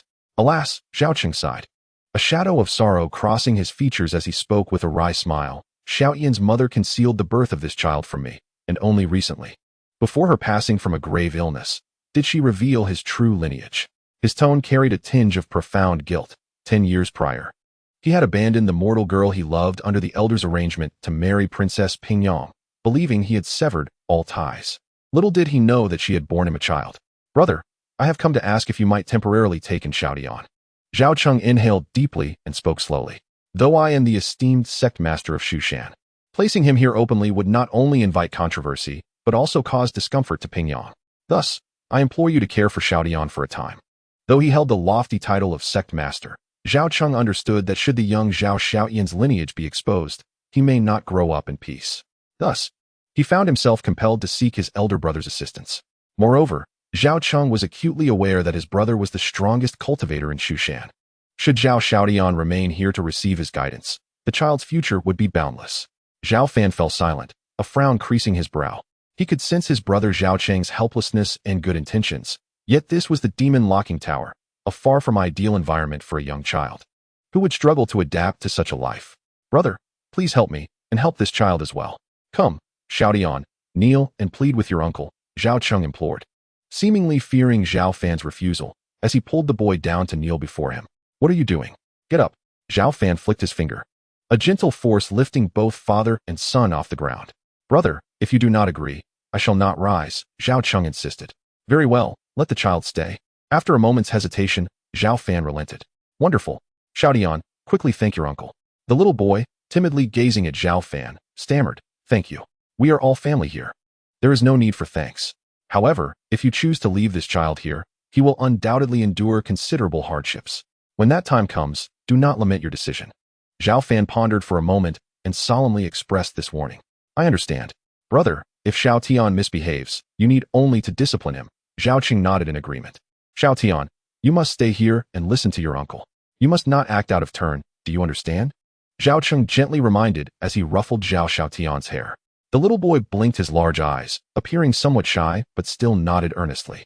Brother, Xiaotian will stay here. The sect is about to engage in battle with the moon worship sect. I must return to oversee the situation. After giving instructions regarding his own child, Zhao Cheng prepared to depart. Engaging in battle with the moon worship sect? What is the situation? Zhao Fan inquired calmly, raising an eyebrow. Brother, you may not be aware. Since you decisively eliminated the strong members of the moon worship sect that attacked Mount Shu, they have been relatively quiet for the past decade. However, recently, they have reinstated their former leader, an ancient being who has lived for nearly 1,000 years, possessing unfathomable power. In just a few days, he has led the sect to capture over half of the Tang dynasty's territory and has proclaimed intentions to invade Mount Shu for vengeance once they have dealt with the Tang. The sect is currently preparing to support the Tang, Zhao Cheng explained succinctly. I see. You are free to manage the situation as you see fit. Should you encounter difficulties, I will lend my assistance, Zhao Fan replied with a piercing gaze. Brother, your words are sufficient. Rest assured, Mount Shu is no longer what it once was. I am confident in facing the moon worship sect. If necessary, I will seek your help later, Zhao Cheng said with a serious expression. Over the years, Mount Shu has not only cultivated numerous disciples, but has also attracted many powerful cultivators. Now, within the sect, there are already 3 formidable masters at the divinity separation stage, which is why Zhao Cheng feels assured in confronting the moon worship sect. Moreover, he does not wish to rely on Zhao Fan for everything, as doing so would hinder the revival of Mount Shu. Very well, Zhao Fan nodded slightly, choosing not to elaborate further. Soon, under Zhao Fan's watchful gaze, Zhao Qing steadily departed from the demon locking tower.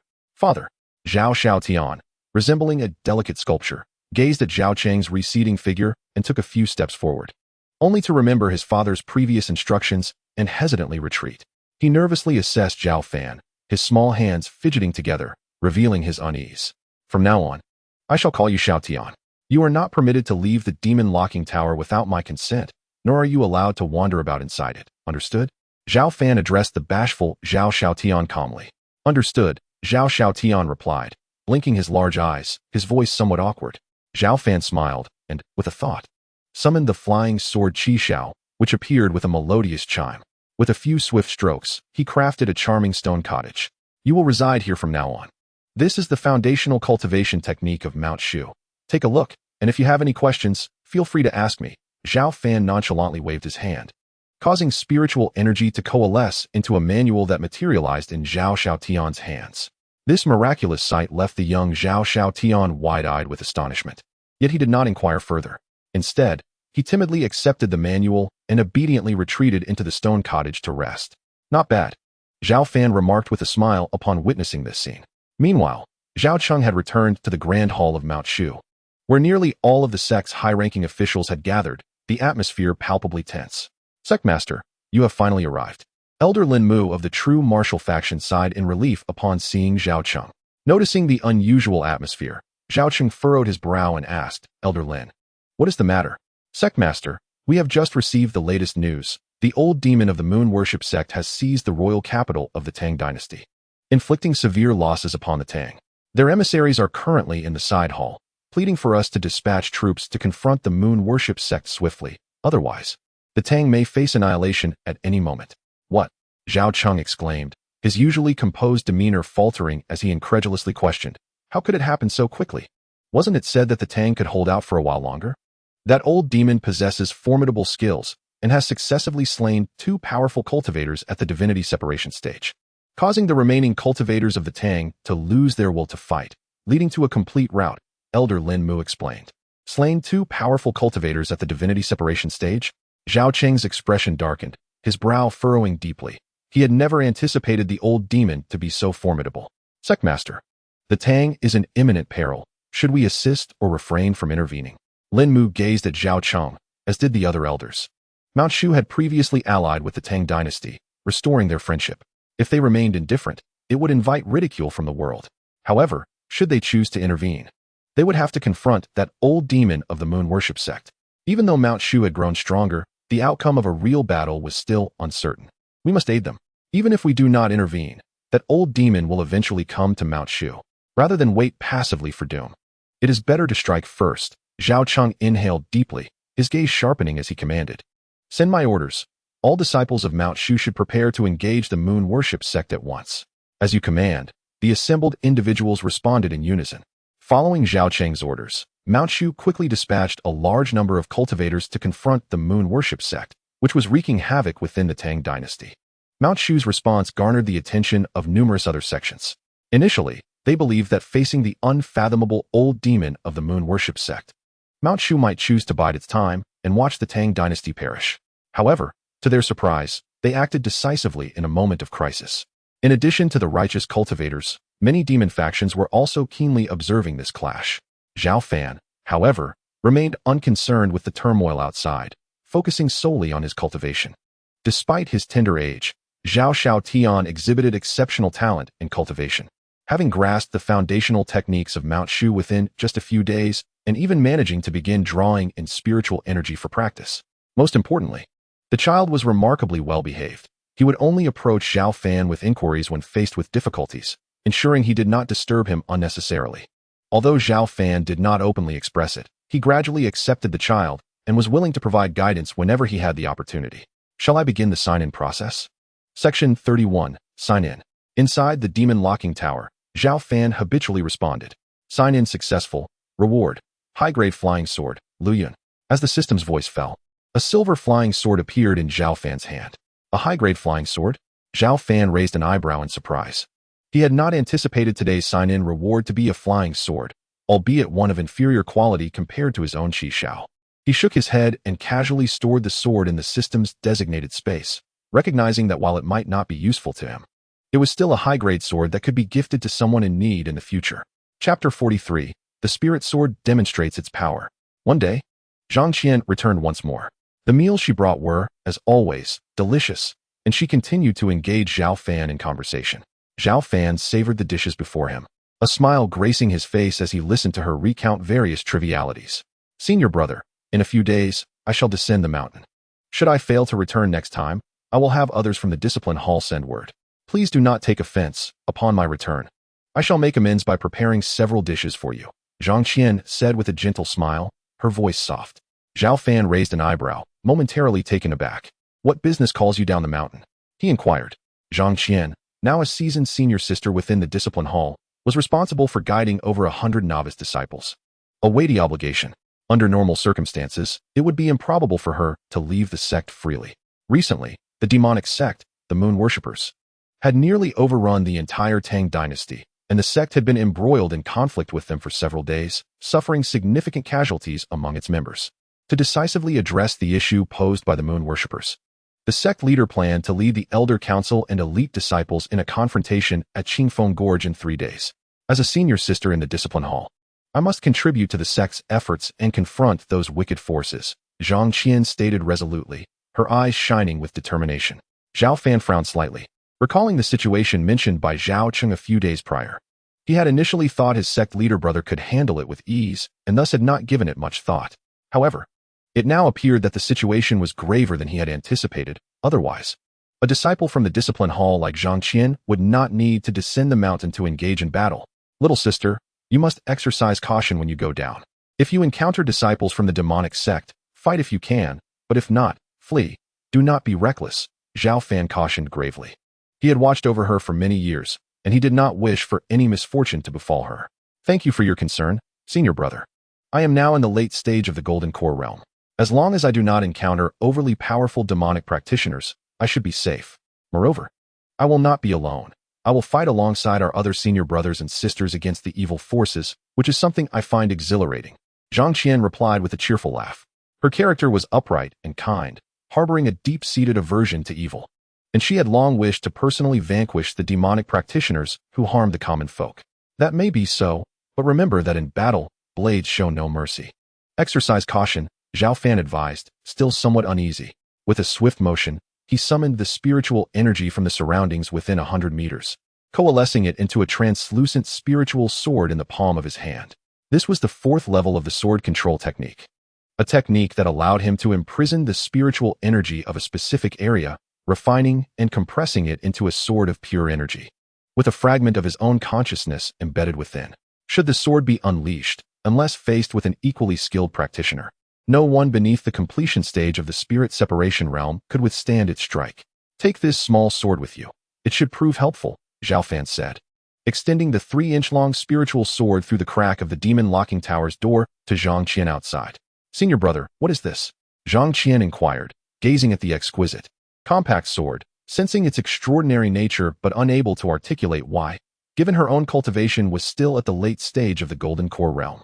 Do not concern yourself with the details. It could save your life when it matters most.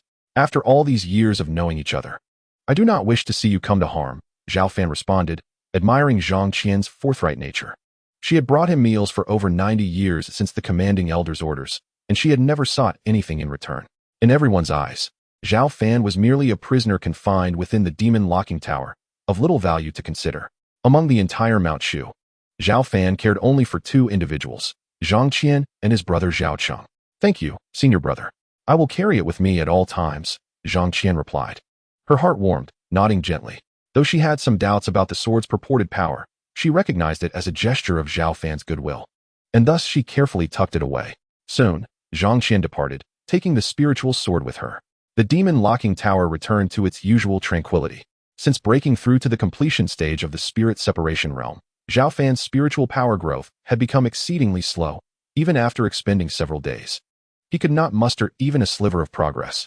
He had long anticipated this predicament and was not disheartened. Instead, he began focusing on cultivating the 10,000 sword technique and the 6-foot golden body.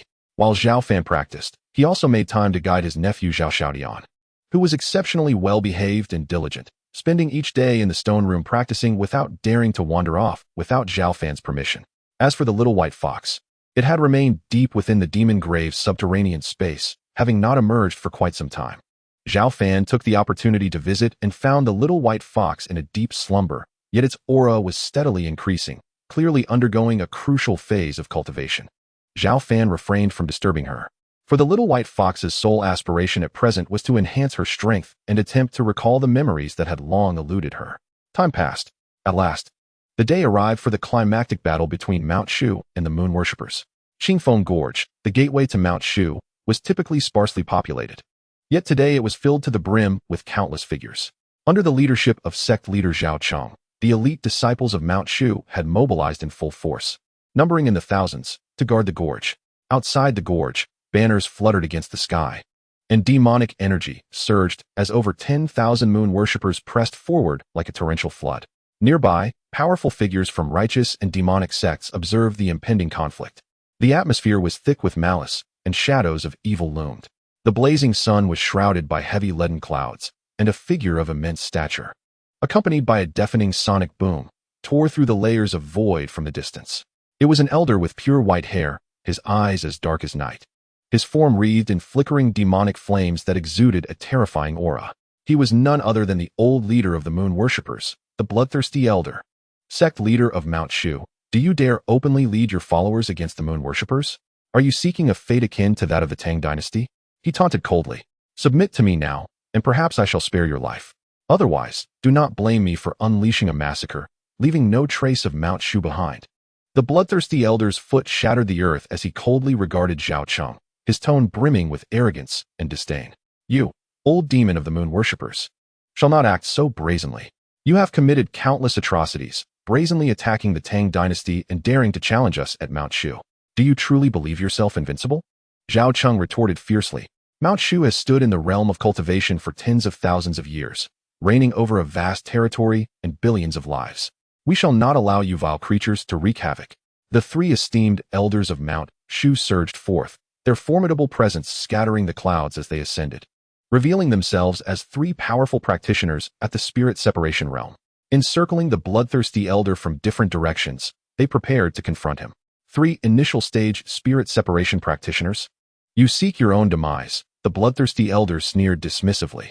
Raising his hand, he unleashed a formidable demonic fist, its shadow tearing through the heavens with the force of a mountain, crashing down with thunderous might. All together now, feeling the overwhelming pressure bearing down upon them, the three elders of Mount Shu roared in unison, slicing through the air with surging sword light in a desperate attempt to block the incoming attack. Boom, boom, boom. Yet in the next moment, the dark fist shadow erupted in a blaze of black light, instantly obliterating the searing sword light and striking the three elders, sending them careening 1,000 meters away, bloodied and wounded. In a single exchange, the combined might of the three spirit separation elders could not withstand the bloodthirsty elder. The arena fell into a stunned silence as the disciples of Mount Shu gazed in disbelief at the unfolding scene. The intelligence was flawed. This old demon is not merely a mid-stage spirit separation expert, but rather a formidable master at the late stage of spirit separation. Elder Lin Mu of Jinwu suddenly realized something and exclaimed loudly. As his words fell, Zhao Cheng, the leader of Shushan, felt a chill run down his spine. Previously, he had perceived the bloodthirsty elder as a mid-stage spirit separation practitioner, which led him to believe that with the assistance of three mid-stage elders, they could effectively restrain the opponent, thus allowing Shushan to contend with the moon worship sect. Little did he anticipate that the true strength of this bloodthirsty elder was that of a late-stage master, capable of inflicting severe damage upon three elders in a mere exchange of glances. The distinction between mid-stage and late-stage spirit separation may seem trivial, yet the disparity in true power is colossal. How could Shushan possibly contend against this ancient demon now? The bloodthirsty elder descended through the void, emanating an overwhelming and terrifying aura akin to a colossal tidal wave crashing upon them, instilling a profound sense of suffocation among the Shushan disciples. Despair gripped the hearts of the Shushan members. Was the ancient sect, which had stood for millennia, destined to meet its demise today? I am aware that Shushan possesses a mysterious sword master. Let him come forth and battle me, or else you shall all perish. The bloodthirsty elder's eyes were as dark as night, looking down upon the Shushan crowd with a murderous intent as chilling as a winter gale. At that moment, Zhang Qian, standing behind Zhao Cheng and the elders, noticed something stirring gently within her embrace. It was the small sword gifted to her by her senior brother. As she drew it from her bosom, she was astonished to find that it was the crystalline spirit sword, now radiating a warm heat. Clang. Perhaps sensing the terrifying and malevolent aura of the bloodthirsty elder, the spirit sword wriggled free from her grasp amidst her startled exclamation, soaring into the sky with a resonant chime. In the next instant, the sword's brilliance illuminated the air, coalescing into a golden figure. Chapter 44. A sword shocks the world. The golden figure stood proudly in the void, its presence ethereal, exuding strands of sword intent that distorted the surrounding space. It resembled a true sword, immortal, unfathomable, and transcendent. This figure was none other than Zhao Fan, manifesting through a fragment of his primordial spirit attached to the spirit sword. "Isn't that the esteemed sword cultivator of our Shushan?"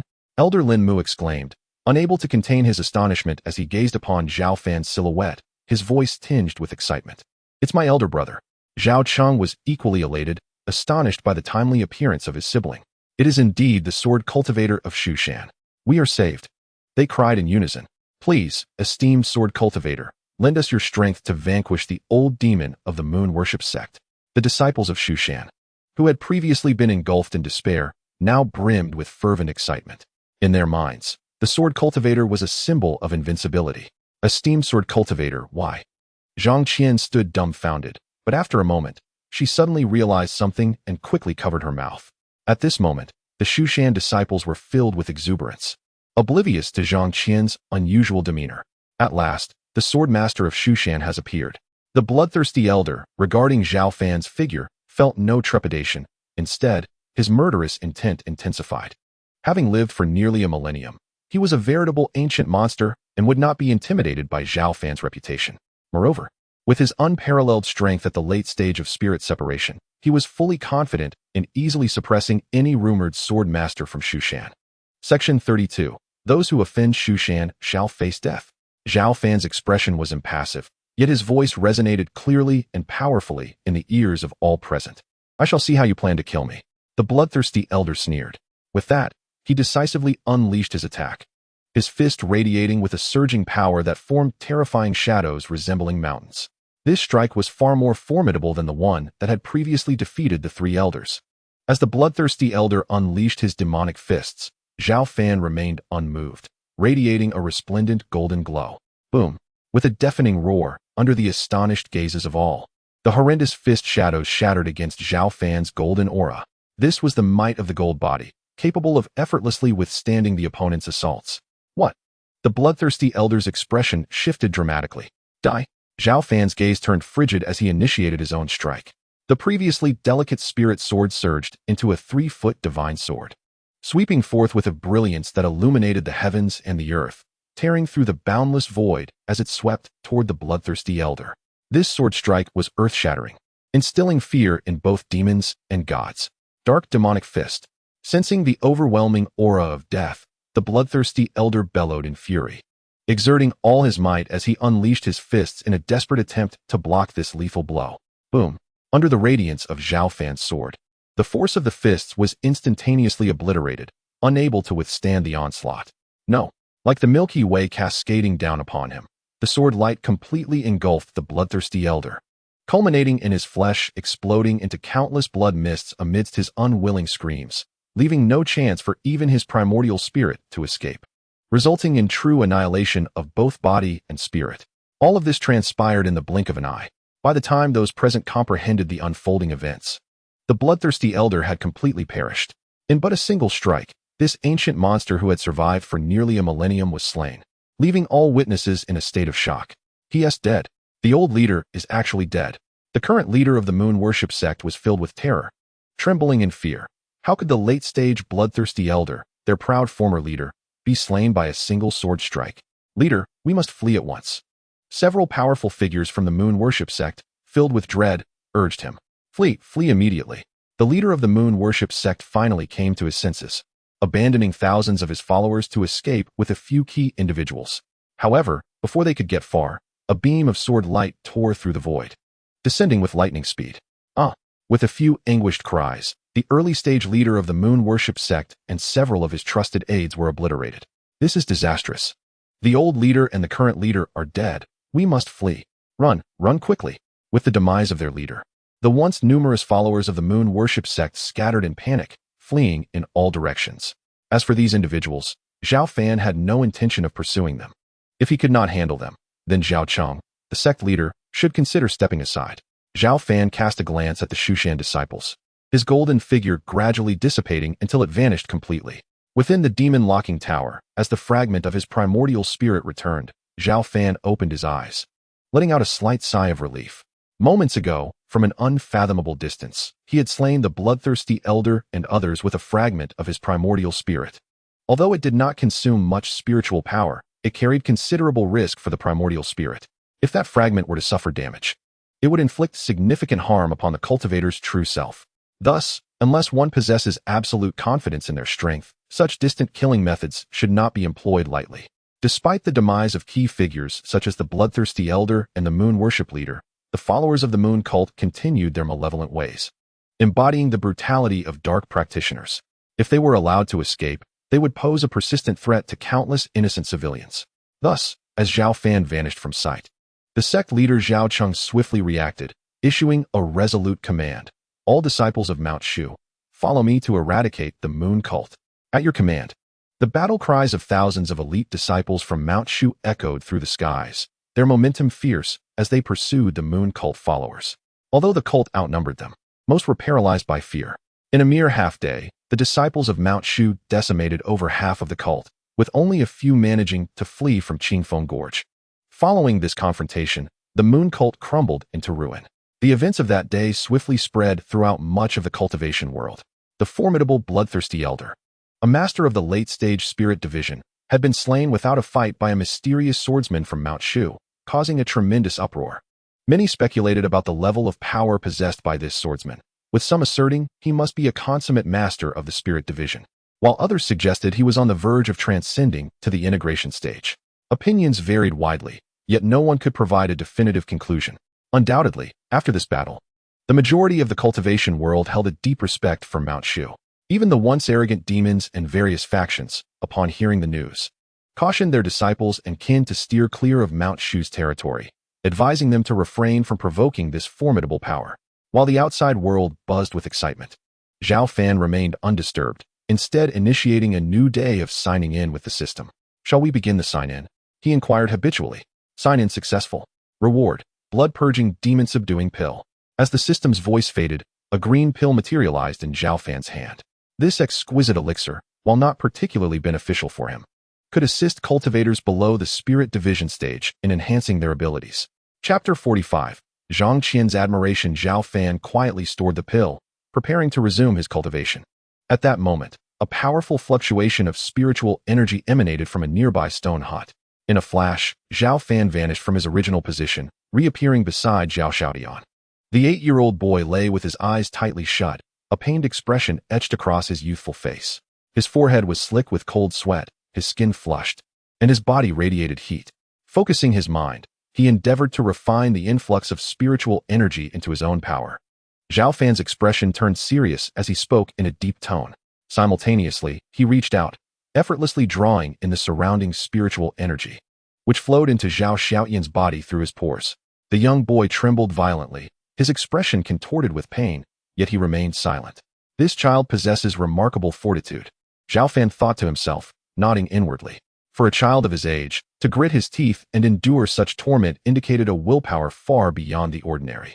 As strands of spiritual energy entered Zhao Xiaotian's body, he faced immense pressure. It was challenging for even adults to absorb and refine such energy without succumbing to its burden, let alone a child like Zhao Xiaotian. Nevertheless, he continued to persevere, striving to absorb as much spiritual energy as he could, attempting to refine it into his own power according to the foundational techniques of cultivation. He understood the critical nature of this moment. Successfully transforming this energy could enable him to break through and become a qi refinement stage cultivator. Is he reaching his limit? Zhao Fan furrowed his brow, observing Zhao Xiaotian's wavering form. If the boy could withstand more spiritual energy during his initial absorption, his future cultivation foundation would be significantly elevated, granting him an advantage over his peers. Just as Zhao Fan pondered this, Zhao Xiaotian pressed on, his once youthful face turning pale, even blood seeping from his skin. Time passed incrementally. Finally, the sound of crackling within Zhao Xiaotian's body resonated, and his previously feeble aura surged visibly, breaking through the barriers to become a qi refinement stage cultivator. Under the nurturing of his own spiritual energy, the bloodstains on his skin gradually vanished, and his once erratic breathing returned to a steady rhythm. Upon witnessing this, Zhao Fan finally exhaled with relief. The child exceeded his expectations in resilience. Moreover, to draw in and utilize spiritual energy on his first attempt was an achievement that even many so-called prodigies in cultivation struggled to attain. Feeling the significant changes within himself, Zhao Xiaotian opened his eyes, eager to leap in celebration, only to freeze upon seeing Zhao Fan beside him, nervously stammering, "Uncle, you performed admirably. To become a Qi refinement stage cultivator on your first attempt at absorption is commendable. If you continue to train diligently, your future accomplishments will be extraordinary." Zhao Fan smiled and beckoned him closer. Though puzzled, Zhao Xiaotian cautiously followed Zhao Fan outside to an open area. "Observe closely." Zhao Fan directed his gaze toward a massive stone 100 meters away, extending his finger like a sword before effortlessly slicing through the air. The motion flowed seamlessly, as though harnessing the forces of nature, and the blade of light struck the stone, shattering it into dust. By the heavens! Zhao Xiaotian's eyes widened, his youthful face reflecting astonishment. "This is the foundational sword technique of Mount Shu.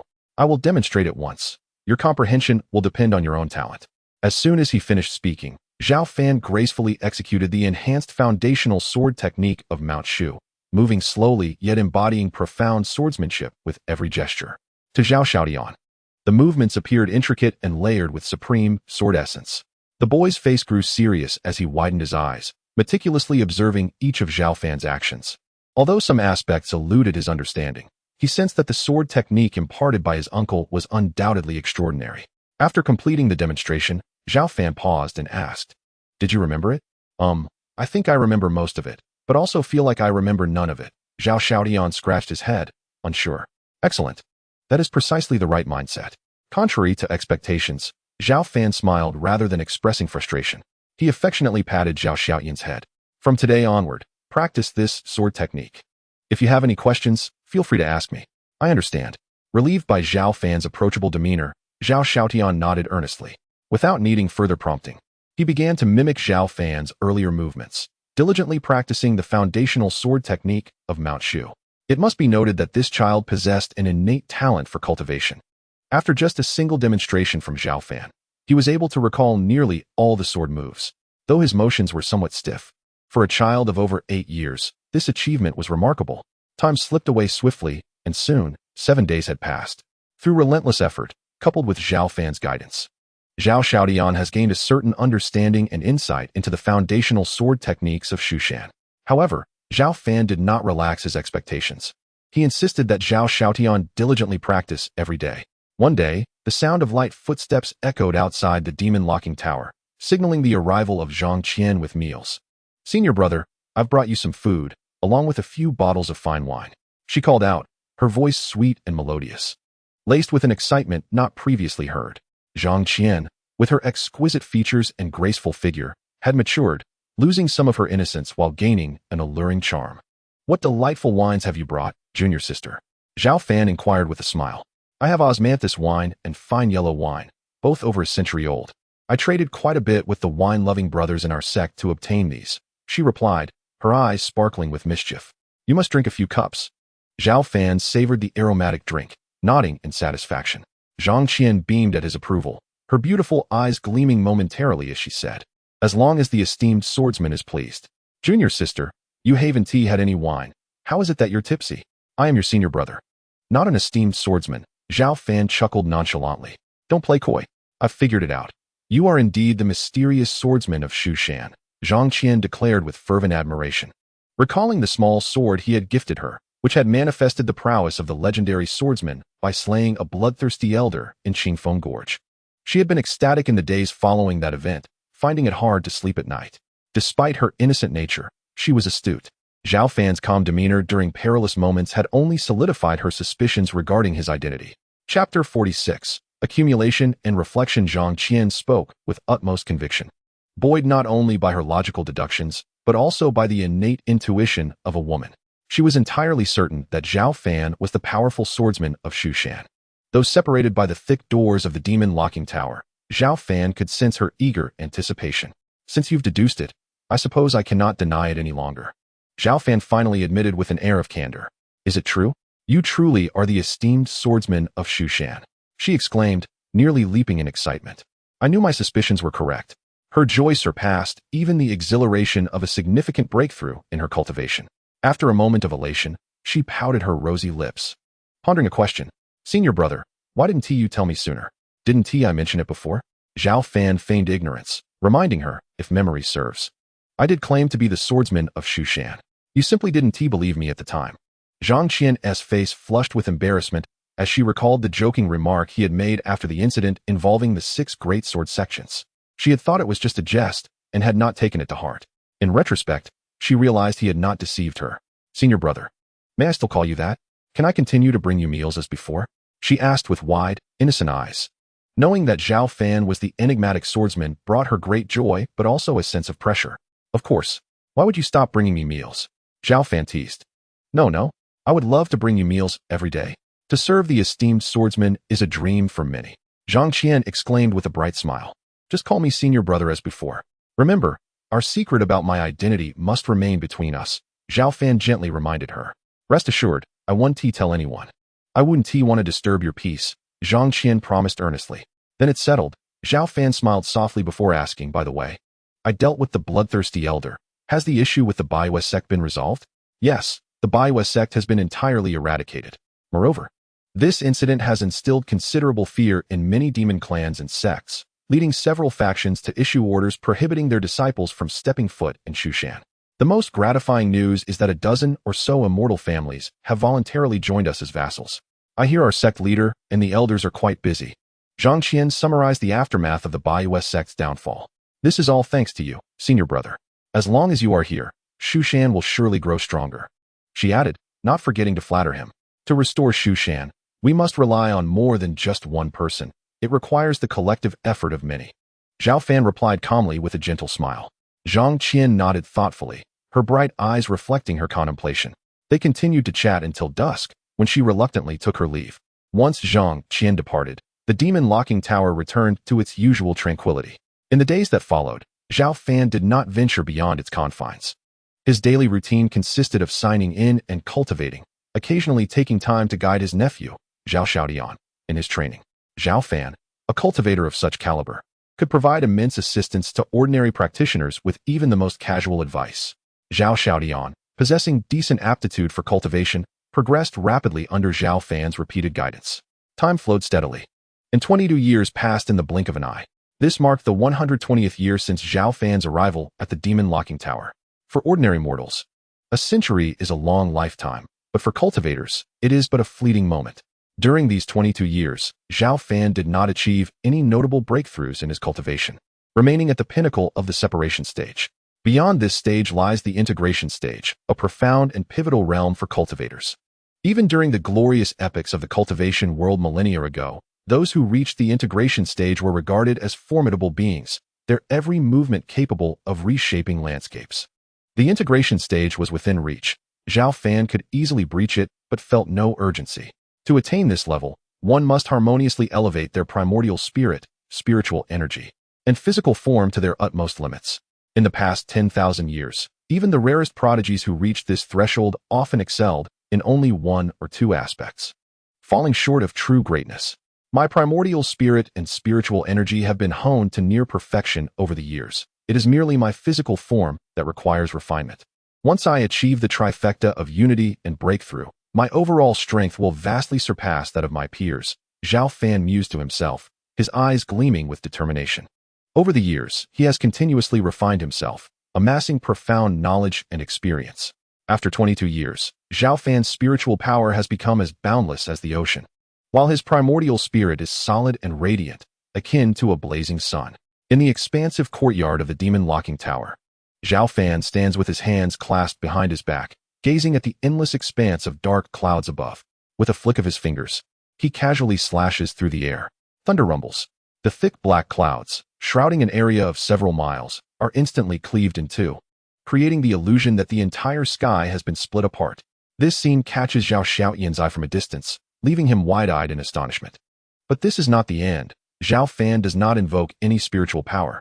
With a mere thought, vapor in the air condenses into an array of sharp, flying swords, densely filling the sky, rushing toward the depths of the clouds, shattering the previously divided clouds into fragments. As the black clouds dissipate, Golden sunlight cascades upon Zhao Fan, enhancing his stature and making him appear even more majestic. My uncle has grown stronger, Zhao Xiaodian mutters, awe and reverence evident in his gaze. After years of Zhao Fan's guidance, he has transformed from an 8-year-old child into a formidable Yuan-Ing stage cultivator. Yet he still cannot fathom the depths of his uncle's power, only knowing that Zhao Fan is immensely strong, like an unfathomable ocean. The spiritual energy in the world has become increasingly abundant. I must diligently cultivate my physical body and strive for a breakthrough soon. After dispelling the clouds in the sky, Zhao Fan can distinctly sense that the spiritual energy at high altitudes has become richer, noting that the revival of spiritual energy has accelerated over the years. Life continues as usual. Aside from occasionally advising his nephew Zhao Xiaodian, Zhao Fan focuses on his physical cultivation. His golden body has reached completion at the 2nd level, merely a step away from the 3rd. Chapter 47. Changes in the underground space on this day. Snowflakes fluttered down as Mount Shu welcomed the cold winter. Zhao Cheng, the sect leader who had not visited the demon locking tower for many years, arrived today amidst the snow, clad in an expansive golden robe. His stern countenance and piercing gaze radiated authority, with a hint of solemnity compared to his earlier straightforwardness. Under Zhao Cheng's leadership, Mount Shu has achieved remarkable growth, and he himself has become a transcendent stage cultivator. However, the realm of the spirit division remains elusive. Without fortuitous opportunities, he may struggle to transcend his current limits. Most critically, he is burdened with numerous responsibilities, leaving him little energy for cultivation. Brother, Zhao Cheng calls out warmly. Before others, he is the formidable and dignified leader of Mount Shu, but in the presence of his elder brother, he reveals a more approachable demeanor. You've come, Zhao Fan replies with a calm smile, as though he anticipated Zhao Cheng's visit. Father, Zhao Xiaodian awkwardly greets Zhao Cheng, his emotions tumultuous. Over the years, he has lived alongside his uncle Zhao Fan, yet his father has never come to see him, leaving him with a tinge of dissatisfaction. Zhao Cheng smiles gently and nods at Zhao Xiaodian. How have you been these years? He inquires with concern. Thanks to my uncle's guidance. I am now a mid-stage Yuan-Ing cultivator, but there is still much I have yet to learn. Far from my uncle's level, Zhao Xiaodian humbly responds. Very good, very good. When I was your age, I was merely a golden core cultivator. Your achievements have already surpassed mine, and your future is limitless. As for your uncle, he is the strongest among us in Mount Shu. Even with 200 more years, you might not fully grasp all he has to teach. Zhao Cheng says with a smile, proud of Zhao Xiaoyan's growth and grateful for Zhao Fan's quiet guidance. Enough of your flattery. You too, Zhao Fan chuckles. Turning to Zhao Cheng. What brings you here today? I haven't visited my brother in over 20 years, so I thought I would come by. Also, Xiaodian has grown up. I hope to send him out to assist me with some matters, Zhao Cheng states candidly. That is only right. Even if you hadn't come today, I intended to send Xiaodian out soon. It would be unreasonable for him to remain in the demon locking tower indefinitely. Zhao Fan nods thoughtfully. Initially, at his brother Zhao Cheng's request, Zhao Fan agreed to temporarily care for Zhao Xiaodian, but had not intended to guide him for a lifetime. More importantly, Zhao Xiaodian is different from him. Without systematic support, he cannot grow stronger in the demon locking tower. Continuing to remain there would serve no purpose. Father, but I wish to stay by my uncle's side and continue my cultivation. There is still so much I have not learned, and I do not want to leave. Zhao Xiaodian interjects urgently, opposing the decision. Xiaodian, the demon locking tower is dull, and the spiritual energy is thin. It is not a place for you to remain. The outside world is far more exciting. You are young and should venture out to explore. Should you encounter any difficulties or have questions about your cultivation, you can always come back to the tower to find me. Zhao Fan reassures him with a gentle smile. After living together for over 20 years, who could remain indifferent? Especially since Zhao Fan has personally nurtured his beloved nephew. Listen to your uncle. The affairs of Mount Shu are numerous, and your father needs your help, Zhao Cheng says, patting Zhao Xiaoyan's shoulder. All right, uncle, I shall take my leave. Zhao Xiaodian concedes reluctantly, kneeling and respectfully bowing his head to Zhao Fan. Zhao Fan does not stop him, accepting the gesture with tranquility. This high-quality flying sword, Flowing Cloud, shall serve as a gift for you. Take it with you. Zhao Fan presents a flying sword to Zhao Xiaodian. Thank you, uncle. I will not disappoint your expectations, Zhao Xiaodian replies earnestly as he takes the sword. Though reluctant, Zhao Xiaodian ultimately departs the demon locking tower with his father Zhao Cheng. Watching the pair leave, Zhao Fan lets out a soft sigh, and the tower returns to its usual tranquility. Once Zhao Xiaodian has exited the tower, Zhao Fan immerses himself back into his cultivation routine. He has perfected the second layer of the golden body, yet he still lacks the crucial opportunity for a breakthrough to the third level. Boom. One day, as Zhao Fan is deep in meditation, a faint tremor emanates from the depths of the demon-locking tower. Though subtle, it is still detected by Zhao Fan. Zhao Fan suddenly opens his eyes, vanishing from his position. When he reappears, he finds himself deep within the burial ground of demons, where he discovers the entrance to an underground space, trembling ominously. Could something have happened to the little fox? Zhao Fan's brow furrows as he dashes inside like a bolt of lightning. At this moment, the once grand underground palatial space is marred by extensive collapses, forming a menacing black hole. The black hole is unfathomable, akin to the gaping maw of a colossal beast, exuding tendrils of astonishingly toxic vapors that corrode the surrounding palaces. Even the formidable protective formations guarding these edifices cannot withstand its onslaught for even a moment. In this dire moment, a diminutive white fox, its fur glistening like freshly fallen snow, harnesses a surge of formidable demonic energy to erect a vast barrier of light, struggling to contain the overwhelming toxins. Otherwise, the entire subterranean palace complex would be annihilated in an instant. As the noxious fumes grow ever more abundant, the little white fox's expression turns grave, her petite frame retreating under the weight of the impending doom. Little fox, you have awakened. What is happening? Just as the little white fox is on the brink of collapse, Zhao Fan suddenly appears beside her, wielding his sword with a swift motion that cleaves through the air, the torrent of sword light tearing apart the toxic vapors that approach. Quickly, seal that opening, or the poison will continuously spill forth. Upon seeing Zhao Fan, the little white fox feels a flicker of joy, yet immediately urges him onward. Despite her lack of understanding of the situation, Zhao Fan chooses to act, unleashing a fierce sword energy that surges like a tempest toward the black hole. Simultaneously, the little white fox raises her paw, conjuring a massive claw shadow that looms like a mountain. With a thunderous roar, their combined might temporarily forces the billowing toxic fumes back. However, this is not the end. Something menacing within the black hole seems to have sensed the disturbance, unleashing a low, guttural growl as the toxins erupt forth like a volcano. Interesting. Zhao Fan narrows his eyes, powerful spiritual energy radiating from him as the crimson sword appears, emitting a clear and resonant sound. Break! With a commanding shout, the sword light illuminates the entire subterranean space, akin to a golden sun obliterating countless tendrils of black poison, which then surges forth, cascading down upon the black hole with relentless force. The toxic vapors enveloping the black hole begin to evaporate under the overwhelming sword light, forming an expansive net of sealing energy that blankets the entrance, preventing the noxious fumes from escaping further. Chapter 48. Signing in at the abyss of 10,000 beasts. The abyss is bottomless, and under the might of the golden sword light, the demon-like toxins emit anguished howls before being compelled to retreat. Observing the temporary suppression of the toxins, the little white fox raises her petite paw, patting her chest in relief, her youthful voice ringing out, "Fortunately, you arrived just in time, or I might have been overwhelmed." With a haughty glance at Zhao Fan, she huffs in pride. "Were you not in slumber? How did it come to this?" Zhao Fan, not wishing to dwell on her attitude, furrows his brow and inquires.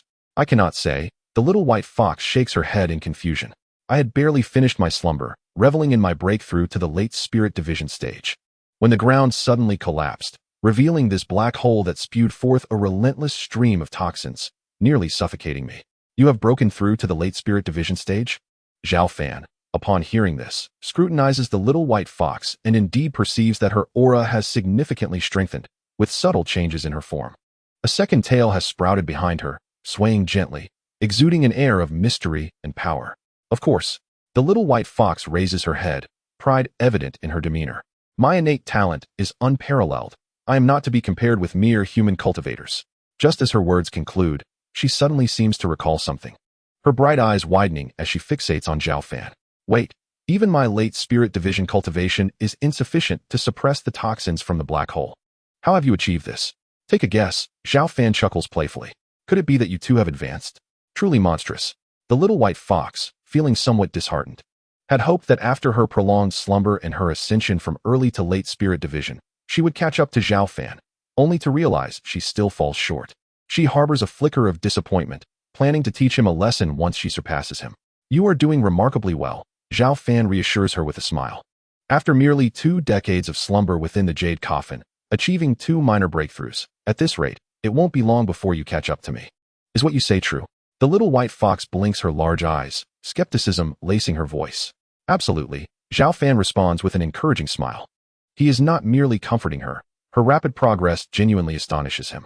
If she continues to cultivate in this manner, she may indeed surpass him. Zhao Fan increasingly senses that the little white fox's origins are extraordinary. What ordinary demon clan possesses such a terrifying speed of cultivation? Let us set aside these matters and focus on resolving the issue of the black hole. Zhao Fan turns his gaze back to the unfathomable abyss, sensing an overwhelming aura of oppression emanating from it. This black hole is exceedingly perilous. Furthermore, the earlier low growl suggests the presence of some terrifying creature within. The little white fox regards the black hole warily, her petite form tense with unease. As a demon clan cultivator, she possesses a keen intuition regarding danger, and the sudden emergence of this black hole evokes a sense of impending doom. Zhao Fan's brow furrows as he ponders the origin of the black hole. How could it have come into existence? Has it been here for ages? Ding. Would you like to sign in at the abyss of 10,000 beasts? As Zhao Fan scrutinizes the black hole, a prompt from the system unexpectedly echoes in his mind. What?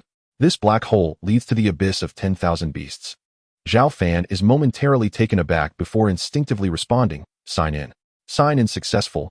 Reward. Nirvana golden pill. As the system's voice concludes, a golden pill materializes in Zhao Fan's hand. A Nirvana golden pill? Zhao Fan's face brightens with delight, utterly astonished by the acquisition of such a precious item. The Nirvana golden pill is not an ordinary elixir. It is a culmination of divine essence left behind by powerful demon clan experts before their demise. If a human cultivator were to refine and absorb it, their physical form would be significantly enhanced, making it a rare treasure for those focused on physical cultivation. Zhao Fan had previously struggled to advance to the integration stage due to deficiencies in his physical prowess. Now, with the Nirvana golden pill, he can profoundly enhance his body, propelling his golden body to the third tier of cultivation. Little fox, guard me. I will address the black hole issue afterward. Without waiting for the little white fox to regain her composure, Zhao Fan suddenly sits cross-legged, commencing the process of refining the Nirvana golden pill. What is wrong with you? Why should I serve you?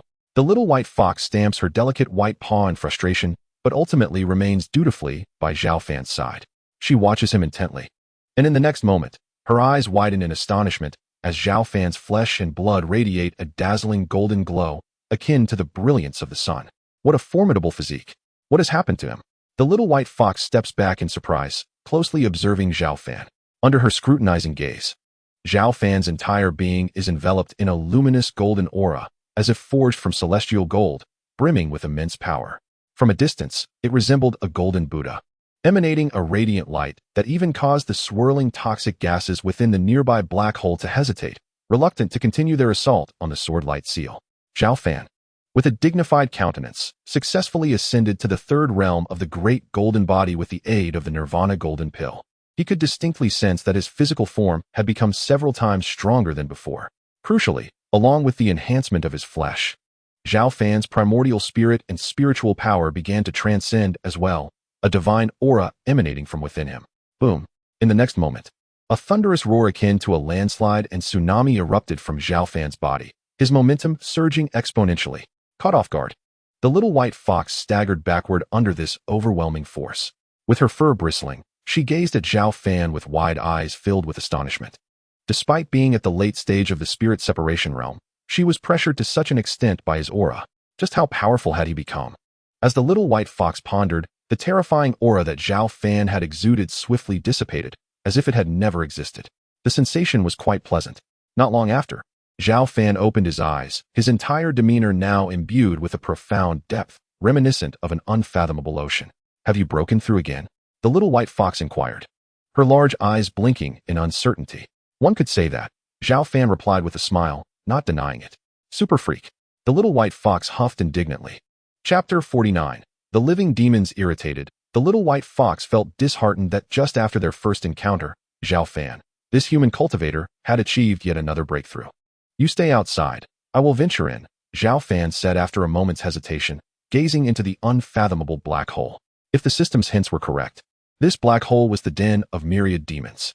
According to historical records within the cultivation world, the den of myriad demons was a bizarre place formed autonomously by heaven and earth, where demonic energies converged, potentially giving birth to rare treasures or, conversely, terrifying monsters. Zhao Fan felt compelled to explore it thoroughly, otherwise it would remain in uncertain peril. Moreover, he was intrigued as to why the den of myriad demons existed beneath the underground space. Had it long been there, or was it newly formed? If it had existed for a long time, it might hold secrets regarding the origins of this subterranean realm. What? Are you out of your mind? The little white fox exclaimed, startled. No one knew what existed within the black hole. If Zhao Fan recklessly ventured in and encountered danger, she would be unable to assist in time. Do not worry. If I encounter peril, I will retreat immediately, Zhao Fan assured confidently, feeling the boundless spiritual energy surging within him. Had he not broken through previously, he would have been uncertain about entering the black hole. However, now that he had attained the third level of the great golden body and surpassed the spirit separation stage, he was confident in his ability to escape even from the greatest dangers within. With that, Zhao Fan transformed into a streak of light, akin to an arrow, plunging into the black hole. Hey! The little white fox froze for a moment, angrily patting the ground with her tiny paws, causing the entire subterranean space to tremble. The toxic gases were terrifying, capable of threatening even the most powerful beings in the integration stage. Upon entering the black hole, Zhao Fan observed the toxic gases lying in wait below, surging towards him like ravenous beasts drawn to the scent of prey, resembling monstrous waves. Even someone as formidable as Zhao Fan felt a tingling unease. Fortunately, Zhao Fan had prepared for this. Great golden body, he bellowed. In an instant, his flesh radiated a brilliant glow, resembling a true golden-bodied arhood, exuding dazzling golden energy that illuminated much of the cavern.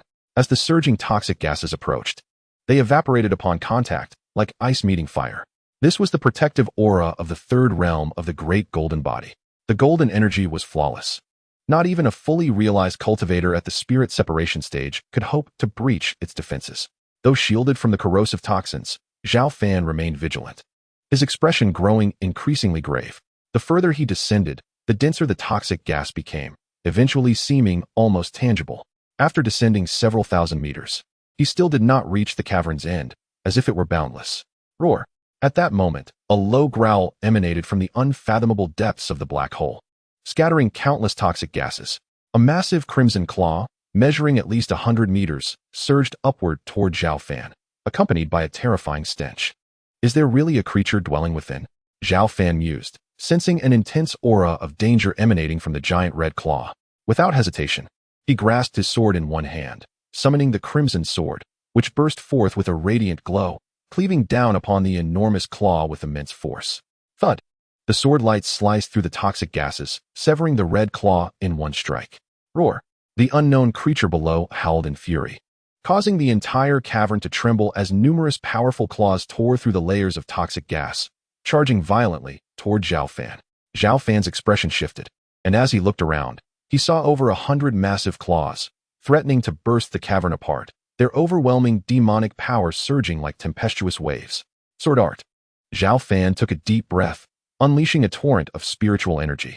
The crimson sword emitted a clear, resonant sound, transforming into a multitude of sword shadows that tore through the void, crashing downward with tremendous force. Boom, boom, boom. The incessant clash of countless sword lights against the terrifying claws reverberated through the cavern, resulting in a series of catastrophic explosions. Roar! Before the dust could settle, colossal shadows emerged within Zhao Fan's line of sight, each radiating a more formidable aura than the last, relentlessly pressuring him. Faced with these terrifying energies, even Zhao Fan felt his body tense, realizing the gravity of the situation. It felt as though he were confronting ancient behemoths capable of shaking the heavens. An oppressive sensation that struck at his very soul. Zhao Fan's scalp prickled. Could there be terrifying demons lurking within the den of myriad demons? Run! Without a moment's hesitation, Zhao Fan turned and fled. As if sensing his intent to escape, the depths erupted with terrifying roars, echoing like thunder. The piercing sound waves powerful enough to obliterate cultivators below the integration stage. Yet Zhao Fan, now a formidable being of the integration stage, with deep-rooted cultivation, only experienced a brief tremor before swiftly returning to his usual composure, transforming into a streak of sword light racing upward. Boom! The black toxic gases were torn apart, and monstrous claws reached out, but missed their target repeatedly. Just as these claws sought to grasp the edge of the cavern, golden runes appeared on the previously smooth cavern walls, forming a terrifying net. Sizzle! The moment the claws made contact with the golden net, they recoiled in pain, emitting smoke. As if electrocuted, retreating to the depths with cries of indignation. Fortunately, they could not escape. Otherwise, with my current strength, I am utterly incapable of withstanding it. As the golden net gradually dissipated, Zhao Fan breathed a sigh of relief, feeling as if a heavy burden had been lifted. He had not anticipated the sheer terror lurking within the abyss of myriad beasts, where remnants of malevolent creatures lay in wait. That wretched being. Could it have encountered misfortune inside? At the edge of the cave, the petite white fox gazed with her gem-like bright eyes, revealing a sense of unease and tension. The violent tremors and terrifying roars that emanated from the black hole had left her worried for Zhao Fan's safety. Suddenly, a figure burst forth from the cave, Zhao Fan. Having narrowly escaped the abyss of myriad beasts. You finally emerged. You nearly gave this fox spirit a heart attack, she exclaimed, relief washing over her as she scolded him. By the way, what transpired inside? The white fox inquired with genuine concern. Zhao Fan, his expression grave, replied, there are living demons within, exceedingly formidable and fearsome. Had I not been swift in my retreat, I might not have made it out. He recounted the events that transpired inside without reservation. How perilous. Thankfully, I refrained from entering earlier, the white fox remarked, shuddering at the thought. There are mysterious seals preventing those entities from escaping, yet we must ascertain the situation promptly. If the seals were to shatter in the future, it would spell considerable trouble. To ensure their safety, Zhao Fan unleashed several powerful beams of sword light, sealing the entrance to the abyss of myriad beasts completely. This way, even if the seals were to vanish, any demons attempting to surge forth would be detected at once. Little fox, will you remain here, or shall we venture out together? He asked after concluding his task. I shall accompany you, she decided. Though the entrance was temporarily sealed, the little white fox dared not linger in the subterranean space. If one day the demons were to breach the seals, she would be in grave danger. Staying close to Zhao Fan felt far safer. Before departing, she took the original jade coffin with her, ensuring her cultivation would not be hindered even outside the underground realm. Chapter 50. Visitors from the Immortal Alliance. Upon exiting the subterranean space, Zhao Fan and the little white fox returned to the scripture pavilion of Mount Shu, hoping to uncover relevant records regarding the abyss of myriad beasts. The pavilion was bustling with disciples. In recent years, as Mount Shu flourished, an increasing number of new students had joined their ranks. Some diligent newcomers sought suitable martial arts for cultivation within the pavilion's vast collection. Zhao Fan and the little white fox, possessing profound cultivation levels, went unnoticed by the ordinary disciples. Despite the stringent security, they strode in confidently, evading detection. Let us first investigate the records of the abyss of myriad beasts. Zhao Fan began perusing the historical documents. His speed was remarkable, as he absorbed the information with a mere flicker of thought. In a brief moment, he discovered scant references to the abyss of myriad beasts. The records were minimal, containing only fragments. They vaguely mentioned that tens of thousands of years ago, during the establishment of the sect on Mount Shu, the founder had engaged in fierce battles against countless demons and subsequently sealed some of the most terrifying creatures within the abyss of myriad beasts. The subsequent events remained shrouded in mystery. Thus, it appeared that the abyss, where demons were sealed by the founder himself, was indeed the subterranean realm they had encountered. It had existed for millennia. However, the fact that demons still survived within after such an extensive passage of time was almost unbelievable. Zhao Fan furrowed his brow, realizing that the origins of the abyss may be extraordinarily significant, considering that the founder of Mount Shu was one of the most legendary and powerful figures in the cultivation world tens of thousands of years ago. The demons that warranted his personal sealing must have been formidable indeed. Regrettably, the records were limited, resembling mere mythological tales with only a few sentences. Zhao Fan continued to search, yet found no further clues. By the way, little fox, have you recalled any other memories over the years? At that moment, he turned to the little white fox beside him and inquired softly. Upon hearing this, the little white fox perked up and leapt onto his shoulder, her bright eyes glimmering with a hint of confusion as she murmured, the Empress of the Nine-Tailed Fox Clan. The Nine-Tailed Fox Clan? Could it be connected to the Empress you mentioned earlier? Zhao Fan asked, astonished that a mere question had elicited a new lead from her. I do not know. The little white fox shook her head, still bewildered. After awakening, this memory suddenly appeared in my mind. Zhao Fan raised an eyebrow, but chose not to press further. Instead, he swiftly searched for records regarding the nine-tailed celestial fox. The little white fox observed eagerly from his shoulder as he scanned the texts. Soon, Zhao Fan uncovered the accounts of the nine-tailed celestial fox. The Nine-Tailed Fox clan had once unified the entire demon race tens of thousands of years ago, dominating much of the cultivation world, and was regarded as the most powerful and mysterious clan among demons. Adult nine-tailed foxes possessed combat prowess rivaling that of true immortals, and their 9 tails represented 9 lives, making them exceedingly difficult to slay. According to legends, the Nine-Tailed Fox clan also had the mightiest among them, the Nine-Tailed Celestial Fox, who would undergo tribulations and be reborn every millennium. After perfecting their cultivation over 9 lifetimes, they could break the shackles of heaven and earth to become a terrifying existence beyond true immortals. However, since the spiritual energy of the heavens and earth began to dwindle a millennium ago, not only had the legendary Nine-Tailed Celestial Fox nearly vanished, but the entire Nine-Tailed Fox clan had almost completely disappeared. Many other formidable clans that once made their mark in the cultivation world similarly faded into obscurity following the decline of spiritual energy. These vanished clans were referred to by cultivators as the last generation of demon races, indicating that since their disappearance, the spiritual energy of the cultivation world had steadily declined. For nearly 10,000 years, not only had the glory of the cultivation world not been restored, but even demons and cultivators at the divine separation stage had all but vanished from sight.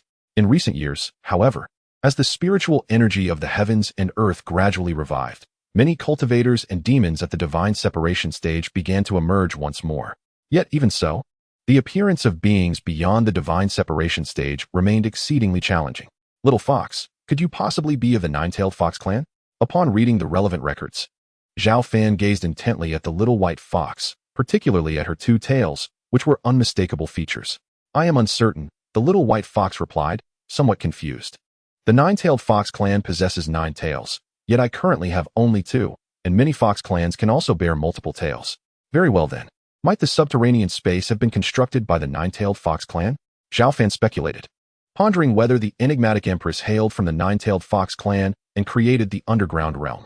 His thoughts meandered, yet without concrete evidence, he found himself at a loss. The little white fox remained silent, lost in contemplation. She was more curious than Zhao Fan about her origins and felt a tumult of confusion within her heart, uncertain of her connection to the Nine-Tailed Fox clan. Thus, the pair, one human, one fox, stared at each other in silence, lost in their thoughts. Well, speculating is futile. Greetings, little fox. Focus on your cultivation and strive to recall useful memories. In due time, I shall assist you in uncovering your origins, Zhao Fan remarked thoughtfully. The little white fox nodded gently, resting her head on Zhao Fan's shoulder, her demeanor appearing somewhat melancholic. Do not dwell on such thoughts.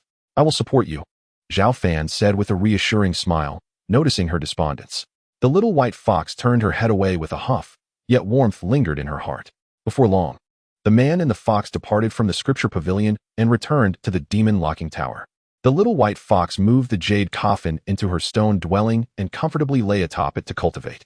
Having witnessed Zhao Fan's breakthrough firsthand, she felt a significant surge of motivation and dedicated herself to her practice, often spending her days diligently training without disturbing Zhao Fan. Recently having achieved his own breakthrough, Zhao Fan was preoccupied with solidifying his newfound cultivation, and despite ascending to a higher realm, he remained humble and unassuming. Upon entering the myriad of demons' abyss, Zhao Fan became acutely aware of the resurgence of spiritual energy in the world, realizing that ancient demons sealed in desolate realms were once again emerging. Moreover, this was merely one of the perilous regions within Mount Shu. The cultivation realm was vast, and it was not improbable that other territories harbored even more formidable beings or terrifying demons. Though powerful cultivators appeared invincible, they too required time to enhance their abilities. As time passed, several years slipped by unnoticed. Zhao Fan utilized this period to thoroughly consolidate his cultivation, growing significantly stronger compared to his initial breakthrough. His demeanor had transformed, becoming increasingly profound. One day, Zhang Qian arrived once more to deliver meals. Through the imposing gates of the demon locking tower, she spoke with a melodious tone, "Senior brother, have you heard? The cultivation world has grown increasingly tumultuous in recent years. Recently, several factions formed the Kunlun Alliance, preparing for war against various demon clans." Zhao Fan, savoring his meal, inquired, "The Kunlun Alliance? Is it related to the Kunlun sect?" He recalled the Kunlun sect as a venerable and enduring force in the cultivation world, surpassing Mount Shu. Indeed, it is the alliance proposed by the Kunlun sect, which reportedly has attracted several major cultivation factions to join, boasting a formidable presence. I've also heard that the Kunlun Alliance has sent envoys to negotiate with our sect's leaders, inviting Mount Shu to join the coalition. Have the leaders agreed? Zhao Fan frowned as he asked. Not yet. It is said that the envoys from the Kunlun Alliance harbor ulterior motives, while they appear to invite us to join. Their true intention is to make Mount Shu a vassal, using us as cannon fodder in their war against the demons. Should we get involved? We could face untold casualties among our brothers and sisters, Zhang Qian replied, shaking her head softly. Chapter 51. Disputes persist. Given this, wouldn't it be prudent to refuse? Zhao Fan chuckled lightly. If even Zhang Qian, an ordinary disciple, understood this logic, it was evident that the disciples of Mount Shu harbored little fondness for the so-called Kunlun Alliance. It's easy for you to say, senior brother. I've heard from the law enforcement elder that many high-ranking members of the sect advocate for joining the alliance to compete for the position of leader against Kunlun. I've also heard that the sect leader is already overwhelmed even before discussing matters with the Kunlun envoys, Zhang Qian said with wide, innocent eyes. Over the years, Mount Shu has made commendable progress, which has sparked considerable ambition among the higher-ups, believing that joining the Kunlun Alliance presents a valuable opportunity. Being the leader of Mount Shu is no easy task. Zhao Fan smiled slightly, choosing not to elaborate further. He had faith in his brother, Zhao Cheng, to manage these affairs adeptly. Zhang Qian recounted numerous amusing incidents that had occurred recently within Mount Shu before taking her empty food container and departing from the demon locking tower. Shall we begin the sign-in process? At that moment, a familiar notification resonated in Zhao Fan's mind. Sign in, he responded habitually. Sign in successful. Reward, the Great Emperor's Sword Classic. As the system's voice faded, a profound swordsmanship text surged into Zhao Fan's consciousness, the overwhelming sword intent shaking the very heavens and earth, leaving him feeling taut, as though he stood before the mightiest sword path, experiencing a soul-stirring shock. Such an extraordinary sword classic, Zhao Fan murmured in astonishment. The sword intent emanating from it surpasses even that of the sword control technique and the 10,000 swords art. Over the years, as spiritual energy in the world had accelerated in its revival, Zhao Fan had signed in for numerous formidable martial arts techniques. Yet none compared to the Great Emperor's Sword Classic, which turned out to be so profound and powerful. The mere essence of the sword path radiating from the text left him in awe, an experience unlike any he had encountered before. Taking a deep breath, he closed his eyes and sat cross-legged, meticulously comprehending the essence of the Great Emperor's Sword Classic. As a natural sword body, Zhao Fan possessed an exceptional aptitude for understanding swordsmanship, yet even after several days of diligence, he had only managed to grasp a meager 1% of the text's entirety, a testament to the rarity and depth of the Great Emperor's Sword Classic. Enthralled, Zhao Fan immersed himself in deciphering the Sword Classic, a terrifying sword intent emanating from his being, distorting the very fabric of reality. Truly, it was unfathomable. This Great Emperor's Sword Classic far surpassed the sword control technique and the 10,000 swords art, should one cultivate it to perfection. It could even lead to the realm of earthly immortals. Alas, with his current cultivation level, he could barely comprehend 1 or 2%. Time flowed gently as Zhao Fan slowly opened his eyes, the sword intent around him dissipating, but his demeanor had grown even more profound. Akin to a divine sword yet to be drawn, exuding a silent but terrifying presence. With the assistance of the Great Emperor's Sword Classic, Zhao Fan deepened his understanding and mastery of the sword path. While Zhao Fan was absorbed in his cultivation, a cacophony of arguments erupted within the Grand Hall of Mount Shu. Leader, the envoys from the Kunlun Alliance have been waiting for several days. I believe we should seize this opportunity to join the Kunlun Alliance and expand our influence. I wholeheartedly support Elder Zixiao's proposal. The Kunlun Alliance has already attracted several major cultivation factions, and now is the time for us to join and significantly enhance our strength and reputation. Indeed, our sect has made remarkable progress in recent years, far surpassing our capabilities from a century ago. The cultivation world is experiencing unprecedented upheaval, and we should seize the moment to join the Kunlun Alliance. Led by Elder Zixiao, more than a dozen high-ranking elders advocated for sect leader Zhao Cheng to agree to join the Kunlun Alliance, believing it would bolster Mount Shu's standing. I disagree. The Kunlun Alliance is on the verge of war with various demon factions. Their invitation for Mount Shu to join is merely a ploy to make us their vassal, a mere pawn in their conflict. They would never allow us to rise alongside them. Let us not forget the Kunlun Alliance's ruthless actions. When they attempted to recruit the Fenglai Immortal Gate, they mercilessly slaughtered thousands of its members. Such brutality is not the conduct of righteous cultivators. How is it any different from the demons? Elder Jinwu, Lin Mu, vehemently opposed the proposition, arguing with conviction. Elder Lin made a valid point. The Kunlun sect has always been arrogant and domineering. Their invitation for us to join the alliance is devoid of sincerity. If we were to join, would we not be living under their roof? As Lin Mu's words echoed in the hall, several elders from Shushan echoed his sentiments.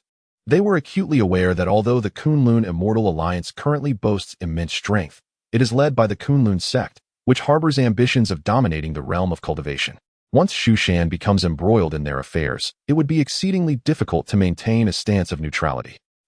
In recent years, Shushan has seen a surge of formidable talents, with our disciples numbering in the tens of thousands. Even if we were to join the Kunlun Immortal Alliance, we could still contend for considerable influence. Despite Kunlun's profound heritage, we at Shushan are not to be trifled with. We might as well seize this opportunity to rise and rejuvenate our sect. The elders from both sides voiced their opinions, leading to a cacophony that rendered the grand hall in disarray. The sect leader, Zhao Cheng, wore a solemn expression, yet a shadow of concern lingered in his brows. Though he remained silent, an air of anxiety enveloped him. Enough. I shall deliberate on this matter further. You may all withdraw for now. Observing the endless disputes, Zhao Cheng inhaled deeply, interrupting the elders and signaling them to depart. As commanded, despite their reluctance, the elders respectfully exited, leaving the previously raucous hall steeped in an eerie silence. Tianer, what is your perspective on this matter? Zhao Cheng turned to Zhao Xiaotian, inquiring gravely. Father, Kunlun harbors ambitions of supremacy in the realm of cultivation.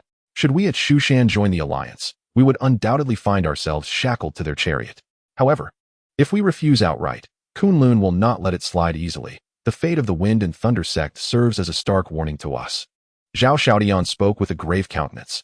Before the emissaries from Kunlun arrived at Shushan, the Wind and Thunder sect was annihilated for rejecting Kunlun's invitation. It was a clear demonstration of power. Am I not aware of this? Yet, Elder Zixiao and others are filled with ambition, and given the aggressive stance of Kunlun's emissaries, a direct refusal could provoke them to turn their weapons against us.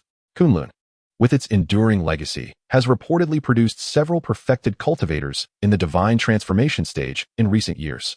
If negotiations falter, it could lead to significant complications. Zhao Cheng furrowed his brow, speaking slowly. If it were any other sect, Shushan could easily refuse them to their faces, but Kunlun is different. They have remained among the elite for millennia, their depths unfathomable. Even now, in the face of rampant demons, no one dares to provoke Kunlun recklessly. Father, would it not be prudent to consult uncle? Seeing Zhao Cheng's distress, Zhao Xiaotian suggested suddenly. Consulting your elder brother? That is indeed a commendable idea. Xiaotian, I would like you to visit the demon locking tower on my behalf. Understood, Zhao Xiaotian nodded in agreement. Chapter 52. A single word. Zhao Xiaotian soon arrived at the demon locking tower. The area was sparse with vegetation, strewn with rubble, and two gigantic, weathered statues stood in silence, exuding an air of tranquility and desolation. Here, in stark contrast to the ever-evolving Shushan sect, time seemed to stand still, as if neither a millennium nor 10 millennia could change this place. Zhao Xiaotian felt a moment of reverie, murmuring to himself, my uncle possesses celestial abilities yet remains peacefully ensconced in this secluded and desolate location. I fear that even after thousands of years of cultivation, I could never hope to attain such composure. A few years prior, Zhao Xiaotian had departed from the demon locking tower to assist his father with Shushan affairs, broadening his horizons and enriching his experiences, yet he had never encountered anyone more formidable than his uncle. With a heart brimming with excitement, Zhao Xiaotian gently pushed open the heavy door. Before the stone chamber, Zhao Fan stood with his hands clasped behind his back, gazing at Zhao Xiaotian as he entered. A warm smile gracing his lips. Xiaotian, you have come. Uncle. Upon seeing Zhao Fan's familiar figure, Zhao Xiaotian hurried forward, kneeling respectfully. Xiaotian pays his respects to uncle. How have you fared these years? Rise, I am well, Zhao Fan said, with a subtle wave of his hand, lifting Zhao Xiaotian effortlessly. Why are you here instead of aiding your father at Shushan? Zhao Fan inquired with a gentle smile. I came primarily because I have missed you dearly after several years, and also to seek your advice regarding a dilemma my father is facing. Zhao Xiaotian was candid, briefly recounting the situation with the Kunlun Immortal Alliance. Uncle, the Kunlun Immortal Alliance's invitation for us to join is fraught with malice. They are pressuring us to join their ranks. Now, they are being aggressive, and with some elders in the sect supporting them without understanding the implications, my father is quite troubled and wishes to hear your thoughts. Does your father oppose joining the Kunlun Immortal Alliance? Indeed, he believes that the disadvantages outweigh the benefits. Zhao Xiaotian nodded gently. In that case, a direct refusal is warranted. Zhao Fan remarked after a moment of contemplation. Uncle, I fear that may not suffice. Zhao Xiaotian chuckled bitterly. The Kunlun Immortal Alliance is currently riding high. Not only is the Kunlun sect robust, but they also have several perfected cultivators in the divine transformation stage. If we refuse outright, the Kunlun sect may retaliate, leading to a potential conflict between our sections. So, they are coercing Shushan to join the Kunlun Immortal Alliance? Zhao Fan's brow furrowed in concern. Exactly. The Kunlun Immortal Alliance's aggressive approach is compelling us to join. Were it not for your previous intervention in slaying the bloodthirsty elder, they likely would not have sent emissaries to engage with us. They might have dispatched formidable cultivators to annihilate our sect. The Wind and Thunder sect was obliterated for rejecting Kunlun's demands, their disciples ruthlessly exterminated. Zhao Xiaoyan's expression turned grave as he spoke. Such conduct is more ruthless than that of demons. Zhao Fan's tone turned frosty as he waved his hand. Bring me paper and a pen. Though puzzled, Zhao Xiaotian promptly fetched the requested items. Uncle, here are the paper and pen. Zhao Xiaotian respectfully placed them before Zhao Fan. With a calm demeanor, Zhao Fan took the pen and began to write, his strokes fluid and powerful, completing his work in mere moments. He wrote a single character, sword, though somewhat hasty. The calligraphy was bold and imbued with an intimidating aura, containing an essence of formidable power. Uncle, what does this signify? Zhao Xiaotian gazed at the black and white character, perplexed. He had come seeking counsel, not a writing lesson. Zhao Fan smiled mysteriously, offering no further explanation, instead handing the piece of paper to Zhao Xiaotian. Return and inform your father to send a divine transformation cultivator from Shushan, bearing a decree of refusal to join Kunlun. Should they continue to make threats, simply reveal this paper. Will this truly work?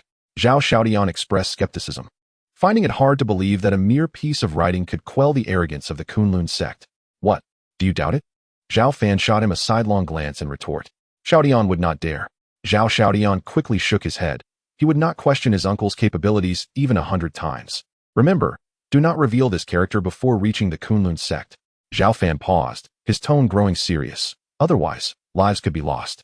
Upon hearing these words, Zhao Xiaotian felt a slight tremor in his heart and rest assured, Uncle, I have deeply engraved this in my memory. Go. Zhao Fan waved his hand, signaling Zhao Xiaotian to depart. Uncle, Xiaotian bids farewell. Zhao Xiaotian once again performed a respectful bow, carefully securing the calligraphy before leaving the demon-sealing tower. Little fox, have you eavesdropped enough? After watching Zhao Xiaotian leave, Zhao Fan suddenly turned and spoke to the adjacent stone house. As soon as his words fell, the little white fox appeared out of thin air. She had already awakened and had attentively listened to the conversation between the two. Are you toying with him? What can a mere piece of writing accomplish? The little white fox blinked her gem-like bright eyes and asked with a melodious voice. Do not underestimate that piece of writing. It is more than sufficient to intimidate a force of cultivators. Zhao Fan replied with a faint smile, speaking with conviction. What did you write? The little white fox inquired with great curiosity. The true essence of the sword path. Zhao Fan contemplated for a moment before responding earnestly. Upon hearing this, the little white fox widened her eyes in surprise and asked anxiously, did your previous breakthrough elevate you to the realm of the integrated being? Although the little white fox could not clearly recall her origins, she was well aware of the realms of cultivation. The true essence of the Tao was a domain that only the most powerful could touch. The integrated being stood high above.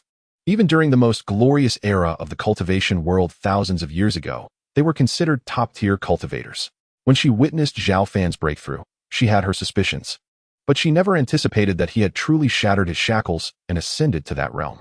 Observing the little white fox's reaction, Zhao Fan merely smiled calmly, his demeanor becoming even more inscrutable.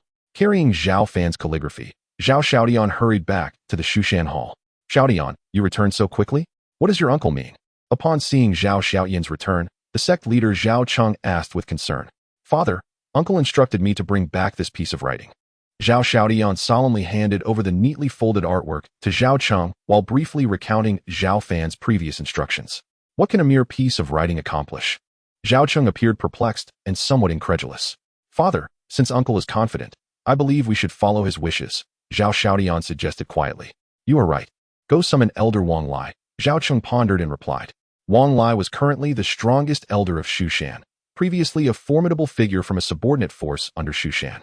With the rapid revival of spiritual energy in recent years, his cultivation had advanced significantly, reaching the late stage of the divine separation realm.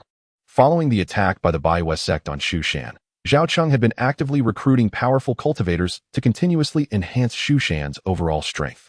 With abundant resources at Shushan, Zhao Cheng offered Wang Lai numerous benefits and status, ensuring his unwavering loyalty. Chapter 53. Ascending Kunlun. Greetings, sect leader. Elder Wang Lai soon arrived at the Shushan Hall. Bowing respectfully to Zhao Cheng. Elder Wang, I wish to send you to the Kunlun sect, Zhao Cheng stated directly. To the Kunlun sect? Wang Lai was taken aback and asked, Sect leader, do you mean to join the Kunlun Immortal Alliance?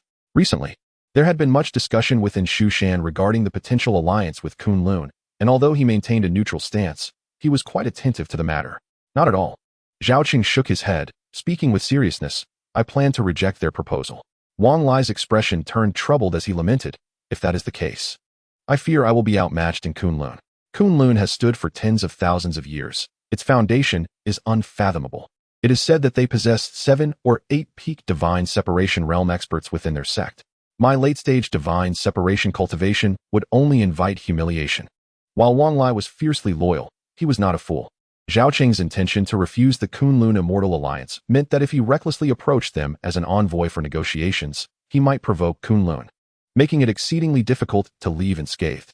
Having recently achieved the late-stage divine separation realm, how could he allow himself to walk into death?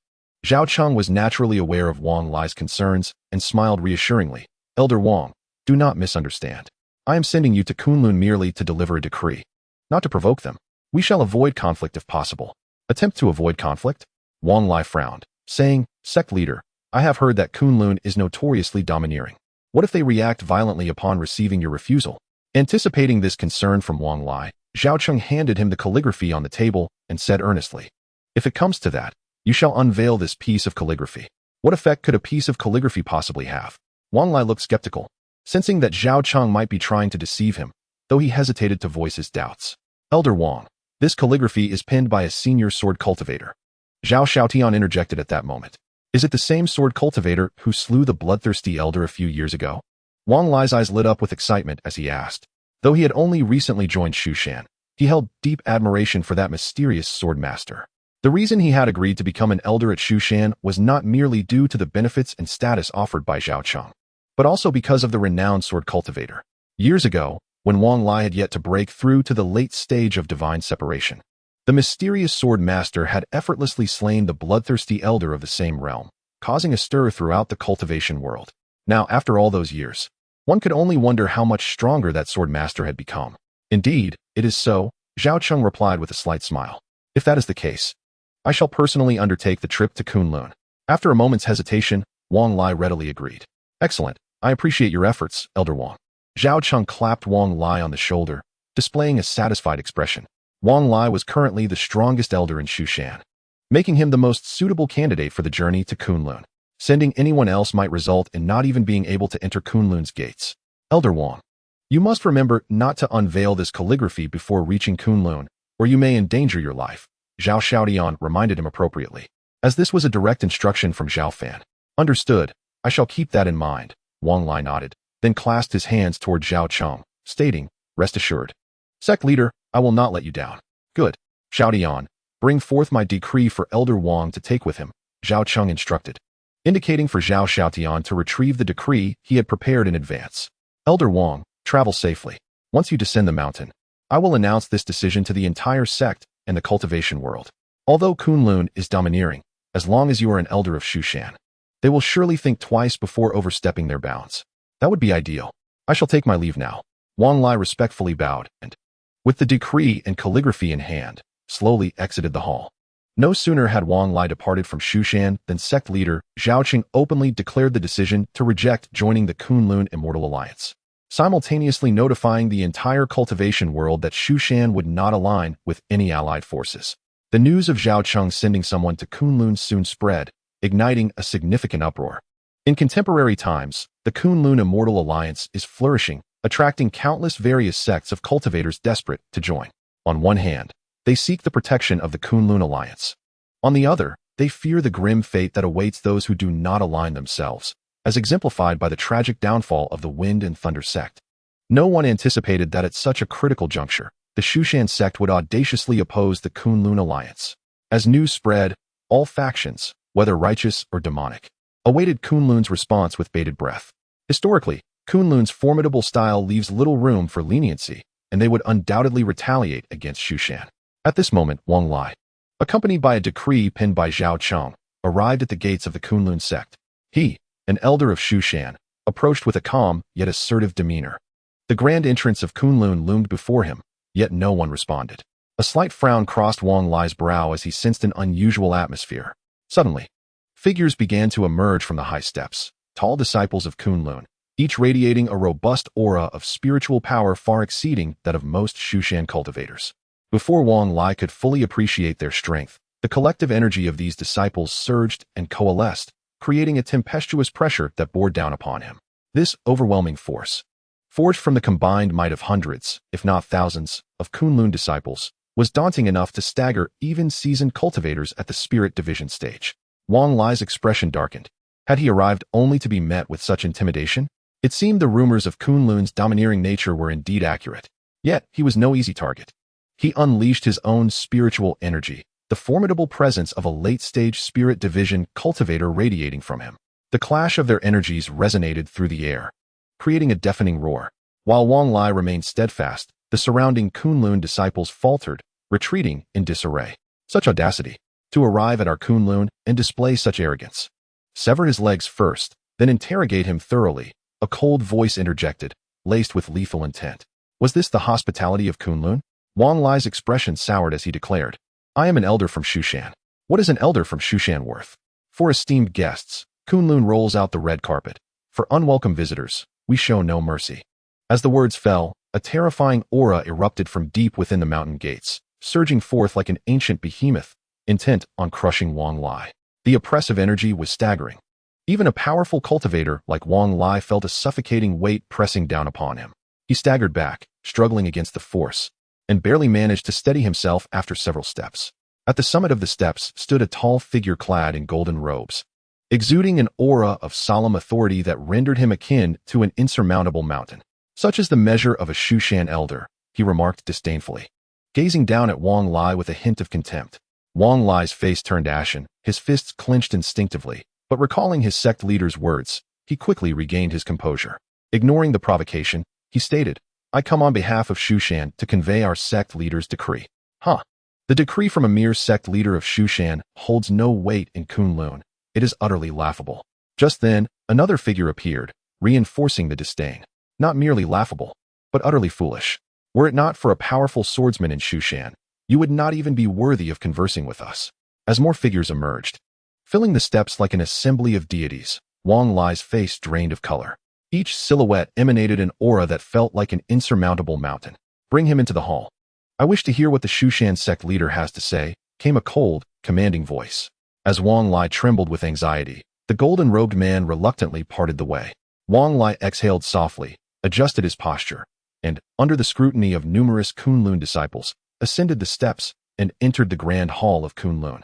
Inside stood a myriad of figures, foremost among them the Kunlun sect leader, whose imposing presence commanded respect and made direct eye contact uncomfortable. Behind him stood several individuals exuding profound energy, their expressions a mix of disdain, indifference, and scorn directed at Wang Lai.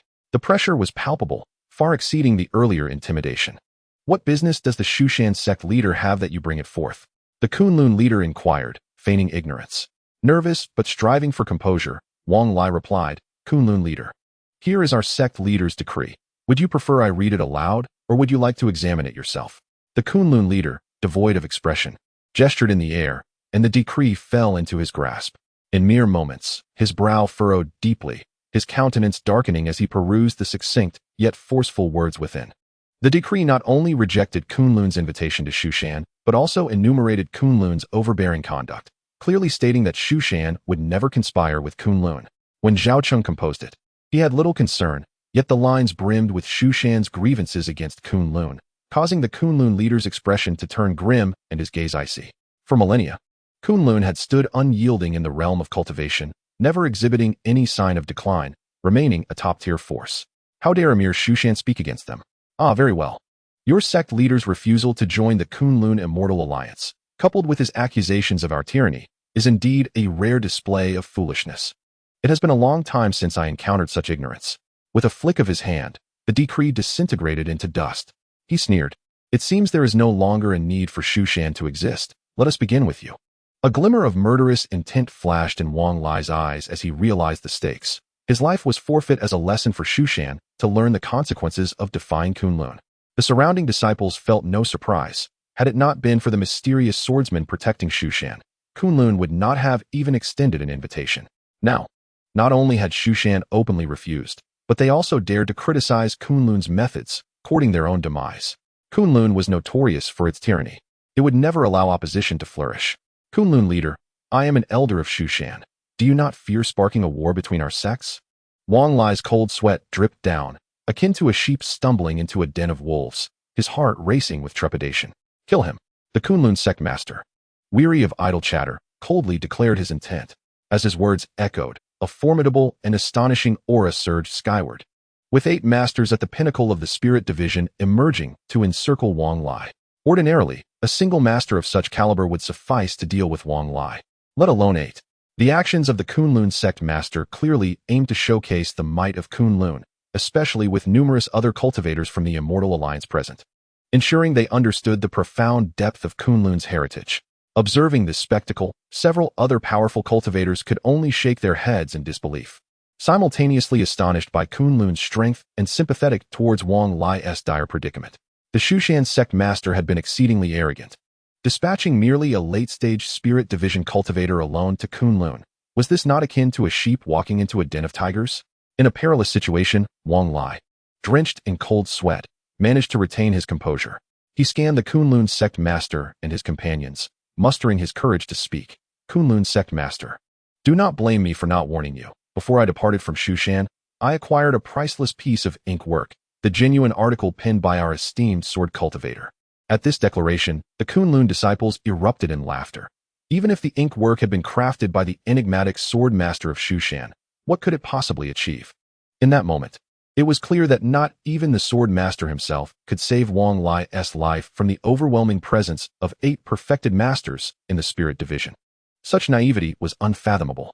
Though he had once slain the bloodthirsty elder with a single sword strike years ago, he was merely at the pinnacle of the spirit division.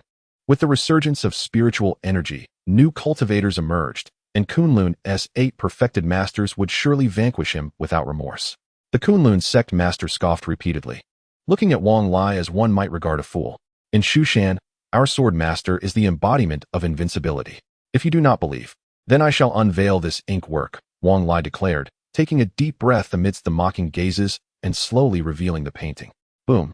The once clear skies above Kunlun abruptly darkened as a golden sword light spanning tens of thousands of meters descended with earth-shattering force upon the entire Kunlun. Even before the sword light struck, the overwhelming sword intent had already stirred the powers of heaven and earth, unleashing a terrifying presence that compelled all Kunlun disciples to tremble and fall to their knees involuntarily. Even the Kunlun sect master and other powerful cultivators found it challenging to withstand this immense pressure, forced to kneel in unison. Their knees crashed against the hard ground, fracturing it with countless cracks. Chapter 55. The might of the mighty. The sword light was dazzling and resplendent, akin to a blazing sun illuminating all of Kunlun. Except for Wang Lai, no one could maintain their stance. Heavens, is this truly the ink work of the sword master? A young boy was depicted practicing swordsmanship upon it. What a terrifying sword technique. Such a mere ink work contained this level of fearsome power. Wang Lai, his face alight with excitement, stared in awe, his eyes brimming with fervor. Upon the ink work was inscribed a single character for sword, yet at this moment, it seemed almost divine, erupting with a monstrous radiance. That earlier earth-shattering sword light was indeed a manifestation of the character inscribed on the work. It was simply terrifying. What appeared to be just a piece of ink work actually harbored a fragment of Zhao Fan's spiritual essence, though seemingly a mere fragment. It was sufficient to incite the forces of heaven and earth, coalescing into an unparalleled sword force that suppressed all of Kunlun. The Kunlun sect master gazed in disbelief at the unfolding scene, his voice trembling as he questioned, what on earth is happening? He could hardly fathom how a mere ink work could exert such dominance over all of Kunlun. Even a powerful cultivator such as he, when exhausting all efforts to resist, found himself brought low. His scalp tingled at the realization that this was merely a hint of the terrifying sword intent, devoid of any lethal intent. Otherwise, should a sword strike fall, the consequences for Kunlun would be unimaginable. In the Kunlun Great Hall, all present knelt. Among them were the once mighty Kunlun sect master, the perfected elders of the spirit division, and the powerful cultivators from other factions observing. Regardless of their status, all trembled under the weight of the sword's oppressive presence, feeling a primal fear emanating from their very souls. It was a sensation akin to ants facing a dragon, utterly insignificant. The radiant sword light, descending with the force of creation, did not destroy a single thing in Kunlun. However, the pressure of the sword intent was incomprehensibly immense. It was a truly horrifying sight. Wang Lai, with but a painting, had subdued the entirety of Kunlun and the onlookers alike. Those present were filled with both awe and dread, feeling profoundly uncomfortable. Had they known this would be the outcome, they would not have dared to come and witness the spectacle. Compared to them, the disciples of Kunlun felt an even deeper sense of shame and anger. Some erupted in curses, while others wore expressions of deep resentment. Several self-important Kunlun elders, boasting considerable power, strained every ounce of their spiritual energy in an attempt to withstand this overwhelming pressure, seeking to rise. Boom. Yet in the next moment, these Kunlun elders suffered an even greater backlash, collapsing under the terrifying sword intent, blood spilling from their mouths and noses. These were beings of the integration stage. At that moment, an elder of considerable seniority, his face etched with fear, tremulously spoke. Elder Quanfeng, what did you just say? The Kunlun sect master felt a jolt of alarm, inquiring in disbelief. The elder, mustering his courage, stammered, "This is the might of a being of the integration stage. How is this possible?" The Kunlun sect master felt a surge of panic, struggling to accept this reality. A being of the integration stage transcended the spirit division. Even during the golden age of the cultivation world millennia ago, they were the apex cultivators of their time. In the nearly 10,000 years since, no such being had emerged, a situation influenced by the thinness of spiritual energy, yet significantly, it represented an insurmountable pinnacle for most cultivators. If Shu Shan possessed a being of the integration stage, then not merely Kunlun, but even 3 Kunluns combined would be no match. An integration stage being? This cannot be true. It had been 10 millennia since such powerful entities had graced the cultivation world.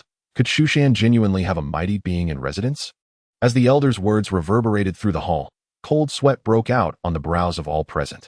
Meanwhile, Wang Lai grew increasingly elated, his hands trembling slightly as he held the painting, overwhelmed with both shock and joy. He had never anticipated that the sword master of Shu Shan was indeed a figure of such high standing. It was no wonder the sect master had expressed such confidence, allowing him to arrive with merely the sword master's ink work. Wang Lai, who had previously found this perplexing, now held a newfound admiration for the foresight of sect master Zhao Cheng. In stark contrast to Wang Lai's exhilaration, the disciples and cultivators of Kunlun were engulfed in disbelief, fear, and trepidation. If the mere hint of pressure was already so terrifying, what unfathomable power would an actual integration stage being wield? Previously, relying on the presence of 7 or 8 formidable experts at the perfection stage within their sect, the leaders of Kunlun were filled with hubris, believing themselves to be invincible.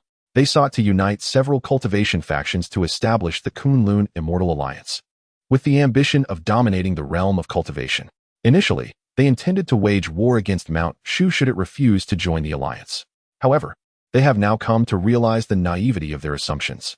Not only has a great sword cultivator from Mount Shu personally intervened, but even a mere painting from this master is sufficient to annihilate the entire Kunlun sect.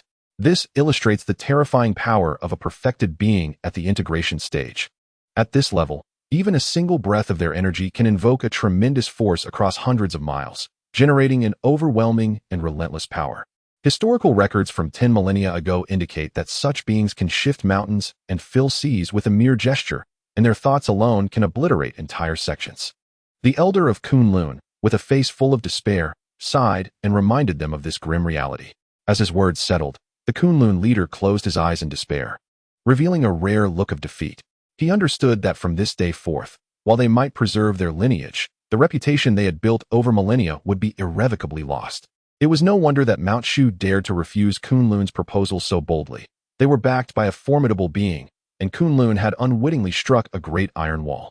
Yet there was no shame in this. After all, it was a perfected being. Who in the current world of cultivation would dare to confront such power directly? Observers from various factions knelt in submission, whispering among themselves. Hearing these discussions, the disciples of Kunlun felt their cheeks burn with humiliation, yet none dared to act rashly. Thus, Kunlun conceded, retracting their previous demand for Mount Shu to join the alliance and issuing a public apology. The Kunlun leader took a deep breath and chose to compromise before everyone. Previously high and mighty, he now bowed his head, a stark contrast to his earlier demeanor. However, no one mocked the Kunlun leader. In the face of a great being residing at Mount Shu, any refusal to submit would lead to dire consequences. In the realm of cultivation, the law of the jungle prevailed. The stronger one's fist, the greater their voice. Kunlun's ambition to form an alliance stemmed from their deep-rooted heritage and powerful sect. But now, facing a stronger Mount Shu, they could only choose to apologize and seek peace. Upon hearing the Kunlun leader's words, Wang Lai nodded in satisfaction, slowly closing the painting, which instantly dispelled the terrifying sword light and pressure. Inside the hall, everyone exhaled in relief, gasping for air. They were all left shaken, their backs drenched in sweat. The preceding events felt like a harrowing nightmare that left them trembling. Many exchanged glances, bitter smiles on their faces. The might of a perfected being was truly terrifying. Merely a trace of their aura had rendered everyone breathless. What would happen if they were to truly unleash their power? Just the thought of it sent shivers down their spines. Kunlun leader, we at Mount Shu do not lightly provoke others, yet we will not cower in fear either. Today's incident serves as a minor lesson. I hope you will not repeat such folly in the future. Otherwise, next time, it shall not be as simple as today, Wang Lai said solemnly. His voice filled with conviction as he carefully stored the artwork. The Kunlun leader, no longer exuding arrogance or indifference, slightly bowed and replied softly, I will remember this. Please convey to the leader of Mount Shu that Kunlun will never be adversaries with your sect. Very well. Farewell, Wang Lai said, in high spirits. Laughing heartily as he strode out of the Kunlun hall, under the complex gazes of the onlookers. Chapter 56, A World Awash in Shock. Previously, Mount Shu's refusal to join the Kunlun Immortal Alliance had drawn the attention of various factions. Many were eager to witness how this situation would unfold. It is well known that Kunlun has always acted with tyranny, disallowing any opposition or refusal from other factions. The case of the Thunder and Wind sect serves as a cautionary tale. Some demonic and monster factions even speculated that upon the arrival of the Mount Shu envoy and their declaration of rejection, the Kunlun leaders would be enraged, potentially igniting a war between the two sections. However, as the news broke, it defied all expectations. Almost every cultivation faction following this matter was left dumbfounded, displaying expressions of disbelief, with some even becoming overtaken by fear. A perfected being had indeed emerged. Suddenly, the entire realm of cultivation was abuzz with commotion. Like a stone cast into a still lake, it sent ripples throughout, spiraling into a tempest that rapidly escalated, making this event the focal point of the entire cultivation world. A perfected being had arisen from Mount Shu. This was the first of its kind in 10,000 years. It is important to recognize that the current environment of the world is far inferior to that of the cultivation realm thousands of years ago. For millennia, not only had perfected beings been rare, but even those at the out-of-body and spirit separation stages were exceedingly scarce. It was only in the past century that spiritual energy began to revive, giving rise to numerous cultivators of such caliber. Had it not been for Mount Shu's emergence of a perfected being, many would have forgotten that such a realm even existed. For even during the flourishing era of the cultivation world thousands of years ago, perfected beings were exceptional, occupying their own territories as rare, top-tier experts. This underscores the rarity of cultivators at the perfected level. If not for the many who had witnessed Mount Shu's perfected being suppress the entire Kunlun with but a painting, the news would have been dismissed by many as mere fantastical rumor. Who would have thought that the environmental conditions of the world would only just begin to recover? And yet a perfected being would already emerge? We believe that reaching the spirit separation stage was sufficient to look down upon others, but now it seems we were utterly foolish. Some powerful figures in the cultivation factions lamented that after years of diligent practice aided by the revival of spiritual energy, they had barely managed to break through to the spirit separation stage, depleting their potential. The thought of becoming a perfected being seemed like a distant dream. In the demon realm, at the sacred ground of the Tianpeng clan, a tall and imposing man stood with his hands clasped behind his back, his presence commanding and fierce. His pupils constricted as he gazed into the distant sky, muttering coldly to himself, I never imagined that just as the spiritual energy of the world began to recover, a perfected being would arise, and within the ranks of our arch-nemesis, Mount Shu. Yet, it matters not. I have just awakened the bloodline of the ancient beast, the golden-winged Great Peng. Given sufficient time, I will surely penetrate the highest inheritance and ascend to the rumored realm of perfected beings. When that day comes, my Tianpeng clan will first eradicate Kunlun, then annihilate Mount Shu. Why would I not be able to lead countless demon clans to reclaim dominion over the cultivation realm? This man was none other than the leader of the Tianpeng clan. Over the years, as spiritual energy revived, the Tianpeng clan had become highly active, standing as a top faction in the demon realm. He had already broken through to the perfection stage of spirit separation, being but a step away from integration. The utmost priority now was to continue his seclusion. When I succeed in my breakthrough, it shall mark the day the Tianpeng clan re-enters the realm of cultivation. The clan leader of Tianpeng, with a gaze as piercing as a torch, declared his resolute vow. In the grand hall of Mount Shu, the sect leader Zhao Cheng was momentarily taken aback upon receiving the news, only to be overcome with ecstatic joy shortly thereafter. His elder brother is, in fact, a formidable master at the fusion stage. With such support, how could I possibly worry about revitalizing Mount Shu? A smile graced Zhao Cheng's face as he felt a lightness throughout his being. Having a powerful master to oversee Mount Shu alone would be enough to instill fear across the world. Undoubtedly, following this event, Mount Shu's reputation and prestige would soar to new heights.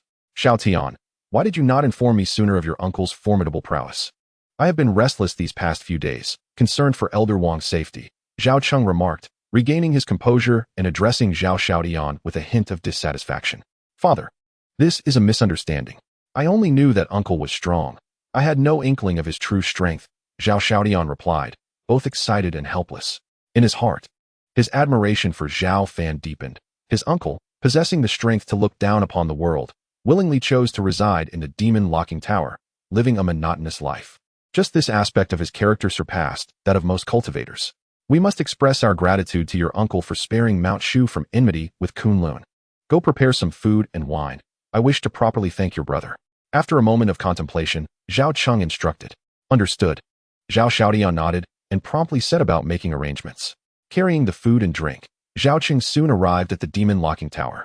He did not bring Zhao Xiaotian along, as the myriad of trivial matters within Mount Shu still required his assistance. It wouldn't do for both to be preoccupied. Brother, I have come bearing fine wine and delicacies, Zhao Cheng announced as he pushed the door open, instantly spotting Zhao Fan seated in front of the stone house. Despite the passage of years, Zhao Fan's appearance had not aged. Rather, he appeared even more youthful, resembling a young man in his late teens. Though his exterior radiated youth, Zhao Cheng sensed an unfathomable aura emanating from him. Why have you come again? Zhao Fan asked with a smile, his tone calm and composed. The issues with the Kunlun Immortal alliance have been resolved. Thankfully, your painting spared us much trouble, Zhao Cheng said as he seated himself, methodically arranging the dishes before him. He then raised his cup and earnestly proclaimed, Brother, I thank you on behalf of Mount Shu. As soon as he finished speaking, Zhao Cheng downed his drink in one go.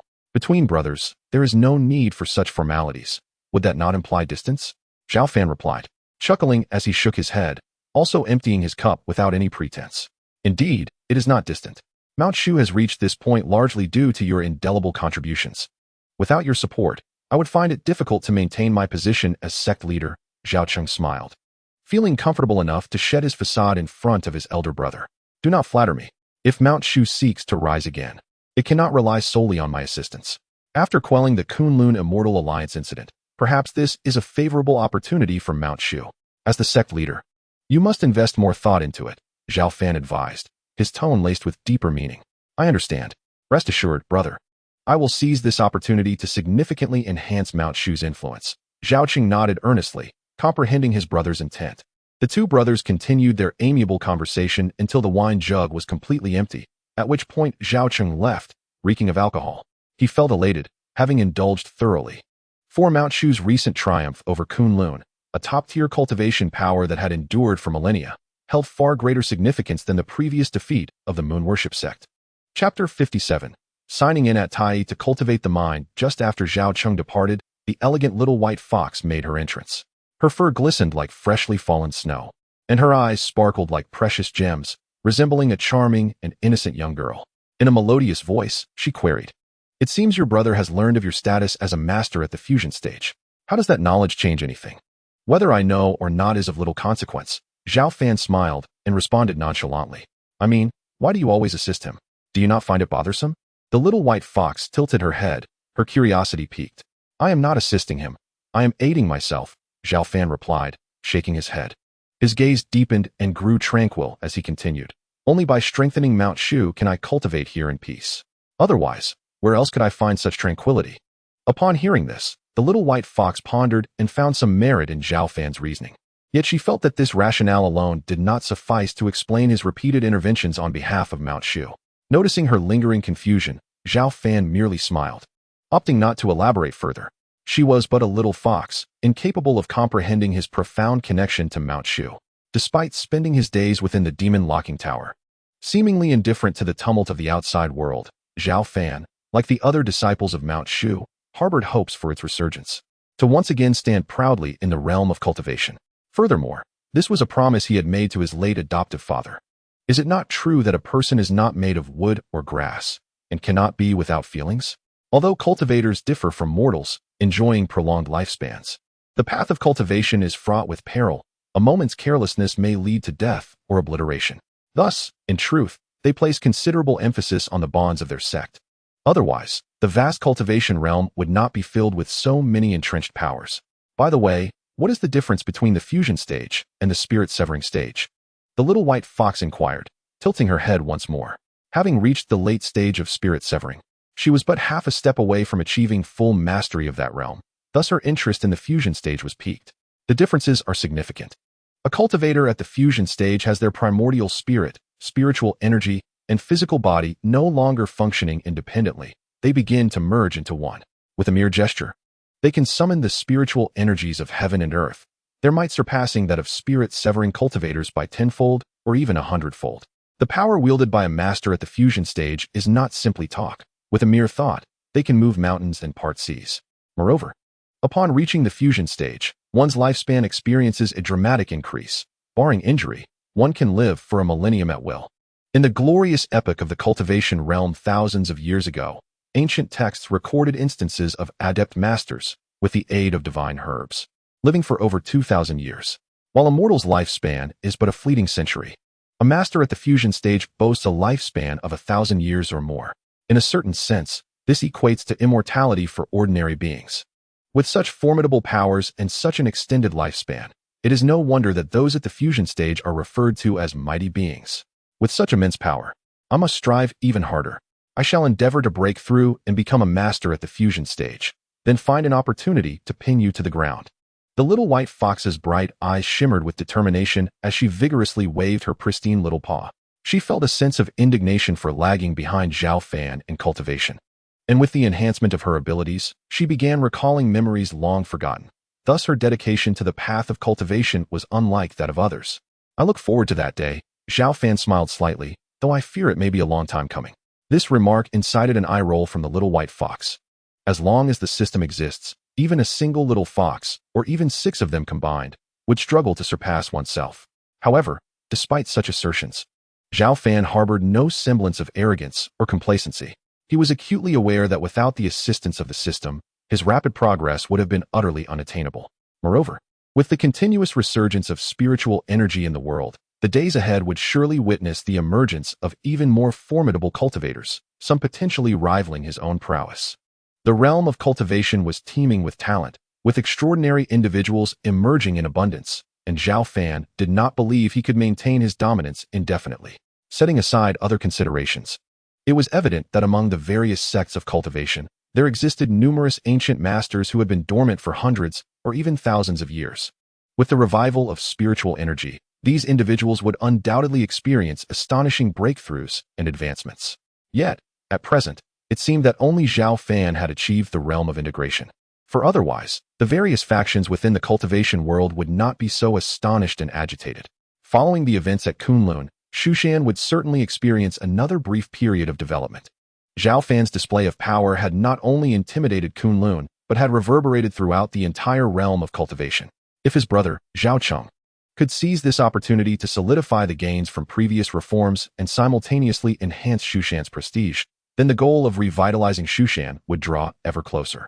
Consequently, Zhao Fan engaged in discussions with the little white fox regarding matters of cultivation, after which the latter eagerly returned to the stone chamber to continue its practice. Zhao Fan, of course, did not remain idle. He devoted all his energy once more to his training. The realm of integration was profoundly intricate, specifically divided into the early, mid, late, and perfected stages. The disparities between these sublevels were immense, and as Zhao Fan was advancing in his primordial spirit, spiritual power, and physical body simultaneously, the difficulty of progression was magnified several-fold compared to ordinary cultivators. Fortunately, Zhao Fan practiced diligently, free from the pressures of urgency, as no one would disturb him at present. As time gradually passed, Zhao Fan's cultivation became increasingly solidified, and he took a steady and substantial step within the initial stage of integration. On this day, a familiar prompt resonated within Zhao Fan's mind. Sign in. The sign-in was successful, and he received the reward of the Tai nurturing spirit technique. A vast array of profound teachings surged into Zhao Fan's consciousness. Though intricate and esoteric, his heightened perception allowed him to swiftly comprehend the entirety of the content. This technique was specifically designed to enhance the primordial spirit, making it remarkably suitable for him. With a smile gracing his face, Zhao Fan recognized that he now possessed relevant methods to cultivate both his spiritual power and physical body. The only aspect lacking was a suitable technique for his primordial spirit, as texts of this nature were exceedingly rare. However, with the acquisition of the Tai nurturing spirit technique, he could now better advance his primordial spirit. Without a moment's hesitation, Zhao Fan began to delve into the understanding of this technique pertaining to the cultivation of the primordial spirit. Chapter 58. In the blink of an eye. 60 years time flowed, year after year. With the passage of spring and autumn, 60 years had swiftly elapsed. During these 6 decades, Zhao Fan had not stepped outside the demon-sealing tower, fully immersed in his cultivation. Apart from Zhang Qian, who brought meals every 10 days. Nearly everyone had forgotten Zhao Fan's existence. Few remembered that this once disgraced former young master of Shushan still resided within the demon-sealing tower. The heavy and cold gates of the tower completely isolated the outside world, while the barren grounds outside were overrun with weeds that had withered and regrown countless times. In stark contrast to the tranquility within the demon-sealing tower, the external world was rife with turbulent currents and shifting winds. With the continuous resurgence of spiritual energy, the entire realm of cultivation had welcomed a significantly improved environment, though it could not yet compare to the splendor of millennia past. It was evident that the dawn of a new era in cultivation was on the horizon. Once rare spirit-severing stage cultivators were now almost ubiquitous. Even minor sects felt embarrassed to claim their status without a few spirit-severing practitioners among their ranks. Throughout these years, Sect Master Zhao Cheng had capitalized on Zhao Fan's former influence to attract waves of powerful cultivators. Simultaneously, he nurtured numerous local talents within Shushan, giving rise to an abundance of young prodigies. Thanks to the achievements of previous reforms and the collective efforts of Shushan's members, the sect had become significantly stronger than it was 60 years prior, firmly establishing itself among the top-tier powers in the cultivation realm. Within the sect, there were tens of thousands of disciples at the Qi refining and foundation establishment stages, thousands at the nascent soul stage, hundreds at the out-of-body stage, and 60 at the spirit-severing stage, including 13 who had reached the peak of spirit-severing. This scale surpassed that of the Kunlun sect from 60 years ago. Most importantly, Shushan also boasted a mysterious powerhouse at the integration stage. Even after 60 years, this individual retained a formidable aura that deterred many cultivation factions from daring to provoke Shushan. As Shushan grew in strength, Zhao Cheng and the upper echelons became increasingly ambitious. Initially, Shushan's territory spanned a 1,000-mile domain, but through diligent efforts, it expanded several-fold over the years. A larger territory meant a greater population of ordinary folk, richer spiritual veins and resources, and a greater potential for cultivating new talents. Zhao Cheng, sitting atop this vast expanse, wielded absolute authority over Shushan, his prestige reaching its zenith, with none daring to challenge his decisions. While Zhao Cheng felt satisfied with his current achievements, a deeper ambition began to swell within him. He aspired not only to strengthen Shushan further, but also to dominate the entire realm of cultivation. He sought to become the most accomplished sect master in Shushan's history and establish it as a dominant power within the cultivation world. Once ambition takes root, it can easily grow into a wild frenzy. Crucially, the current cultivation world was marked by fierce competition among various factions, and if Shushan were to operate judiciously, it indeed held the potential for supremacy. That year, after discussions with other high-ranking members of Shushan, Zhao Cheng resolutely abandoned the previous strategy of restraint and opted to actively compete with other cultivation factions, embarking on a blueprint to dominate the realm of cultivation. Previously, Shu Shan had acted with caution, adhering to the principle of non-aggression. However, following sect master Zhao Cheng's decision to vie for supremacy, Shu Shan's demeanor transformed dramatically. Disciples began to launch attacks, progressively clearing and annexing the territories of demonic and monstrous forces nearby. Even some weaker sects faced Shu Shan's overwhelming expulsion. In just a few months, Shu Shan's territorial expanse expanded once more, stretching over thousands of miles. Within the demon-sealing tower, Zhao Fan sat in serene meditation, his powerful physique emanating a radiant golden light. Resembling a primordial deity, exuding an aura of divine transcendence. Over the years, he had cultivated the Tai nurturing spirit technique to a minor success, significantly enhancing his primordial spirit. The benefits of this enhancement were glaringly apparent. Zhao Fan could now perceive vast expanses of territory with a mere thought. Everything occurring within Shu Shan was laid bare before his eyes. His brother, Zhao Cheng, brimming with ambition, aimed to compete with other factions for dominance in the cultivation realm, causing Zhao Fan to furrow his brow slightly. Although Shu Shan was currently experiencing its most prosperous period in nearly a millennium, its foundational strength still paled in comparison to the top-tier sects, rendering it powerful yet not truly robust. It is akin to a mischievous child who, having just learned to stand, naively dreams of running like others without firmly establishing their footing, inevitably leading to a heavy fall. Although Zhao Fan felt some discontent, he refrained from intervening, believing that in due time, when Shu Shan suffers substantial losses, his younger brother Zhao Cheng and others would naturally retreat upon realizing the difficulties ahead. Otherwise, even if he were to suppress their ambitions momentarily, it would be an arduous task to maintain such control indefinitely. Zhao Fan chose to divert his attention from this matter and instead gazed skyward. With the enhancement of his spiritual essence, he no longer required the aid of a sword to discern the astonishing fluctuations of celestial energy high above. Over the years, the influx of spiritual energy from the depths of the sky had intensified, and if this trend continued, it would not be long before the entire environment resembled that of tens of thousands of years ago. At that point, the number of formidable cultivators would likely increase significantly more than it is now. What are you observing? The elegant steps of the little white fox approached. Her fur shone like freshly fallen snow, and her eyes remained as bright and clear as before.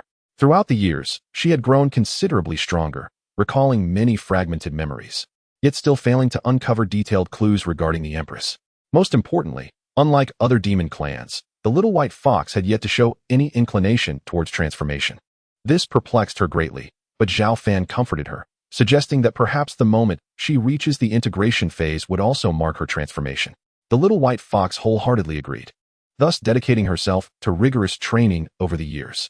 With the aid of the jade coffin, she had attained the pinnacle of the spirit separation stage years ago, being merely half a step away from integration.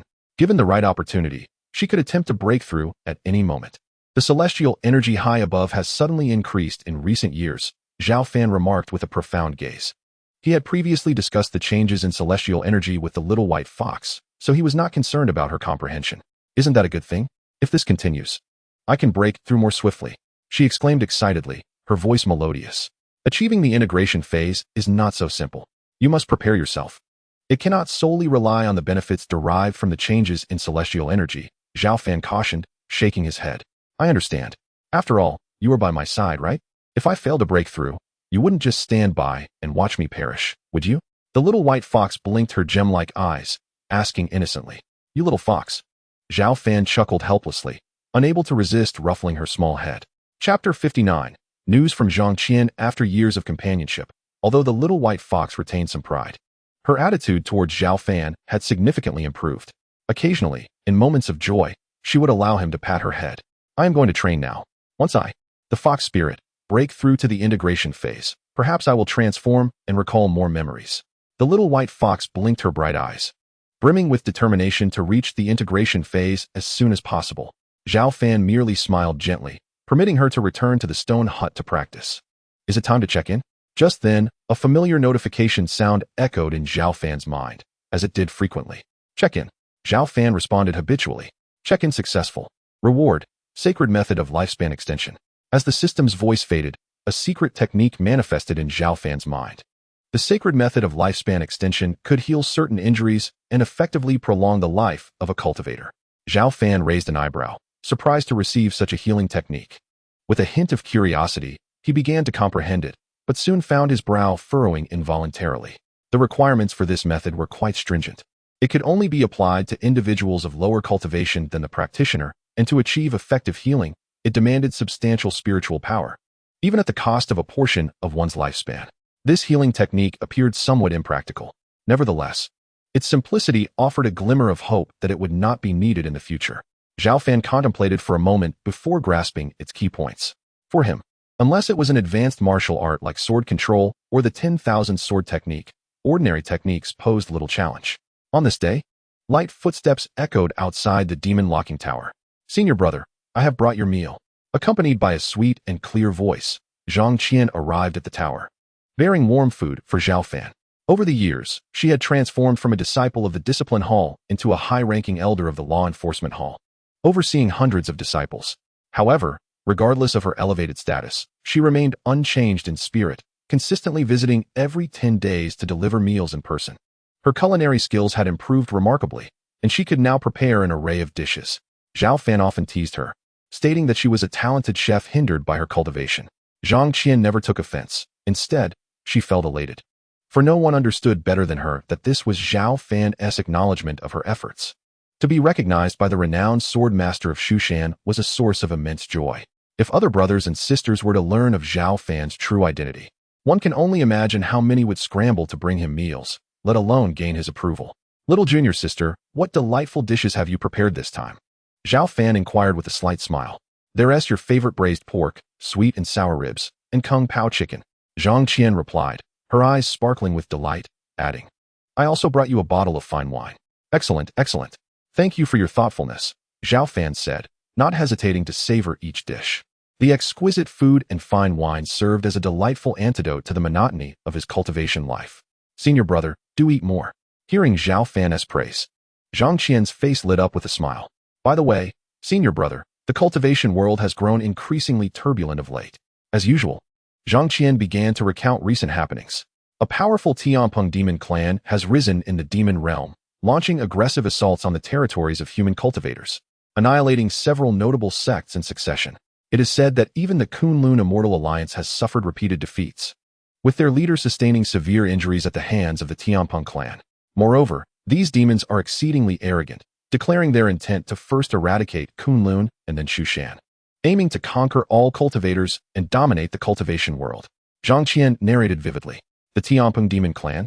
Their audacity to declare the destruction of Kunlun followed by Shushan is quite bold, Zhao Fan remarked, a self-deprecating smile forming on his lips. Indeed, because of this, the sect leader has been incensed and is preparing to personally lead the disciples of Shushan to eliminate the Tianpeng clan in the demon realm, Zhang Qian stated earnestly. Shushan is set to march against the Tianpeng demon clan? Zhao Fan furrowed his brow, questioning further. Yes, this decision was made after discussions among the sect leader and the elders. In recent times, our Shushan territory has been expanding, inciting jealousy among other cultivation factions. Hence, some elders proposed that if we can defeat the Tianpeng demon clan, which has already bested the Kunlun Immortal Alliance, Shushan will surely regain its stature and intimidate other factions into submission. Intimidate the world?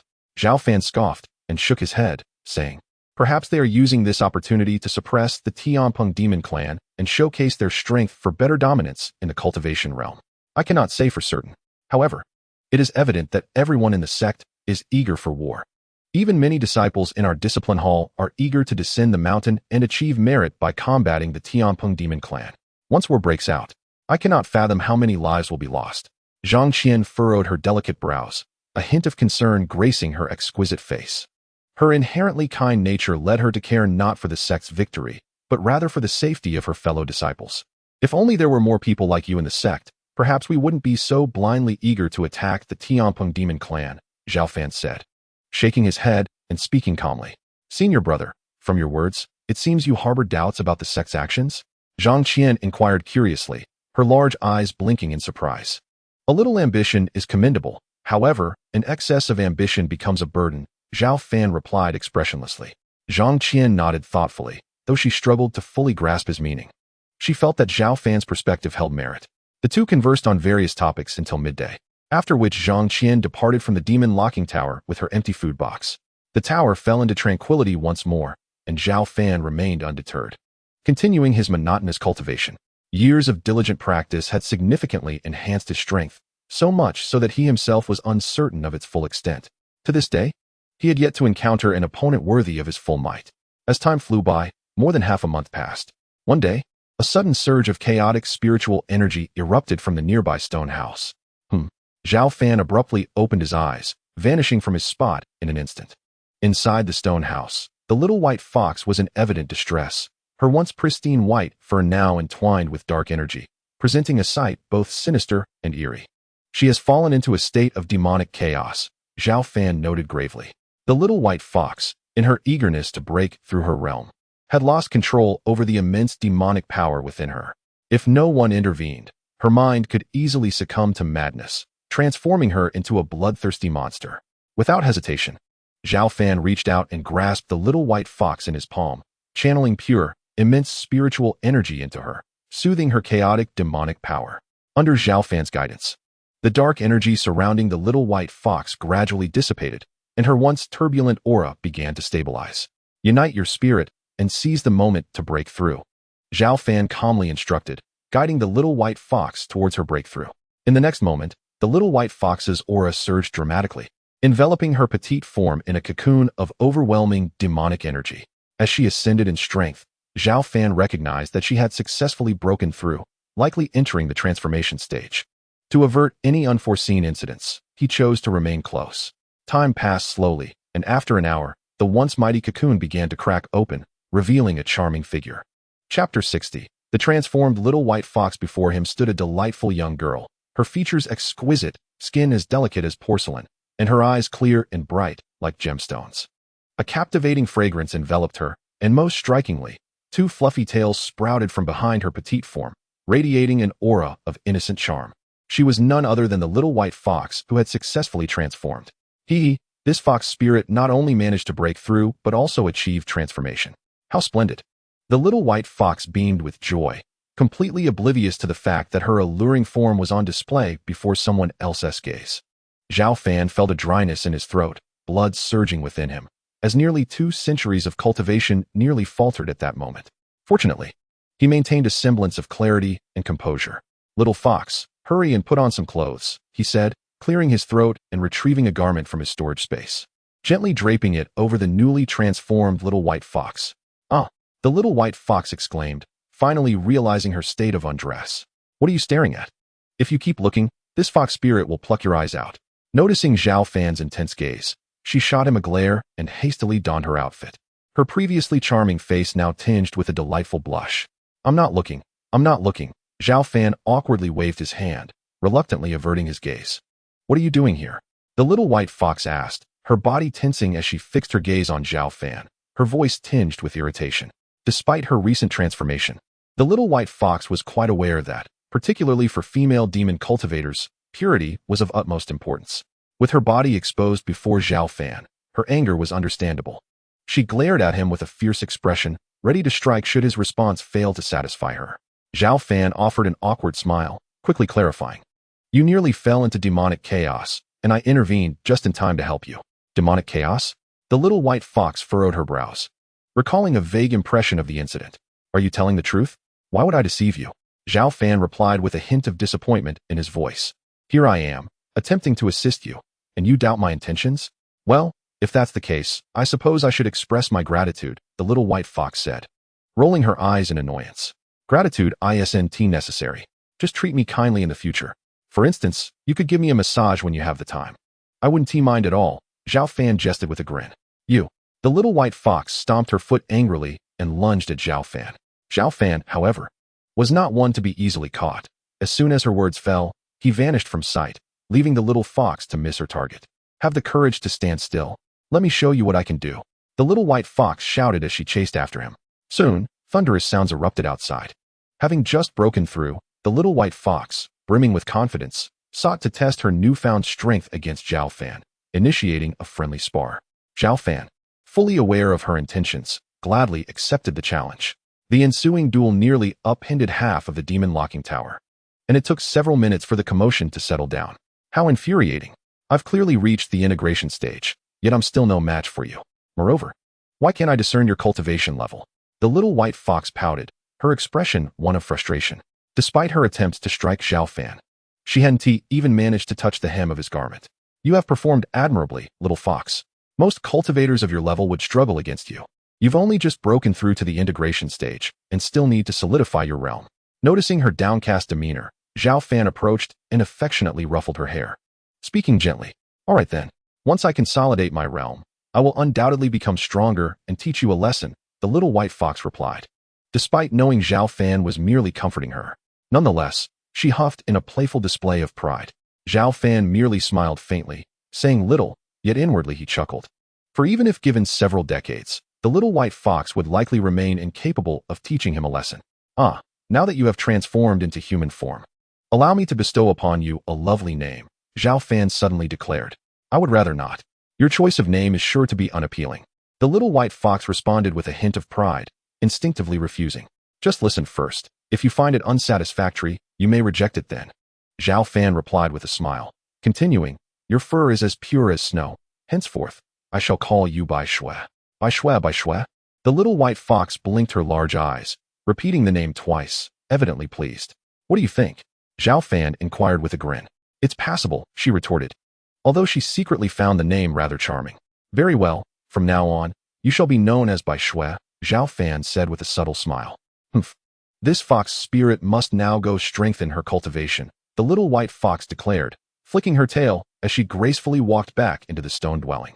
Zhao Fan marveled at the unexpected beauty of the little fox, now transformed into a stunning young woman. It was no wonder that ancient texts from Mount Shu recorded the fox clan as one of the most enchanting of the demon races. Zhao Fan chuckled to himself, realizing he had never considered the little white fox attractive, treating her merely as a pet. Now, witnessing her sudden transformation into a lovely maiden, he found himself momentarily at a loss. Despite having cultivated for nearly 2 centuries, Zhao Fan remained, at heart, an innocent bachelor. Daily encounters with such a delightful and beautiful fox spirit were undoubtedly a considerable test of his resolve. In the days that followed, Bai Shui remained in the stone dwelling, fortifying her cultivation, while Zhao Fan busied himself, growing stronger through daily system sign-ins. Sign-in successful, reward, Liuli battle garb. Sign-in successful, reward, sacred spirit, sword technique. Sign-in successful, reward, great rejuvenation pill. Zhao Fan's strength gradually increased, to the extent that even Bai Shui, after her breakthrough to the integration stage, could not discern his true level of cultivation. The demon-locking tower was eerily tranquil, seemingly forgotten by the world. Until one day, this tranquility was shattered by hurried footsteps. Uncle, something terrible has happened to my father. Zhao Xiaodian rushed to the demon-locking tower, calling out anxiously before even entering. Xiaodian, what brings you here? Zhao Fan asked, surprised at his sudden arrival. With a heavy heart, Zhao Xiaodian fell to his knees before Zhao Fan, crying out, Uncle, please save my father. What has happened? Speak slowly, Zhao Fan urged, his brow furrowing in concern. Not long ago, my father led the elite of Mount Shu to the demon domain to confront the Tianpeng demon clan. It began well. But suddenly a formidable powerhouse from the Tianpeng clan emerged, killing several elders at the pinnacle of the spirit separation stage and grievously injuring my father. He is now on the brink of death, Zhao Xiaodian recounted, his expression filled with sorrow. What? Such a thing has transpired? Zhao Fan rose abruptly, a terrifying aura erupting from him, akin to a raging tempest, causing the entire demon-locking tower to tremble. Chapter 61. Reviving life in the Kunlun Hall, chaos reigned. The current sect leader, Zhao Cheng, appeared pale and weak, barely clinging to life. If not for several elders at the pinnacle of the spirit separation stage providing him with spiritual energy, he would have succumbed long ago. However, even this could only sustain him temporarily. As Zhao Cheng lay on the verge of death, sorrowful expressions adorned the faces of the elders present. They had believed that Zhao Cheng, leading the elite of Mount Shu, would annihilate the Tianpeng clan. Yet they never anticipated the presence of a formidable being among the Tianpeng demons, resulting in heavy casualties among the Mount Shu warriors and leaving Zhao Cheng gravely wounded. What shall we do now? Elder Lin Mu, filled with despair, pondered aloud. Even the highest-grade healing elixirs could not alleviate the sect leader's injuries. Having administered several precious healing elixirs to Zhao Cheng, they found no improvement. Even the elders skilled in medicine were at a loss. Could they truly stand by and watch their leader die before their eyes? Should Zhao Cheng perish, Mount Shu would be left without guidance, especially with the Tianpeng clan poised to attack, leading to chaos and potential destruction of the sect. No, the sect leader must not fall. Dispatch someone down the mountain to seek the legendary heavenly medicine. We must save the sect leader at all costs, Lin Mu commanded. And several elders set out to find the fabled medicine said to possess the power of resurrection. Lin Mu, do not waste your efforts. The heavenly medicine is seldom seen. And even if we send someone down now, we may not see it in time. Just as Lin Mu finished speaking, Zhao Qing slowly opened his eyes, weakly saying, I have little time left. Having led Mount Shu for nearly 2 centuries, working tirelessly for its reform and development, I have made some contributions to the sect. Alas, it is unfortunate. I allowed my pride to blind me, launching an attack without fully understanding the true strength of the Tianpeng clan, resulting in the tragic loss of many strong warriors and disciples. This will forever stain my life. Upon hearing Zhao Cheng's words, the elders, led by Lin Mu, could not help but feel their hearts ache, some even weeping openly. Despite the failure in their assault against the Tianpeng clan, none could deny that Zhao Cheng was a remarkable leader of Mount Shu. During his reign, he had poured his heart and soul into rebuilding the sect, which had led to its current prominence. You all may leave. I wish to speak with my wife. Zhao Cheng gestured for the others to exit, leaving only Princess Pingyang at his side. With a sigh, Lin Mu and the other elders slowly retreated. Given the dire situation at Mount Shu, with the Tianpeng clan approaching, they could not remain idle and needed to attend to matters outside. Inside the hall, Princess Pingyang, with delicate features, now bore traces of tears on her beautiful face. Husband, is there anything you wish to tell me? She asked, her voice trembling with emotion. My dear, you have endured much over the years. I have been preoccupied with the sect's affairs, leaving little time for you. You do not blame me, do you? Zhao Cheng asked softly. Do not speak such nonsense. I have never blamed you. It is my honor to have such a wise and formidable husband, Princess Pingyang replied, shaking her head gently, her gaze warm as she looked at Zhao Cheng. Then I shall rest easy, Zhao Cheng said, nodding before sighing. If I should depart this life, I wish to pass the position of sect leader to Xiaotian. What do you think? To Xiaotian? Upon hearing this, Princess Pingyang furrowed her brows but soon relaxed, responding gently. Though Xiaotian is not my biological child, he is still your flesh and blood. It is a good choice to pass it to him. With her words of reassurance, Zhao Cheng felt a sense of relief. Although he and Princess Pingyang had a son named Zhao Xiaofeng, his talents and abilities paled in comparison to his elder brother. Zhao Xiaotian, my dear, please leave for now. I wish to be alone. Though Princess Pingyang felt a twinge of reluctance, she gradually withdrew from the grand hall. Within its confines, only Zhao Cheng remained, his breath growing increasingly feeble, yet he fought to maintain the last vestiges of his spirit. For the most important person he had yet to see was still absent. Father, uncle has arrived, Zhao Xiaotian announced as he re-entered the Shushan Great Hall, approaching Zhao Cheng. Is that true? Zhao Cheng inquired, mustering his strength. In his blurred vision, a tall figure emerged. Who else could it be but his elder brother, Zhao Fan? I have come. Zhao Cheng. Upon witnessing his brother's frail state, Zhao Fan felt a pang of sorrow in his heart. Not long ago, he had been the commanding and vigorous leader of Shushan, but now he resembled a withered old man. Elder brother, Zhao Cheng called out with excitement. In his final moments, the one he longed to see most was not his gentle wife or obedient son, but his own brother, born from the same womb. Zhao Fan, who had been born first and possessed remarkable talent for cultivation, had been groomed as the young lord of Shushan, exuding both charisma and grace. Zhao Cheng held Zhao Fan in the highest regard, viewing him as the ultimate aspiration. Zhao Fan had once lamented the deep-seated weaknesses of Shushan, with its flawed internal structure and external threats from vassal forces. Thus, upon ascending to the position of sect leader, he enacted sweeping reforms to strengthen the sect, decisively suppressing the 6 major sword sections. Despite the perilous journey, these efforts had rendered Shushan far more formidable than it had been 2 centuries prior. Crucially, the triumphs he achieved were not solely due to his own diligence. The steadfast support of his brother bolstered him throughout. Therefore, Zhao Cheng yearned to once again express his gratitude to Zhao Fan in his final moments.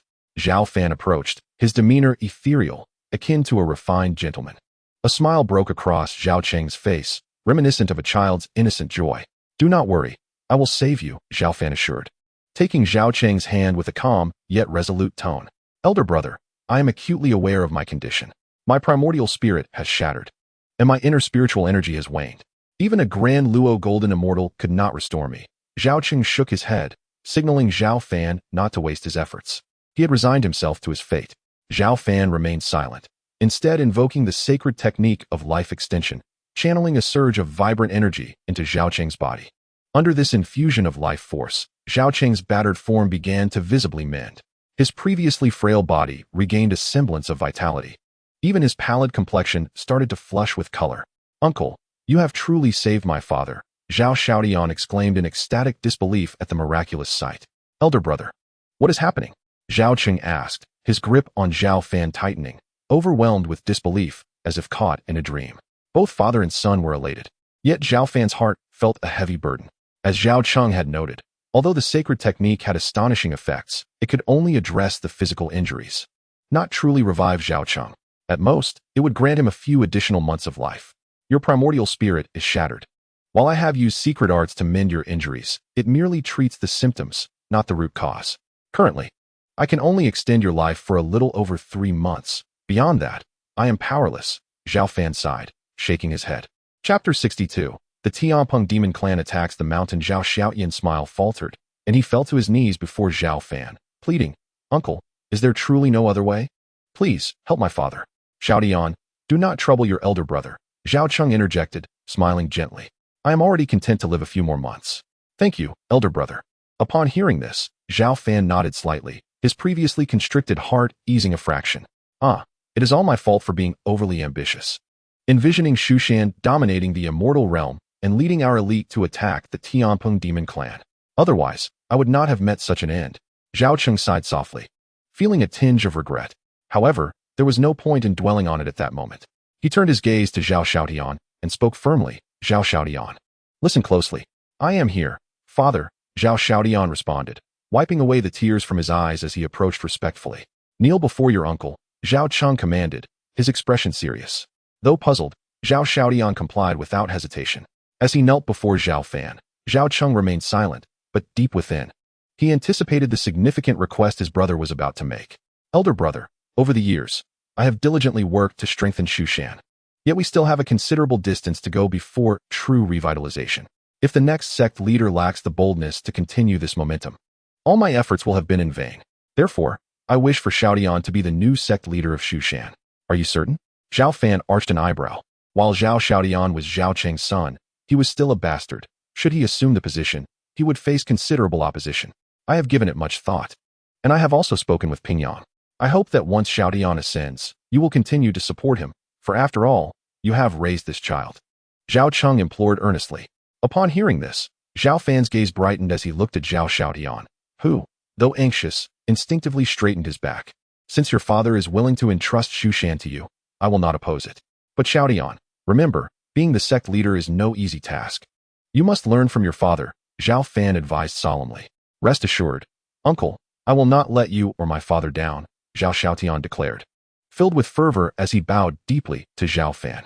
No one understood better than he that with Zhao Fan's backing, his position as the new sect leader of Shushan would be secure. "Very well. I believe you possess the ability to fulfill my unaccomplished aspirations and restore Shushan to its rightful place as a preeminent sect in the immortal realm," Zhao Qing said with a smile, feeling a weight lift from his heart. With the issue of succession resolved, he could finally lay to rest the last lingering concern. "I will give my all to achieve this," Zhao Xiaotian vowed earnestly, taking a deep breath. "By the way, father, the Tianpeng Demon Clan is mounting a fierce assault at the foot of the mountain. What shall we do now?" Zhao Xiaotian immediately thought of the pressing crisis facing Shushan after becoming the successor. Ever since his father, Zhao Qing, had fled back to Shushan, the Tianpeng Demon Clan had pursued relentlessly and was now surrounding the sect. "The Tianpeng Demon Clan? They have come at the perfect time. I shall avenge you," Zhao Fan declared, rising slowly, his stature suddenly imposing and magnificent. His gaze turned icy. Anyone who dared to injure his younger brother, Zhao Qing, would pay a severe price. Never before had Zhao Fan's heart burned with such fury. "Elder brother, do not act impulsively. The formidable being from the Tianpeng Demon Clan is incredibly powerful. Previously, even the combined efforts of several perfected elders during the spirit division stage could not withstand a single strike from him." Zhao Qing, feeling a sense of foreboding, cautioned. "What a mere prodigy. With a single sword strike, I could easily eliminate it," Zhao Fan replied with an indifferent expression, his tone calm. Over the years, Zhao Fan's strength had surpassed his former self to such an extent that he was uncertain of his own limits. Although the spiritual energy of the world had revived for many years, Zhao Fan was resolute in his belief that he currently stood at the pinnacle of the entire cultivation realm. While he would not claim to be invincible, he acknowledged that among the vast majority of the cultivation world, few could rival him. Xiao Tian, come with me to meet the members of the Tianpeng Demon Clan. Zhao Fan beckoned, indicating for Zhao Xiaotian to follow as he strode purposefully away from the Shushan Great Hall. Go ahead. Do not let down your uncle's earnest intentions, Zhao Cheng said, understanding his brother's purpose in summoning Zhao Xiaotian, as he waved him off. Father, please rest. I will return shortly. Zhao Xiaotian nodded and hurriedly followed in Zhao Fan's footsteps. Outside Shushan, the demon clouds loomed thick and oppressive. Above these clouds stood powerful figures, primarily members of the Tianpeng clan, appearing as humans with the essence of the mighty Peng beast. The Tianpeng clan had traditionally dwelled deep within the demon realm, becoming silent in the cultivation world for nearly a millennium until their recent resurgence. The Tianpeng demons had gained considerable momentum, not only repelling the Kunlun Immortal alliance, but also recently defeating the Shushan cultivators who had attempted to launch an offensive. Now, they were pressing their advantage, surrounding Shushan with the intent to obliterate this cultivation force entirely.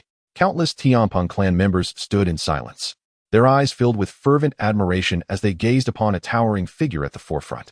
This was a man clad in golden robes, the leader of the Tianpeng clan, known as the Tianpeng King, whose strength was formidable, being a powerful figure in the fusion stage. It was his presence that had allowed the Tianpeng demons to advance with such ferocity to the very gates of Shushan. This is dire. The Tianpeng demons are aggressive. They truly wish to annihilate us. Elder Lin Mu of the true martial faction, along with several elders and disciples, gathered at the mountain gate, prepared for battle. With their sect leader gravely injured and on the brink of death, if the Tianpeng demons breach Shushan, the sect could very well face extinction. In this critical moment, he felt compelled to step forward and protect Shushan. Elder True Martial, can we withstand them? The Tianpeng King possesses the cultivation of the fusion stage. We are like moths drawn to a flame, someone expressed, anxiety etched on their face. Indeed, 60 years ago, we had the protection of a senior sword cultivator. But now the Tianpeng clan has reached our gates. Why has that senior not yet taken action? Could it be that he has perished? Another voiced their concerns, full of trepidation. Do not speak such nonsense. That senior sword cultivator is undoubtedly still among us. Should he choose to intervene, the Tianpeng demons would be nothing to fear. Lin Mu reassured the others, though internally, he harbored doubts.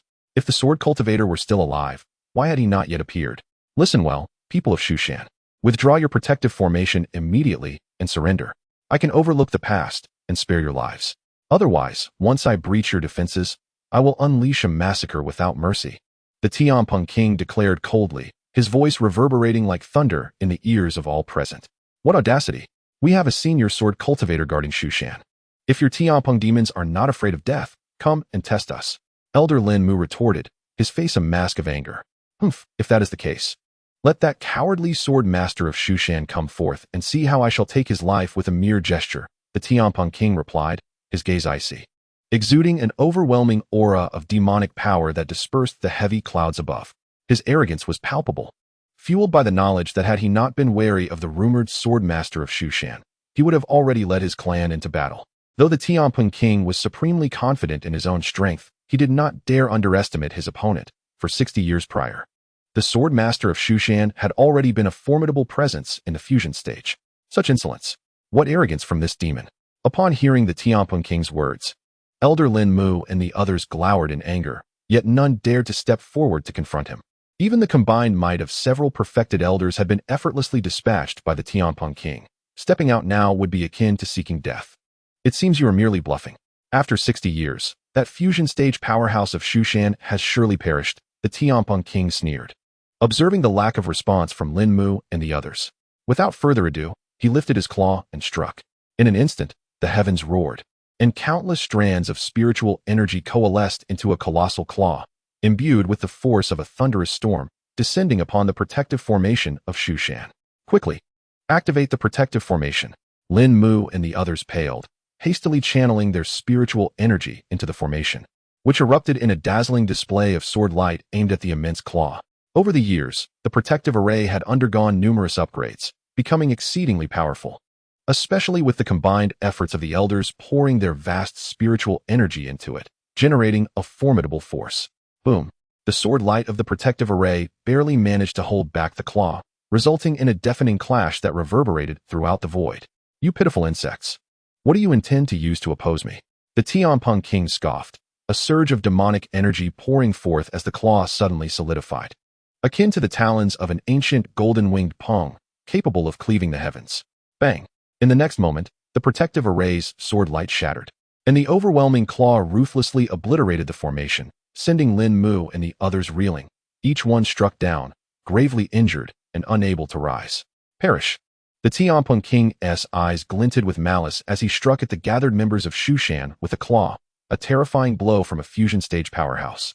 Its might unimaginable. Alas, the elders of Lin Mu were filled with despair, utterly powerless to resist such a monstrous foe, as they could only watch helplessly as the colossal claw, akin to a mountain, descended upon them. Clang! At that critical moment, a flash of golden sword light, like a river of stars, transcended the chasms of space, forcefully cleaving toward the claw. Boom!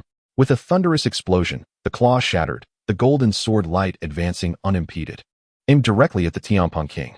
This strike was as swift as lightning and bore an immense weight. What? The Tianpeng King's expression shifted as he sensed the imminent threat, instinctively raising his claws, as hard as divine metal, to defend himself. He was an awakened ancient beast with formidable physical strength, particularly his claws, capable of rending divine weapons.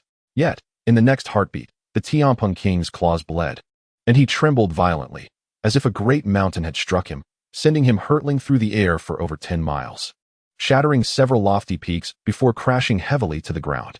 This sudden strike left the once fervent Tianpeng demons in shock, their faces filled with disbelief. As Lin Mu and his companions turned toward the sound, they were astonished to discover a golden figure, appearing as if a deity, gracefully stepping through the void. With each stride, it traversed hundreds, even thousands of zhang in mere moments, arriving high above the mountain gate in just a few steps. This golden figure exuded an immense aura, akin to an unfathomable ocean, instilling a profound sense of insignificance in all who beheld it. It is the Sword Cultivator Elder. Finally, the Sword Cultivator Elder has made a move. Our Shushan is saved. Witnessing this transcendent and formidable presence, the elders and disciples of Shushan were overcome with excitement, erupting into jubilant cheers. Indeed, it is the Sword Cultivator Elder. Wait, is that Zhao Xiaotian, the illegitimate son of the sect leader, by his side? Could it be that he summoned the Sword Cultivator Elder? Lin Mu noticed that beside the Sword Cultivator Elder stood none other than Zhao Xiaotian, which filled him with astonishment. Xiaotian, stay close and observe carefully, Zhao Fan advised, ensuring Zhao Xiaotian's safety. All right, uncle, you be careful. Zhao Xiaotian nodded and gracefully descended to join Lin Mu and the others. Xiaotian, did you summon the Sword Cultivator Elder? As soon as Zhao Xiaotian landed, the elders surrounded him. Noticing the fervent gazes directed at him, Zhao Xiaotian understood his uncle's intentions and did not deny it, responding with a mysterious smile. Rest assured, esteemed elders, the Sword Cultivator Elder will protect our Shushan. Simply watch him vanquish our foes. Excellent. With the Sword Cultivator Elder's intervention, this group of monsters is doomed. The crowd erupted in excitement, viewing the Sword Cultivator Elder as the embodiment of invincibility. At that moment, the earth trembled violently, as the previously sent flying Tianpeng King shattered the ground beneath him, launching into the sky like a cannonball. His hair was disheveled, his eyes glinting coldly, and his entire being radiated a terrifying demonic energy, reminiscent of an ancient demon awakening. The overwhelming pressure he emitted shook the heavens and earth, sweeping in all directions. In that instant, both the Tianpeng clan members and the disciples of Shushan struggled to maintain their footing, with some of the weaker cultivators fainting from the sheer force. As long as I slay you, Shushan shall surely perish today. The Tianpeng King, brimming with murderous intent, fixed his gaze on Zhao Fan as if he were prey. Those who offend Shushan shall face no mercy, Zhao Fan declared, his expression unwavering. Haha, then come and try?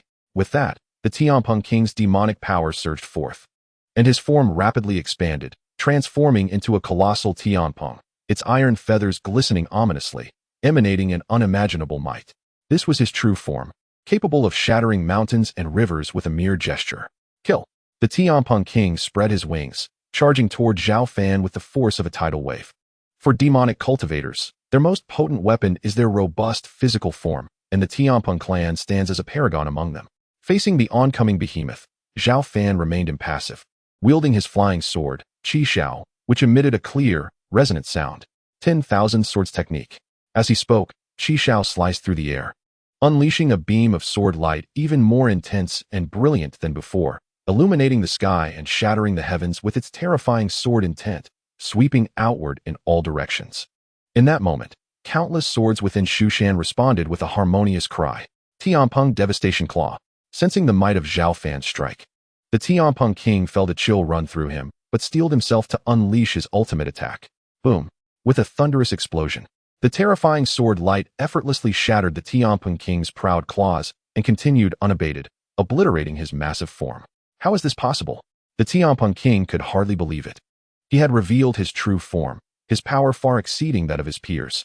Even in the worst-case scenario, he should have been able to withstand the sword light for at least a moment.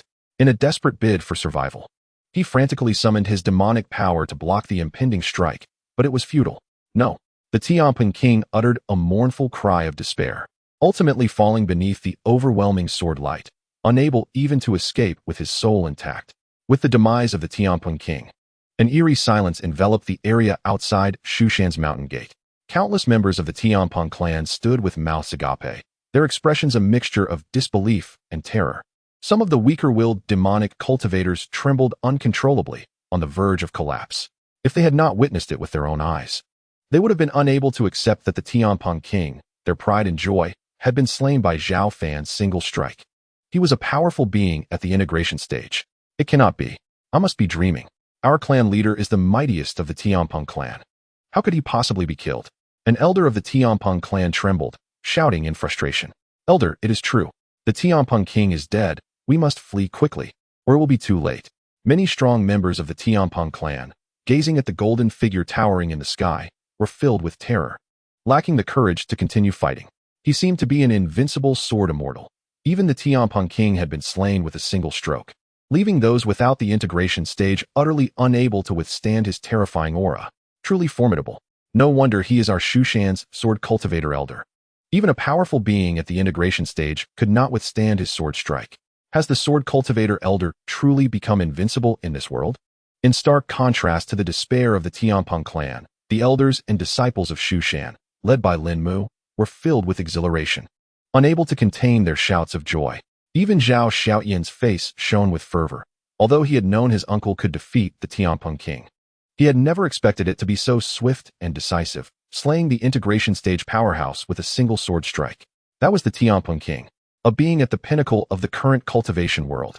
As the Shushan crowd reveled in their excitement, the members of the Tianpeng clan transformed into their true forms. Swiftly fleeing from Shushan, eager to escape the scene, they did not wish to linger for even a moment longer. This is bad. We cannot let these Tianpeng clan members escape. As thousands of Tianpeng clan members fled, Elder Lin Mu's eyes burned with hatred, ready to lead the Shushan cultivators in pursuit. But at that moment, Zhao Fan, still hovering in midair, suddenly moved. His physique was robust, and his gaze was cold and merciless. He showed no mercy toward the fleeing Tianpeng clan. With a thought, Zhao Fan sent Qi Xiao shooting forth like a bolt of lightning, slicing through layers of void, in an instant creating a myriad of dense, overwhelming sword shadows. With a series of resounding thuds, the shadows of swords swept through the air, painting the scene with the vivid hue of blood. One by one, the members of the Tianpeng tribe disintegrated amidst their agonized cries. In mere moments, aside from a handful who managed to escape, thousands of Tianpeng warriors lay lifeless on the ground. The corpses cascaded from the skies, staining the entrance of Shushan with a deep crimson. This marked Zhao Fan's most ruthless intervention. Not only had he vanquished the formidable Tianpeng king, a being of the fusion stage, but he had also executed many of the Tianpeng tribe present using his sword technique. Yet, despite this carnage, the fury within Zhao Fan remained unabated. To him, the entirety of the Tianpeng demon tribe held less significance than his brother, Zhao Cheng. In the vast expanse of Shushan, only a couple of individuals truly mattered to him, and Zhao Cheng was among them. As the remnants of the Tianpeng tribe lay scattered like a mountain of corpses, an elder from Shushan spoke with a trembling voice. The disciples and followers of Shushan gazed in awe at Zhao Fan, who stood resolutely in the void, their eyes reflecting profound respect. The sword cultivator had unleashed a tempest of power upon his foes. Following this fierce battle, the majority of the Tianpeng tribe was obliterated. Even if they managed to cling to some semblance of their lineage, they would inevitably plummet from a top-tier demonic force to a mere third- or fourth-rate faction. Or even worse. Having resolved the issue with the Tianpeng demons, Zhao Fan chose not to linger. He stepped forward and vanished in an instant. The aftermath was to be handled by the elders of Shushan. The news of a mysterious swordsman annihilating the formidable Tianpeng tribe spread like wildfire throughout the realm of cultivation. Upon learning that the fusion-stage Tianpeng king had been slain by a single sword strike, cultivators across the realm were drenched in cold sweat. This was a being of great power, whose physical prowess surpassed that of their peers, yet he was subdued by the sword master of Shushan. Just how formidable must this swordsman be? Both demons and other sects were left in a state of shock. Many had speculated that the sword master of Shushan had long since vanished after 60 years of silence, yet no one anticipated his continued existence, much less his augmented strength. The revival of spiritual energy had birthed numerous powerful figures within the realm of cultivation, leading some factions to grow bold in their pursuit of dominance. However, the sword master of Shushan now loomed over them like an insurmountable mountain. For a fleeting moment, the previously chaotic realm of cultivation fell into a brief tranquility. No faction dared to emerge or provoke Shushan during this tense period. Zhao Fan, indifferent to the shifting tides of the outside world, returned directly to the demon-locking tower after his confrontation with the Tianpeng king and his kin. A hint of disappointment lingered within him. He had hoped the Tianpeng king might present a worthy challenge, but he had proven too feeble to withstand even a casual strike from Zhao Fan. Indeed, when he had slain the Tianpeng king, Zhao Fan had only exerted a fraction of his power. This was not to say that the Tianpeng king was weak. Rather, it underscored Zhao Fan's overwhelming strength. Despite this, Zhao Fan felt no sense of pride. Instead, he returned to the demon-locking tower to continue his cultivation, hoping to devise a method through the system's sign-in process to save Zhao Cheng. Days passed, and each day Zhao Fan utilized the system to sign in, only to be met with disappointment. He had not obtained any superior healing martial arts beyond the sacred method of lifespan extension. This meant that his brother Zhao Cheng had at most 3 months to live. With a heavy heart, Zhao Fan shook his head, sighing inwardly. Then one day, deep within the demon-locking tower, a sudden tremor reverberated through the air. It seems to be coming from the direction of the myriad demon cave. Zhao Fan opened his eyes wide and vanished from his position in an instant. When he reappeared, he found himself at the entrance of the myriad demon cave beneath the earth. Beneath the cavern, thick tendrils of black toxic gas surged forth, forming massive chains of order that pounded ceaselessly against the golden seal. The violent tremors caused the entire subterranean palace to crumble and collapse. Zhao Fan's expression turned grave. If he was not mistaken, the demons within the myriad demon cave were attempting to break free of their bindings. Over the years, the power of the golden seal that had once guarded the entrance seemed to have significantly weakened. What could have caused this?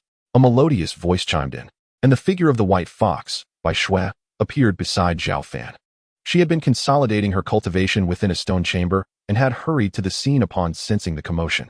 The seal at the entrance is weakening. Something is trying to break free from within. Zhao Fan furrowed his brow and spoke solemnly. It's the demons inside. What should we do now? Bai Shui's delicate face showed a hint of concern, her body tensing in preparation for battle. Do not worry.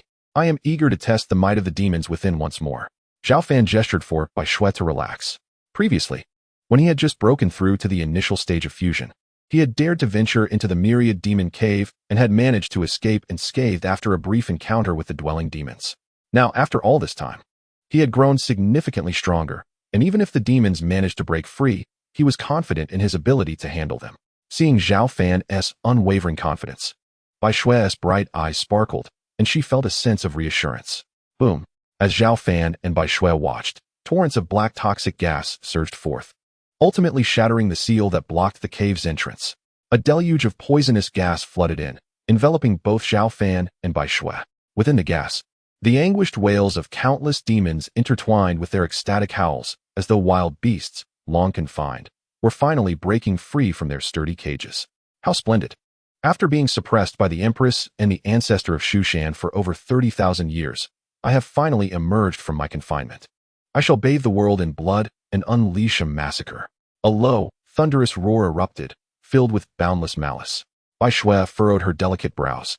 her body trembling slightly as she struggled to endure the overwhelming aura of evil. Seeing her distress, Zhao Fan stepped forward, positioning himself protectively in front of her, and coldly declared, "You insignificant demon, you wish to spill blood upon the world? Today, I shall obliterate your very essence." As his words echoed, a piercing sword intent surged forth, overwhelming the toxic gas and malevolent aura with a force that crushed them into oblivion.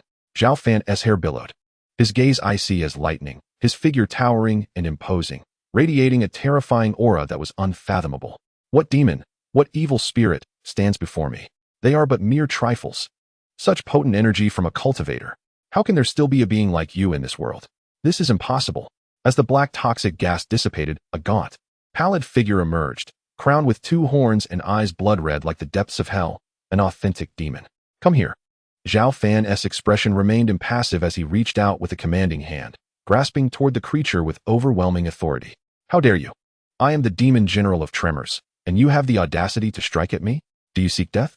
The demon roared, lifting its claw to retaliate. However, in the blink of an eye, it was struck down by Zhao Fan's hand, embedding it into the ground.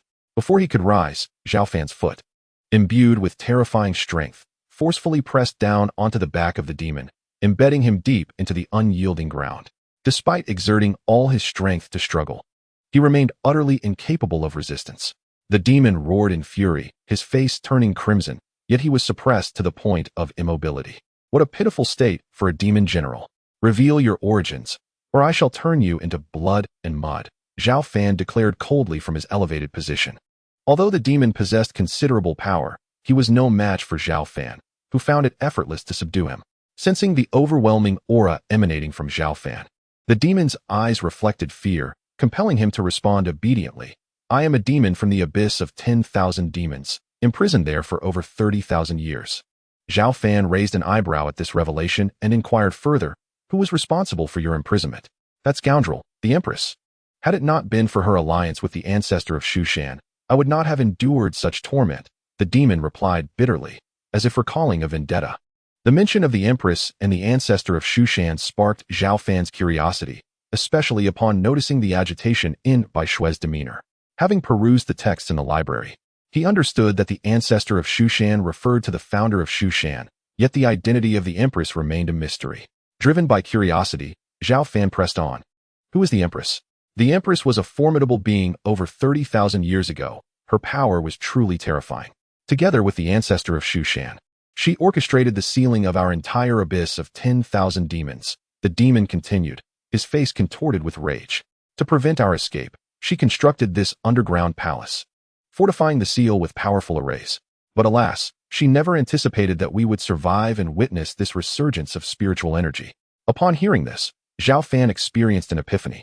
The underground space was indeed the Empress's creation, and it predated his expectations by over 30,000 years.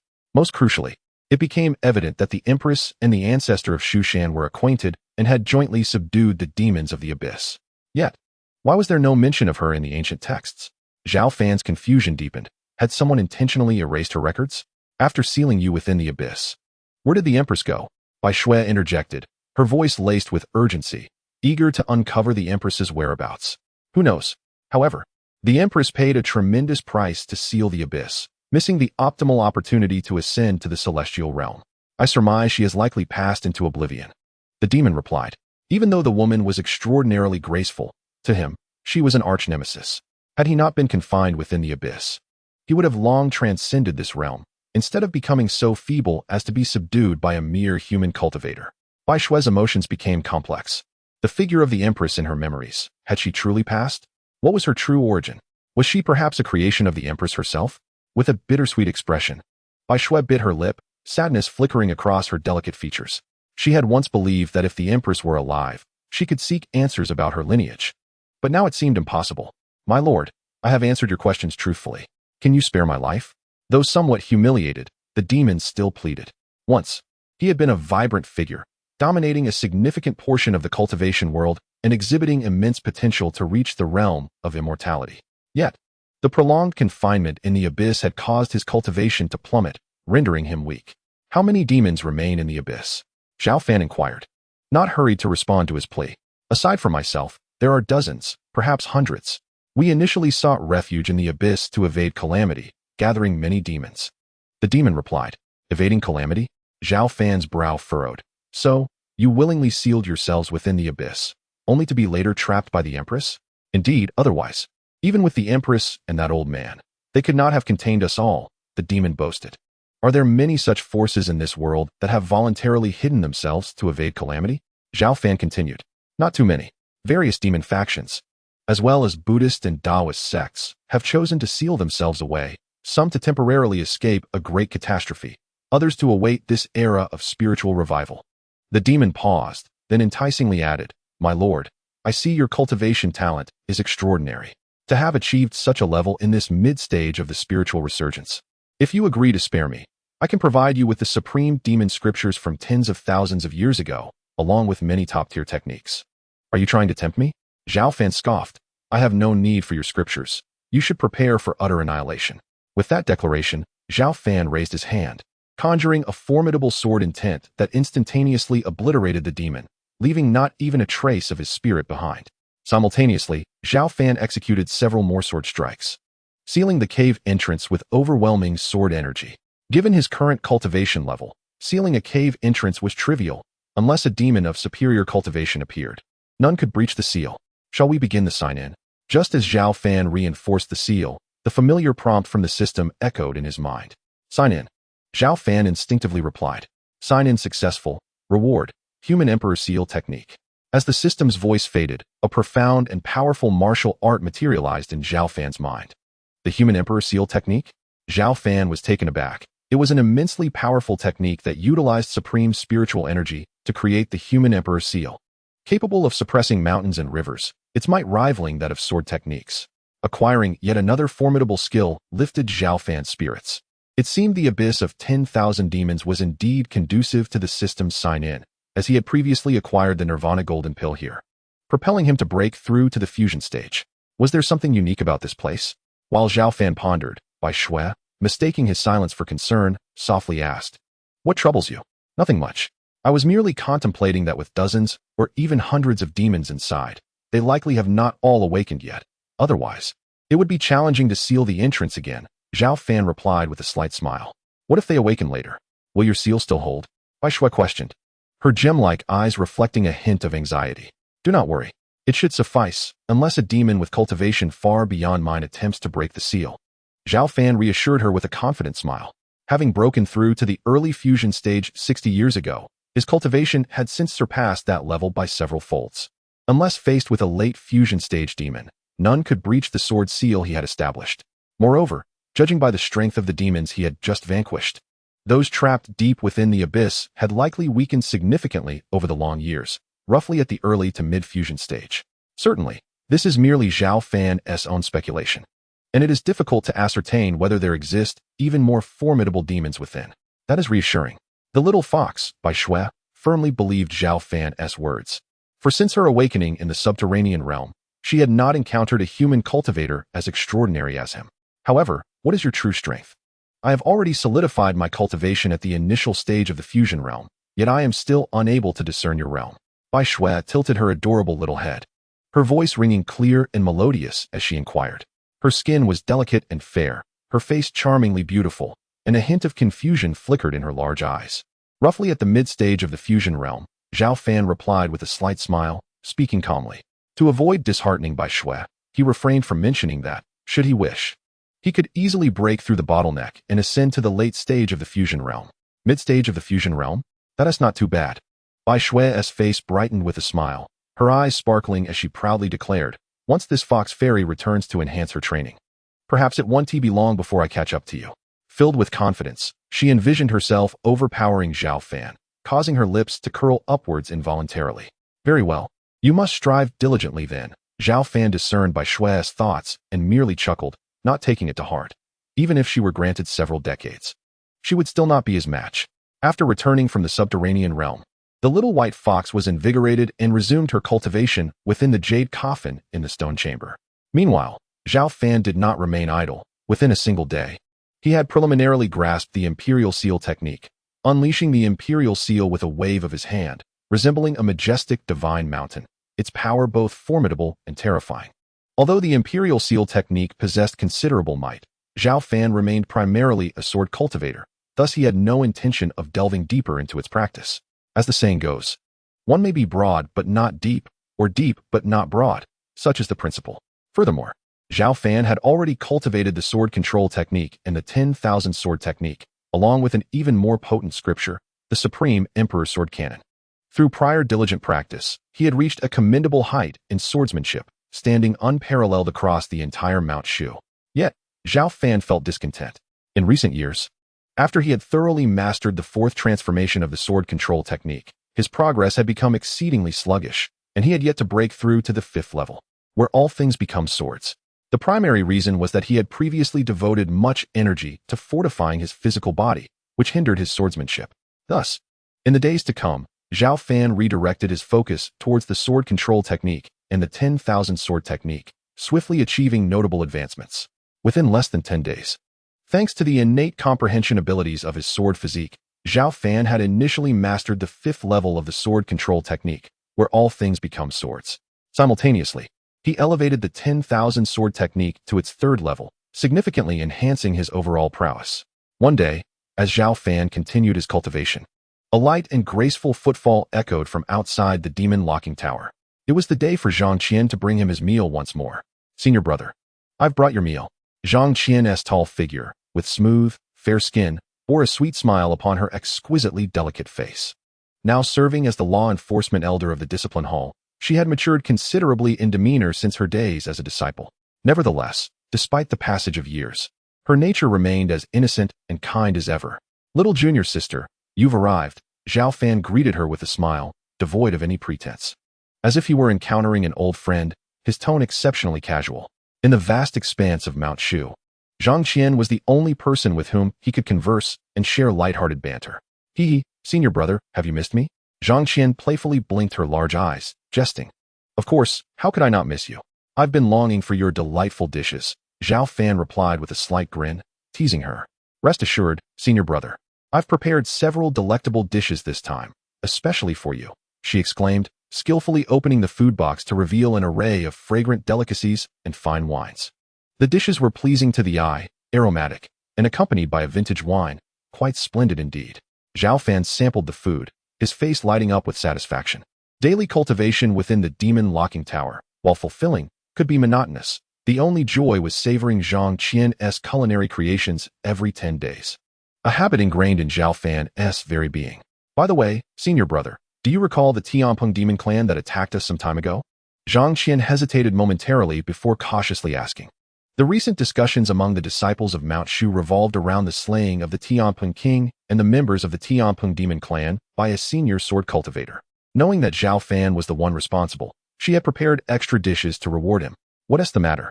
Is there still a remnant of the Tianpeng demon clan?" Zhao Fan's brow furrowed slightly as he inquired softly. "Not at all. I have heard some good news. It seems that since the Tianpeng king perished at our Mount Shu, the surviving members of the Tianpeng demon clan have been devoured by several powerful demon clans and are now completely eradicated," Zhang Qian replied with a smile, continuing. "All of this is thanks to you, senior brother. Otherwise, our situation would have been extremely perilous. I merely acted on a whim." Zhao Fan shook his head, sighing softly. In truth, had it not been for the ambitions of certain individuals within the sect, this crisis could have been averted. "You are right, senior brother. If we hadn't proactively attacked the Tianpeng demon clan, the sect wouldn't have suffered such losses, and many elders and fellow disciples might have been spared." Zhang Qian's mood suddenly dampened as she spoke. Her inherently kind nature, combined with her current position as law enforcement elder, had made her aware of the casualties following the sect's failed assault on the Tianpeng demon clan, leaving her feeling somewhat distressed. "Do not be disheartened.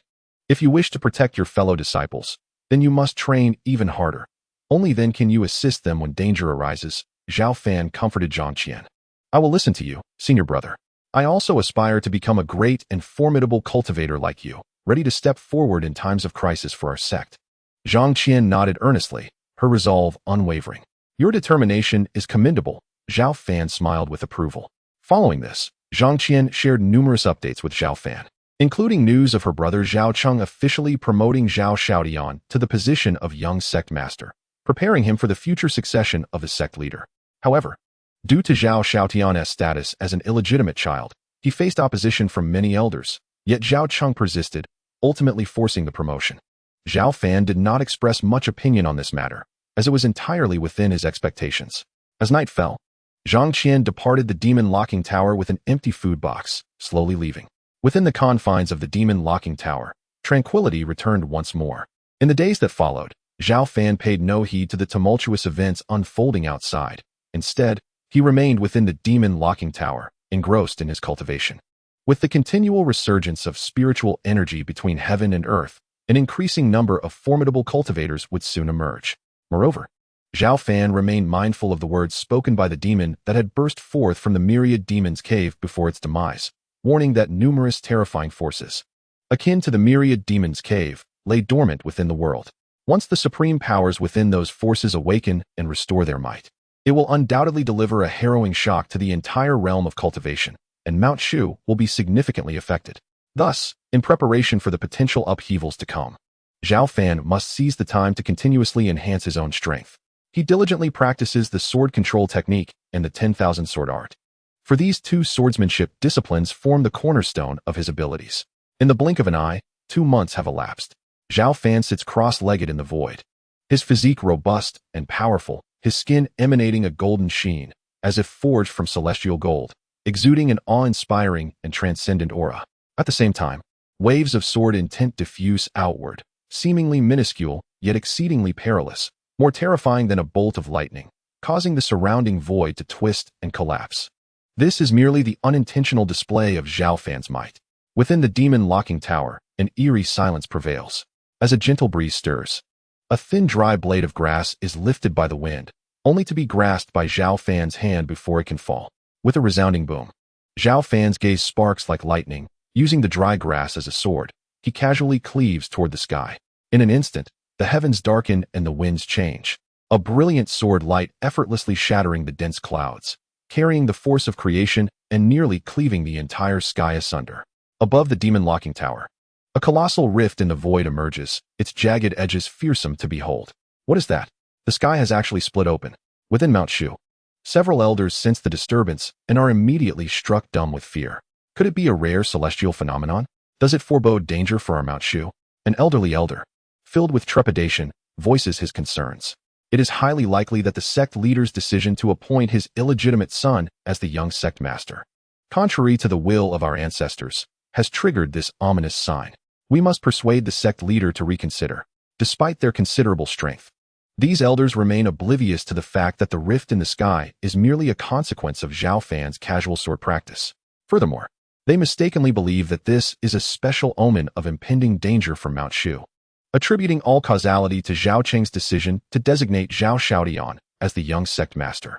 I have finally mastered the 5th layer of the sword control technique, all things as swords. Zhao Fan's face brightens with a smile within the demon locking tower. He remains unaware that the trace left by his sword has incited widespread anxiety among the people of Mount Shu. Now, even without a flying sword in hand, ordinary grass and wood can serve as lethal weapons in my grasp. A single strike can obliterate the fragile, and in the current realm of cultivation, few can withstand it.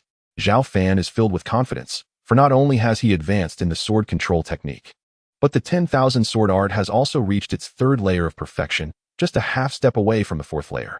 The two disciplines complement each other, significantly enhancing his overall prowess. Is it time to sign in? Just then, a familiar notification sound from the system resonates in Zhao Fan's mind. Sign in, he instinctively replies. Sign in successful, reward, the Xiantian nurturing spirit coffin. As the system's voice fades, a white crystal coffin materializes before Zhao Fan, intricately carved like jade and inscribed with dense runes, exuding a chilling aura. The Xiantian nurturing spirit coffin? Zhao Fan queries the system with some confusion. What is the purpose of this item? The Xiantian nurturing spirit coffin is forged from 10,000-year-old Xiantian ice and conceal a cultivator's vitality and lifespan. The system's response is concise. Upon hearing this, Zhao Fan's eyes gleam with intrigue, and he presses further. If a gravely injured cultivator lies within the coffin, can it also seal their remaining vitality to delay death? Certainly. Wonderful. Hearing the system's affirmation brings a smile to Zhao Fan's face. If that is the case, perhaps his brother Zhao Cheng need not perish. Truly, a masterpiece produced by the system. Before Zhao Fan can revel any longer in his joy, he perceives hurried footsteps approaching outside the demon locking tower. Uncle, As the massive door swings open, Zhao Xiaotian, the newly appointed young sect master, unexpectedly enters. Zhao Fan notices the sorrow etched on Zhao Xiaotian's face, and instinctively, his heart tightens. Frowning, he inquires, "Why have you come here instead of attending to matters at Mount Shu?" "Uncle, my father is gravely ill," Zhao Xiaotian replies, his voice heavy with anguish. "It has only been a little over 2 months. Does he not have another half-month to live? In the time since, my father has relentlessly contended with the elders and higher-ups to support my rise, teaching me the affairs of the sect day and night, scarcely allowing himself rest. This morning, he suddenly fainted and is barely clinging to life. Several elders skilled in medicine have indicated that he might pass at any moment. Thus, I came to request you to see him one last time. Let us go." Zhao Fan feels the weight of sorrow and heads toward the main hall of Mount Shu, with Zhao Xiaotian closely following. In the main hall of Mount Shu, sect leader Zhao Cheng lies unconscious, peacefully reclined, his once jet-black hair now entirely white, resembling a decrepit elder, exuding the aura of life nearing its end. Until just before his fainting, he had disregarded his own injuries, persistently teaching Zhao Xiaotian to manage the sect's affairs. Zhao Cheng harbored a deep regret in his heart, wishing to revitalize Mount Shu, so he endeavored to impart as much knowledge to his son as possible, hoping Zhao Xiaotian could fulfill his unaccomplished aspirations. In the hall, Princess Pingyang and her son, alongside the elders of Mount Shu, kneel upon the ground, their sorrowful cries echoing throughout. Though Zhao Cheng made mistakes in attacking the Tianpeng demon clan, none can deny his contributions. Mount Shu owes its current state to his diligent reforms and efforts. Thus, Zhao Cheng remains dearly beloved by the elders and disciples alike. "Everyone, please leave." Just as the crowd is engulfed in grief, a calm voice suddenly resonates. Before they can comprehend the situation, they are gently thrust out of the hall by an unseen force. Zhao Fan has arrived. He does not wish for the brothers to have what may be their final meeting interrupted by others, including Zhao Xiaotian. All are kept at bay by this mysterious power. As if sensing Zhao Fan's presence, Zhao Cheng, in a moment of clarity, gradually awakens from his unconscious state, weakly asking, "Is it my elder brother who has come?" "It is I. I am here." Zhao Fan steps forward, gently holding Zhao Cheng's frail hand, pure spiritual energy flowing into his body. "Elder brother, it is good that you have come." Zhao Cheng smiles, his expression reminiscent of an innocent child. He faintly recalls the days of his youth when his elder brother would hold his hand, leading him to frolic and play throughout Mount Shu. Those were Zhao Cheng's happiest moments, for no matter the trouble he stirred, his elder brother would shield him from harm. "Elder brother, I succeeded you as the young sect master and later became the leader of Mount Shu, yet I have failed to lead Mount Shu to a revival. Do you harbor any disappointment in me?" As he nears his end, Zhao Cheng suddenly speaks, his voice slow and ponderous. All these years, Zhao Cheng has felt that he usurped his elder brother's rightful position as the young sect master, a lingering guilt residing in his heart. Thus, he has strived to achieve remarkable feats, hoping not to disappoint his elder brother and their deceased father. However, each crisis that arose was resolved by his elder brother, who cleaned up the mess. Thus, Zhao Cheng was deeply concerned about whether his elder brother would be disappointed in him. "You have done exceptionally well, and no one could surpass your efforts," Zhao Fan said with a reassuring smile. "That's good to hear. I must take my leave now. I will leave Xiaotian in your capable hands." Zhao Cheng, feeling a weight lifted from his shoulders, revealed a satisfied smile and slowly closed his eyes. "You cannot leave just yet." Suddenly, Zhao Fan shook his head, retrieving the Xiantian nourishing spirit coffin from the system space. He spoke calmly. "You must live well and witness the resurgence and strength of Mount Shu." As his words fell, Zhao Fan placed Zhao Cheng into the coffin, and an immense sealing force instantly encased the near-death Zhao Cheng in ice. With the Xiantian nourishing spirit coffin, Zhao Cheng could cling to a thread of life until Zhao Fan grew stronger and could seek a way to revive him. However, taking Zhao Cheng away like this would make it difficult to explain to those outside the hall. After a moment's hesitation, Zhao Fan raised his hand, summoning a torrent of spiritual energy that coalesced into a puppet resembling his brother Zhao Cheng. This puppet lay silent on the ground, devoid of any sign of life, resembling a true corpse. This was a technique of a powerful being in the integration stage. Although merely a puppet formed of spiritual energy, it would be undetectable to ordinary individuals unless they possessed greater cultivation than Zhao Fan. "The sect leader has passed. You may enter now." As these words echoed, Zhao Fan vanished into thin air, and the mysterious force that had barred others from entering the hall gradually dissipated. Chapter 68. Late integration stage outside the hall. Princess Pingyang and her son, along with the elders, were growing increasingly impatient. Fortunately, Zhao Xiaotian had informed them in advance that the one meeting the sect leader for the last time was an esteemed sword cultivator from Mount Shu, prompting an immediate hush among the crowd. There was not a single person in Mount Shu who did not harbor genuine respect for that venerable sword cultivator. Had it not been for his presence, Mount Shu would have faced annihilation multiple times. The sect leader has passed. You may enter. At that moment, a steady and powerful voice resonated from within, and the mysterious barrier that had obstructed the entrance vanished. The crowd was momentarily stunned before surging into the hall. Zhao Cheng, devoid of life, lay quietly, having become a corpse. Husband, father, sect leader. Upon witnessing this scene, everyone knelt on the ground, overwhelmed by profound grief. Soon, Mount Shu held an elaborate funeral ceremony for sect leader Zhao Cheng, which lasted 5 days before finally concluding.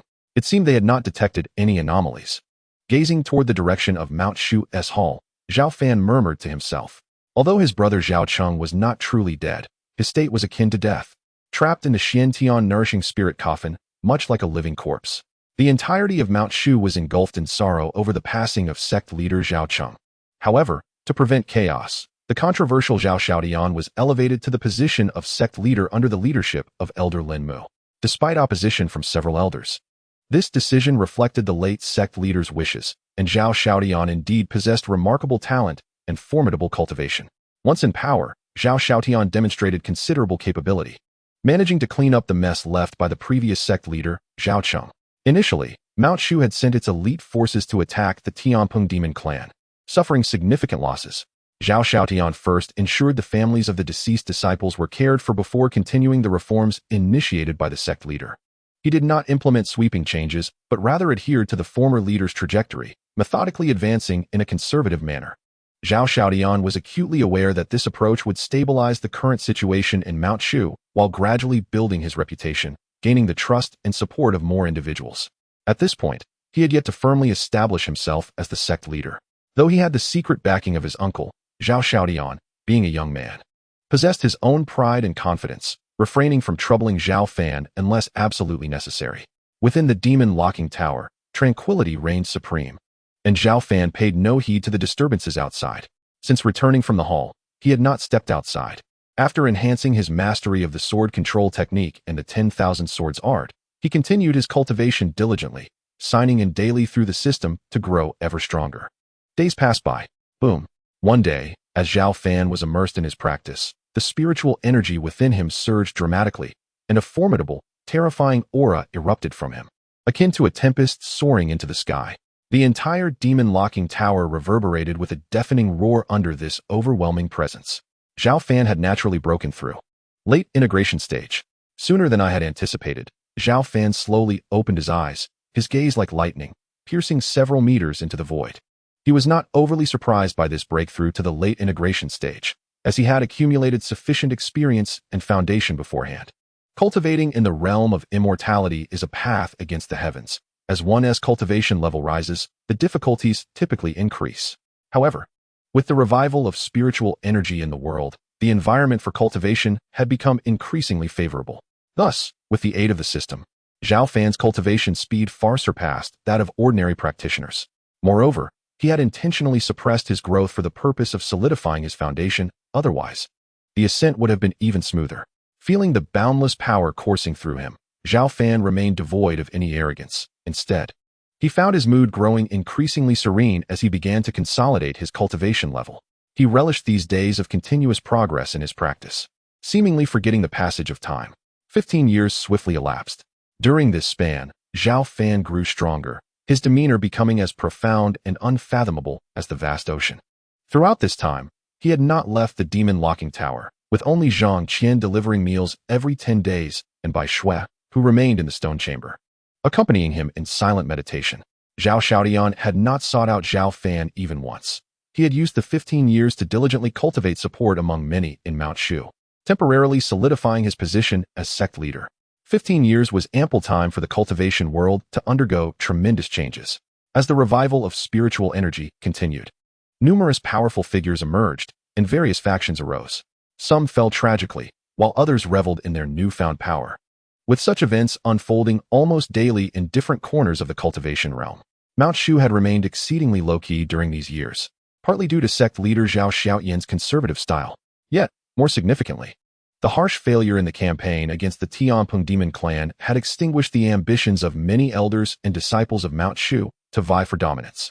Consequently, many began to overlook Mount Shu, even disregarding the existence of the legendary figure who had once slain the Tianping king with a single sword strike 15 years prior. Recently, while Mount Shu's reputation faded, the Tang dynasty, which had allied with them, was experiencing a starkly opposite surge in prominence. The dynasty was teeming with experts, and powerful cultivators emerged in droves. However, the most captivating news was the sudden reappearance of a rumored deceased ancestor from many years ago, who had unexpectedly risen to become a mid-integration stage powerhouse. With the backing of top-tier experts, the Tang dynasty rampaged across the lands, annexing weaker nations, and has now become the most formidable cultivation force near Mount Shu. This information was casually shared with Zhao Fan by Zhang Qian during one of her visits to deliver meals. Zhang Qian conversed with Zhao Fan, expressing that the external world was undergoing tumultuous changes. Compared to previous years, the situation had become increasingly complex and chaotic, with various factions and entities of both good and evil emerging in a nearly muddled realm of cultivation. Even though the Shushan sect aspired to maintain a low profile for self-preservation, they often found themselves inadvertently affected by these developments, leaving their leader, Zhao Xiaodian, and the elders in a state of disarray. Whenever Zhao Fan heard of such matters, a smile would grace his face.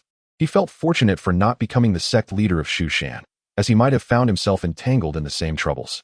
It was far better to remain in the demon locking tower, growing stronger daily through system sign-ins, free from the burdens of the outside world. He dedicated most of his focus to the cultivation of his primordial spirit and physical body. Unlike an ordinary cultivator at the integration stage, Zhao Fan advanced concurrently in spiritual power, physical form, and primordial spirit, bestowing upon him a combat prowess that far exceeded that of his peers. The Tai nurturing spirit technique and the Zhongli golden body, which he had acquired through previous sign-ins, corresponded to the cultivation of his primordial spirit and physical body respectively.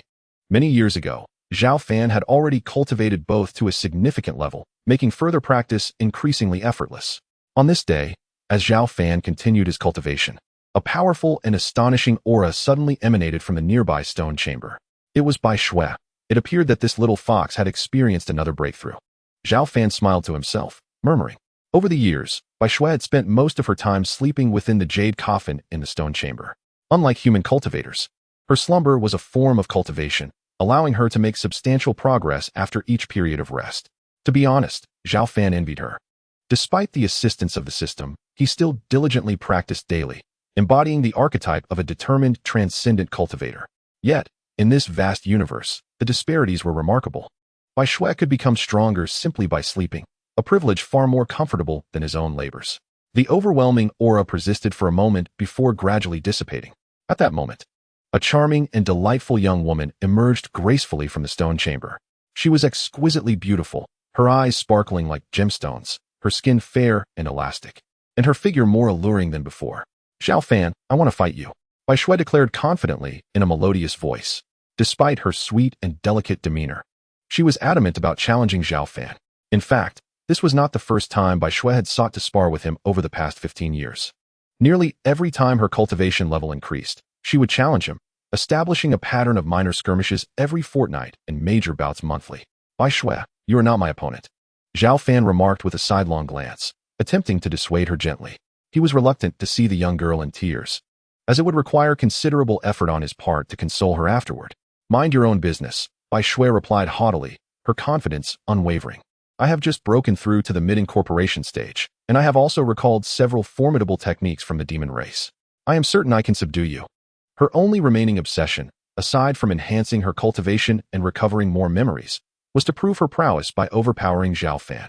Very well, I shall indulge you, Zhao Fan conceded, recognizing that he could not refuse the spirited little fox. He swiftly unleashed a breathtaking sword light that formed a resilient barrier around the entire demon locking tower, preventing any unnecessary disturbances during their engagement. Just don't regret it, Bai Shui warned, and with that, she sprang into action. Her delicate form vanished from sight and reappeared before Zhao Fan in an electrifying instant. A slender, fair hand, suffused with a faint golden glow, shot toward his chest. Such astonishing speed took even Zhao Fan by surprise. However, He was immensely powerful and reacted with incredible swiftness, raising his hand to counter her strike. The two hands collided with a resounding thud, the void around them subtly warping, revealing the tremendous force behind their clash. Zhang Lu Golden Body. Quite impressive, Zhao Fan remarked with a smile, praising Bai Shui. Previously, he had imparted the Zhang Lu Golden Body technique to her, and it seemed she had at least reached the second layer of mastery. I possess even greater abilities, Bai Shui retorted proudly, raising her chin defiantly. Suddenly, a surge of demonic energy erupted from her, conjuring the illusion of a colossal fox towering 1,000 feet high, emitting a deafening roar as it charged toward Zhao Fan. This strike was extraordinarily powerful, drawing upon the surrounding spiritual energy and causing the entire demon locking tower to tremble. Even powerful cultivators of the same realm would find it hard to withstand such a direct assault.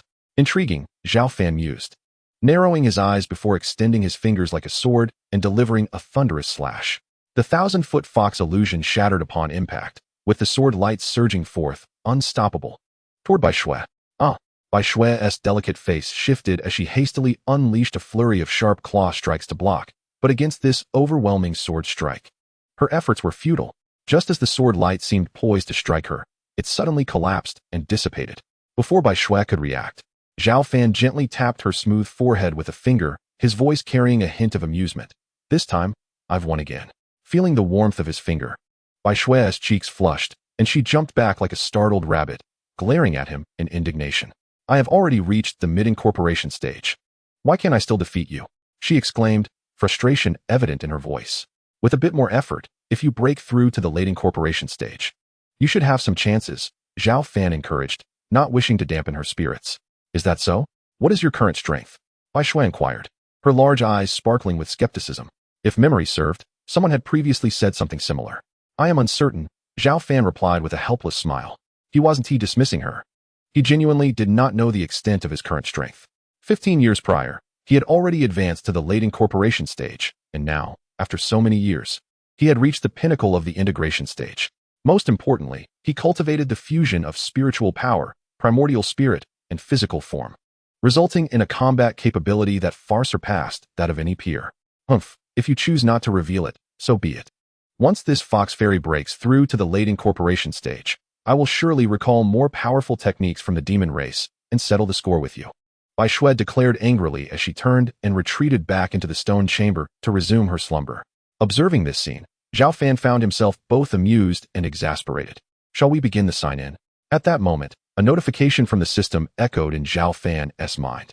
Sign in, he replied without hesitation. Sign in successful. Reward: 10,000 swords returning to the sect. As the system's voice faded, a new swordsmanship technique surged into Zhao Fan's mind. 10,000 swords returning to the sect. As a traveler from Blue Star, Zhao Fan was well aware of the formidable nature of this swordsmanship. With a touch of anticipation, he quickly perused the technique. But soon his brow furrowed slightly. This martial art is indeed formidable, comparable to the sword control technique and the 10,000 sword method, yet it possesses unique cultivation requirements. Only cultivators whose realms do not exceed the spirit division stage may practice it. Zhao Fan, with a wry smile, found such peculiar requirements quite novel.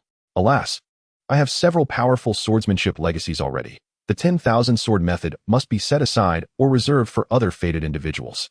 After some contemplation, Zhao Fan relinquished the thought of practicing the 10,000 sword return to origin. He had achieved the perfection of the combined body stage. Would he really waste most of his cultivation to start anew? Zhao Fan was not so foolish. Uncle, I have come to see you. At that moment, a respectful voice broke the silence. The current sect leader, Zhao Xiaodian, had arrived. Chapter 70. Zhao Xiaodian. Burdened with thoughts pushing open the gate of the demon ceiling tower, Zhao Xiaodian stepped inside with deliberate strides. Clad in a golden robe, he was tall and robust. His face resolute and defined, with bright, spirited eyes. There was a hint of his younger brother Zhao Cheng in his demeanor. Why is the esteemed leader of Mount Shu, who should be diligently attending to matters in the Grand Hall, making a rare visit to me? Zhao Fan jested, observing his nephew's transformed stature. Uncle, I apologize. Over the years, I have been preoccupied with sect affairs and have not found the time to visit you. Please forgive me. Zhao Xiaodian misinterpreted Zhao Fan's words as reproach and was about to kneel in repentance. Rise. I was merely jesting. Is there a need for such formality? Zhao Fan shook his head with a wry smile, and before Zhao Xiaodian could kneel, he waved his hand, an invisible force gently lifting him. Deep down, he felt a twinge of disappointment. Had it been his brother Zhao Cheng, they could have shared a light-hearted banter. Although Zhao Fan had raised Zhao Xiaotian himself, the boy's reverence for him overshadowed their closeness, creating a sense of distance. Xiaotian is being overly serious. I am relieved to hear that you do not hold any grievances against me. Upon hearing Zhao Fan's clarification, Zhao Xiaotian sighed in relief. Please, take a seat. Let us converse at a leisurely pace. Noticing the weight on Zhao Xiaotian's mind, Zhao Fan brewed a pot of exquisite tea. A reward from the system's sign-in that included not only elixirs and techniques, but various delightful items. The aromatic tea was refreshing, and on leisurely occasions, Zhao Fan would indulge in its calming effects. This is indeed fine tea. After drinking it, I feel rejuvenated, Zhao Xiaotian remarked, taking a sip and feeling invigorated. The tea is not extraordinary. Rather, it is your burdensome thoughts that create such a stark contrast. Zhao Fan chuckled lightly, pouring another cup for him. Now do share. What troubles you? Uncle, my trivial concerns cannot escape your keen perception, Zhao Xiaotian replied with a bitter smile. You are like a son to me. How could I not know you? Zhao Fan retorted with a scoff. Over the years, I have diligently secured my position as sect leader, wishing to fulfill my father's legacy and rejuvenate Mount Shu. However, I now face a particularly troublesome situation. I am somewhat lost and seek your guidance. Zhao Xiaotian's expression turned serious as he spoke slowly. What troublesome matter? Zhao Fan raised an eyebrow, calmly inquiring. Zhao Xiaotian, having been nurtured under Zhao Fan's guidance, possessed unparalleled capabilities in managing sect affairs and cultivation. For him, to find a matter troublesome indicated its gravity. I have just received confirmed news that Princess Pingyang, under the instigation of my second brother, has secretly contacted over a dozen elders from Mount Shu, intending to force me to relinquish my position as sect leader in a few days, subsequently promoting my second brother, Zhao Xiaofeng, to succeed me, Zhao Xiaotian stated solemnly. Taking a deep breath, Princess Pingyang, if I recall correctly, did she not promise in front of your father to refrain from interfering in the succession of the sect leader? Zhao Fan's brow furrowed slightly, taken aback. Indeed, Princess Pingyang had made such a promise before Zhao Fan's father passed away. However, in recent years, as the Tang dynasty rose in power and boasted formidable ancestors backing them, Zhao Xiaofeng garnered considerable support from many elders. Despite Zhao Xiaotian's diligent efforts over the past 15 years, many still viewed him as an illegitimate child who stumbled into power without legitimacy. I see now, Zhao Fan said, understanding why Zhao Xiaotian was troubled. Uncle, I implore you for guidance. What should I do now? Zhao Xiaotian knelt before Zhao Fan as he spoke. Although he learned of his second brother's impending rebellion, Zhao Xiaotian did not rush to suppress it. Instead, he sought Zhao Fan's counsel. He understood that with Zhao Xiaofeng backed by the Tang dynasty, a full-blown internal conflict could devastate Mount Shu, leaving it vulnerable to other forces. Moreover, his position as sect leader was granted with Zhao Fan's approval. If his uncle wished for him to step down, Zhao Xiaotian would not dare oppose it and would willingly yield to Zhao Xiaofeng. Return now. Do not worry. Without my consent, no one can touch you as the sect leader of Mount Shu. Looking at his kneeling nephew, Zhao Fan's eyes narrowed slightly as he spoke calmly. Though he did not explicitly state it, his words served as the strongest assurance. Uncle, I understand. Zhao Xiaotian felt warmth in his heart, bowing deeply to Zhao Fan before gradually departing the demon-sealing tower. 15 years without drawing my sword. It seems not only the entire cultivation world, but even the entire Mount Shu has forgotten my existence. As he watched Zhao Xiaotian leave, Zhao Fan smirked, muttering to himself. After returning from the demon-sealing tower, Zhao Xiaotian went directly to the Mount Shu Grand Hall. Leader, did you meet with that esteemed sword cultivator? What is his stance? The elder Jinwu, Lin Mu, who had been waiting anxiously, inquired. Earlier, he was the first to detect the impending threat from Princess Pingyang and her son and had secretly reported it to Zhao Xiaotian. As a venerable elder who served 3 sect leaders, Lin Mu held great prestige in Mount Shu and was fiercely loyal, deeply concerned about the situation, recognizing that failure to handle it properly could lead to inevitable internal strife. Elder Lin, there is no need for concern regarding the matter with Princess Pingyang and my second brother, Zhao Xiaotian replied with a smile, exuding confidence. With his uncle's assurance, even with his second brother backed by the Tang dynasty, Zhao Xiaotian felt emboldened, for no one knew better than him how unfathomably powerful his uncle, residing within the demon-sealing tower, truly was. Throughout his cultivation journey, Zhao Xiaotian had never encountered anyone as formidable as Zhao Fan.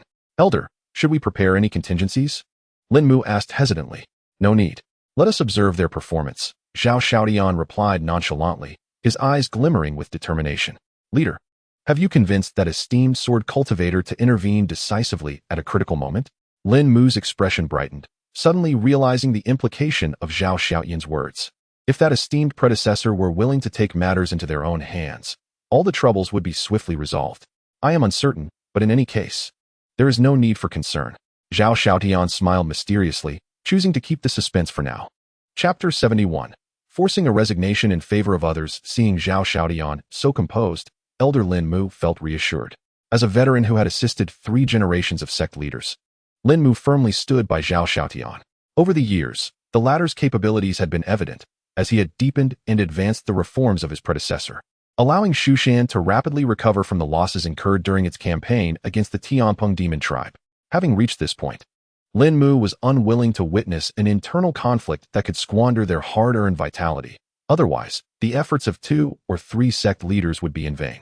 The following days unfolded with the usual tranquility of Shushan, yet this calmness seemed to foreshadow an impending storm, exuding an air of peculiarity and strangeness. On one particular day, sect leader Zhao Xiaotian convened the elders in the Grand Hall for a meeting, as was customary each month.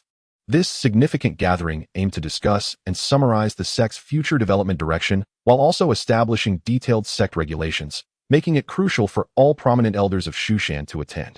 Elders, the matters we have just concluded should be executed upon your return, Zhao Xiaotian announced. As half an hour passed, seeing that the time was nearly up, he gestured to dismiss everyone, signaling the end of the meeting. Wait, Elder Zhou Tai of the Qingmu faction interjected suddenly, interrupting Zhao Xiaotian. Sect leader, I have an important matter to discuss with everyone. What is it, Elder Zhou Tai? Zhao Xiaotian inquired with an impassive expression. Zhou Tai was one of the few radicals in Shushan, and he had always been at odds with Zhao Xiaotian. Thus the latter felt no anger. All eyes in the hall turned towards Zhou Tai. Curiosity piqued regarding his intentions.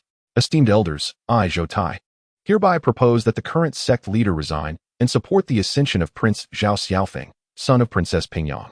With a confident smile, Zhou Tai continued.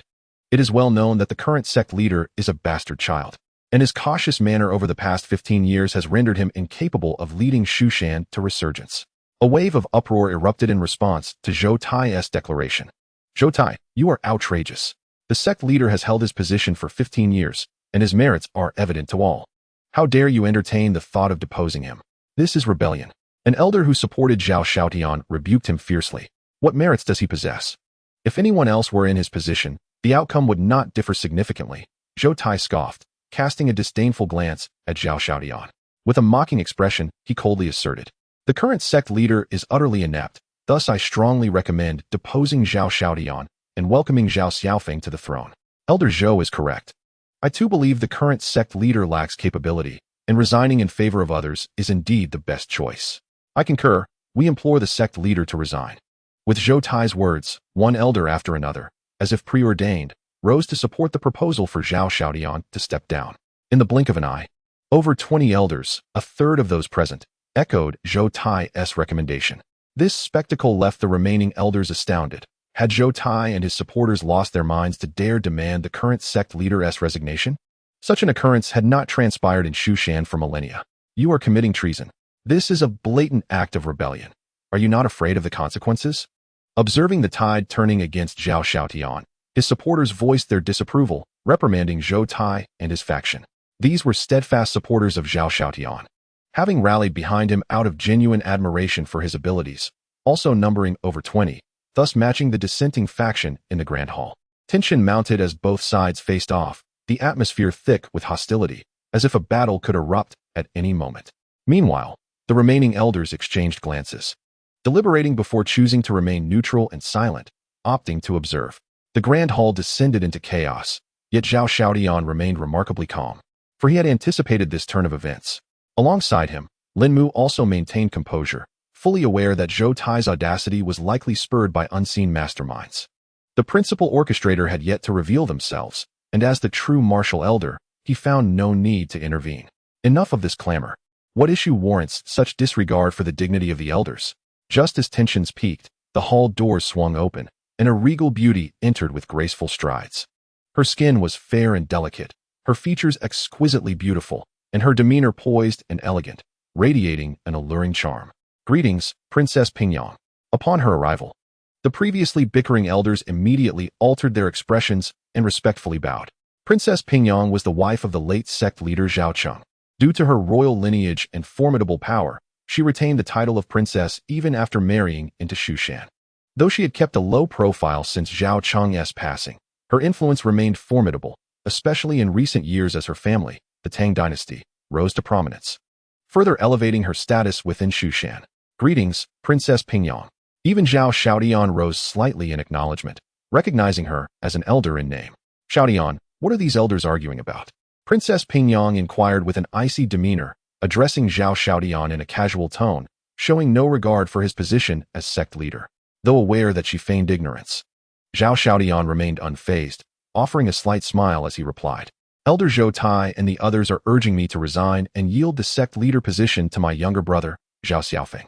Since the elders have proposed your resignation, perhaps you should consider stepping down, Princess Pingyang remarked nonchalantly, her expression devoid of emotion. Princess Pingyang, do you understand what you are suggesting? The current sect leader is the designated successor of the late sect leader. What gives you the right to demand his resignation? With the rightful authority now present, Lin Mu could no longer contain himself and questioned her sternly. Does my mother's conversation with Zhao Xiaodian concern you? Zhao Xiaofeng, tall and imposing, glared at Lin Mu like a venomous serpent, his expression hostile. Lin Mu, infuriated, was about to retort when Zhao Xiaodian intervened. Elder Lin, stand down. Turning to Princess Pingyang, he asked earnestly, Mother Pingyang, are you certain you wish to proceed with this? There is still time to reconsider. Xiaodian, I recognize your dedication as sect leader over the years, yet it would be best for you to relinquish this position. With her statement, she beckoned the elders. Let us together implore the current sect leader to step down. As her words echoed, Zhou Tai and the others surged in momentum, fervently chanting, We urge the sect leader to resign in favor of others. In an instant, the atmosphere in the grand hall shifted dramatically. A considerable number of previously neutral elders, upon witnessing Princess Pingyang's arrival, realigned their positions, joining Zhou Tai's faction. The elders gathered, standing resolute in defense of the sect leader. Let us see who dares to act recklessly, Lin Mu declared, his grand sleeves sweeping as he led over 20 loyal elders, unflinchingly guarding Zhao Xiaotian. As the looming battle approached, Princess Pingyang exchanged a significant glance with those behind her. Boom! A terrifying roar echoed, and a golden decree appeared out of thin air, emanating an astonishing aura. In an instant, it suppressed the elders, led by Lin Mu, forcing them to the ground. What is happening? Such a fearsome presence, I cannot rise. The faces of Lin Mu and the others mirrored their dread, as the decrees might rendered their breathing labored, each feeling as if crushed beneath a mountain. Chapter 72. The Great Tang Ancestor bows in repentance the oppressive force of a powerful being. Zhao Xiaoyan's countenance shifted dramatically as he recognized the terrifying energy within the decree. Indeed, it was a command penned by the ancestor of the Great Tang dynasty himself, imbued with a fragment of his will. I am the third prince of the Great Tang, here to support my cousin Zhao Xiaofeng in inheriting the position of the Shushan sect leader. Anyone who dares to impede us shall be opposing the Great Tang and its ancestor. At that moment, a tall, handsome youth emerged with an air of arrogance. He was, unmistakably, the third prince of the Great Tang. Princess Pingyang, how audacious of you and your son to conspire with the Great Tang, forcing the sect leader to abdicate. This is blatant rebellion, Elder Lin Mu thundered in fury. Seeing someone still bold enough to challenge him, the third prince sneered, ignorant of your fate. I shall make an example out of you. With that, he unleashed the decree's powerful will towards Lin Mu. Stop! Zhao Xiaodian cried out in alarm. But his out-of-body cultivation level was insufficient to intervene. Clang! Just as the crisis reached its peak, a clear and resonant sword cry rang out. A dazzling sword light illuminated the entire Shu Shan, as if an invincible sword immortal had descended, cleaving through layers of time and space towards the glowing decree. Bang! The decrees will sense the impending danger and erupted with even more overwhelming energy to resist, yet it was utterly powerless against the crushing sword light. Shattering in a cacophony of destruction, the sword light surged forth, like a river of stars bursting in the night sky. With a swift thrust, it beheaded the proud third prince, not pausing in its momentum as it continued its assault on the leading rebels, including Zhou Tai. Blood sprayed, staining the smooth floor of the hall, as Zhou Tai and his comrades fell into a pool of crimson, their essences extinguished. All of this transpired in the blink of an eye. By the time the onlookers comprehended the scene, the sword light had not dissipated. Instead, it coalesced into a golden figure, an unfathomable sword intent pervading the hall like a tempest. In that moment, nearly everyone trembled, compelled to prostrate themselves, while some weaker elders fainted from the pressure. Compared to the decree issued by the deceased third prince, the aura emanating from this golden figure was incomparably stronger. An entirely different realm of power. This figure was none other than a fragment of Zhao Fan's primordial spirit, having sensed the turmoil within the Shushan Hall from afar. Even from his stronghold in the demon locking tower, his true form had intervened. At Zhao Fan's current level, discerning events across hundreds of miles was effortless. Few things could escape his notice. It is the Sword Cultivator Elder. How splendid! With the Sword Cultivator Elder's intervention, let us see who dares to rebel. Elder Linmu immediately recognized the figure and could not contain his excitement. We pay our respects to the Sword Cultivator Elder, Zhao Xiaotian declared, his face alight with joy. Though he knew the golden figure was his uncle, he refrained from revealing the truth, instead kneeling respectfully, paying respects to the Sword Cultivator Elder. The more than 20 elders supporting Zhao Xiaotian followed suit, kneeling in reverence, their expressions devout, akin to worshipping a deity. To them, the enigmatic Sword Cultivator Elder of Shushan was a true invincible divine being. It's over. We are utterly finished. The elders who had once pressured Zhao Xiaotian to abdicate felt their hearts sink, engulfed in despair at the sight before them.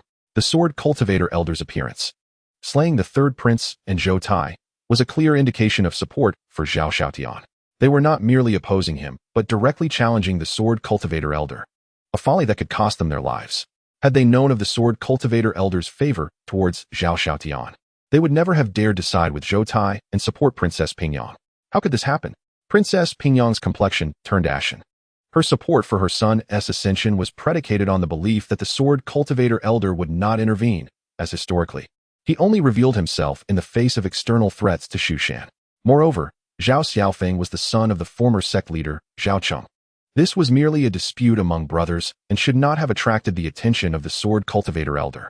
Yet, she never anticipated that this mysterious and legendary sword master would not only intervene, but personally execute the third prince and Zhou Tai.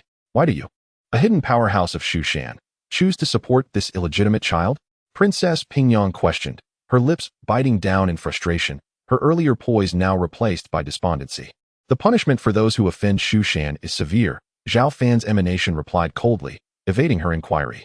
At her words, Princess Pingyang's face paled further, finally recognizing her grave error. She could support her son's rise, but it was an egregious mistake to conspire with the Great Tang. Though Shushan and the Great Tang maintained an alliance, they were fundamentally distinct sects and not of the same faction. Return and inform the ancestor of the Great Tang that he has 3 days until the full moon to come to Shushan and bow in repentance. Or I shall not hesitate to raze the Great Tang dynasty to the ground. Zhao Fan's gaze was profound, his voice resonating powerfully throughout the hall, sending shivers through all present. This was the might of the Sword Cultivator Elder, effortlessly slaying the third prince and compelling the Great Tang ancestor to personally seek forgiveness. Such a formidable figure had not been seen in years, and it was his presence that rendered the Great Tang unmatched. To say the Great Tang ancestor held a position in the Great Tang akin to that of the Sword Cultivator Elder in Shushan would not be an exaggeration. Would such a powerful individual truly come to Shushan to bow in repentance? Plop. Princess Pingyang, her face drained of color, hastily knelt alongside the terrified Zhao Xiaofeng, pleading, Sword Cultivator Elder, we acknowledge our mistakes. Please do not trouble the Great Tang. Shushan and the Great Tang are indeed allies. Princess Pingyang was genuinely alarmed. While the Great Tang ancestor was formidable, the renown of the Sword Cultivator Elder surpassed it. Once the Tang dynasty fell, the mother and son lost their final support. Zhao Fan did not even cast a glance at Princess Pingyang and her son. Instead, he addressed Zhao Xiaotian, saying, handle the remaining matters yourself. After speaking, he swept his gaze over the elders following Princess Pingyang, causing them to tremble in fear, nearly losing their wits. With a hum, he withdrew his gaze, and his spiritual avatar abruptly dissipated, the terrifying aura receding like a tide. In that instant, everyone breathed a sigh of relief. Many elders who had originally supported Princess Pingyang were drenched in cold sweat, feeling as if they had narrowly escaped death. They were filled with trepidation and were puzzled as to why the Sword Cultivator had not made things difficult for them. Zhao Xiaotian understood his uncle's intent. This was an opportunity for him to win the hearts of the people. He rose slowly, his expression grave and dignified, and spoke in a deep voice. Did you all hear the words of the sword cultivator? Our sect master understands that some of you were temporarily swayed and chose to rebel. Now, as long as you admit your mistakes in person, I can overlook the past. At his words, numerous elders stepped forward, as if grasping at a lifeline, pleading for forgiveness. Sect master, I was wrong. Please show mercy. I too admit my fault. It was all due to Zhao Tai and the others' instigation. Please, sect master, have compassion. Please forgive us. We swear eternal loyalty to you. In the blink of an eye, the 2 or 3 dozen elders who had supported Princess Pingyang were all kneeling before Zhao Xiaodian, humbly begging for his pardon. I absolve you of your sins, Zhao Xiaodian said with a smile, his tone calm. With the myriad affairs of Mount Shu, they could not afford to eliminate them, as it would result in a significant loss of vitality and strength. Mother, we are utterly finished. This scene filled Zhao Xiaofeng with despair and unable to bear the blow. He fainted on the spot. It is over. Princess Pingyang closed her beautiful eyes, tears slipping down her cheeks. She had believed victory was certain, only to find herself confronted with such a result. Observing Princess Pingyang and her son, Zhao Xiaodian did not strike them down. Instead, he commanded, bring them away and confine them. They are not to leave their quarters without my permission. Soon, several elders took the initiative to escort Princess Pingyang and her son back to their respective quarters for confinement. Chapter 73. The iron hooves of 100,000 pressing in with Princess Pingyang and her son imprisoned. News of the near internal strife in Mount Shu spread rapidly across the surrounding domains. No one had anticipated that the low-key Mount Shu, which had remained discreet for 15 years, would face such turmoil. Most notably, the sword cultivator from Mount Shu, who had once slain the Tianpeng king, took action once more.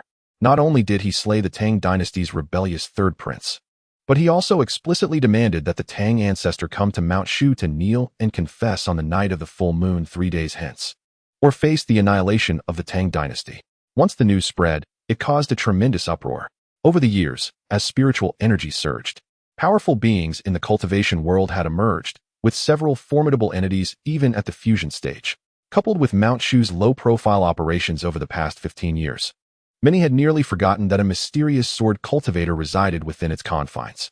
However, as the events unfolded, many began to recall. The forces of righteousness, evil, and demons were all closely monitoring the situation. In recent years, the Tang dynasty had been flourishing, unifying the surrounding 1,000-mile territories, gathering a multitude of powerful cultivators, and surpassing Mount Shu in sheer might. The root cause of this dominance was the presence of the Tang ancestor, one of the few formidable beings in the current cultivation world who had repeatedly intervened to bolster the Tang dynasty, eliminating several potent rivals. Moreover, Mount Shu and the Tang dynasty maintained an alliance. Could it be that the support for Princess Pingyang and her son would lead to a rift between these two cultivation forces? If the hidden sword cultivator of Mount Shu faced the Tang ancestor, who would emerge victorious? Many awaited the Tang dynasty's response with the anticipation of spectators. A tempest brewed. With Mount Shu and the Tang dynasty at odds, their relationship plummeting to a frigid state. Yet, regardless of the upheaval outside, Zhao Fan remained unfazed and indifferent. Since the dissolution of his spiritual avatar in the Mount Shu Hall, he had devoted all his energy to his cultivation. To him, slaying the Tang third prince and Zhao Tai from afar was as trivial as crushing ants, hardly worthy of concern. Shall we begin the sign-in? At that moment, the familiar prompt from the system echoed. Sign in, Zhao Fan replied habitually. Sign in successful. Reward, tightening spell of control. As the system's voice faded, a unique spell surged into Zhao Fan's mind. The tightening spell of control allowed practitioners to condense energy and infuse it into the bodies of their adversaries. The life of the cursed individual lay entirely in the hands of the spellcaster, enabling complete dominion over their existence. Upon grasping the essence of this spell, Zhao Fan was taken aback, realizing it was a method of controlling others, seemingly imbued with a hint of demonic and sinister energy. In the cultivation world, many nefarious beings excelled not only in slaughter and plunder, but also in commanding the lives of others. The comprehension and practice of this spell proved exceedingly accessible. After a moment's hesitation, Zhao Fan chose to examine the complete version of the tightening spell of control, as it might prove useful in the future. As long as his heart remained upright and he did not indulge in the wanton slaughter of innocents, even the methods of demons could be employed for righteous purposes.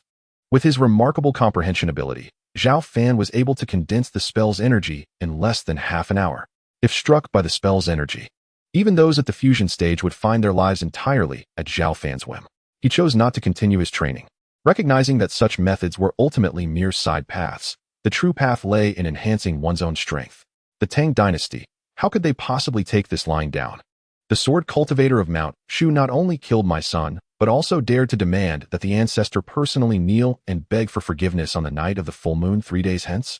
Who does he think he is? Does he truly believe himself a lofty sword immortal?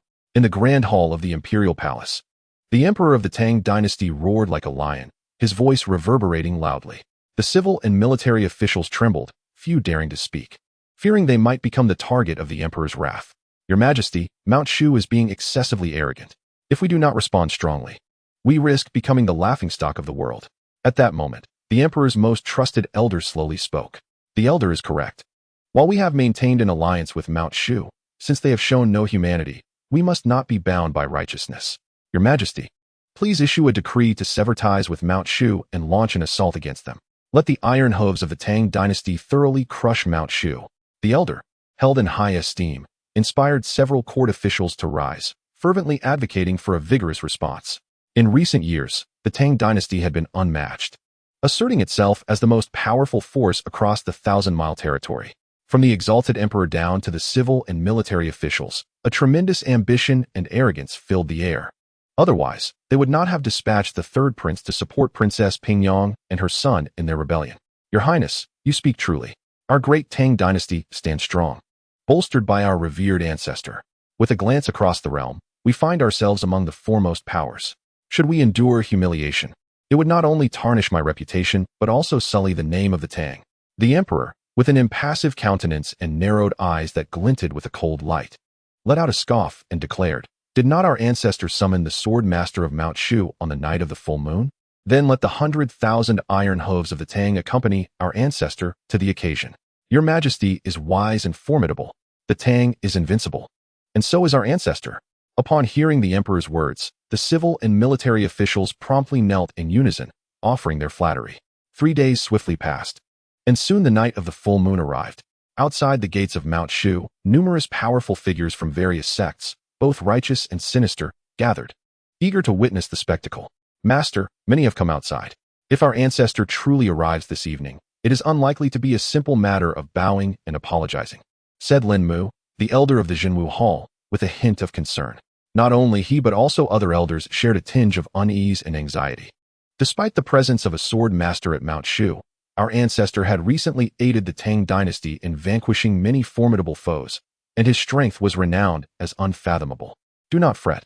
If the sword master has summoned him to apologize, he must comply," Zhao Xiaodian reassured, a slight smile gracing his lips.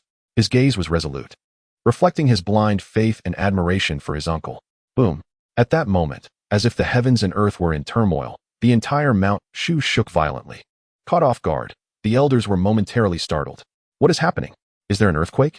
Moments later, the tremors subsided, and the assembly exchanged bewildered glances. This is dire. The Tang dynasty's 100,000 troops have surrounded our entire Mount Shu. Suddenly, a disciple of Mount Shu, pale-faced, rushed into the hall, breathless with alarm. What? Even with Zhao Xiaoyan's remarkable composure, he leapt to his feet upon receiving this news. The tremors were not caused by an earthquake, but rather by the massive army's advance. Had the Tang dynasty lost their wits? Except for a few, nearly all the elders in the hall erupted in chaos. Is it time to sign in? Just then, Zhao Fan heard the familiar voice of the system in his mind. "Let us go and see," Zhao Xiaodian said, his expression darkening as he led the elders toward the gates. The approach of the Tang's 100,000 iron hooves instilled a sense of dread throughout Mount Shu. If he, the sect leader, did not step forward to stabilize the situation, unnecessary turmoil could ensue. Soon, Zhao Xiaodian and the elders arrived at the gates. Indeed, it was the 100,000 iron hooves of the Tang. Zhao Xiaodian furrowed his brow, his countenance growing grim. A sea of iron cavalry stretched beyond Mount Shu, each soldier mounted on formidable steeds and clad in gleaming, hardened armor, exuding an overwhelming aura of menace. This was the most elite army of the Tang, with each warrior possessing foundational cultivation. 100,000 iron hooves could easily sweep aside even a robust sect of cultivators. The bright moon hung high, and the gates of Mount Shu were infused with the scent of gunpowder. The 100,000 iron hooves, brimming with ferocity, suddenly halted in perfect unison, as if awaiting a command. The nearby onlookers were filled with trepidation. The Tang dynasty's army was indeed formidable, and their synchronized movements displayed an exceptional level of combat prowess. Once an assault commenced, it would undoubtedly unleash devastating force. The Emperor has arrived. Just then, as a resounding horn echoed, the army parted slowly, revealing the Emperor of the Tang, donned in golden armor, who strode forth with a cadre of warriors. Gazing at the imposing Mount Shu, the Emperor's expression turned cold and indifferent, a mocking smile curling his lips as he proclaimed, "Sect leader of Mount Shu, your audacity knows no bounds. Not only have you slain my third prince, but you dare to demand our ancestor to bow in apology. Today, I shall lead 100,000 iron hooves to completely flatten Mount Shu. Flatten Mount Shu. Flatten Mount Shu." With the Emperor's words, the roar of 100,000 iron hooves filled the air, their terrifying aura scattering the clouds. "Emperor, it was you who supported the chaos caused by Princess Pingyang and her son against Mount Shu. You have shown no remorse, yet you lead your army here, thinking us easy prey?" In response, sect leader Zhao Xiaotian stepped forward, his voice ringing out boldly. "Indeed, we of Mount Shu are not to be trifled with. If it comes to battle, we shall stand firm until the end, in front of such a multitude, despite any personal doubts." The elders and disciples of Mount Shu understood the importance of maintaining their momentum, declaring in unison. With both sides poised for confrontation, a fierce battle was imminent. Why should the Tang's 100,000 cavalry be necessary? One alone is sufficient to annihilate all of you at Mount Shu. Suddenly, a thunderous laughter reverberated through the heavens. Everyone turned to see a figure, akin to a deity, descending from the moonlit sky. This was an elder of formidable presence, though his hair was white. His stature was tall and imposing. The moment he appeared, an overwhelming wave of terror swept over all present. In that instant, nearly everyone felt their color drain. As if ants before a towering dragon, overwhelmed by an acute sense of insignificance, their breaths becoming labored. Even some of the weaker cultivators collapsed, unable to withstand the pressure radiating from the elder. This was the might of a great power. The ancestor of the Tang had arrived. What immense pressure! Even among those of the integration stage, this ancestor's strength would surely rank among the highest. The onlookers, who had initially come to observe, were now filled with fear as they sensed the intense danger emanating from the Tang's ancestor. "We welcome the arrival of our ancestor." Upon seeing the figure of the Tang's ancestor, the Emperor's demeanor shifted to one of reverence and respect as he bowed first. The prosperity of the Tang today was owed to this venerable ancestor, and even as the ruler of a great dynasty, he must show utmost deference in his presence. "We welcome the ancestor. We welcome the ancestor." The 100,000 iron hooves knelt in unison, creating a truly awe-inspiring scene. "Rise. There is no need for you to act. Today, I wish to see who dares to make me bow in apology." The Tang's ancestor, expressionless, clasped his hands behind his back, exuding an aura of divine omnipotence. He had yet to strike a blow, yet the mere waves of his power surged forth, pressing down upon the people of Mount Shu like an unstoppable tide. Boom, boom. Under this terrifying might, although Zhao Xiaotian and the others exerted their utmost to resist, the gap in their cultivation levels proved insurmountable, and they were swiftly subdued to the ground. Such was the power of the Tang's ancestor. With but a single individual, without even lifting a finger, he had effortlessly subdued all of Mount Shu. This scene left everyone utterly astounded. The ancestral figure stood invincible. The Emperor of Tang wore an excited smile as he remarked, "Indeed, our esteemed ancestor is unmatched. What is merely Mount Shu in comparison?" To the hidden sword cultivator within Mount Shu, he called out, "Will you not reveal yourself? Did you not summon me here to bow and seek forgiveness? I grant you but 3 seconds. Should you fail to appear, do not blame me for unleashing a massacre." The ancestral figure of the Tang dynasty hovered in midair, his white hair billowing in the wind, exuding an overwhelming presence. Despite having heard of the formidable sword cultivator from Mount Shu, the ancestor remained unfazed. Having survived nearly a millennium, he was a true ancient being, whose overall strength surpassed that of ordinary mighty practitioners. He possessed numerous techniques at his disposal, and even against someone of a slightly higher realm, he remained confident in his ability to fight. At last, the moment arrived. Inside the demon-sealing tower, sensing the commotion at the mountain gate, Zhao Fan slowly rose to his feet. The flying sword, Qi Xiao, emitted a jubilant cheer, powerful sword energy radiating outward and causing the surrounding void to twist and collapse. Zhao Fan's gaze was calm and profound. With a single step, he vanished from his original position in an instant. 1, 2. Just as the Tang ancestor prepared to utter the count of 3, the heavens suddenly illuminated as if it were midday, even the pristine moonlight being overshadowed by the dazzling sword light. With a thunderous roar, a golden beam of sword light sliced from east to west, cleaving the once pitch-black night sky in two, carrying an unstoppable force towards the Tang ancestor. A chill coursed through the ancestor's body as he sensed the intense aura of danger emanating from the sword light. Yet, rather than panic, he let out a wild laugh and declared, "Sword cultivator of Mount Shu, you have finally revealed yourself." As the words fell, he clenched his fist tightly, gathering a surge of spiritual power before unleashing a powerful strike, manifesting a similarly potent fist light. Bang! Before the eyes of all, the sword light and fist light collided with a tremendous explosion. However, in the next moment, the fist light unleashed by the Tang ancestor shattered, while the golden sword light continued its relentless descent. Heavenly Palm. The Tang ancestor's expression shifted in surprise, but his combat instincts were sharp. His hands, as if forged from celestial gold, struck out repeatedly, creating massive palm imprints that surged with immense power. Yet, against the golden sword light, even his proud palm technique could not withstand the slightest bit, crumbling in the sound of explosions. What? How is this possible? The Tang ancestor finally began to panic, swiftly employing a secret technique to transverse 10,000 meters, narrowly evading the terrifying sword strike. Boom!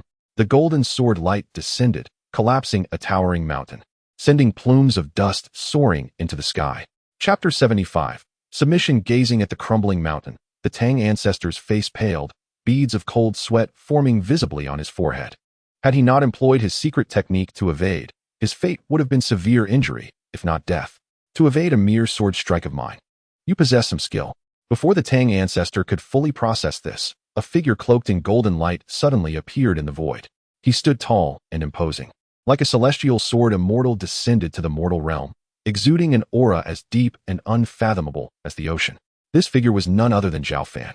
Emerging from the demon-sealing tower, that previous sword strike had consumed less than 5% of his power. Yet even such a fraction was sufficient to effortlessly slay the majority of mid-stage combined cultivators. However, the Tang ancestor had managed to evade at the last moment, clearly possessing remarkable life-saving techniques. Truly, a crafty old fox who had lived for nearly 1,000 years.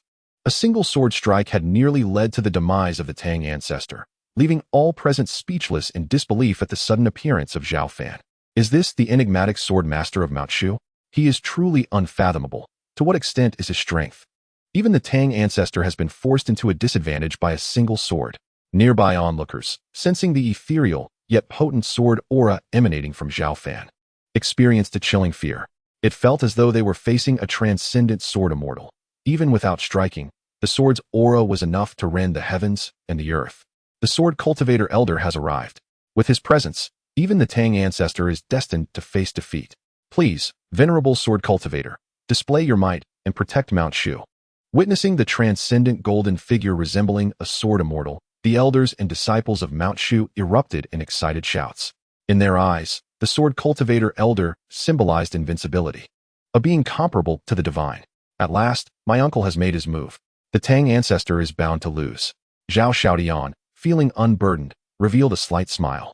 In stark contrast to the jubilant atmosphere among the people of Mount Shu, the Emperor of Tang and others sensed something amiss. For the earth-shattering sword strike had directly placed the Tang ancestor in a disadvantageous position. Do not worry, our ancestor shall not falter. He is the strongest in our Tang dynasty, unmatched among his peers. Once he unleashes his full power, the sword master from Mount Shu will surely meet his end. Though a hint of unease lingered, the emperor spoke solemnly to reassure the crowd, preventing their morale from dwindling. As if to validate the emperor's words, a torrent of spiritual power erupted from the Tang ancestor, his momentum surging to an unprecedented height, far surpassing his previous state. I refuse to believe it. You cannot be that powerful. The sword strike just now was undoubtedly your strongest move. Now, it is my turn to retaliate. The Tang ancestor took a deep breath, forcibly calming his mind.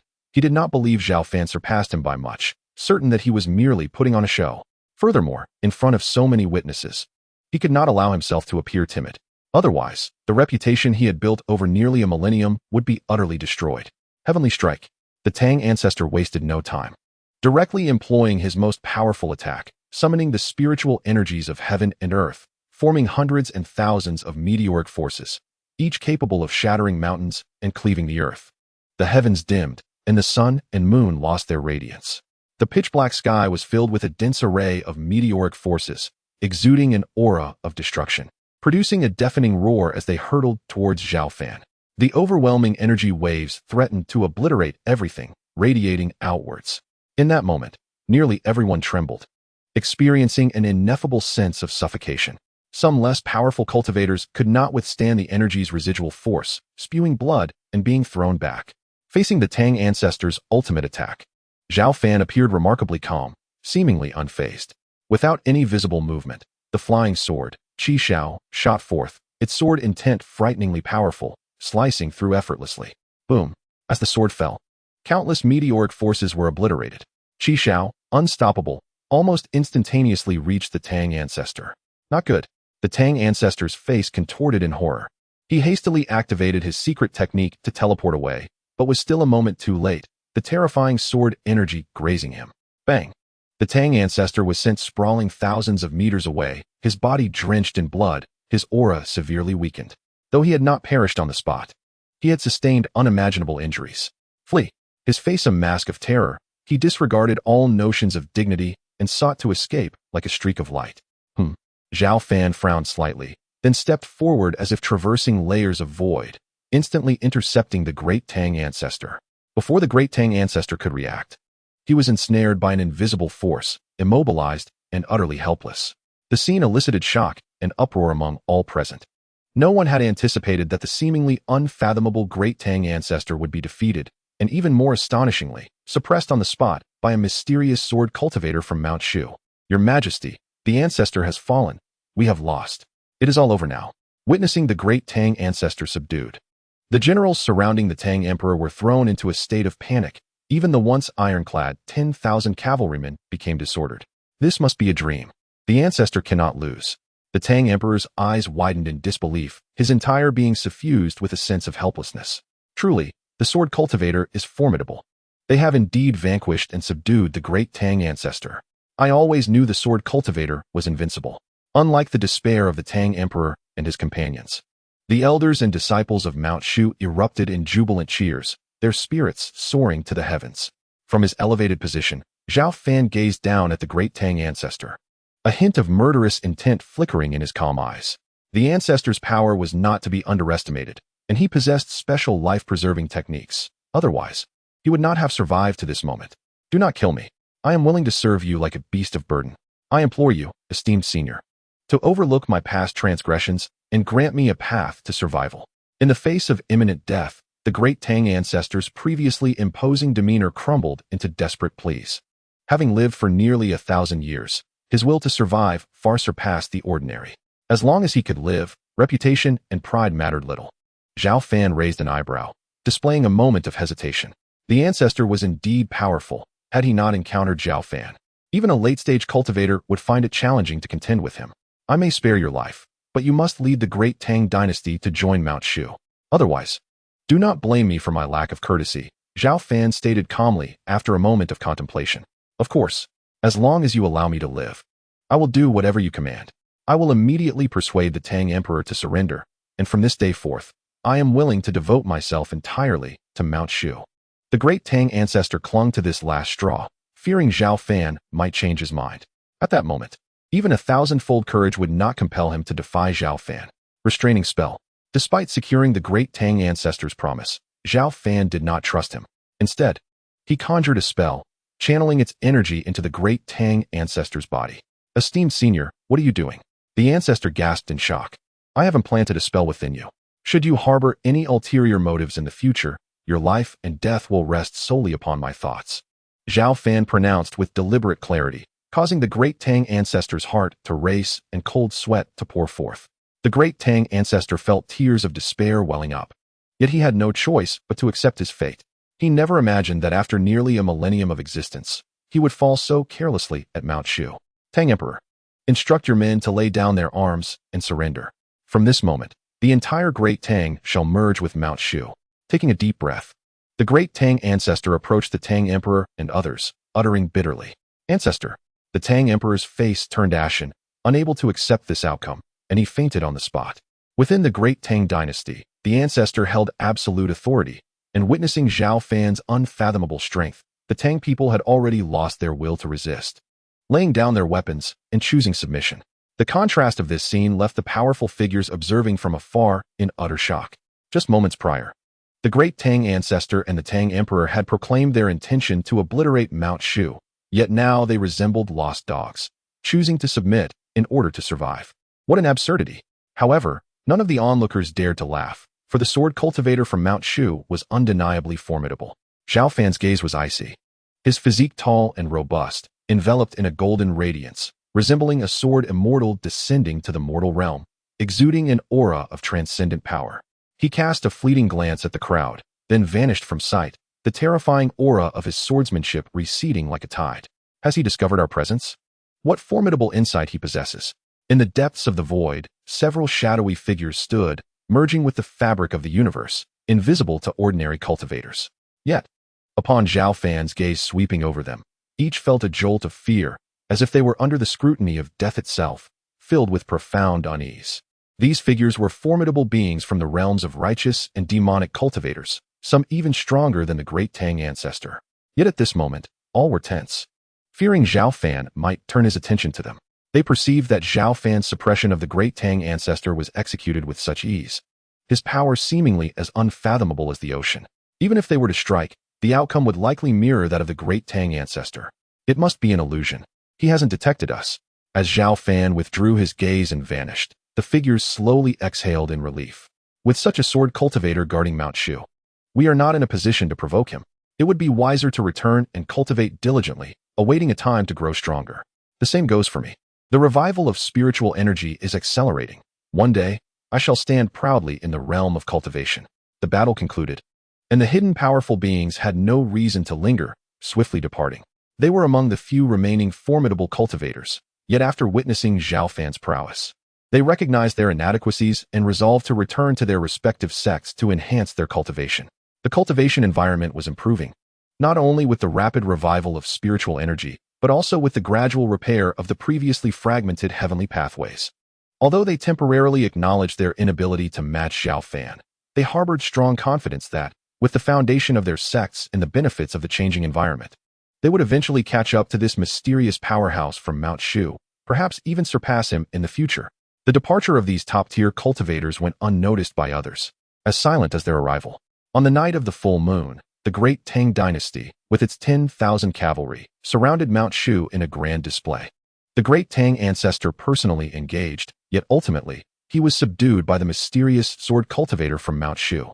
This shocking event swept through much of the cultivation world like a tempest, witnessed by countless onlookers. Upon learning that the mysterious sword cultivator had subdued the great Tang ancestor, and that the entire great Tang dynasty had merged with Mount Shu, various factions in the cultivation world were left in a state of trepidation. The great Tang dynasty, bolstered by the great Tang ancestor, had grown into a formidable first-rate cultivation force in recent years, occupying vast territories akin to fertile lands, with a population reaching into the millions. To assess the strength of a faction, beyond the number of powerful cultivators, the most crucial factors are population and territory. Mount Shu not only gained the allegiance of the great Tang ancestor and its cultivators, but also fully absorbed the great Tang's population and land, resulting in a dramatic increase in its overall power, catapulting it to become the most dominant and prominent cultivation force within thousands of miles. It is no exaggeration to say that, at present, Mount Shu holds a position of immense significance in the cultivation world, its weight far surpassing that of the past. The impact of this battle resonated across the realms of righteousness, evil, and the myriad demons, leaving all factions astonished and in uproar. From this moment forth, even the most audacious demon clans dared not underestimate the existence of Mount Shu, for all were acutely aware that as long as that enigmatic sword master remained, the ascendance of Mount Shu might indeed become unstoppable. The external discourse was rife with speculation, while the inhabitants of Mount Shu reveled in jubilation. However, Zhao Fan paid little heed to the clamor. After subduing the ancestral figure of the Tang dynasty, he retreated directly into the demon-locking tower for cultivation. Though unnoticed by others, he had long since perceived the lurking presence of several formidable beings, one or two of whom surpassed even the ancestral master of the Tang dynasty in prowess. As spiritual energy continued to rejuvenate and the environment of the world improved, the ranks of future cultivators would inevitably swell. Moreover, there remained numerous sealed domains akin to the myriad demons' cave, and once those ancient powerhouses awakened, chaos would truly engulf the world. This was an era progressively heading toward resplendence and brilliance, even with the system at his disposal. He needed to seize the moment and cultivate diligently, for should he pause, he might easily find himself surpassed by others. Zhao Fan's gaze was tranquil as he murmured to himself. He felt no elation from defeating the ancestral master of the Tang dynasty. In fact, during the confrontation, he had not even exerted more than 5% of his strength. This serves to illustrate the extent of Zhao Fan's formidable power. Time passed without notice, and 5 days slipped by in the blink of an eye. Uncle, your nephew has come to pay his respects. On this day, Zhao Xiaotian returned to the demon-locking tower to visit his uncle, Zhao Fan. Compared to before, he now radiated vigor, his face adorned with a bright smile. Clearly in high spirits, since securing the loyalty of the ancestral master of the Tang dynasty. Mount Shu had not only gained a powerful ally but had also absorbed all personnel and resources from the Tang dynasty. In just a few short days, the number and strength of the cultivators in Mount Shu had surged several-fold. Zhao Xiaotian understood that all of this was due to his uncle Zhao Fan's efforts. So he rushed here at the first opportunity to express his gratitude. You have arrived. Come, sit, Zhao Fan beckoned, indicating for Zhao Xiaotian to take a seat. Uncle, this is a small token of appreciation from me and the elders. I hope you will kindly accept it. As soon as he sat down, Zhao Xiaotian produced numerous items, including supreme elixirs housed in jade boxes, resplendent superior spirit jades, and exquisite flying swords crafted from special materials. These were rare treasures presented by the Tang dynasty. Although he was unsure of his uncle's preferences, he had conferred with the elders and selected the most valuable items to offer. The elixirs could rapidly restore the spiritual energy of integrated beings, and the superior spirit jades held remarkable properties. You, as the sect master, are indeed generous, Zhao Fan remarked with a smile, glancing at the offerings. Uncle, your numerous rescues of Mount Shu from peril cannot be adequately expressed through these gifts alone. These are merely a small token of gratitude from me and the elders. Please, I implore you to accept them. Zhao Xiaotian spoke earnestly, seemingly fearful of Zhao Fan's refusal. This flying sword is quite commendable. I shall keep it. The rest, you may take back, Zhao Fan said, reaching out to grasp the flying sword, which he intended to gift to the little fox, by Shui, who lacked a weapon. This would surely bring her joy and spare him from constantly engaging in sparring with her. Very well, Zhao Xiaotian acquiesced with a resigned smile, not daring to oppose his uncle's will. Xiaotian, while Mount Shu has absorbed the Tang dynasty, we still have a considerable distance to travel before truly revitalizing our sect. In the glorious days of Mount Shu thousands of years ago, a single decree from the sect master commanded respect from much of the cultivation world. Here, Zhao Fan paused, gazing at Zhao Xiaotian. Do you understand my meaning?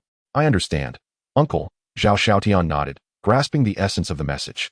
You are urging me not to become arrogant or complacent, but rather to strive diligently to enhance the strength of Mount Shu and restore its former glory. Excellent. Do not let me or your father down, Zhao Fan remarked with a smile, patting his shoulder. Rest assured, I shall not disappoint your and my father's expectations. I will lead Mount Shu back to true splendor, Zhao Xiaotian declared, his eyes filled with determination. By the way, you have reached the out-of-body stage, correct? Zhao Fan suddenly inquired as if struck by a thought. Yes, uncle. I possess an excellent martial art that you may cultivate. As he spoke, Zhao Fan pressed a finger to Zhao Xiaotian's forehead, and the complete version of the myriad swords returned to origins surged into his mind. This powerful swordsmanship, acquired through the system's signing in, had specific cultivation requirements, only suitable for those below the divine sense stage, making it perfect for Zhao Xiaotian at this time. What a formidable swordsmanship, Zhao Xiaotian exclaimed, his face alight with joy as he expressed his gratitude to Zhao Fan repeatedly. We are family, no need for thanks. Return and cultivate diligently. The sect master of Mount Shu cannot be weak, Zhao Fan reminded with a slight smile. Very well, I shall take my leave for now. I will come to visit uncle again in the future. Excited by the prospect of practicing the newfound, powerful swordsmanship, Zhao Xiaotian did not linger, respectfully bowing before departing the demon-locking tower. As Zhao Xiaotian left, tranquility returned to the demon-locking tower. The sword's name is Dream of Clouds. It appears quite promising, Zhao Fan mused, examining the flying sword in his hand. Though not as sharp as Qi Xiao, it gleamed a pure white, emanating a chilling aura, making it a fine weapon. Bai Shui was still sleeping. Once she awoke, he would gift it to her. After playing with the sword for a moment, Zhao Fan stored it within the system's space. Shall I begin the sign-in? At that moment, the familiar notification sound of the system resonated in Zhao Fan's mind. Sign in. He replied without a second thought. Sign in successful. You have received the surely crossing tribulation pill. As the system's voice faded, a resplendent golden pill materialized in Zhao Fan's hand, filling the air with its rich medicinal fragrance, which quickly pervaded much of the demon-locking tower. The surely crossing tribulation pill? Is that not a top-grade Dao pill? Zhao Fan exclaimed, both astonished and delighted. It was well known that the value of Dao pills far surpassed that of ordinary elixirs, and top-grade Dao pills were exceptionally rare. The surely crossing tribulation pill, mentioned in ancient texts, was rumored to enhance the success rate of integrated beings during their tribulation phase. Should news of this Dao pill's existence spread, it would undoubtedly incite a frenzied scramble among countless righteous and evil beings. Even those ancient monsters who had survived for millennia would stop at nothing to obtain it. This is splendid. The system is indeed a timely boon. I am now at the peak of the integration stage, just a step away from the tribulation phase. I previously lacked confidence in successfully breaking through. But with this surely crossing tribulation pill, my chances of success have increased by at least 30%. Zhao Fan smiled, feeling a newfound confidence regarding his impending breakthrough to the tribulation phase. His hesitation to attempt the transition from the integration stage had stemmed from the fact that for ordinary cultivators, breaking through to the tribulation phase was often a perilous endeavor. To illustrate in detail, if there were 100 formidable warriors at the pinnacle of their realms attempting to transcend into the tribulation phase simultaneously, perhaps only 3 or 4 would ultimately succeed. The success rate is not only alarmingly low, but in the event of failure, one could either succumb to madness and fall from grace or perish outright. The tribulation phase is starkly different from prior realms of cultivation.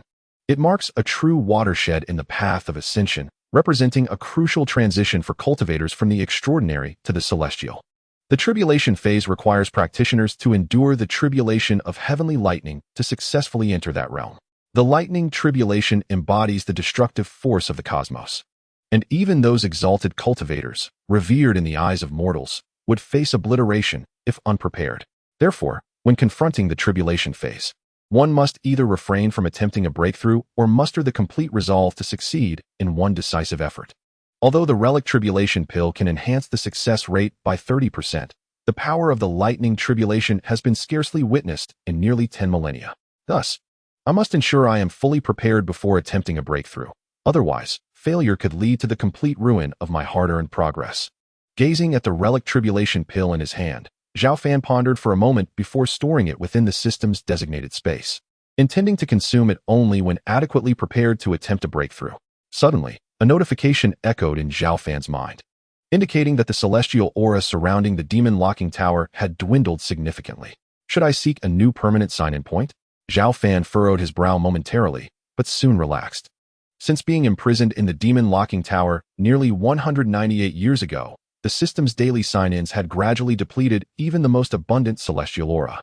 Proceed with detection. Zhao Fan decided after a brief contemplation. The system reported that the celestial aura in the Myriad Demon Cave was rich. Should it be established as a permanent sign-in point? Yes, Zhao Fan replied calmly, raising an eyebrow. Setting successful. The host need only visit the Myriad Demon Cave daily to continue accruing rewards. With that, the system fell silent. No wonder he had previously managed to sign in for numerous valuable items at the Myriad Demon Cave. It was clear that the celestial aura there was quite dense. It had been long since he last visited. Perhaps he could also address the lurking threats within. Otherwise, it would remain a ticking time bomb. After a brief hesitation, Zhao Fan took a step forward, his figure suddenly vanishing from his location. When he reappeared, he stood before the Myriad Demon Cave, where a bottomless entrance swirled with black toxic gas. Above the entrance, a sword seal laid down by Zhao Fan 15 years prior held back the noxious fumes and malevolent energies. Over the years, no abnormalities had occurred in the Myriad Demon Cave. Most of the demons within appeared to be in a deep slumber, yet to awaken. Given my current strength, I should be capable of dealing with the demons inside. Perhaps it is worth venturing further. Zhao Fan's eyes sparkled with rare combat fervor as he surveyed the cave's entrance. Compared to the past, he had grown immensely stronger. Even if numerous demons lay within, he felt confident in his ability to confront them.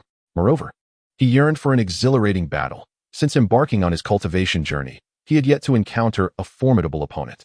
Deep down, he longed for a truly balanced confrontation. After a moment of contemplation, Zhao Fan inhaled deeply and slowly entered the cave.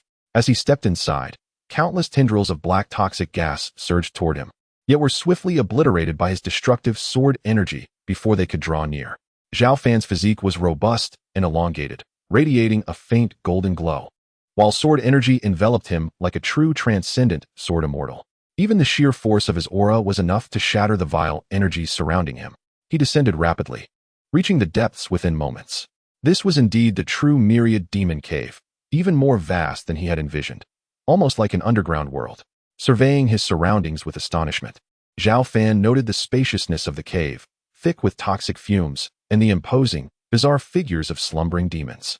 Despite the passage of countless eons, they still emanated an overwhelming aura. Suddenly, a low growl reverberated through the chamber. Not far away, 100-meter-tall demon slowly opened its eyes, revealing a cruel, bloodthirsty glint as it fixated on Zhao Fan. It gazed at him as if he were a delectable morsel, its depths reflecting greed and desire. Such fresh flesh and blood. You appear to be quite formidable. Consuming you would undoubtedly restore much of my strength. This colossal demon, exuding an aura of wickedness, regarded Zhao Fan as an easily obtainable prey, having slumbered for eons within the myriad demon cave. A demon's power wanes unless replenished by absorbing the essence of the world or devouring powerful cultivators. Consume me? You dare? Zhao Fan scoffed, a mocking smile gracing his lips as if he had heard the most ridiculous joke. I am the sky-raising demon general. A mere human cultivator dares to be so arrogant? Not only will I feast upon your flesh and blood, but I shall also obliterate your very essence. The demon's eyes flared with fury, incited by Zhao Fan's taunts. In his era, the sky-raising demon general's name had been enough to intimidate 100,000 cultivators.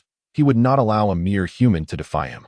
Blinded by rage, the sky-raising demon general failed to assess Zhao Fan's true power, presuming that even if the human before him was strong, he could not possibly surpass his own might. With that thought, the demon lunged forward, its claws shooting out with the speed of lightning, distorting the air as it aimed for Zhao Fan's throat. In response, Zhao Fan did not even glance at his assailant. Without any visible movement, his sword, the red sky, surged forth autonomously, illuminating much of the myriad demon cave with its brilliant light. With a single stroke, the claw was severed, crimson blood spraying into the air. Before the sky-raising demon general could react to the pain, another flash of sword light swept across, effortlessly slicing through its neck. With wide, incredulous eyes, the demon's head plummeted to the ground, creating a visible crater upon impact. Thus, the once mighty demon general, who had instilled fear in the hearts of many thousands of years ago, met a tragic end. Even its primordial spirit was obliterated, leaving no trace behind.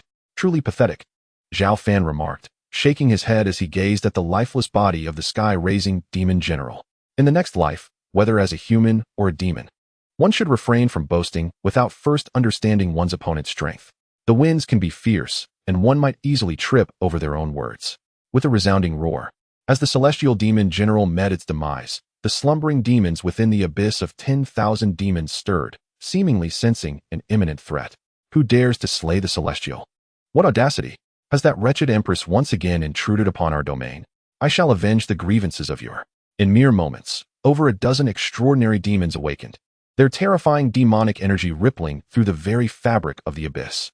Zhao Fan remained unperturbed, standing resolutely in place, with no intention of intervening. He was curious to witness the prowess of these revived demons.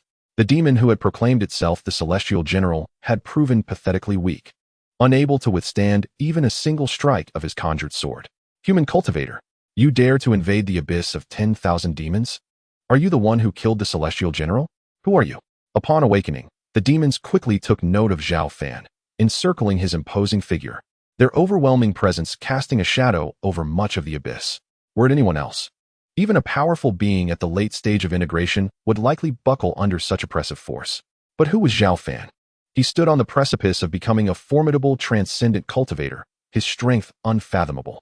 Not only was he unafraid of a mere dozen demons, but even if every demon in the abyss were to awaken, he would remain undaunted. Who am I is of no concern to you. I enter merely to utter one statement. Apart from myself, all present here are nothing but trash. Zhao Fan surveyed the gathered demons, a smile gracing his lips as he provocatively declared, "What? A human cultivator wishes for death? Fellow demons, let us join forces and slay this insolent fool." In an instant, the legion of demons erupted with fury, charging toward Zhao Fan with a vengeance. Countless waves of demonic energy surged, causing the entire abyss to tremble violently. Fortunately, this was a sacred domain, protected by formidable mystical forces, preventing immediate collapse. Just in time. At last, I can engage in a grand battle. Zhao Fan's gaze ignited with fervor, his fighting spirit surging, an aura of terror emanating from him as his sword intent pierced the void. Akin to the arrival of a true sword deity. Bang! Bang! Before the demons could even launch their attacks, they were obliterated by the dazzling sword light. The sword energy sliced through the air, distorting reality itself, sweeping toward the horde of demons with the force of a tempest. In that moment, the demons felt a chilling breath of death wash over them. This is bad. This lad is a consummate sword cultivator at the peak of integration. We have just awakened and are not yet at full strength. He is far beyond our reach. One demon, sensing Zhao Fan's might, cautioned in a deep voice. Yet it was too late. The sword light descended like a celestial river, overwhelming them. Despite their desperate attempts to resist, over a dozen demons were sent reeling, bloodied and battered, from a single strike. This was still Zhao Fan withholding his full power, having only unleashed 80% of his strength. Had he exerted even a fraction more, they would have met their end in an instant. Flee! We are no match for him. Run! Realizing the futility of their situation, the demons, wounded and terrified, raced toward the innermost depths of the abyss, where moments ago a formidable presence loomed. Where do you think you're going? Come back and face me in battle. Zhao Fan would not allow their escape, pursuing them with his Qishao sword in hand. How pathetic! If this were tens of thousands of years ago, during my prime, not only would I have stood against a peak integration sword cultivator, but I would have done so with confidence. I would not have to flee like a coward as I do now. Enough of this. Who knew that in this era, when the spiritual energy of the world had yet to fully rejuvenate, a peak integration sword cultivator would appear? It is simply unfathomable. Hurry and escape. We cannot afford to be slain by this sword cultivator after enduring for so many millennia. A multitude of demons, frightened for their lives, fled in panic, cursing as they ran.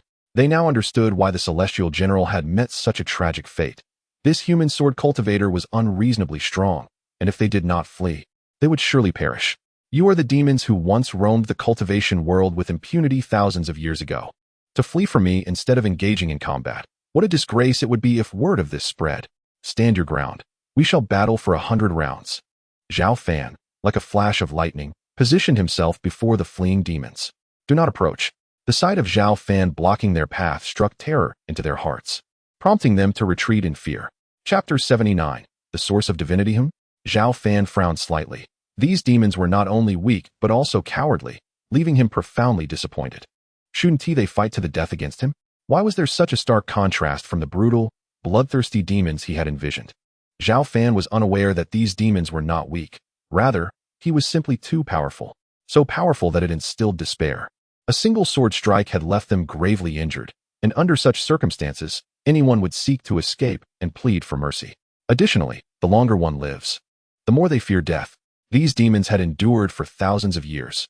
Who would wish to meet their end immediately upon awakening? This young man, no, this esteemed sword cultivator. We harbor no grudges against you. Please spare our wretched lives.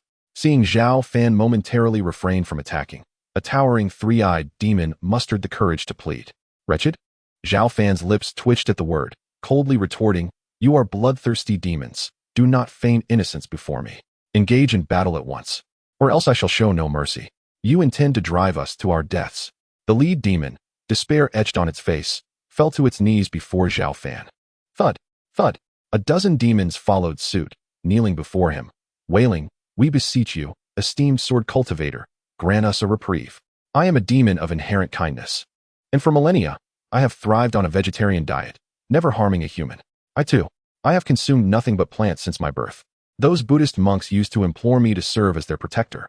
Esteemed sword cultivator, do not heed their lies. I am the most benevolent and endearing among us. Do not be deceived by my three eyes. I am but a blind demon, dedicated to aiding the weak among humans and demons alike. Thousands of years ago, I was renowned as the benevolent three-blind demon. Zhao Fan was taken aback, finally grasping the concept of extreme shamelessness. To elicit sympathy and plead for mercy, a dozen fearsome demons were now prostrating themselves before him, fervently claiming to be herbivores. The audacity of the three-eyed leader to declare itself blind and a paragon of virtue. Not only did it consider itself blind, but it also presumed him to be blind? Enough.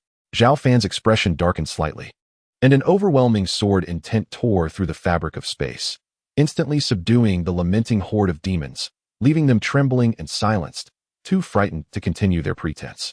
Is this all that resides within the abyss of 10,000 demons? Are there truly no formidable fiends among you? Zhao Fan, with his tall and robust physique, radiated a golden aura, his presence so powerful that the very foundation of the abyss quaked in response. Master Sword Cultivator, one of the three-eyed demons, timidly spoke.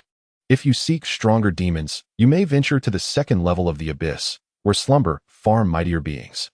Indeed, the horde of demons nodded fervently in agreement. There is a second level to the abyss of 10,000 demons? Take me there at once, Zhao Fan declared, his eyes sparkling with intrigue. Yet, despite his eagerness, caution crept into Zhao Fan's mind. It appeared that the abyss harbored many secrets unknown to him. The three-eyed demon, somewhat hesitant, cautiously warned, however, the entrance to the deeper levels is guarded by formidable array formations, requiring the strength of a tribulation stage cultivator to unlock completely. Let me there, Zhao Fan commanded coldly, his expression unyielding. Very well, please follow me, the demon replied. A dozen demons, led by the three-eyed one, cautiously guided Zhao Fan deeper into the abyss until they reached a colossal bronze door. This is the entrance to the second level of the abyss, the three-eyed demon stated earnestly. I shall put it to the test, Zhao Fan replied, his gaze sharp. With a mere thought, his flying sword, Qi Xiao, surged forth, unleashing a radiant beam of sword light. The force of the strike was tremendous, distorting the very void, causing cracks to ripple through the air. Before the sword could descend, the three-eyed demons were already gripped with trepidation, fully aware that should they attempt to obstruct it, they would be cleaved in two. With a thunderous roar, a powerful gust erupted, spreading in all directions. As the dust settled, the bronze door remained unscathed, its surface shimmering with a resilient sheen. Indeed, it is well guarded by a formidable array, Zhao Fan mused, astonished yet undeterred. He tightened his grip on Qi Xiao, feeling a surge of spiritual power coursing through him, invigorating him beyond his previous state. What an immense aura, the surrounding demons thought, their faces etched with terror, sensing the amplified danger emanating from Zhao Fan. They found it hard to believe that such an extraordinary swordsman could manifest in a realm where the spiritual energies had yet to fully awaken. 10,000 sword technique.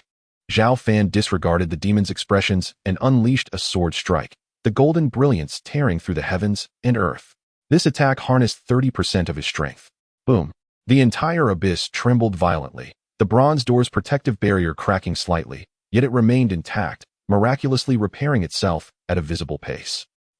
Observing this, Zhao Fan refrained from further attempts, frowning at the door's formidable defenses. He realized that, should he persist with all his might, there might still be a chance to breach it. Another failure. The demons, sensing the door's resilience, could not help but display their disappointment. Zhao Fan, perceiving their unease, declared, "It seems this bronze door is beyond my current capabilities to breach." As soon as he spoke, his gaze returned to the demons. Master Sword Cultivator, what are your intentions? It is not within our power to break the array guarding the entrance, the three-eyed demon stammered, sensing Zhao Fan's sinister intent. What can I do? If I cannot enter the second level of the abyss, then your value is diminished, and I shall have no choice but to eliminate you all, Zhao Fan proclaimed, as Qi Xiao emanated a terrifying sword aura that sent shivers down the spines of the demons. Feeling the murderous intent, the three-eyed demon immediately begged for mercy. Please, do not kill me. I am willing to offer the supreme martial arts of my three-eyed clan in exchange for my life. I too shall provide the strongest techniques of the Tianyo clan. Please spare me. I am willing to contribute any secret arts I possess. The horde of demons, once more kneeling, sought to barter their formidable martial knowledge for their survival. Martial arts of the demon clans? Zhao Fan frowned, his tone icy. I have no need for them. As a human cultivator, particularly a swordsman, what use would he have for the martial arts of demon clans? The only conceivable use might be to aid the little fox, by Shui, in her training, yet she was clearly not of the same lineage. I am willing to offer a divine source. Please do not kill me, the three-eyed demon implored, sensing Zhao Fan's indifference. Just as the words left his mouth, the three-eyed demon produced an extraordinary substance, neither solid nor entirely liquid, but something in between. Most notably, it radiated a potent and unique transcendent energy. Master Sword Cultivator. This is the divine source, containing marvelous energies, invaluable to us. I offer it in exchange for my life, he pleaded, despite the pain of parting with it. Zhao Fan, upon hearing this, did not respond immediately but reached out into the void, drawing the divine source into his palm. He could distinctly sense the unique, pure energy contained within. Is this what the demons have relied upon for millennia? He pondered, as a notification from his system echoed in his mind, indicating that the special heavenly material could be integrated into the system, providing unknown rewards if the host consented. Surprised by the revelation, Zhao Fan quickly recognized the potential benefits of the divine source. I consent to its integration. After a brief moment of hesitation, he instinctively spoke. Integration successful. Reward for the host. 9 Heavens Thunder Transformation Technique. With the system's announcement, an immensely powerful technique flooded Zhao Fan's mind. The 9 Heavens Thunder Transformation Technique, when cultivated to its zenith, not only allowed one to wield cataclysmic thunderous power, but also to absorb and refine the energies of tribulations, enhancing one's spiritual strength. Ranking among the highest of Taoist martial arts. Noticing the system's description, Zhao Fan was astonished. He had not anticipated such a formidable Taoist technique as a reward for integrating the divine source. Master Sword Cultivator, I too possess a divine source, and I can offer it to you in hopes of being spared, another demon implored. I also. As the three-eyed demon stood stunned, the other demons exchanged glances and began to present their own divine sources, hoping to escape Zhao Fan's wrath. Upon hearing the words of those malevolent beings, Zhao Fan refrained from meticulously examining the newly acquired techniques. Instead, he regarded them with a calm demeanor and indifferently remarked, "These divine sources are indeed commendable. Yet trading merely a handful for one's life is a transaction far too inexpensive in this world. Surrender all the divine sources you possess, and I may spare your lives." With an expression devoid of emotion, Zhao Fan's flying sword, Qi Shao, emitted a resonant and powerful chime, its overwhelming sword intent pressing upon the assembly of demons, rendering their faces pale with fear. Although the divine sources offered no direct benefit to him, their potential for integration within the system was evidently extraordinary. These demons had survived for millennia, and Zhao Fan doubted they possessed only a couple of sources. He intended to extract every last one from them. Under Zhao Fan's intimidation, despite their reluctance, the demons, faced with the imminent threat of death, had no choice but to obediently relinquish their meager remaining divine sources. In the blink of an eye, Zhao Fan amassed over 30 divine sources. Is this all there is? Zhao Fan inquired, his brows furrowing. Greatsword Cultivator, this is indeed all the divine sources we possess, replied the three-eyed demon, his face contorted in bitterness. After slumbering for tens of thousands of years, most of our divine sources have been exhausted. We truly cannot provide more. Once formidable demons of the cultivation world, they now found themselves extorted by a human cultivator, an immense humiliation they had to endure for the sake of survival. They had just awakened and lacked the nourishment of the world's spiritual essence, rendering them incapable of regaining their peak strength, much less contending with Zhao Fan. Very well. I shall spare you for now, but remember this, without my permission, none of you are to leave the Wanyao cave, or I shall not hesitate to unleash a massacre. Observing the pitiful countenance of the demons, Zhao Fan ultimately refrained from delivering the final blow. As a dignified cultivator, having accepted their divine sources, he felt obliged to honor his promise and spare their lives. Otherwise, how would he differ from them? After collecting the 30-plus divine sources, Zhao Fan did not linger further and departed the Wanyao cave under the watchful eyes of the demons. At last he has left. This human sword cultivator is terrifying.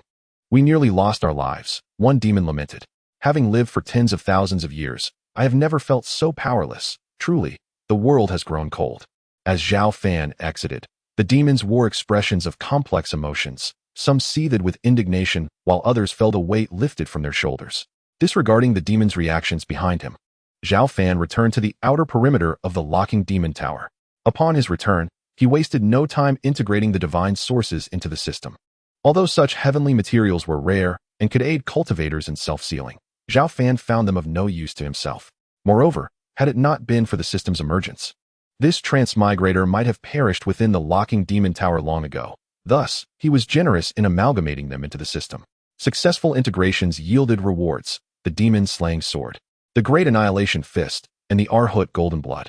In a mere moment, Zhao Fan had integrated all 30-plus divine sources into the system, acquiring a plethora of valuable items. Furthermore, after the integration, he could distinctly sense that the system had grown significantly stronger, with its inherent space nearly doubling in size. It appeared the system could indeed enhance itself, requiring the integration of divine sources or other heavenly materials. With a gleam of determination in his eyes, Zhao Fan concluded that he would not squander the rewards granted by the system, utilizing them entirely for his cultivation. His overall strength gradually ascended. Yet he remained at the perfected stage of the harmonization phase, refraining from hastily attempting to break into the tribulation stage. Even in the cultivation world's most illustrious era tens of thousands of years ago, even the most extraordinary talents required decades, if not centuries, of preparation to successfully transcend into the tribulation stage. It was not a matter of simply breaking through or advancing when the spiritual essence of heaven and earth flourished. The path of cultivation defied the natural order and was far from simple. A moment's carelessness could lead to ruin or even death.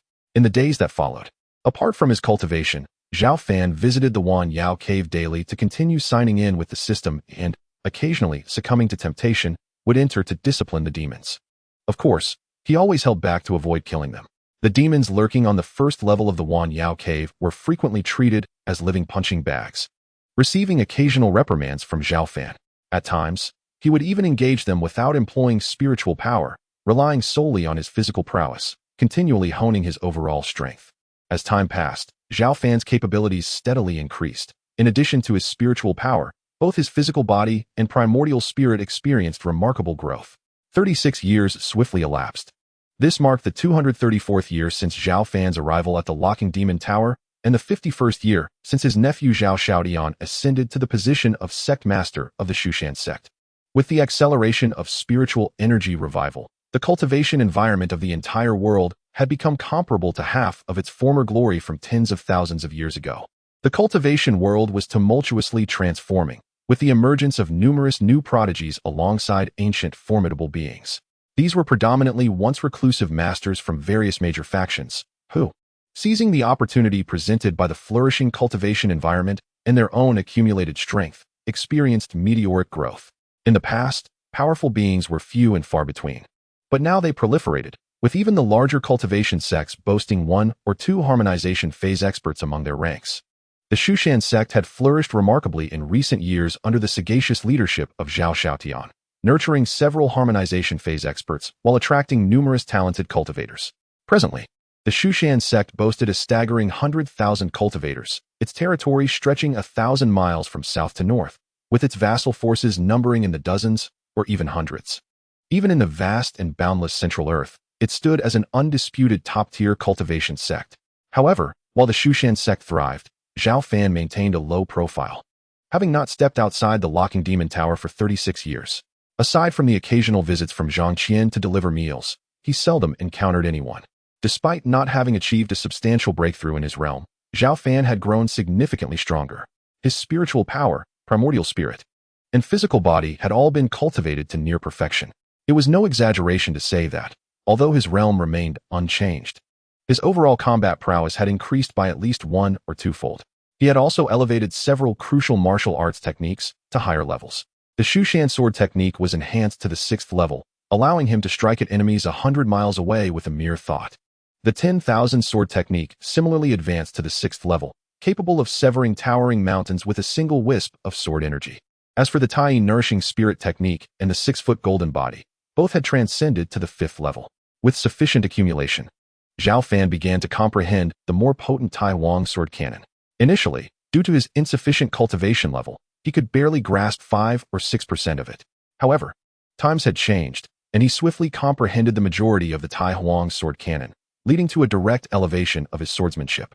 On a particular day, Zhao Fan chose not to continue his training, but instead gazed silently at the sky. His gaze was calm and profound, imbued with a hint of determination as he murmured, "It's about time to face the tribulation. Are you confident? Failure could indeed lead to death." Beside Zhao Fan, the beautiful and delicate Bai Shui spoke softly, her exquisitely chiseled features betraying a trace of unease and tension. Although she often displayed a touch of pride towards Zhao Fan, she did not wish to witness his demise beneath the heavenly tribulation. Over the years, apart from her meditative slumber, she had sparred with Zhao Fan, becoming acutely aware of his cultivation level. Yet, a flicker of worry persisted within her, as it was generally understood that the later one faced the tribulation, the better. "Do not fret. I have yet to fully tease you, little fox. I will not perish so easily," Zhao Fan replied with a faint smile, recognizing her concern as he jested. "Humph, this fox spirit would be delighted to see you perish in the tribulation. Ignoring the wise counsel of a good fox will lead to misfortune," Bai Shui retorted sharply, turning her head away in disregard. Zhao Fan chuckled softly before relinquishing his restraint, suddenly unleashing a vast sword intent that enveloped the entire demon-locking tower. The astonishingly potent aura surged into the heavens, instantly instigating a transformation in the surrounding environment for hundreds of miles. Boom! Layers upon layers of dark clouds began to converge above the demon-locking tower, soon forming a billowing mass of tribulation clouds. Though the clouds had yet to fully take shape, the oppressive force of heaven and earth descended as if tangible, causing the entire tower to tremble. Sensing the suffocating weight of this heavenly pressure, Bai Shui's delicate face tightened as she cast a worried glance at Zhao Fan, an undercurrent of anxiety flickering in her eyes. It's here. Zhao Fan's gaze sharpened, a fierce battle intent radiating from him. Without hesitation, he stepped forward, resembling a sword released from its sheath, charging towards the tribulation in the sky. Remaining stationary during the tribulation might not only result in the destruction of the demon-locking tower, but could also endanger the entire Mount Shu. Most importantly, Zhao Fan wished to avoid drawing excessive attention. Thus, he took the initiative to ascend and confront the heavenly tribulation. Crack! As if sensing Zhao Fan's arrival, the newly formed tribulation clouds unleashed a colossal bolt of lightning with no mercy. This lightning, infused with the power of heaven and earth, had the potential to obliterate the majority of those at the integration stage with a single strike. Clang! Before the lightning could fall, the flying sword Qi Shao emitted a crisp and powerful sound as it cleaved through the air. The radiant sword light collided with the lightning, resulting in a resounding explosion as both were annihilated simultaneously. Boom, boom. The initial strike did not harm Zhao Fan, inciting a furious response from the massive tribulation clouds. With a deep rumble, serpentine bolts of lightning flickered ominously. Unleash whatever means you possess. I am eager to witness the true might of the heavenly tribulation, Zhao Fan proclaimed. Gripping the Qi Shao with fervor, his battle spirit palpable as the sword aura radiated from him, distorting the very fabric of space. In this moment, he held nothing back, his spiritual energy surging like a boundless ocean, emanating a resounding roar. Crack, crack! Zhao Fan's provocation successfully incited a violent reaction from the tribulation, unleashing bolt after bolt of massive lightning that rained down upon him. Each bolt had the capacity to easily slay those at the integration stage, and the sheer number of thousands upon thousands of bolts was a terrifying prospect. This is dire. The power of the tribulation is exceedingly formidable, Bai Shui thought, her face etched with anxiety as she had now advanced to the late integration stage, enabling her to perceive the horrifying scene above. Perfect timing, Zhao Fan declared, swallowing a tribulation elixir. His gaze turned razor-sharp, his momentum reaching its zenith as he charged forth with the supreme flying sword Qi Shao. The radiant sword light illuminated a vast expanse of the sky as he unleashed a powerful strike, obliterating a significant portion of the incoming lightning. Unfazed, he pressed on, brimming with battle spirit, like a transcendent sword immortal confronting the heavens, boldly venturing into the heart of the destructive tribulation clouds. This was unimaginable for ordinary integration stage cultivators. Facing a heavenly tribulation meant being forced to endure the onslaught of lightning with little recourse. Yet Zhao Fan, in a remarkable display, transformed passivity into aggression, charging directly into the tribulation, a feat unparalleled in millennia. Boom, boom. The dark, heavy tribulation clouds spun wildly, drawing in an endless stream of heavenly spiritual energy, amplifying their already terrifying presence. Look up. What is happening in the sky? A colossal mass of clouds has formed. It is indeed strange. We only hear thunder, but see no rain. The thunderous roars from above captured the attention of several disciples on Mount Shu, who, while puzzled, did not connect the phenomenon to a cultivator's tribulation, nor could they fathom someone daring enough to confront it directly. He's mad. That is a heavenly tribulation, Bai Shui exclaimed, stamping her delicate foot in frustration. Her gem-like, clear eyes widened with concern as she anxiously observed the fierce tribulation, deeply worried for Zhao Fan's safety. However, her fears were unfounded, as mere minutes later, amidst the resounding thunder, a beam of sword light erupted from the depths of the tribulation. This terrifying sword energy cleaved through the dense clouds of tribulation, severing them in half. Moreover, it was far from over. Accompanied by the resonant clang of steel, countless sword shadows surged forth, overwhelming the residual lightning with relentless fury. 10 minutes later, the once formidable tribulation retreated at an astonishing pace. A figure of immense strength stood proud in the void, exuding an unfathomable and terrifying aura. Zhao Fan, tall and robust, with flowing dark hair and deep-set eyes, appeared as a deity of unparalleled power. After shattering the tribulation, he seamlessly ascended to the tribulation stage, having broken through the previous constraints of his cultivation. Compared to before, he could distinctly sense that his spiritual energy, soul, and physical form had all grown more resilient and formidable after the baptism of the tribulation. Most significantly, Zhao Fan's overall strength had increased at least several-fold. He even felt as though a mere flick of his sword could shatter the very fabric of this world, a delusion born from the surge of newfound power. Chapter 82. The most beautiful elder. Zhao Fan stood in the void, eyes closed, silently attuning to the changes within himself. He could clearly perceive that, alongside his remarkable increase in power, his vitality also burgeoned, with his lifespan significantly extended. To put it plainly, compared to his previous state at the integration stage, Zhao Fan could now expect to live an additional 1,000 or 2,000 years, drawing ever closer to the realm of immortality. Of course, immortality does not equate to eternal life. The tribulation stage is fundamentally distinct from all previous realms, marking a transition from the extraordinary to a near-immortal state, fraught with peril. Most crucially, the heavenly tribulation is not a one-time affair. According to ancient texts, the more exceptional a cultivator, the more tribulations they must endure as their power escalates during the tribulation stage. In the illustrious era of the immortal cultivation realm, which thrived thousands of years ago, any remarkable and extraordinary genius cultivator was required to endure 9 tribulations of thunder to transcend the constraints of the tribulation stage and ascend to the transcendent realm of the Great Ascension. Thus, beneath the grand domain of the tribulation stage, there existed no subdivisions of lesser realms, whether initial, middle, or perfected. Rather, distinctions were made solely based on the number of thunder tribulations one had successfully traversed. Individuals like Zhao Fan, who had just recently overcome a single tribulation, were classified as first-stage tribulation cultivators. However, Zhao Fan, with his profound accumulation and being the mightiest sword cultivator, though only at the first stage, possessed combat capabilities that rendered him fearless even in the face of second-stage tribulation cultivators. Half an hour later, Zhao Fan gradually descended from the heights back into the demon-locking tower. "Are you all right?" Noticing the scorched marks from electric currents on Zhao Fan's robe, Bai Shui hurriedly approached, her voice laced with concern. "There's no need to worry. I am in excellent condition," Zhao Fan reassured her with a smile. "Did you succeed in your tribulation?" Bai Shui inquired, her gem-like eyes wide with curiosity. "Of course," Zhao Fan replied with a grin. "You're quite fortunate. This fox spirit must also strive to cultivate diligently, aiming for a complete fusion stage breakthrough, and then I shall triumph in my own tribulations," Bai Shui expressed, feeling both joy for Zhao Fan and a tinge of reluctance, as she had nearly caught up to him, only to find the gap widening once more. "Don't be anxious. I have something for you." With that, Zhao Fan retrieved the flying sword, Yunming, originally gifted by Zhao Xiaodian, and handed it to Bai Shui, stating, "This is a top-grade flying sword. Take it and make use of it." "A top-grade flying sword? You possess such a treasure, and didn't he present it to me sooner?" Bai Shui exclaimed, a mix of delight and indignation flashing across her face as she shot Zhao Fan a fierce glare before immediately seizing the Yunming with great affection. "It was because you were always clamoring for a duel. Had I given it to you earlier, and you defeated me, it would have been quite embarrassing for me." Zhao Fan chuckled, skillfully soothing the little fox's discontent. In truth, he had merely forgotten about it amidst his rigorous training until this moment. "Humph, consider yourself clever," Bai Shui declared. "This flying sword is commendable. I shall accept it for now. I shall ensure you do not suffer losses.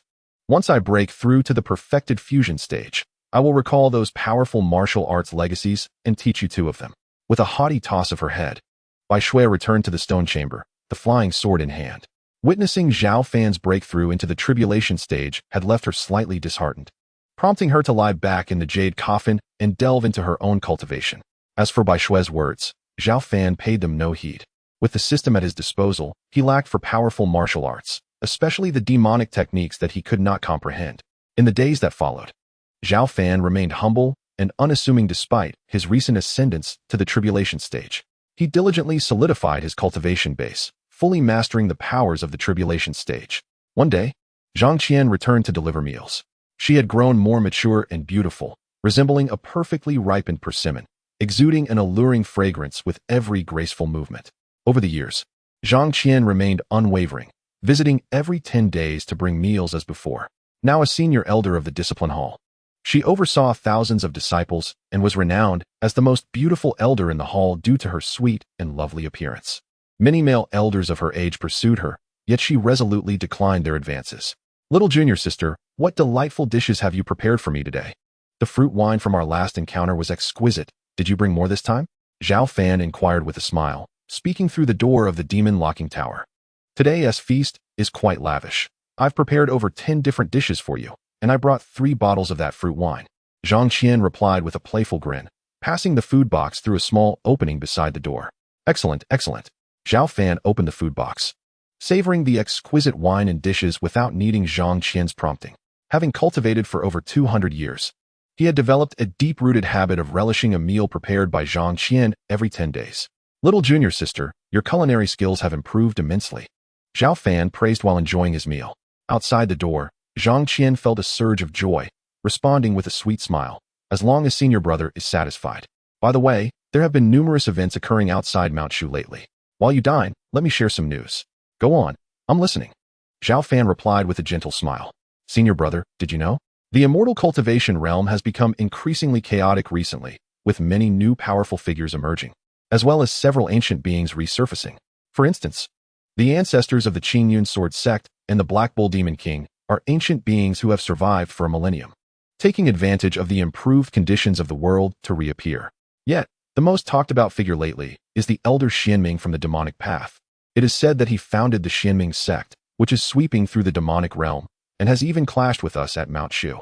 Many of our territories have seen Xianming sect demons, abducting numerous innocent civilians. Elder Xianming? Xianming sect? Zhao Fan raised an eyebrow, inquiring. Has the sect master not taken any action? Of course he did. The sect master was furious and dispatched several powerful cultivators to eliminate the invading Xianming demons, nearly wiping them out. However, the Xianming sect did not relent. Instead, they declared their intent to retaliate against us at Mount Shu. Nonetheless, they likely lack the courage to do so, for Mount Shu is no longer what it once was, now standing as a top-tier immortal cultivation sect in the Central Plains. Zhang Qian's face displayed a hint of pride as she spoke. Indeed, Mount Shu has indeed transformed. Zhao Fan nodded, feeling quite satisfied with the current developments of Mount Shu.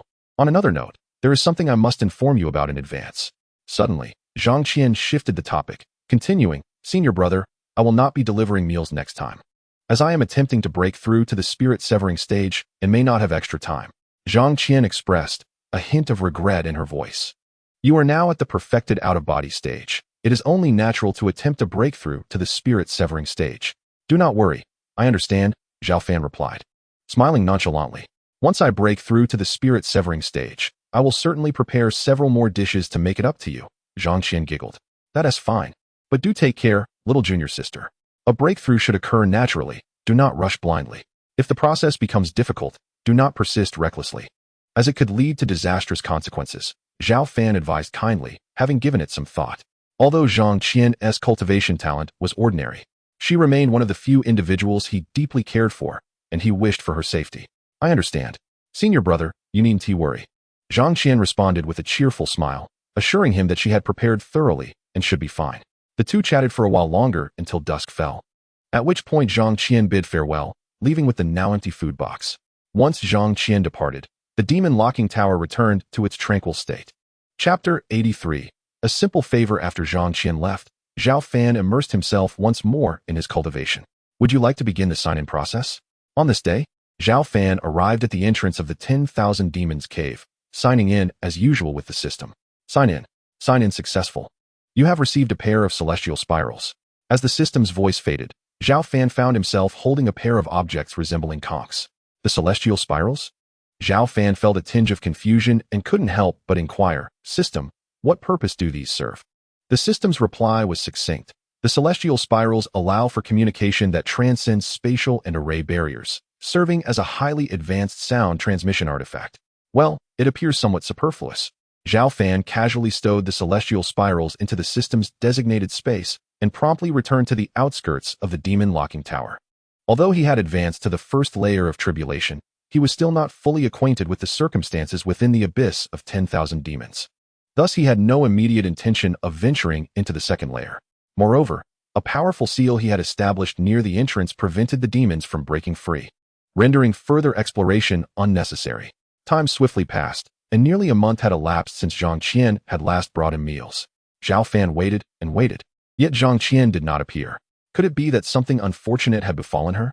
A slight frown creased Zhao Fan's brow as a sense of foreboding crept into his heart. Perhaps I should venture out to check on her. After a moment's hesitation, Zhao Fan resolved to rise and visit Zhang Qian.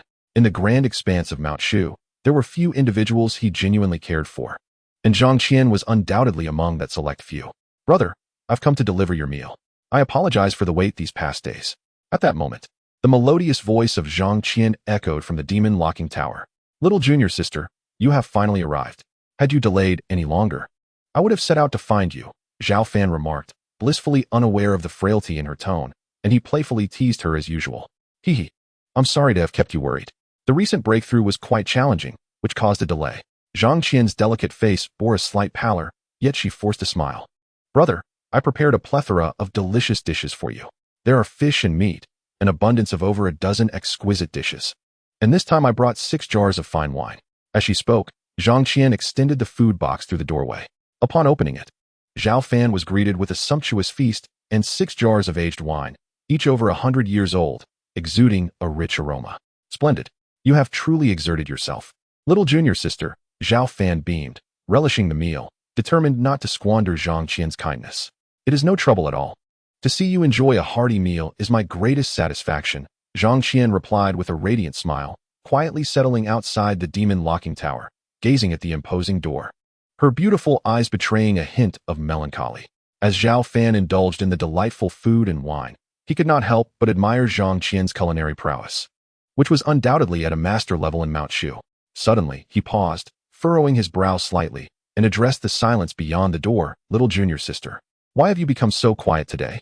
Upon hearing this, Zhang Qian quickly donned a forced smile and replied, Today, I was busy with matters from the discipline hall and am a bit weary, hence I do not wish to speak much. Is something amiss? Are you feeling unwell? Zhao Fan set aside his utensils, having sensed her unusual demeanor. Otherwise, she would have been chattering away, sharing amusing anecdotes from far and wide. Brother, I may not be able to bring you meals in the future, Zhang Qian said hesitantly, her voice trailing off. Why not? Zhao Fan raised an eyebrow, pressing for an explanation. Zhang Qian hesitated, sighing softly, unable to articulate her reasons. Little junior sister, we are friends, are we not? Zhao Fan queried unexpectedly. Of course, Zhang Qian considered for a moment before responding earnestly. Then, as friends, is there anything you cannot share? May I know why you will no longer bring me meals? Zhao Fan asked gently, maintaining a calm expression. When I last attempted my breakthrough, I failed and fell into a state of madness, resulting in the complete loss of my cultivation. I can no longer serve as an elder in the discipline hall, and in 2 days, I must descend the mountain. Zhang Qian's voice trembled with a hint of tears as she bit her lip and spoke slowly. Previously, her absence in delivering meals was due to her inability to recover from the devastation of her cultivation. Now, she found herself a mere shell, devoid of power. While Mount Shu thrived, it did not accommodate idlers. This final visit to deliver meals was merely to bid farewell to Zhao Fan. The loss of her cultivation due to an incident of madness? Zhao Fan initially frowned but soon relaxed, a gentle smile gracing his lips. I thought it was a grave matter. It appears to be merely a minor setback. With your brother around, I shall not allow you to become a wastrel. I was hoping you would continue to bring me meals in the future. As the words left his mouth, Zhao Fan flicked his finger, and a surge of pure, potent energy surged through the great door of the demon-locking tower, instantly enveloping Zhang Qian's delicate form. Brother. Zhang Qian barely comprehended the situation before she felt herself enveloped by a warm energy, her once dormant dantian visibly revitalizing at an astonishing pace. My dantian, what is happening? Zhang Qian exclaimed, her eyes wide in astonishment. But this was not the end. Not only her dantian, but also the cultivation she had lost began to restore itself at an extraordinary speed, aided by the energy.